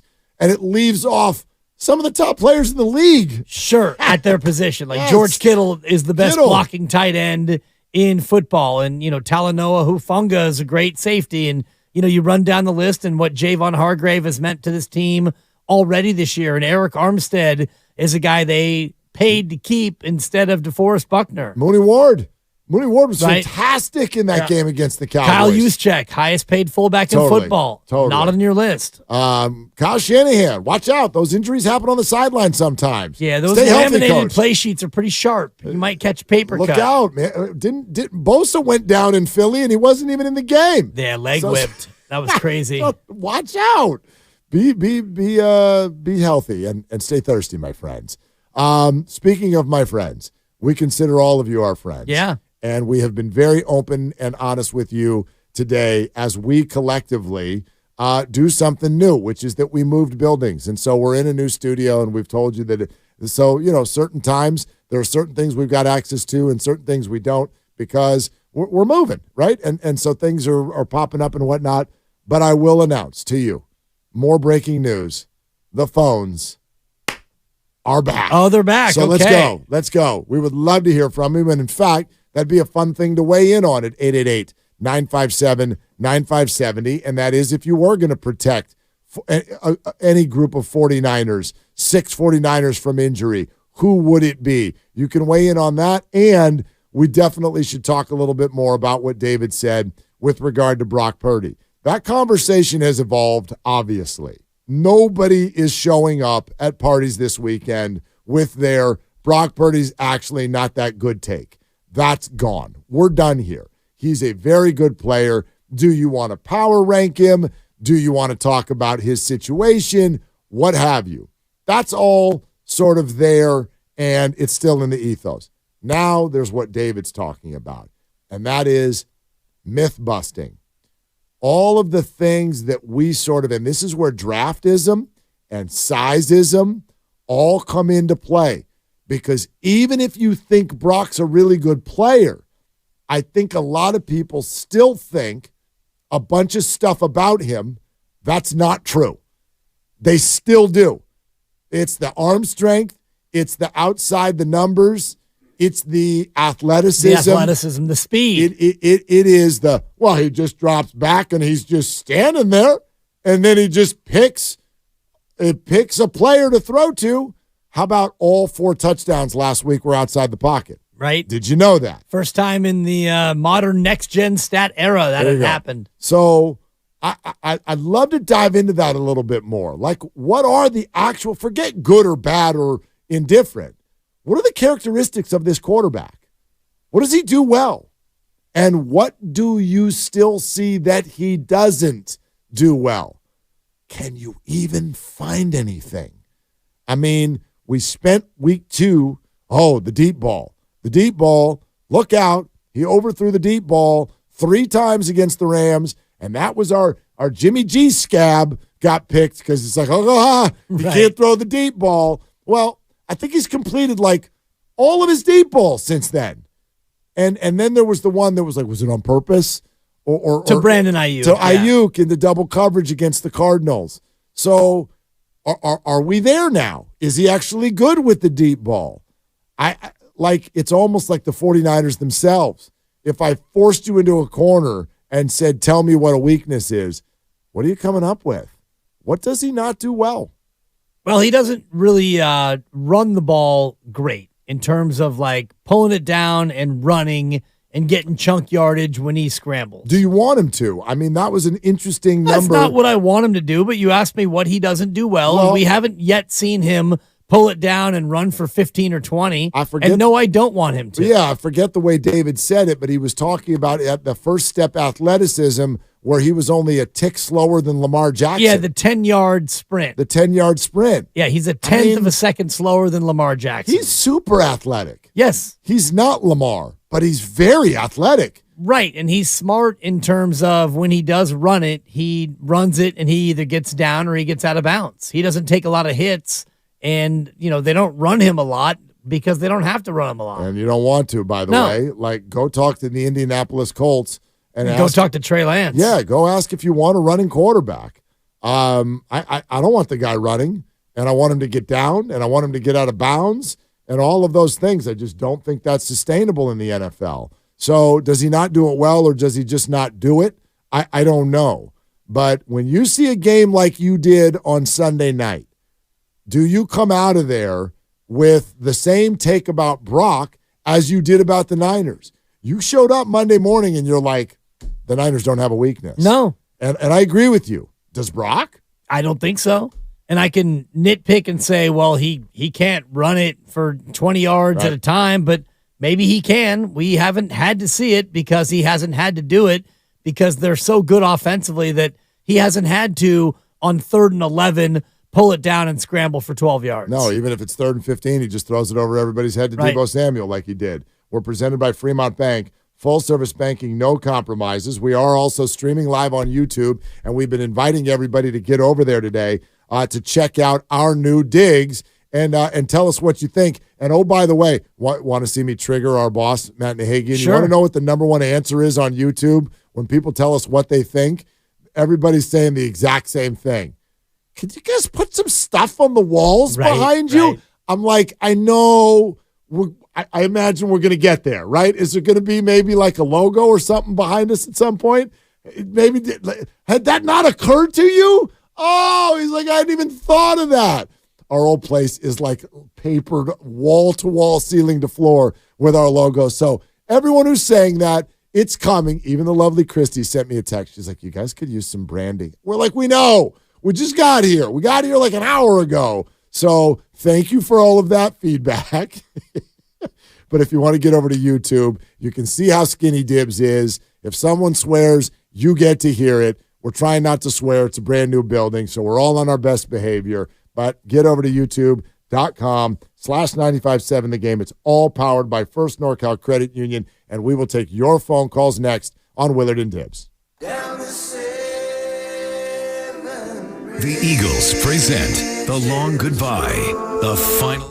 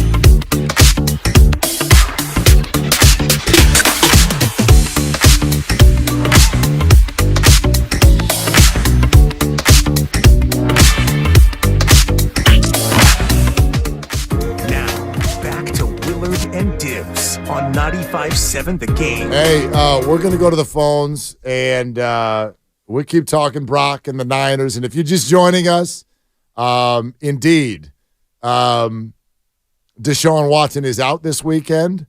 Also, gentlemen, I'll just do this live on air. The YouTube feed is we got double dibs, and it's actually only 1.5 dibs on YouTube. Your dream finally came true. Look at that.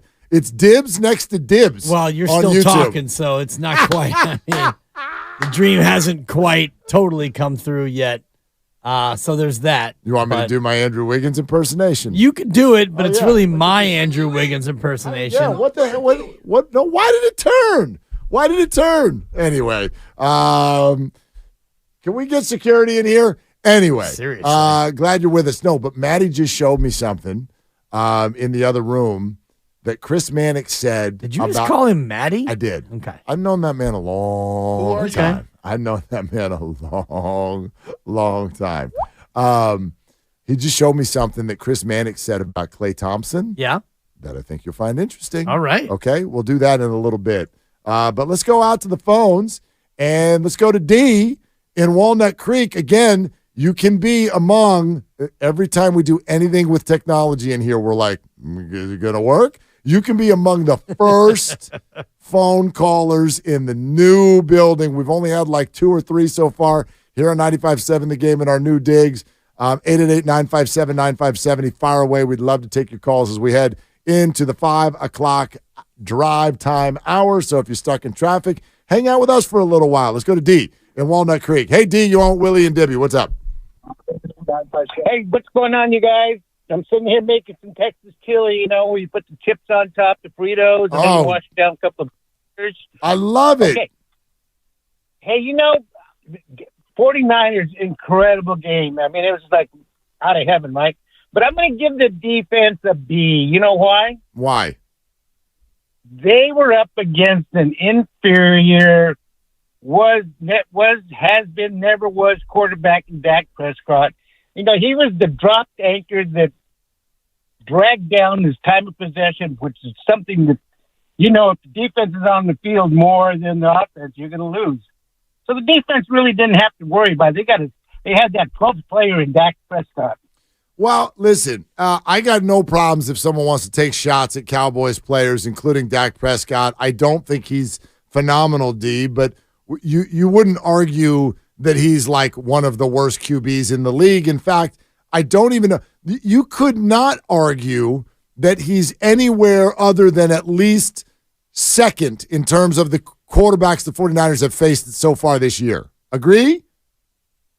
Yeah, I would agree with that. But, they also were the team that were well coached because they were the only ones that have been able to do this, and that was neutralize Micah Parsons and the other defensive end. So let's give it the kudos to the coaches this time. This game was for them. They had that team well prepared. Yeah, thanks, D. Appreciate that. I don't disagree. I just thought that there's plenty of credit to go around in this one. The 49er defense, of those two defenses, if you want to put the Cowboys next to the 49ers, and a lot of people have done that both last year and this year. Right. If you want to ask yourself through these 5 games which defense has proven itself, there is no debate. The 49ers have, and the Cowboys have not. The Cowboys defense has played 3 good games this year. They did it against Daniel Jones. They did it against Zach Wilson. They did it against Mac Jones. Those are 3 quarterbacks who make every defense look good. They got run through by Josh Dobbs and James Conner, which Arizona played the Niners, and they didn't do the same thing to the Niners defense. And then Brock Purdy and company absolutely carved up Dallas's defense, which is what makes me think that this game against Cleveland, and it's a little bit lopsided because no Deshaun Watson, and you mentioned the spread is now up to 9.5. It feels like the Niner offense is going to have a pretty good time going through Cleveland's defense for a number of reasons. One, the Cleveland offense is not going to be able to stay on the field and keep that Niner defense on its heels and also keep their own defense fresh. One reason why the Niners defense is so good is they only have to play about 25 minutes of football week in and week out. And that's a thing. And this is not to cut anything away from Fred Warner, who is Defensive Player of the Week, or Nick Bosa, who is reigning DPOY, or any other member of the defense, but they would tell you this as well. It's nice to play on a team where your offense is going to keep the ball for 35 minutes a game. Well, yes. And you only have to play 25 minutes. I mean, and usually you play with the lead too. Of course. Listen, all of this stuff works with the complementary football. The 49ers are a chain link fence. And by the way, only Brock Purdy seems to pay for that in the national discourse. Not so much anymore, but still to a degree. They're a chain link fence. Do you think Fred Warner's not better because Dre Greenlaw? Do you think Dre Greenlaw's not better because Fred Warner? Do you think that Eric Armstead and Javon Hargrave are not better because Nick Bosa? Is Deebo Samuel better because Christian McCaffrey? Is Brandon Ayuk better because Deebo Samuel? Is Kyle Shanahan better because Brock Purdy? The same way Brock Purdy is better because Kyle Shanahan. Like, all of this is true, is it not? They're phenomenal football team with an embarrassment of riches. I'm just looking at the time of possession leaders in the NFL. Niners are number 3. You know who's number 1? Let me think about that. Time of possession leaders in the NFL, and the way you're saying that, sounds stunned. Like you're surprised. Stunned. Well, it's usually not a quick strike fireball team because those teams score too fast. But usually it's a team that we would look at as being good offensively. Okay. Well, now that you said that, so it's not a good offensive team, leader in time of possession. I'm going to say leading in time of possession. I'm going to go with the Las Vegas Raiders. Wow. They are 21st in TOP. Well, I'm like searching for a bad offensive team. And I guess the setup is only good because the payoff is Cleveland. Cleveland is number 1 in the NFL in TOP. Philly is 2, Niners are 3, then Detroit and Jacksonville. See, I think that speaks more to their defense, though, than their offense. Remember, they did have Nick Chubb. They had one of the best running backs in the game. They did for 3 weeks. And their defense does not stay on the field for very long.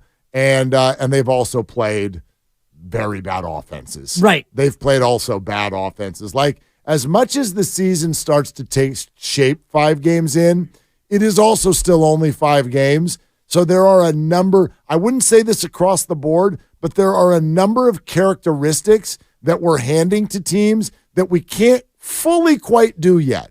And the best example, in my opinion, is the Cowboy defense.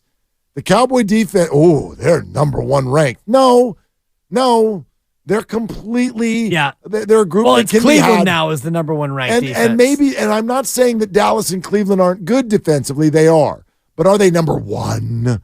I don't know. Well, a lot of that comes down to, like, what you talked about, which is opponent. Yeah, who'd you play? Yeah, who have you played? And, the fact that Cleveland has had the ball for 35 minutes a game, it just caught me off guard. And it surprised me because Cleveland's only scored 76 points in their 4 games. So they're averaging 19 a game, yet they're able to possess it for 35 minutes a game. Even the Niner defense, which I do believe is at minimum as good as anyone in the league, they've not been tested maybe like they will. You know what I mean? Like 4 weeks from now, they'll have played Kirk Cousins on the road, Joe Burrow, and Trevor Lawrence on the road. Yeah. That's harder than what they've done so far. Absolutely, I think. yeah. You know what I mean? So more tests are coming for everybody, and you do still 5 games in have some characteristics that we're handing to people that are a little bit too opponent-based. Right, and it's a small sample when you're dealing with 5 games out of a 17-game season, so that's absolutely a part of it. But I think about Cleveland in terms of their time of possession. I can't see them holding it for 35 minutes against this 49er team unless the Niners are having a lot of one-play drives, which I don't see either. But maybe this is why the over-under is so low, is Cleveland's been able to, and Cleveland will run it a lot, even with not having Chubb back there. They're still going to try to pound the rock. I'm smiling because you just said that, and I forgot to look at how the over-under changed, or if it did. Yeah.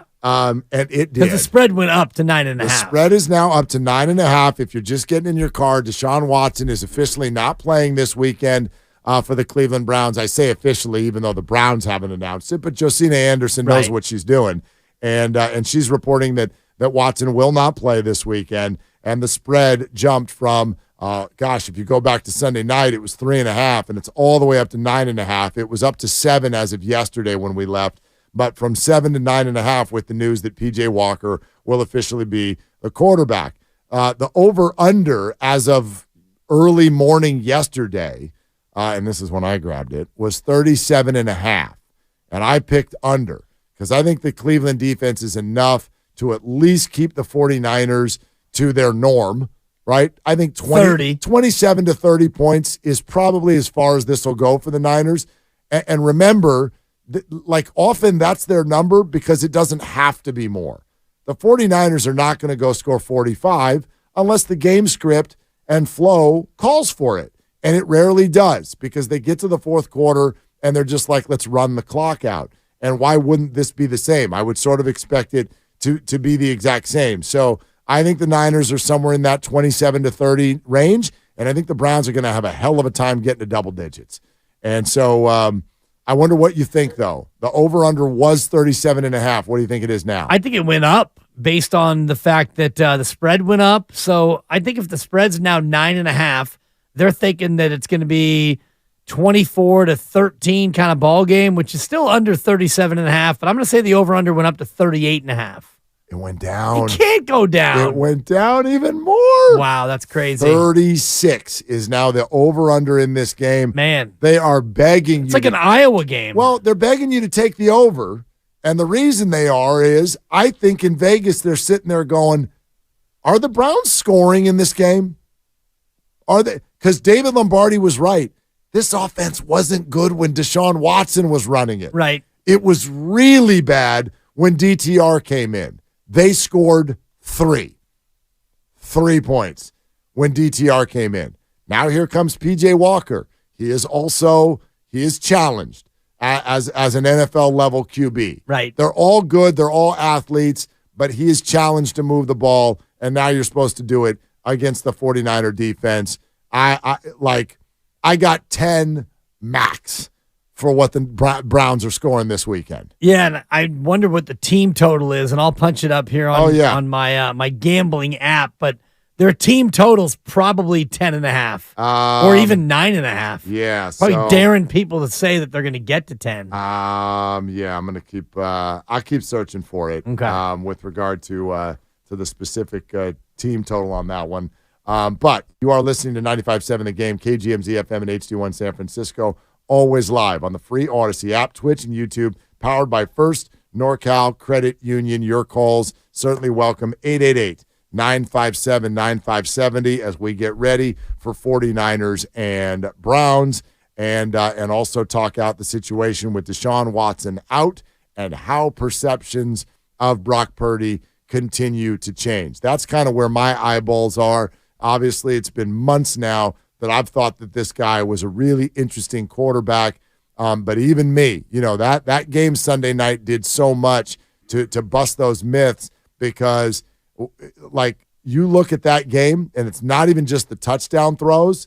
There was very little of what I think is the perceived Brock Purdy throw, which is a slant or just a swing route, a screen check down. Good screen to Christian on one play. Flat, the hook. But I mean, dude, he's getting it downfield. He's getting it outside the numbers. Think about the throw that got called back to IU. That one throws was a special that don't throw. even go down as throws that count, and that was maybe his best throw of the day. So you're right in terms of myth busting, and David Lombardi had it in his great column, and he said it to us on this very show and on this very station that you can't help but watch him play, and everything you think that you know or you think about Brock Purdy, it doesn't exist, and it's not true. He's faster than you think. He's got a bigger arm than you think, and just watching him process in real time has me realizing that he is truly one of the elite quarterbacks. And that's the word that I feel like everybody is hesitant to use. Elite. Yeah. I was telling you earlier about those other QB power rankings. Yeah. CBS this time, not The Ringer. CBS.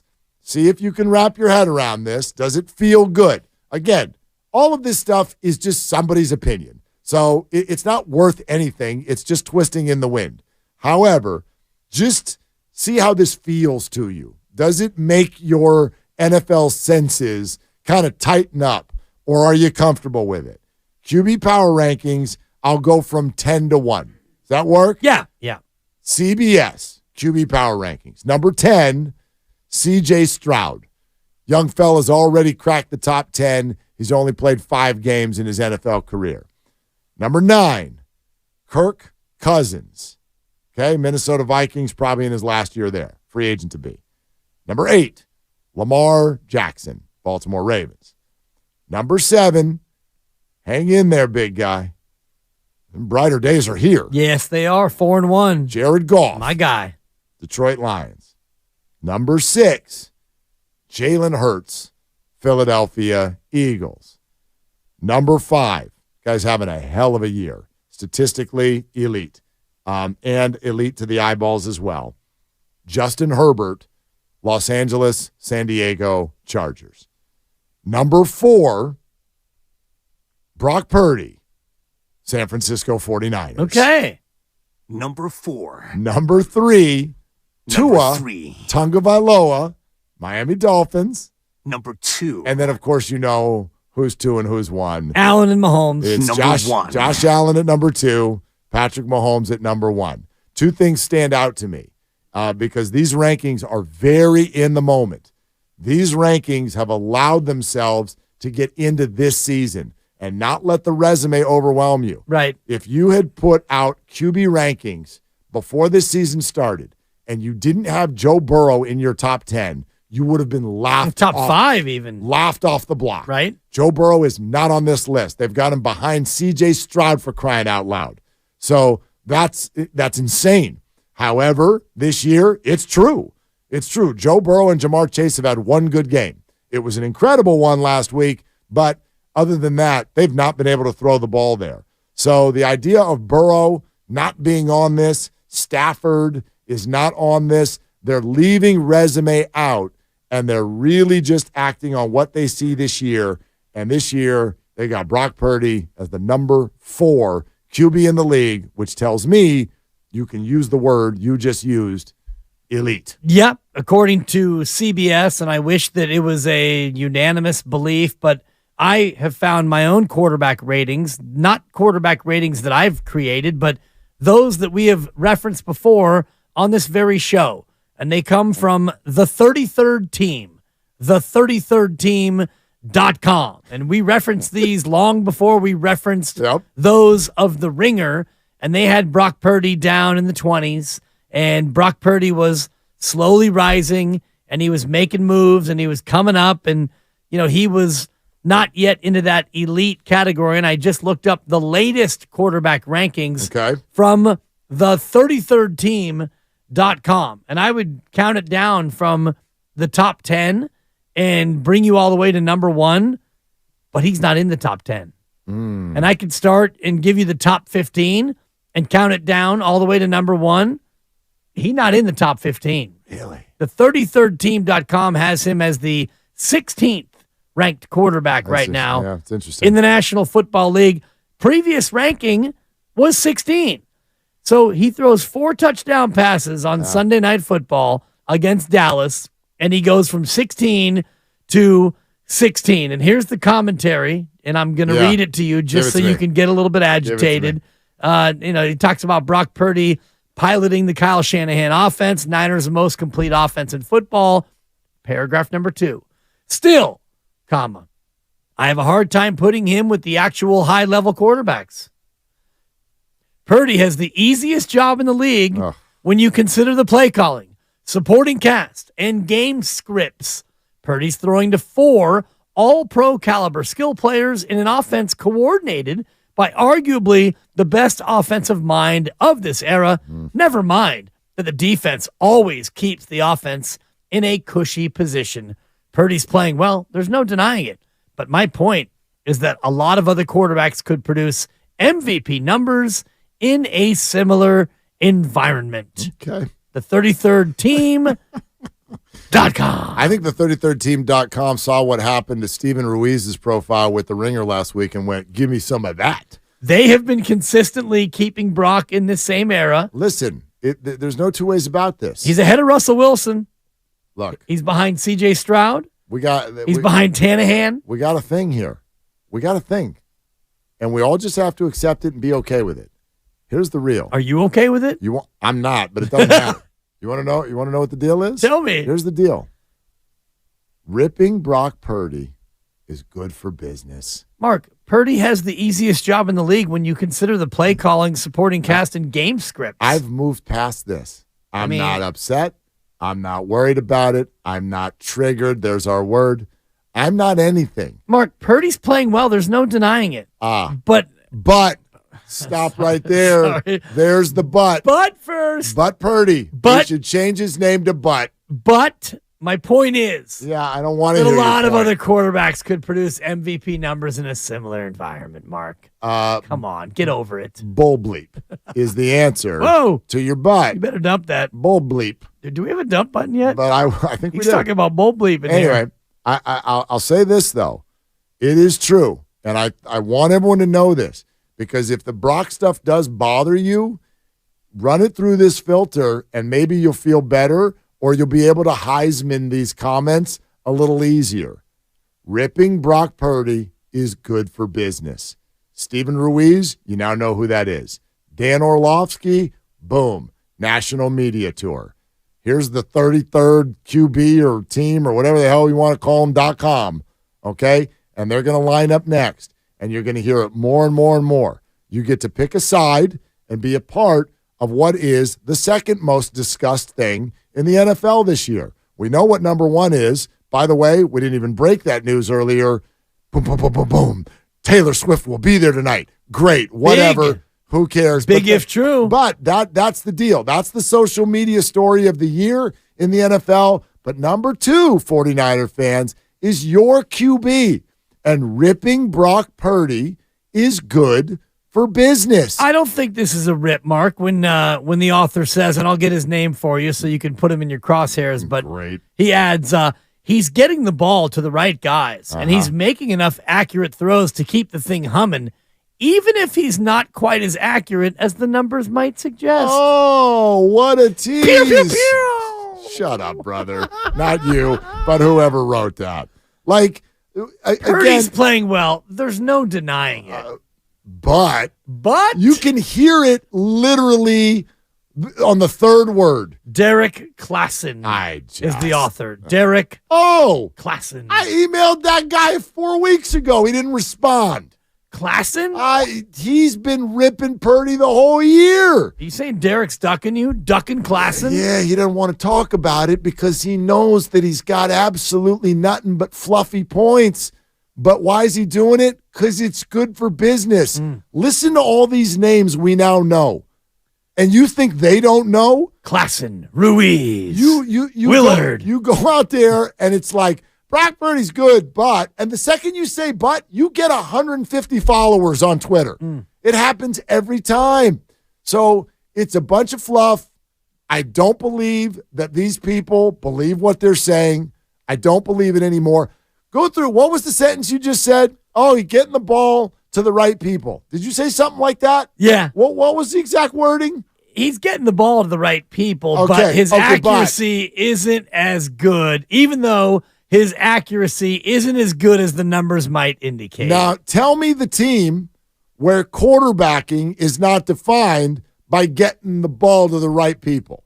Who doesn't play that way? Is that Patrick's job? Is that Josh's job? Is it Tua's job? Is Tua just getting the ball to the right people? I see Tua go, here, Tyreek, you take it. Pew, gone. 90 yards. And what happens? Oh, Tua's got 90 yards passing, and he leads the league. So, I figured out the code. And no, it doesn't get to me. And it shouldn't get to any of you. Well, then let me read on some more class. And if it doesn't get to you, Doesn't Mark. get to me one bit. It's good for business. This from 2 hours ago. At QB class with a K. You can't spell class unless you have a K there. He charted Brock Purdy's night versus the Cowboys, and it was a good game. Oh. But If I may, I thought you liked my butt. Okay. He likes my butt, Mark. But when you peel back some of the layers, it's easy to see how the rest of the offense and play calling makes playing QB in San Francisco uniquely forgiving. Forgiving. In other words, he schemes it up so well, you can just throw the ball out there in the area, and these guys, these 4 all-pro caliber guys, they're going to go bail you out, Brock. They're bailing out Brock, Mark. When are you going to face up to it? Not bothered. Not bothered. The Brock Purdy hype train is off the rails right now. Not bothered. Okay. Klassen. Hold on, I got more for you. Okay, go ahead. No, I gotta scroll. No, I know. Dude, good job. It's good for business. It's good for getting you angry. No, I'm not angry at all. I'm actually going to get in on this. I'm getting in on this. I'm going to bat against myself. I'm going to do like Kevin Durant before he gets to town in a couple of weeks. I'm going to start a burner account, and it's going to be at Brock Purdy Sucks. I'm starting it. Whoa. And I'm going to tweet every day. It's available. I'm going to, please do. Would you? Check it out. Twitter, Instagram. Maybe I'll open a TikTok account. Whatever it is. Let's do it. Yeah. Brock Purdy Sucks is available. We're doing it. I will own that by tonight. SUXXX. Whatever. It depends on how you want to roll. Take it easy. At Brock Purdy Sucks. Okay. Please follow me on my burner account. And I am going to tweet after every throw, especially the touchdowns. Well, that was nice, but there'll be a but in every single tweet. And I'll give some fakakta analytics, okay, that'll show you why what Brock Purdy is doing is actually not real and that anybody with a good arm could do this in San Francisco. Because isn't that the way it's always looked with Kyle Shanahan? He's 43 years old. He's been in the league for almost 20 years. Haven't you seen every quarterback who he ever works with always throw nothing but completions every single time? Isn't that how it looks? I'm not here to argue with anybody that Kyle Shanahan makes QBs better. Duh, we already knew that. Matt Ryan won the MVP, and Jimmy Garoppolo was a Super Bowl quarterback.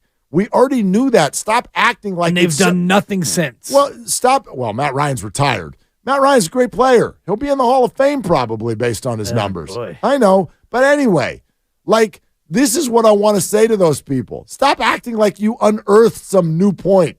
Oh, Kyle Shanahan's really good for quarterbacks. Yeah, we knew that already. Does Kyle Shanahan look better now with Brock Purdy? Yeah, also true. So you can't just do this in the NFL. And if you're not watching the games, Derek Klassen just broke down the entire tape, Mark, and he tweeted 2 hours ago on X his assessment. Okay. So what is it? It's that, oh, where'd he go? Playing in this system is not uniquely easy, but it makes it uniquely convenient. That was a really important phone call that just dropped. Can you guys find out what happened there? Grandpa Daddy wanted to call you a hater. Oh, just because I'm relaying I don't know what some of these experts are saying? That's why I wanted to take the call. Grandpa Daddy, I'm doing my job here to do a full 360. I'm analyzing all of the media who are analyzing Brock Purdy. Do you remember that Grandpa Daddy at the last summit gave me a $50 bill to bet and basically donate based on how the 49ers finish this year, if they make the Super Bowl or win the Super Bowl? I think I want to get the $50 bill back to him to help start the fund to buy him a new phone. This is 2 days in a row that we've lost that guy. It's 2 days in a row that we've lost. Oh, is this him? Is he back? I got questionable service, guys. It's Grandpa Daddy. GPD, are you okay? Do you need us to get you a new phone? No. I thought they dropped me, bro, because I didn't hear myself on the radio. Now, how you guys doing, by the way? Man, we are so good, but we're better now. Grandpa now Daddy. that you called. Okay, well, Dibs, you're my fellow Grandpa Daddy. Yes, sir. Okay, Mark, you are my boy because I love the way you're so analytical. But I got to say this. Dibs, you're sounding like a hater, bro. You're peeling Brock Purdy apart. Bro. Every little bitty thing. Wait. Mark is giving it to you. Come on, Dibs. He's telling you everything, and you're peeling everything apart. He ain't done this. Well, he ain't just. Come on, Dibs. Come on. You got to be a believer, dog. Talk to me. Grandpa Daddy. I'm simply relaying to Mark what those in the business, experts, not some sports talk host sitting here with his Niner underoos on, actual NFL experts are saying about the Niner situation. That's all I'm doing, Grandpa Daddy. Derek Klassen, NFL expert, got it. I'm doing my homework, Grandpa Daddy. What's the name of the website again? The 33rd Team. Oh, who doesn't go to that site? The 33rdteam.com. Might be .tv. Whatever. Grandpa Daddy, I'm just trying to help Mark out with doing his full-scale research, Grandpa Daddy. Don't be a hater, player. Don't hate.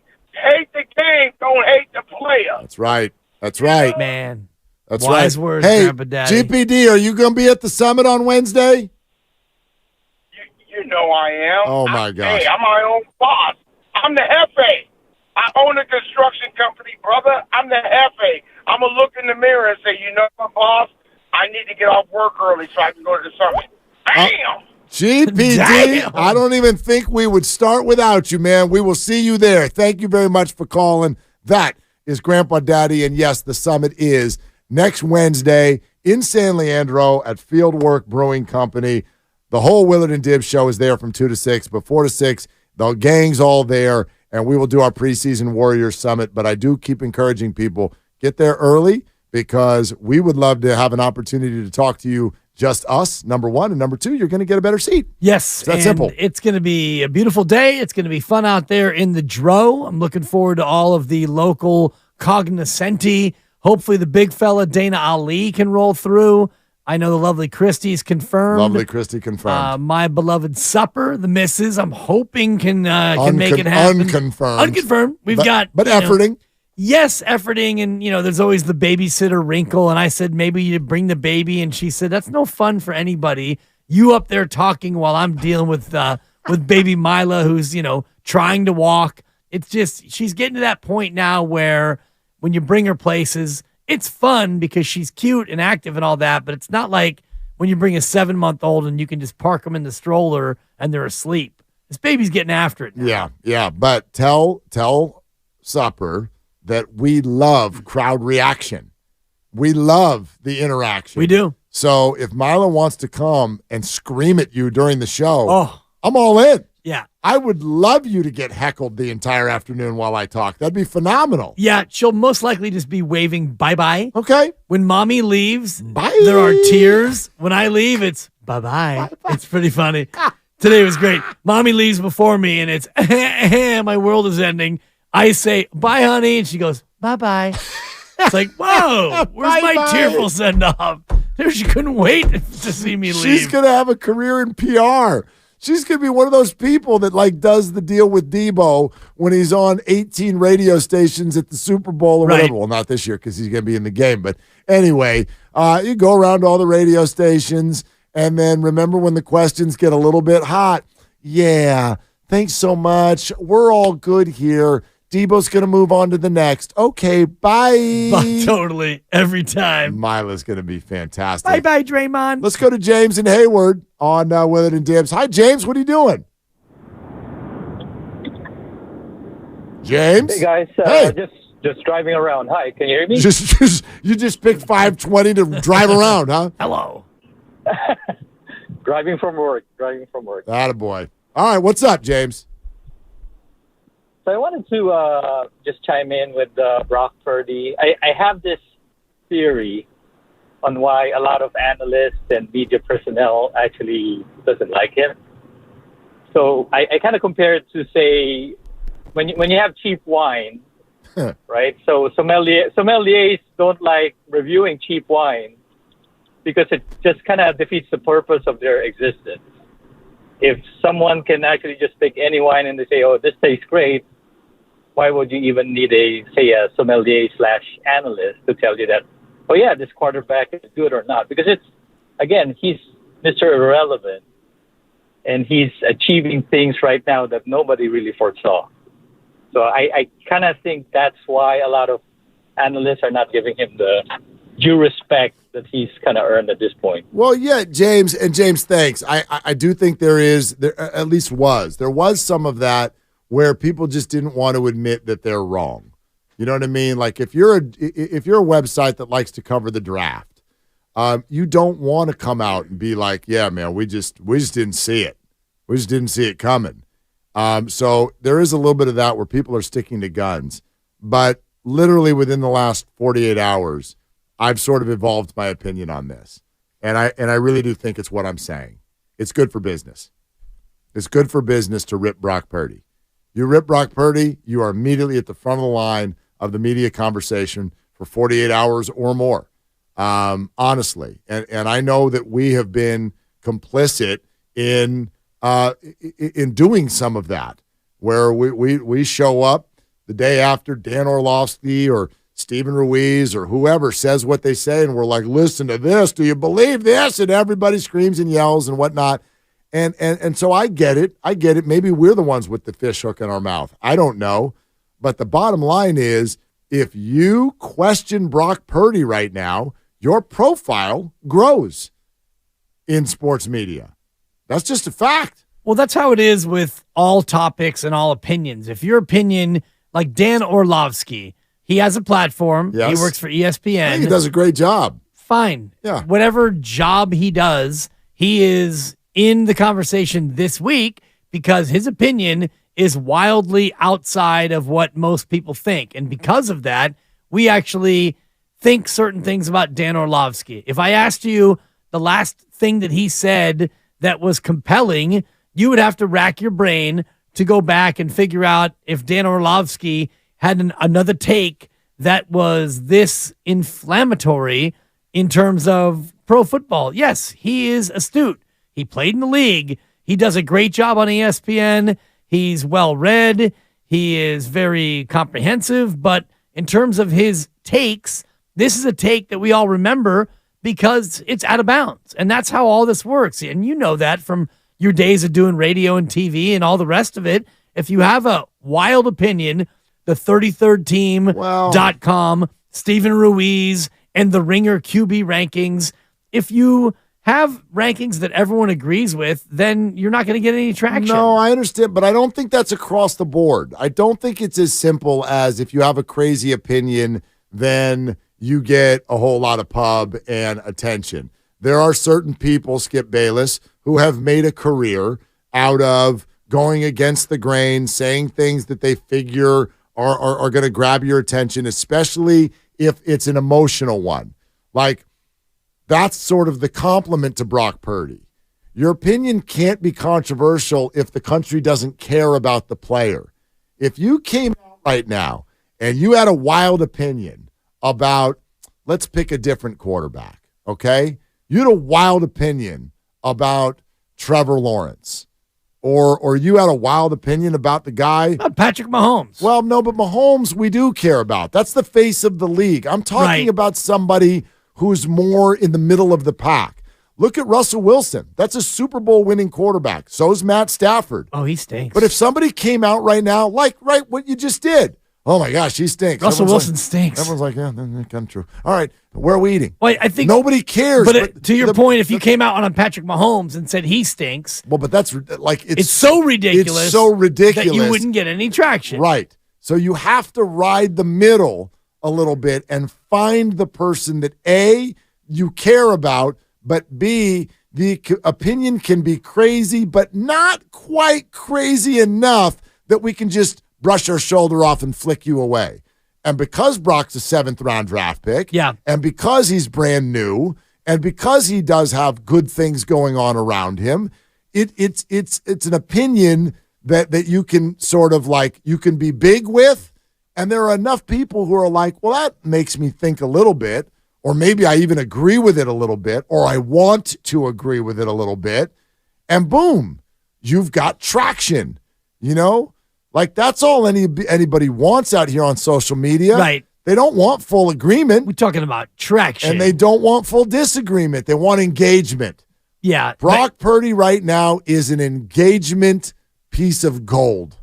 Well, especially when you come out on the hater side. Now, if you rank him fourth, like CBS Sports did in their latest QB rankings, well, maybe he is seventh. Maybe the consensus is that 4 is too high, but they're undefeated. So that take right now, as far as how he's doing this year, heck, he might be number 1 or number 2.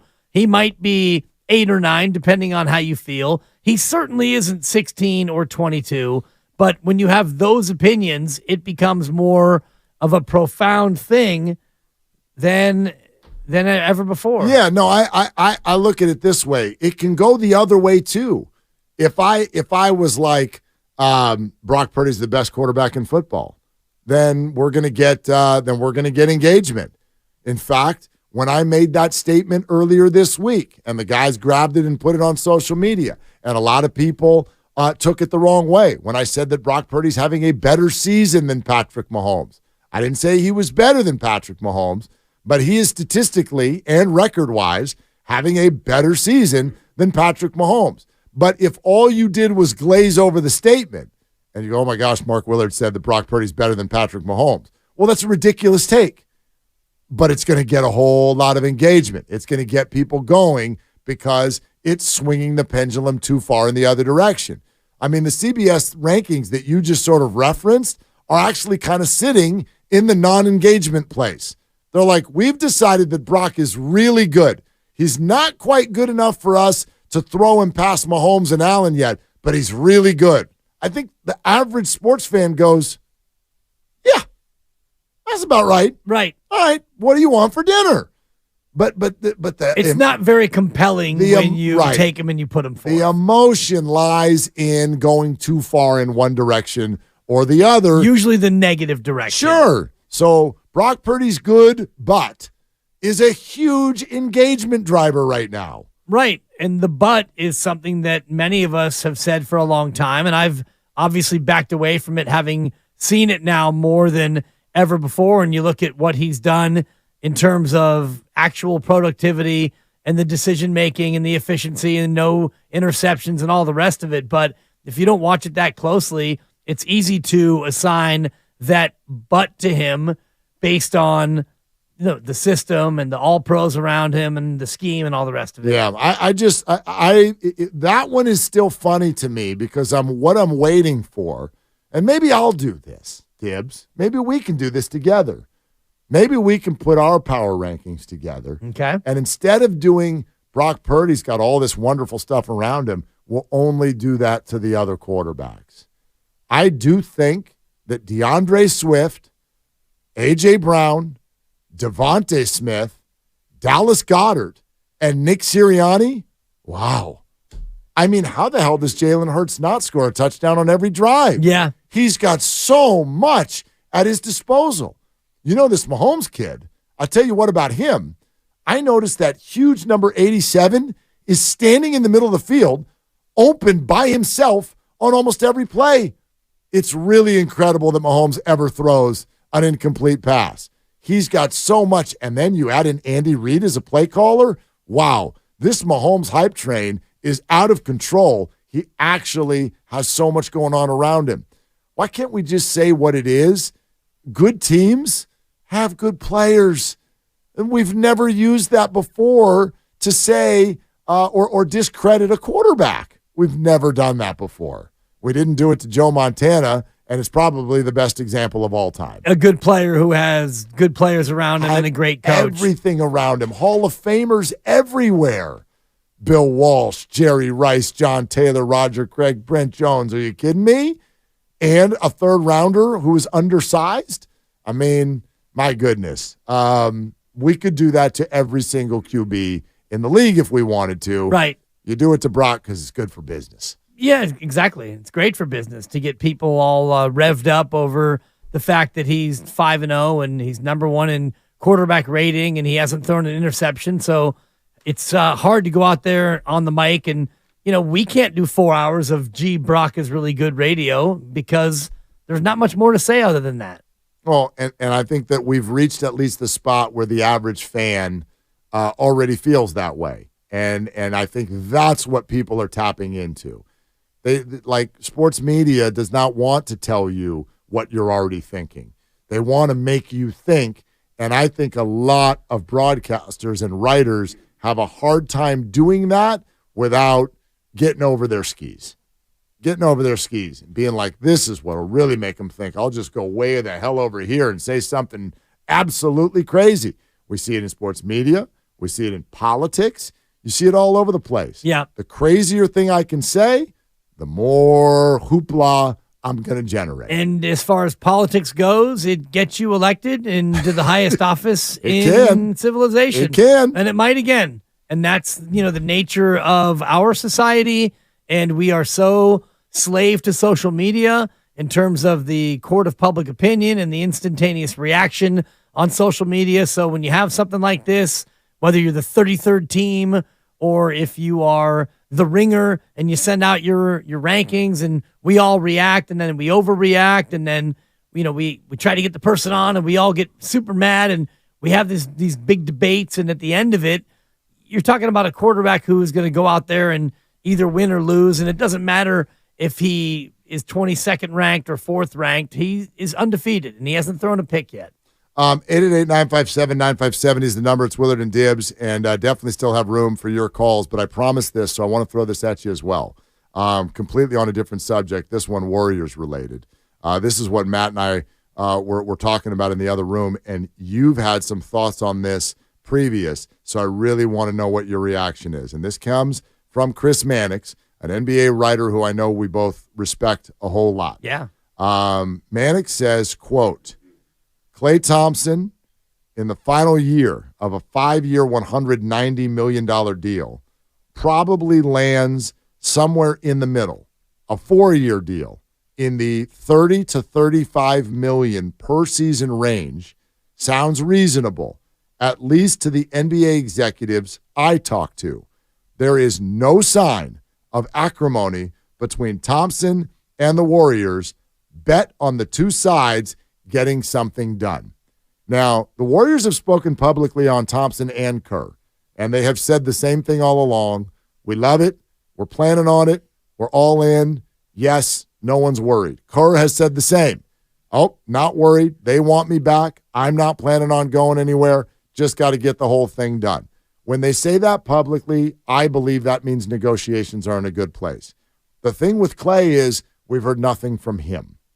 We've heard nothing from him. Well, we never hear anything from him. Correct. It does not mean anything bad. It just means that right now they're choosing to stay quiet on it. And it is interesting that with the season starting in 12 days, most athletes and teams don't like to do stuff like this when the season starts. Doesn't mean they can't. Sometimes they do. Maybe the Warriors want to see a handful of games before they move forward. I have no idea. But we know the finances for the Warriors are always a topic. They're always tricky because they spend so much. And the season Klay just had coming off of that and everybody getting older, I think it makes people hesitate at the idea of signing up for that much money for 4 more years when this guy's already turned 33. But at the same time, nobody wants the Warriors to lose Klay.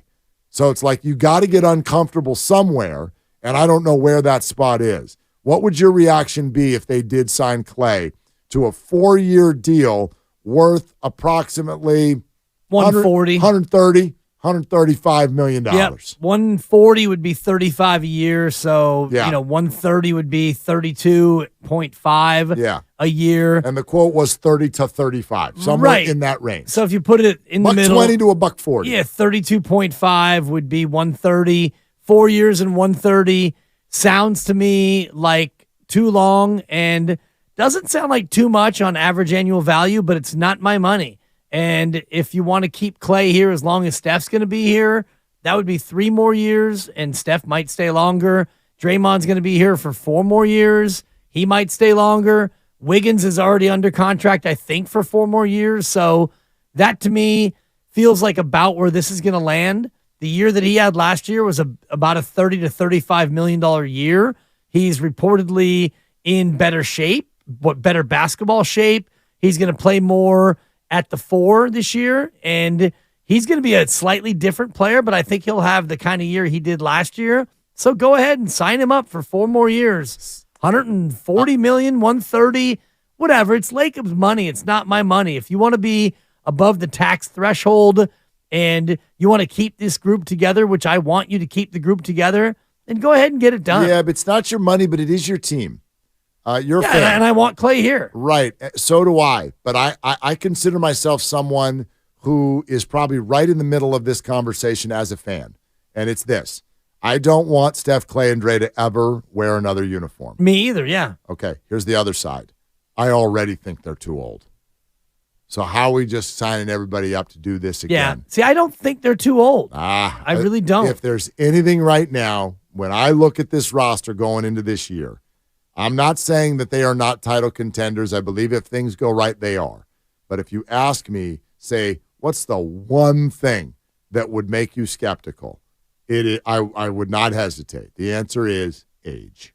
Yeah. See, that would be the one thing that I would also look at in that same frame, but I'd be more concerned about 2 years from now in terms of they're too old. Like right now, they're not too old. Right, but if you sign this contract, you are saying that Steph, Clay, and Dre are still your core, not just 2 years, 3 years from now. Well, that's going to be the way this goes. I mean, this is going to end in that fashion. If you want them to never wear another uniform, then you're going to have to deal with a couple of years at the end of this where they are, in fact, too old. I don't think they're too old now, but you can't have it both ways. You can't say, we want you to be Warriors forever, and then also say, well, I don't want to have you here when you're too old, because Clay wants to play 4 more years if he signs a 4-year deal. No, see, I think it's more like, yes, you can have them, but you can't overpay them and prevent other players from coming in and helping because you know you're going to need that. That's the line you have to walk, and I get how tricky that is because the players don't want to take less. More on that coming up. Your phone calls welcome, 888-957-9570. We're sponsored by Local Arena Ticks, and it's Willard and Dibs. Attention Bay Area sports fans, get ready for a game-changing experience with Local Arena Ticks, a family of 4.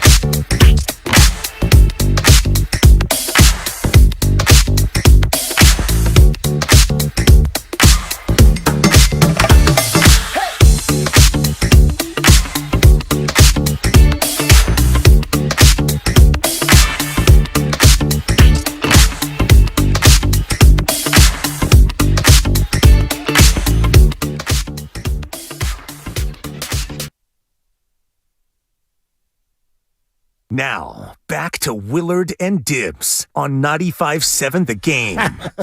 For real? Can't wait. Coming up in, 14 minutes. Yeah? It's the Grandy Man, and he's going to be leading off with the morning roast, which today was Bonte and that man Spadone. Bonte and Joe. Talking Super Bowl or bust. Super Bowl or bust? Super Bowl or bust. I actually was driving around. I heard a little bit of this morning. And part of it was people were throwing out the idea of like, if Brock Purdy were to win the MVP, but you didn't win the Super Bowl, would you still come out of the year feeling good?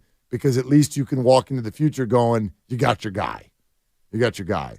And it's like, I understand it to a bit, but no, that's not like, that's not satisfying long term. Like, remember when Brock won the MVP in 2023? Like, yeah, we never won a ring, but at least you got the MVP. No, that doesn't do anything for you. You think Carolina fans care that Cam Newton won MVP one time, right, but never won the Super Bowl? No one's getting. And you know, Bonte was jumping all over that because he's like, no, that's not going to do it. And we talked about it yesterday in terms of if Brock wins an MVP and you don't win the Super Bowl, what happens when his contract comes up? You're going to have to give him $50 million a year, and then what does that do to the overall composition of your team? Well, and that's, that's a conversation for a different day for the Niners. And the way I look at that, I know that there's this thought out there right now. We should actually even examine it for a sec. This idea that the window for the Niners is 3 years because they've got a cheap quarterback. I don't really buy it. Now, does it make it easier? Of course. Of course it does. But do you know what else happens in 3 years? Christian McCaffrey turns 30. I don't even know if the 49ers are going to want the guy anymore. Yeah, Kittle will be 33. Right. Trent Williams will be 50. Like, it's to say that because you're paying a QB 50 means you can't win the Super Bowl is obviously proven false. Yep. The teams that do win the Super Bowl usually have a $50 million quarterback. And if you don't, he's about to become one.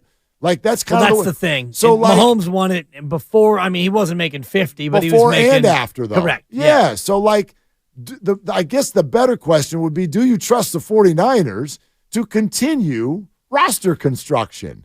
And unequivocally, I would say yes. Yeah, you would have to. I mean, hard to not give them the benefit of the doubt based on what they've done. The biggest questions going forward, if we play this out through those 3 years, and I hope they address it this offseason, is left tackle, because Trent Williams is no spring chicken, and he's the best in the business. And, George Kittle is 30, so once he is, ready to be done with his career, you've already drafted his replacements, theoretically. Yeah, I just look at it and go, is it going to get tougher? Sure, but that's life. Like, does that mean that the 49ers cannot build a roster, cannot draft some new Kittles or whatever? Like, that is always the case in the NFL. I look at it more like this. If you get to 3 years from now and Brock Purdy is worth a $50 million contract, dude, you scored. You did it. Yeah. You got your guy. And quite frankly, it means you're going to have a shot at a Super Bowl every year. Every year. If he's worth $50 million. If he's that guy, like, right. If you're Philly. Well, Daniel Jones is paid 40, and he's not that guy. No, like, that's the thing. If you're Philly right now, if you're Kansas City, if you're Buffalo, if you're Cincy, and if you're the 49ers, you are looking at this like we got a shot every single year. We got a shot every single year. So, yeah, do you have to do the salary cap dance? Sure, but you always have to do the salary cap dance, and I would argue the 49ers are pretty good at it. They've done a great job of that very dance, that whether it's, putting money off and giving guys voidable years and all the rest of it, they've been able to make it cap schmap, as you like to call it. Exactly. It is cap schmap. And by then, as I think you just pointed out, Trent Williams is he retired by then? Christian McCaffrey's 30. George Kittle's probably not the player that he was anymore. gosh, Deebo Samuel scares the hell out of me with the way he plays. What's he going to look like 3, 4, 5 years from now? So I don't know, man. Like, I totally get it. Their cheat code expires in 3 years. But I love their chances to at least get one between now and then. And I also don't think that it's some sort of automatic ending when they get there. They just don't have a cheat code anymore. Right. But they don't have that big advantage. And you're right. And other players at that point are going to be up for deals, and you'll have hard choices to make if your quarterback is making that much. But to think that you can't win with a quarterback who's making that percentage of the cap is a little bit short-sighted. Patrick Mahomes is a guy who did it as recently as last year, and he's making that massive money. You don't have to have a QB on a rookie deal, but if you do, like Seattle did with Russell Wilson, it does give you a chance to make more mistakes in terms of your draft picks and the guys you bring in. Speaking of Patrick Mahomes, 5 of 8 for 72 yards and a pick at the goal line. Did you see the pick? I sure did. It was a weird one. Well, the defender had him by the leg, and then he decided to throw it anyway. He insisted on throwing it anyway. And another defender came in and hit his arm. Yeah, and he threw a complete wobbler, and it was an easy pick that wasn't even close to a receiver. There was a receiver in the area, but he was triple covered, and the hubris of Patrick Mahomes is such to where he might get himself into a little bit of trouble. You know what that is, Dibs? It's arrogance. It is arrogance. Well, it's not arrogance when you win 2 Super Bowls. It's hubris. Unacceptable arrogance. Oh, it's Patrick acceptable. Mahomes to think that he can release that ball in such a way. No, look, Patrick's the best, man. He's the face of the NFL. But Purdy's having a better year. I think that's pick number 5 for Patrick Mahomes this year. And yes, gunslinger mentality. You're going to try to let it loose, and why wouldn't you? But he took points off the board right there. It was 3rd down, and you were chip shot field goal range for Harrison Butker, but continues to be 3-0 for the Chiefs. Yeah, and that's your survivor pick. So it is a little bit of nervous time because not really. Well, I mean, Kansas City has not looked very good in the first quarter. No, Denver's looked even worse. They've looked even worse. Russell Wilson also has thrown an interception in this game. Yep. Sean Payton also went for it on 4th down in field goal extended. I mean, and they were out of field goal range, but it would have been like a 58-yarder. Just the Russell Wilson play on 4th and 3. He scrambles, he rolls right, and you're about 5 yards short of the line to gain. And instead of let's at least take a chance and throw this ball somewhere, maybe you get a flag, he just kind of wibbly wobbled his way toward the sideline and did nothing and got tackled. Yeah, exactly right. So Denver is Denver, and man. Color me not worried, although I did something in the survivor pool this week that you're kind of not supposed to do. Kansas City is not who I would be most comfortable taking this weekend. I would rather take Miami or Buffalo. But Kansas City, if you look at their schedule, there are they're one of the I still have Kansas City, right? You can only use teams once. But I look at the Chiefs' schedule coming up, and I'm like, there are no games in the next 4 or 5 weeks where I would feel comfortable taking the Chiefs in a survivor, so I got to use them now. Look what happens to them. Next week, they play the Chargers. Yep. Then they've got to go to Denver. I always avoid road teams. Then they host Miami. We're not doing that. Then they got a bye week, and then they host Philadelphia. Yeah. I'm like, exactly. If I'm going to take them, you better take them tonight because they're off the board until Thanksgiving. And have you used Buffalo and or Miami? No, haven't used them yet. And they both have pretty lopsided games this week. They've got cookies this weekend, right. But they are both teams that I can take in weeks to come, that are coming up soon. Right. Kansas City's not. So yes. Dolphins favored by 13.5 against Carolina. Buffalo favored by 14.5 against Daniel Jones and the Giants on Sunday Night Football. Right, but Miami hosts the Patriots in week. Let's see, this is week 7, week 8. Okay, week 8 they host the Patriots, so that's something I got my eye on. And then the Buffalo Bills. I hate road teams, but they're at New England next week. Oh, you're gonna fade the Pats. I might just fade Mac Jones for a couple of weeks and see if I can stay in this not sucker. a bad strategy, You know what I'm saying?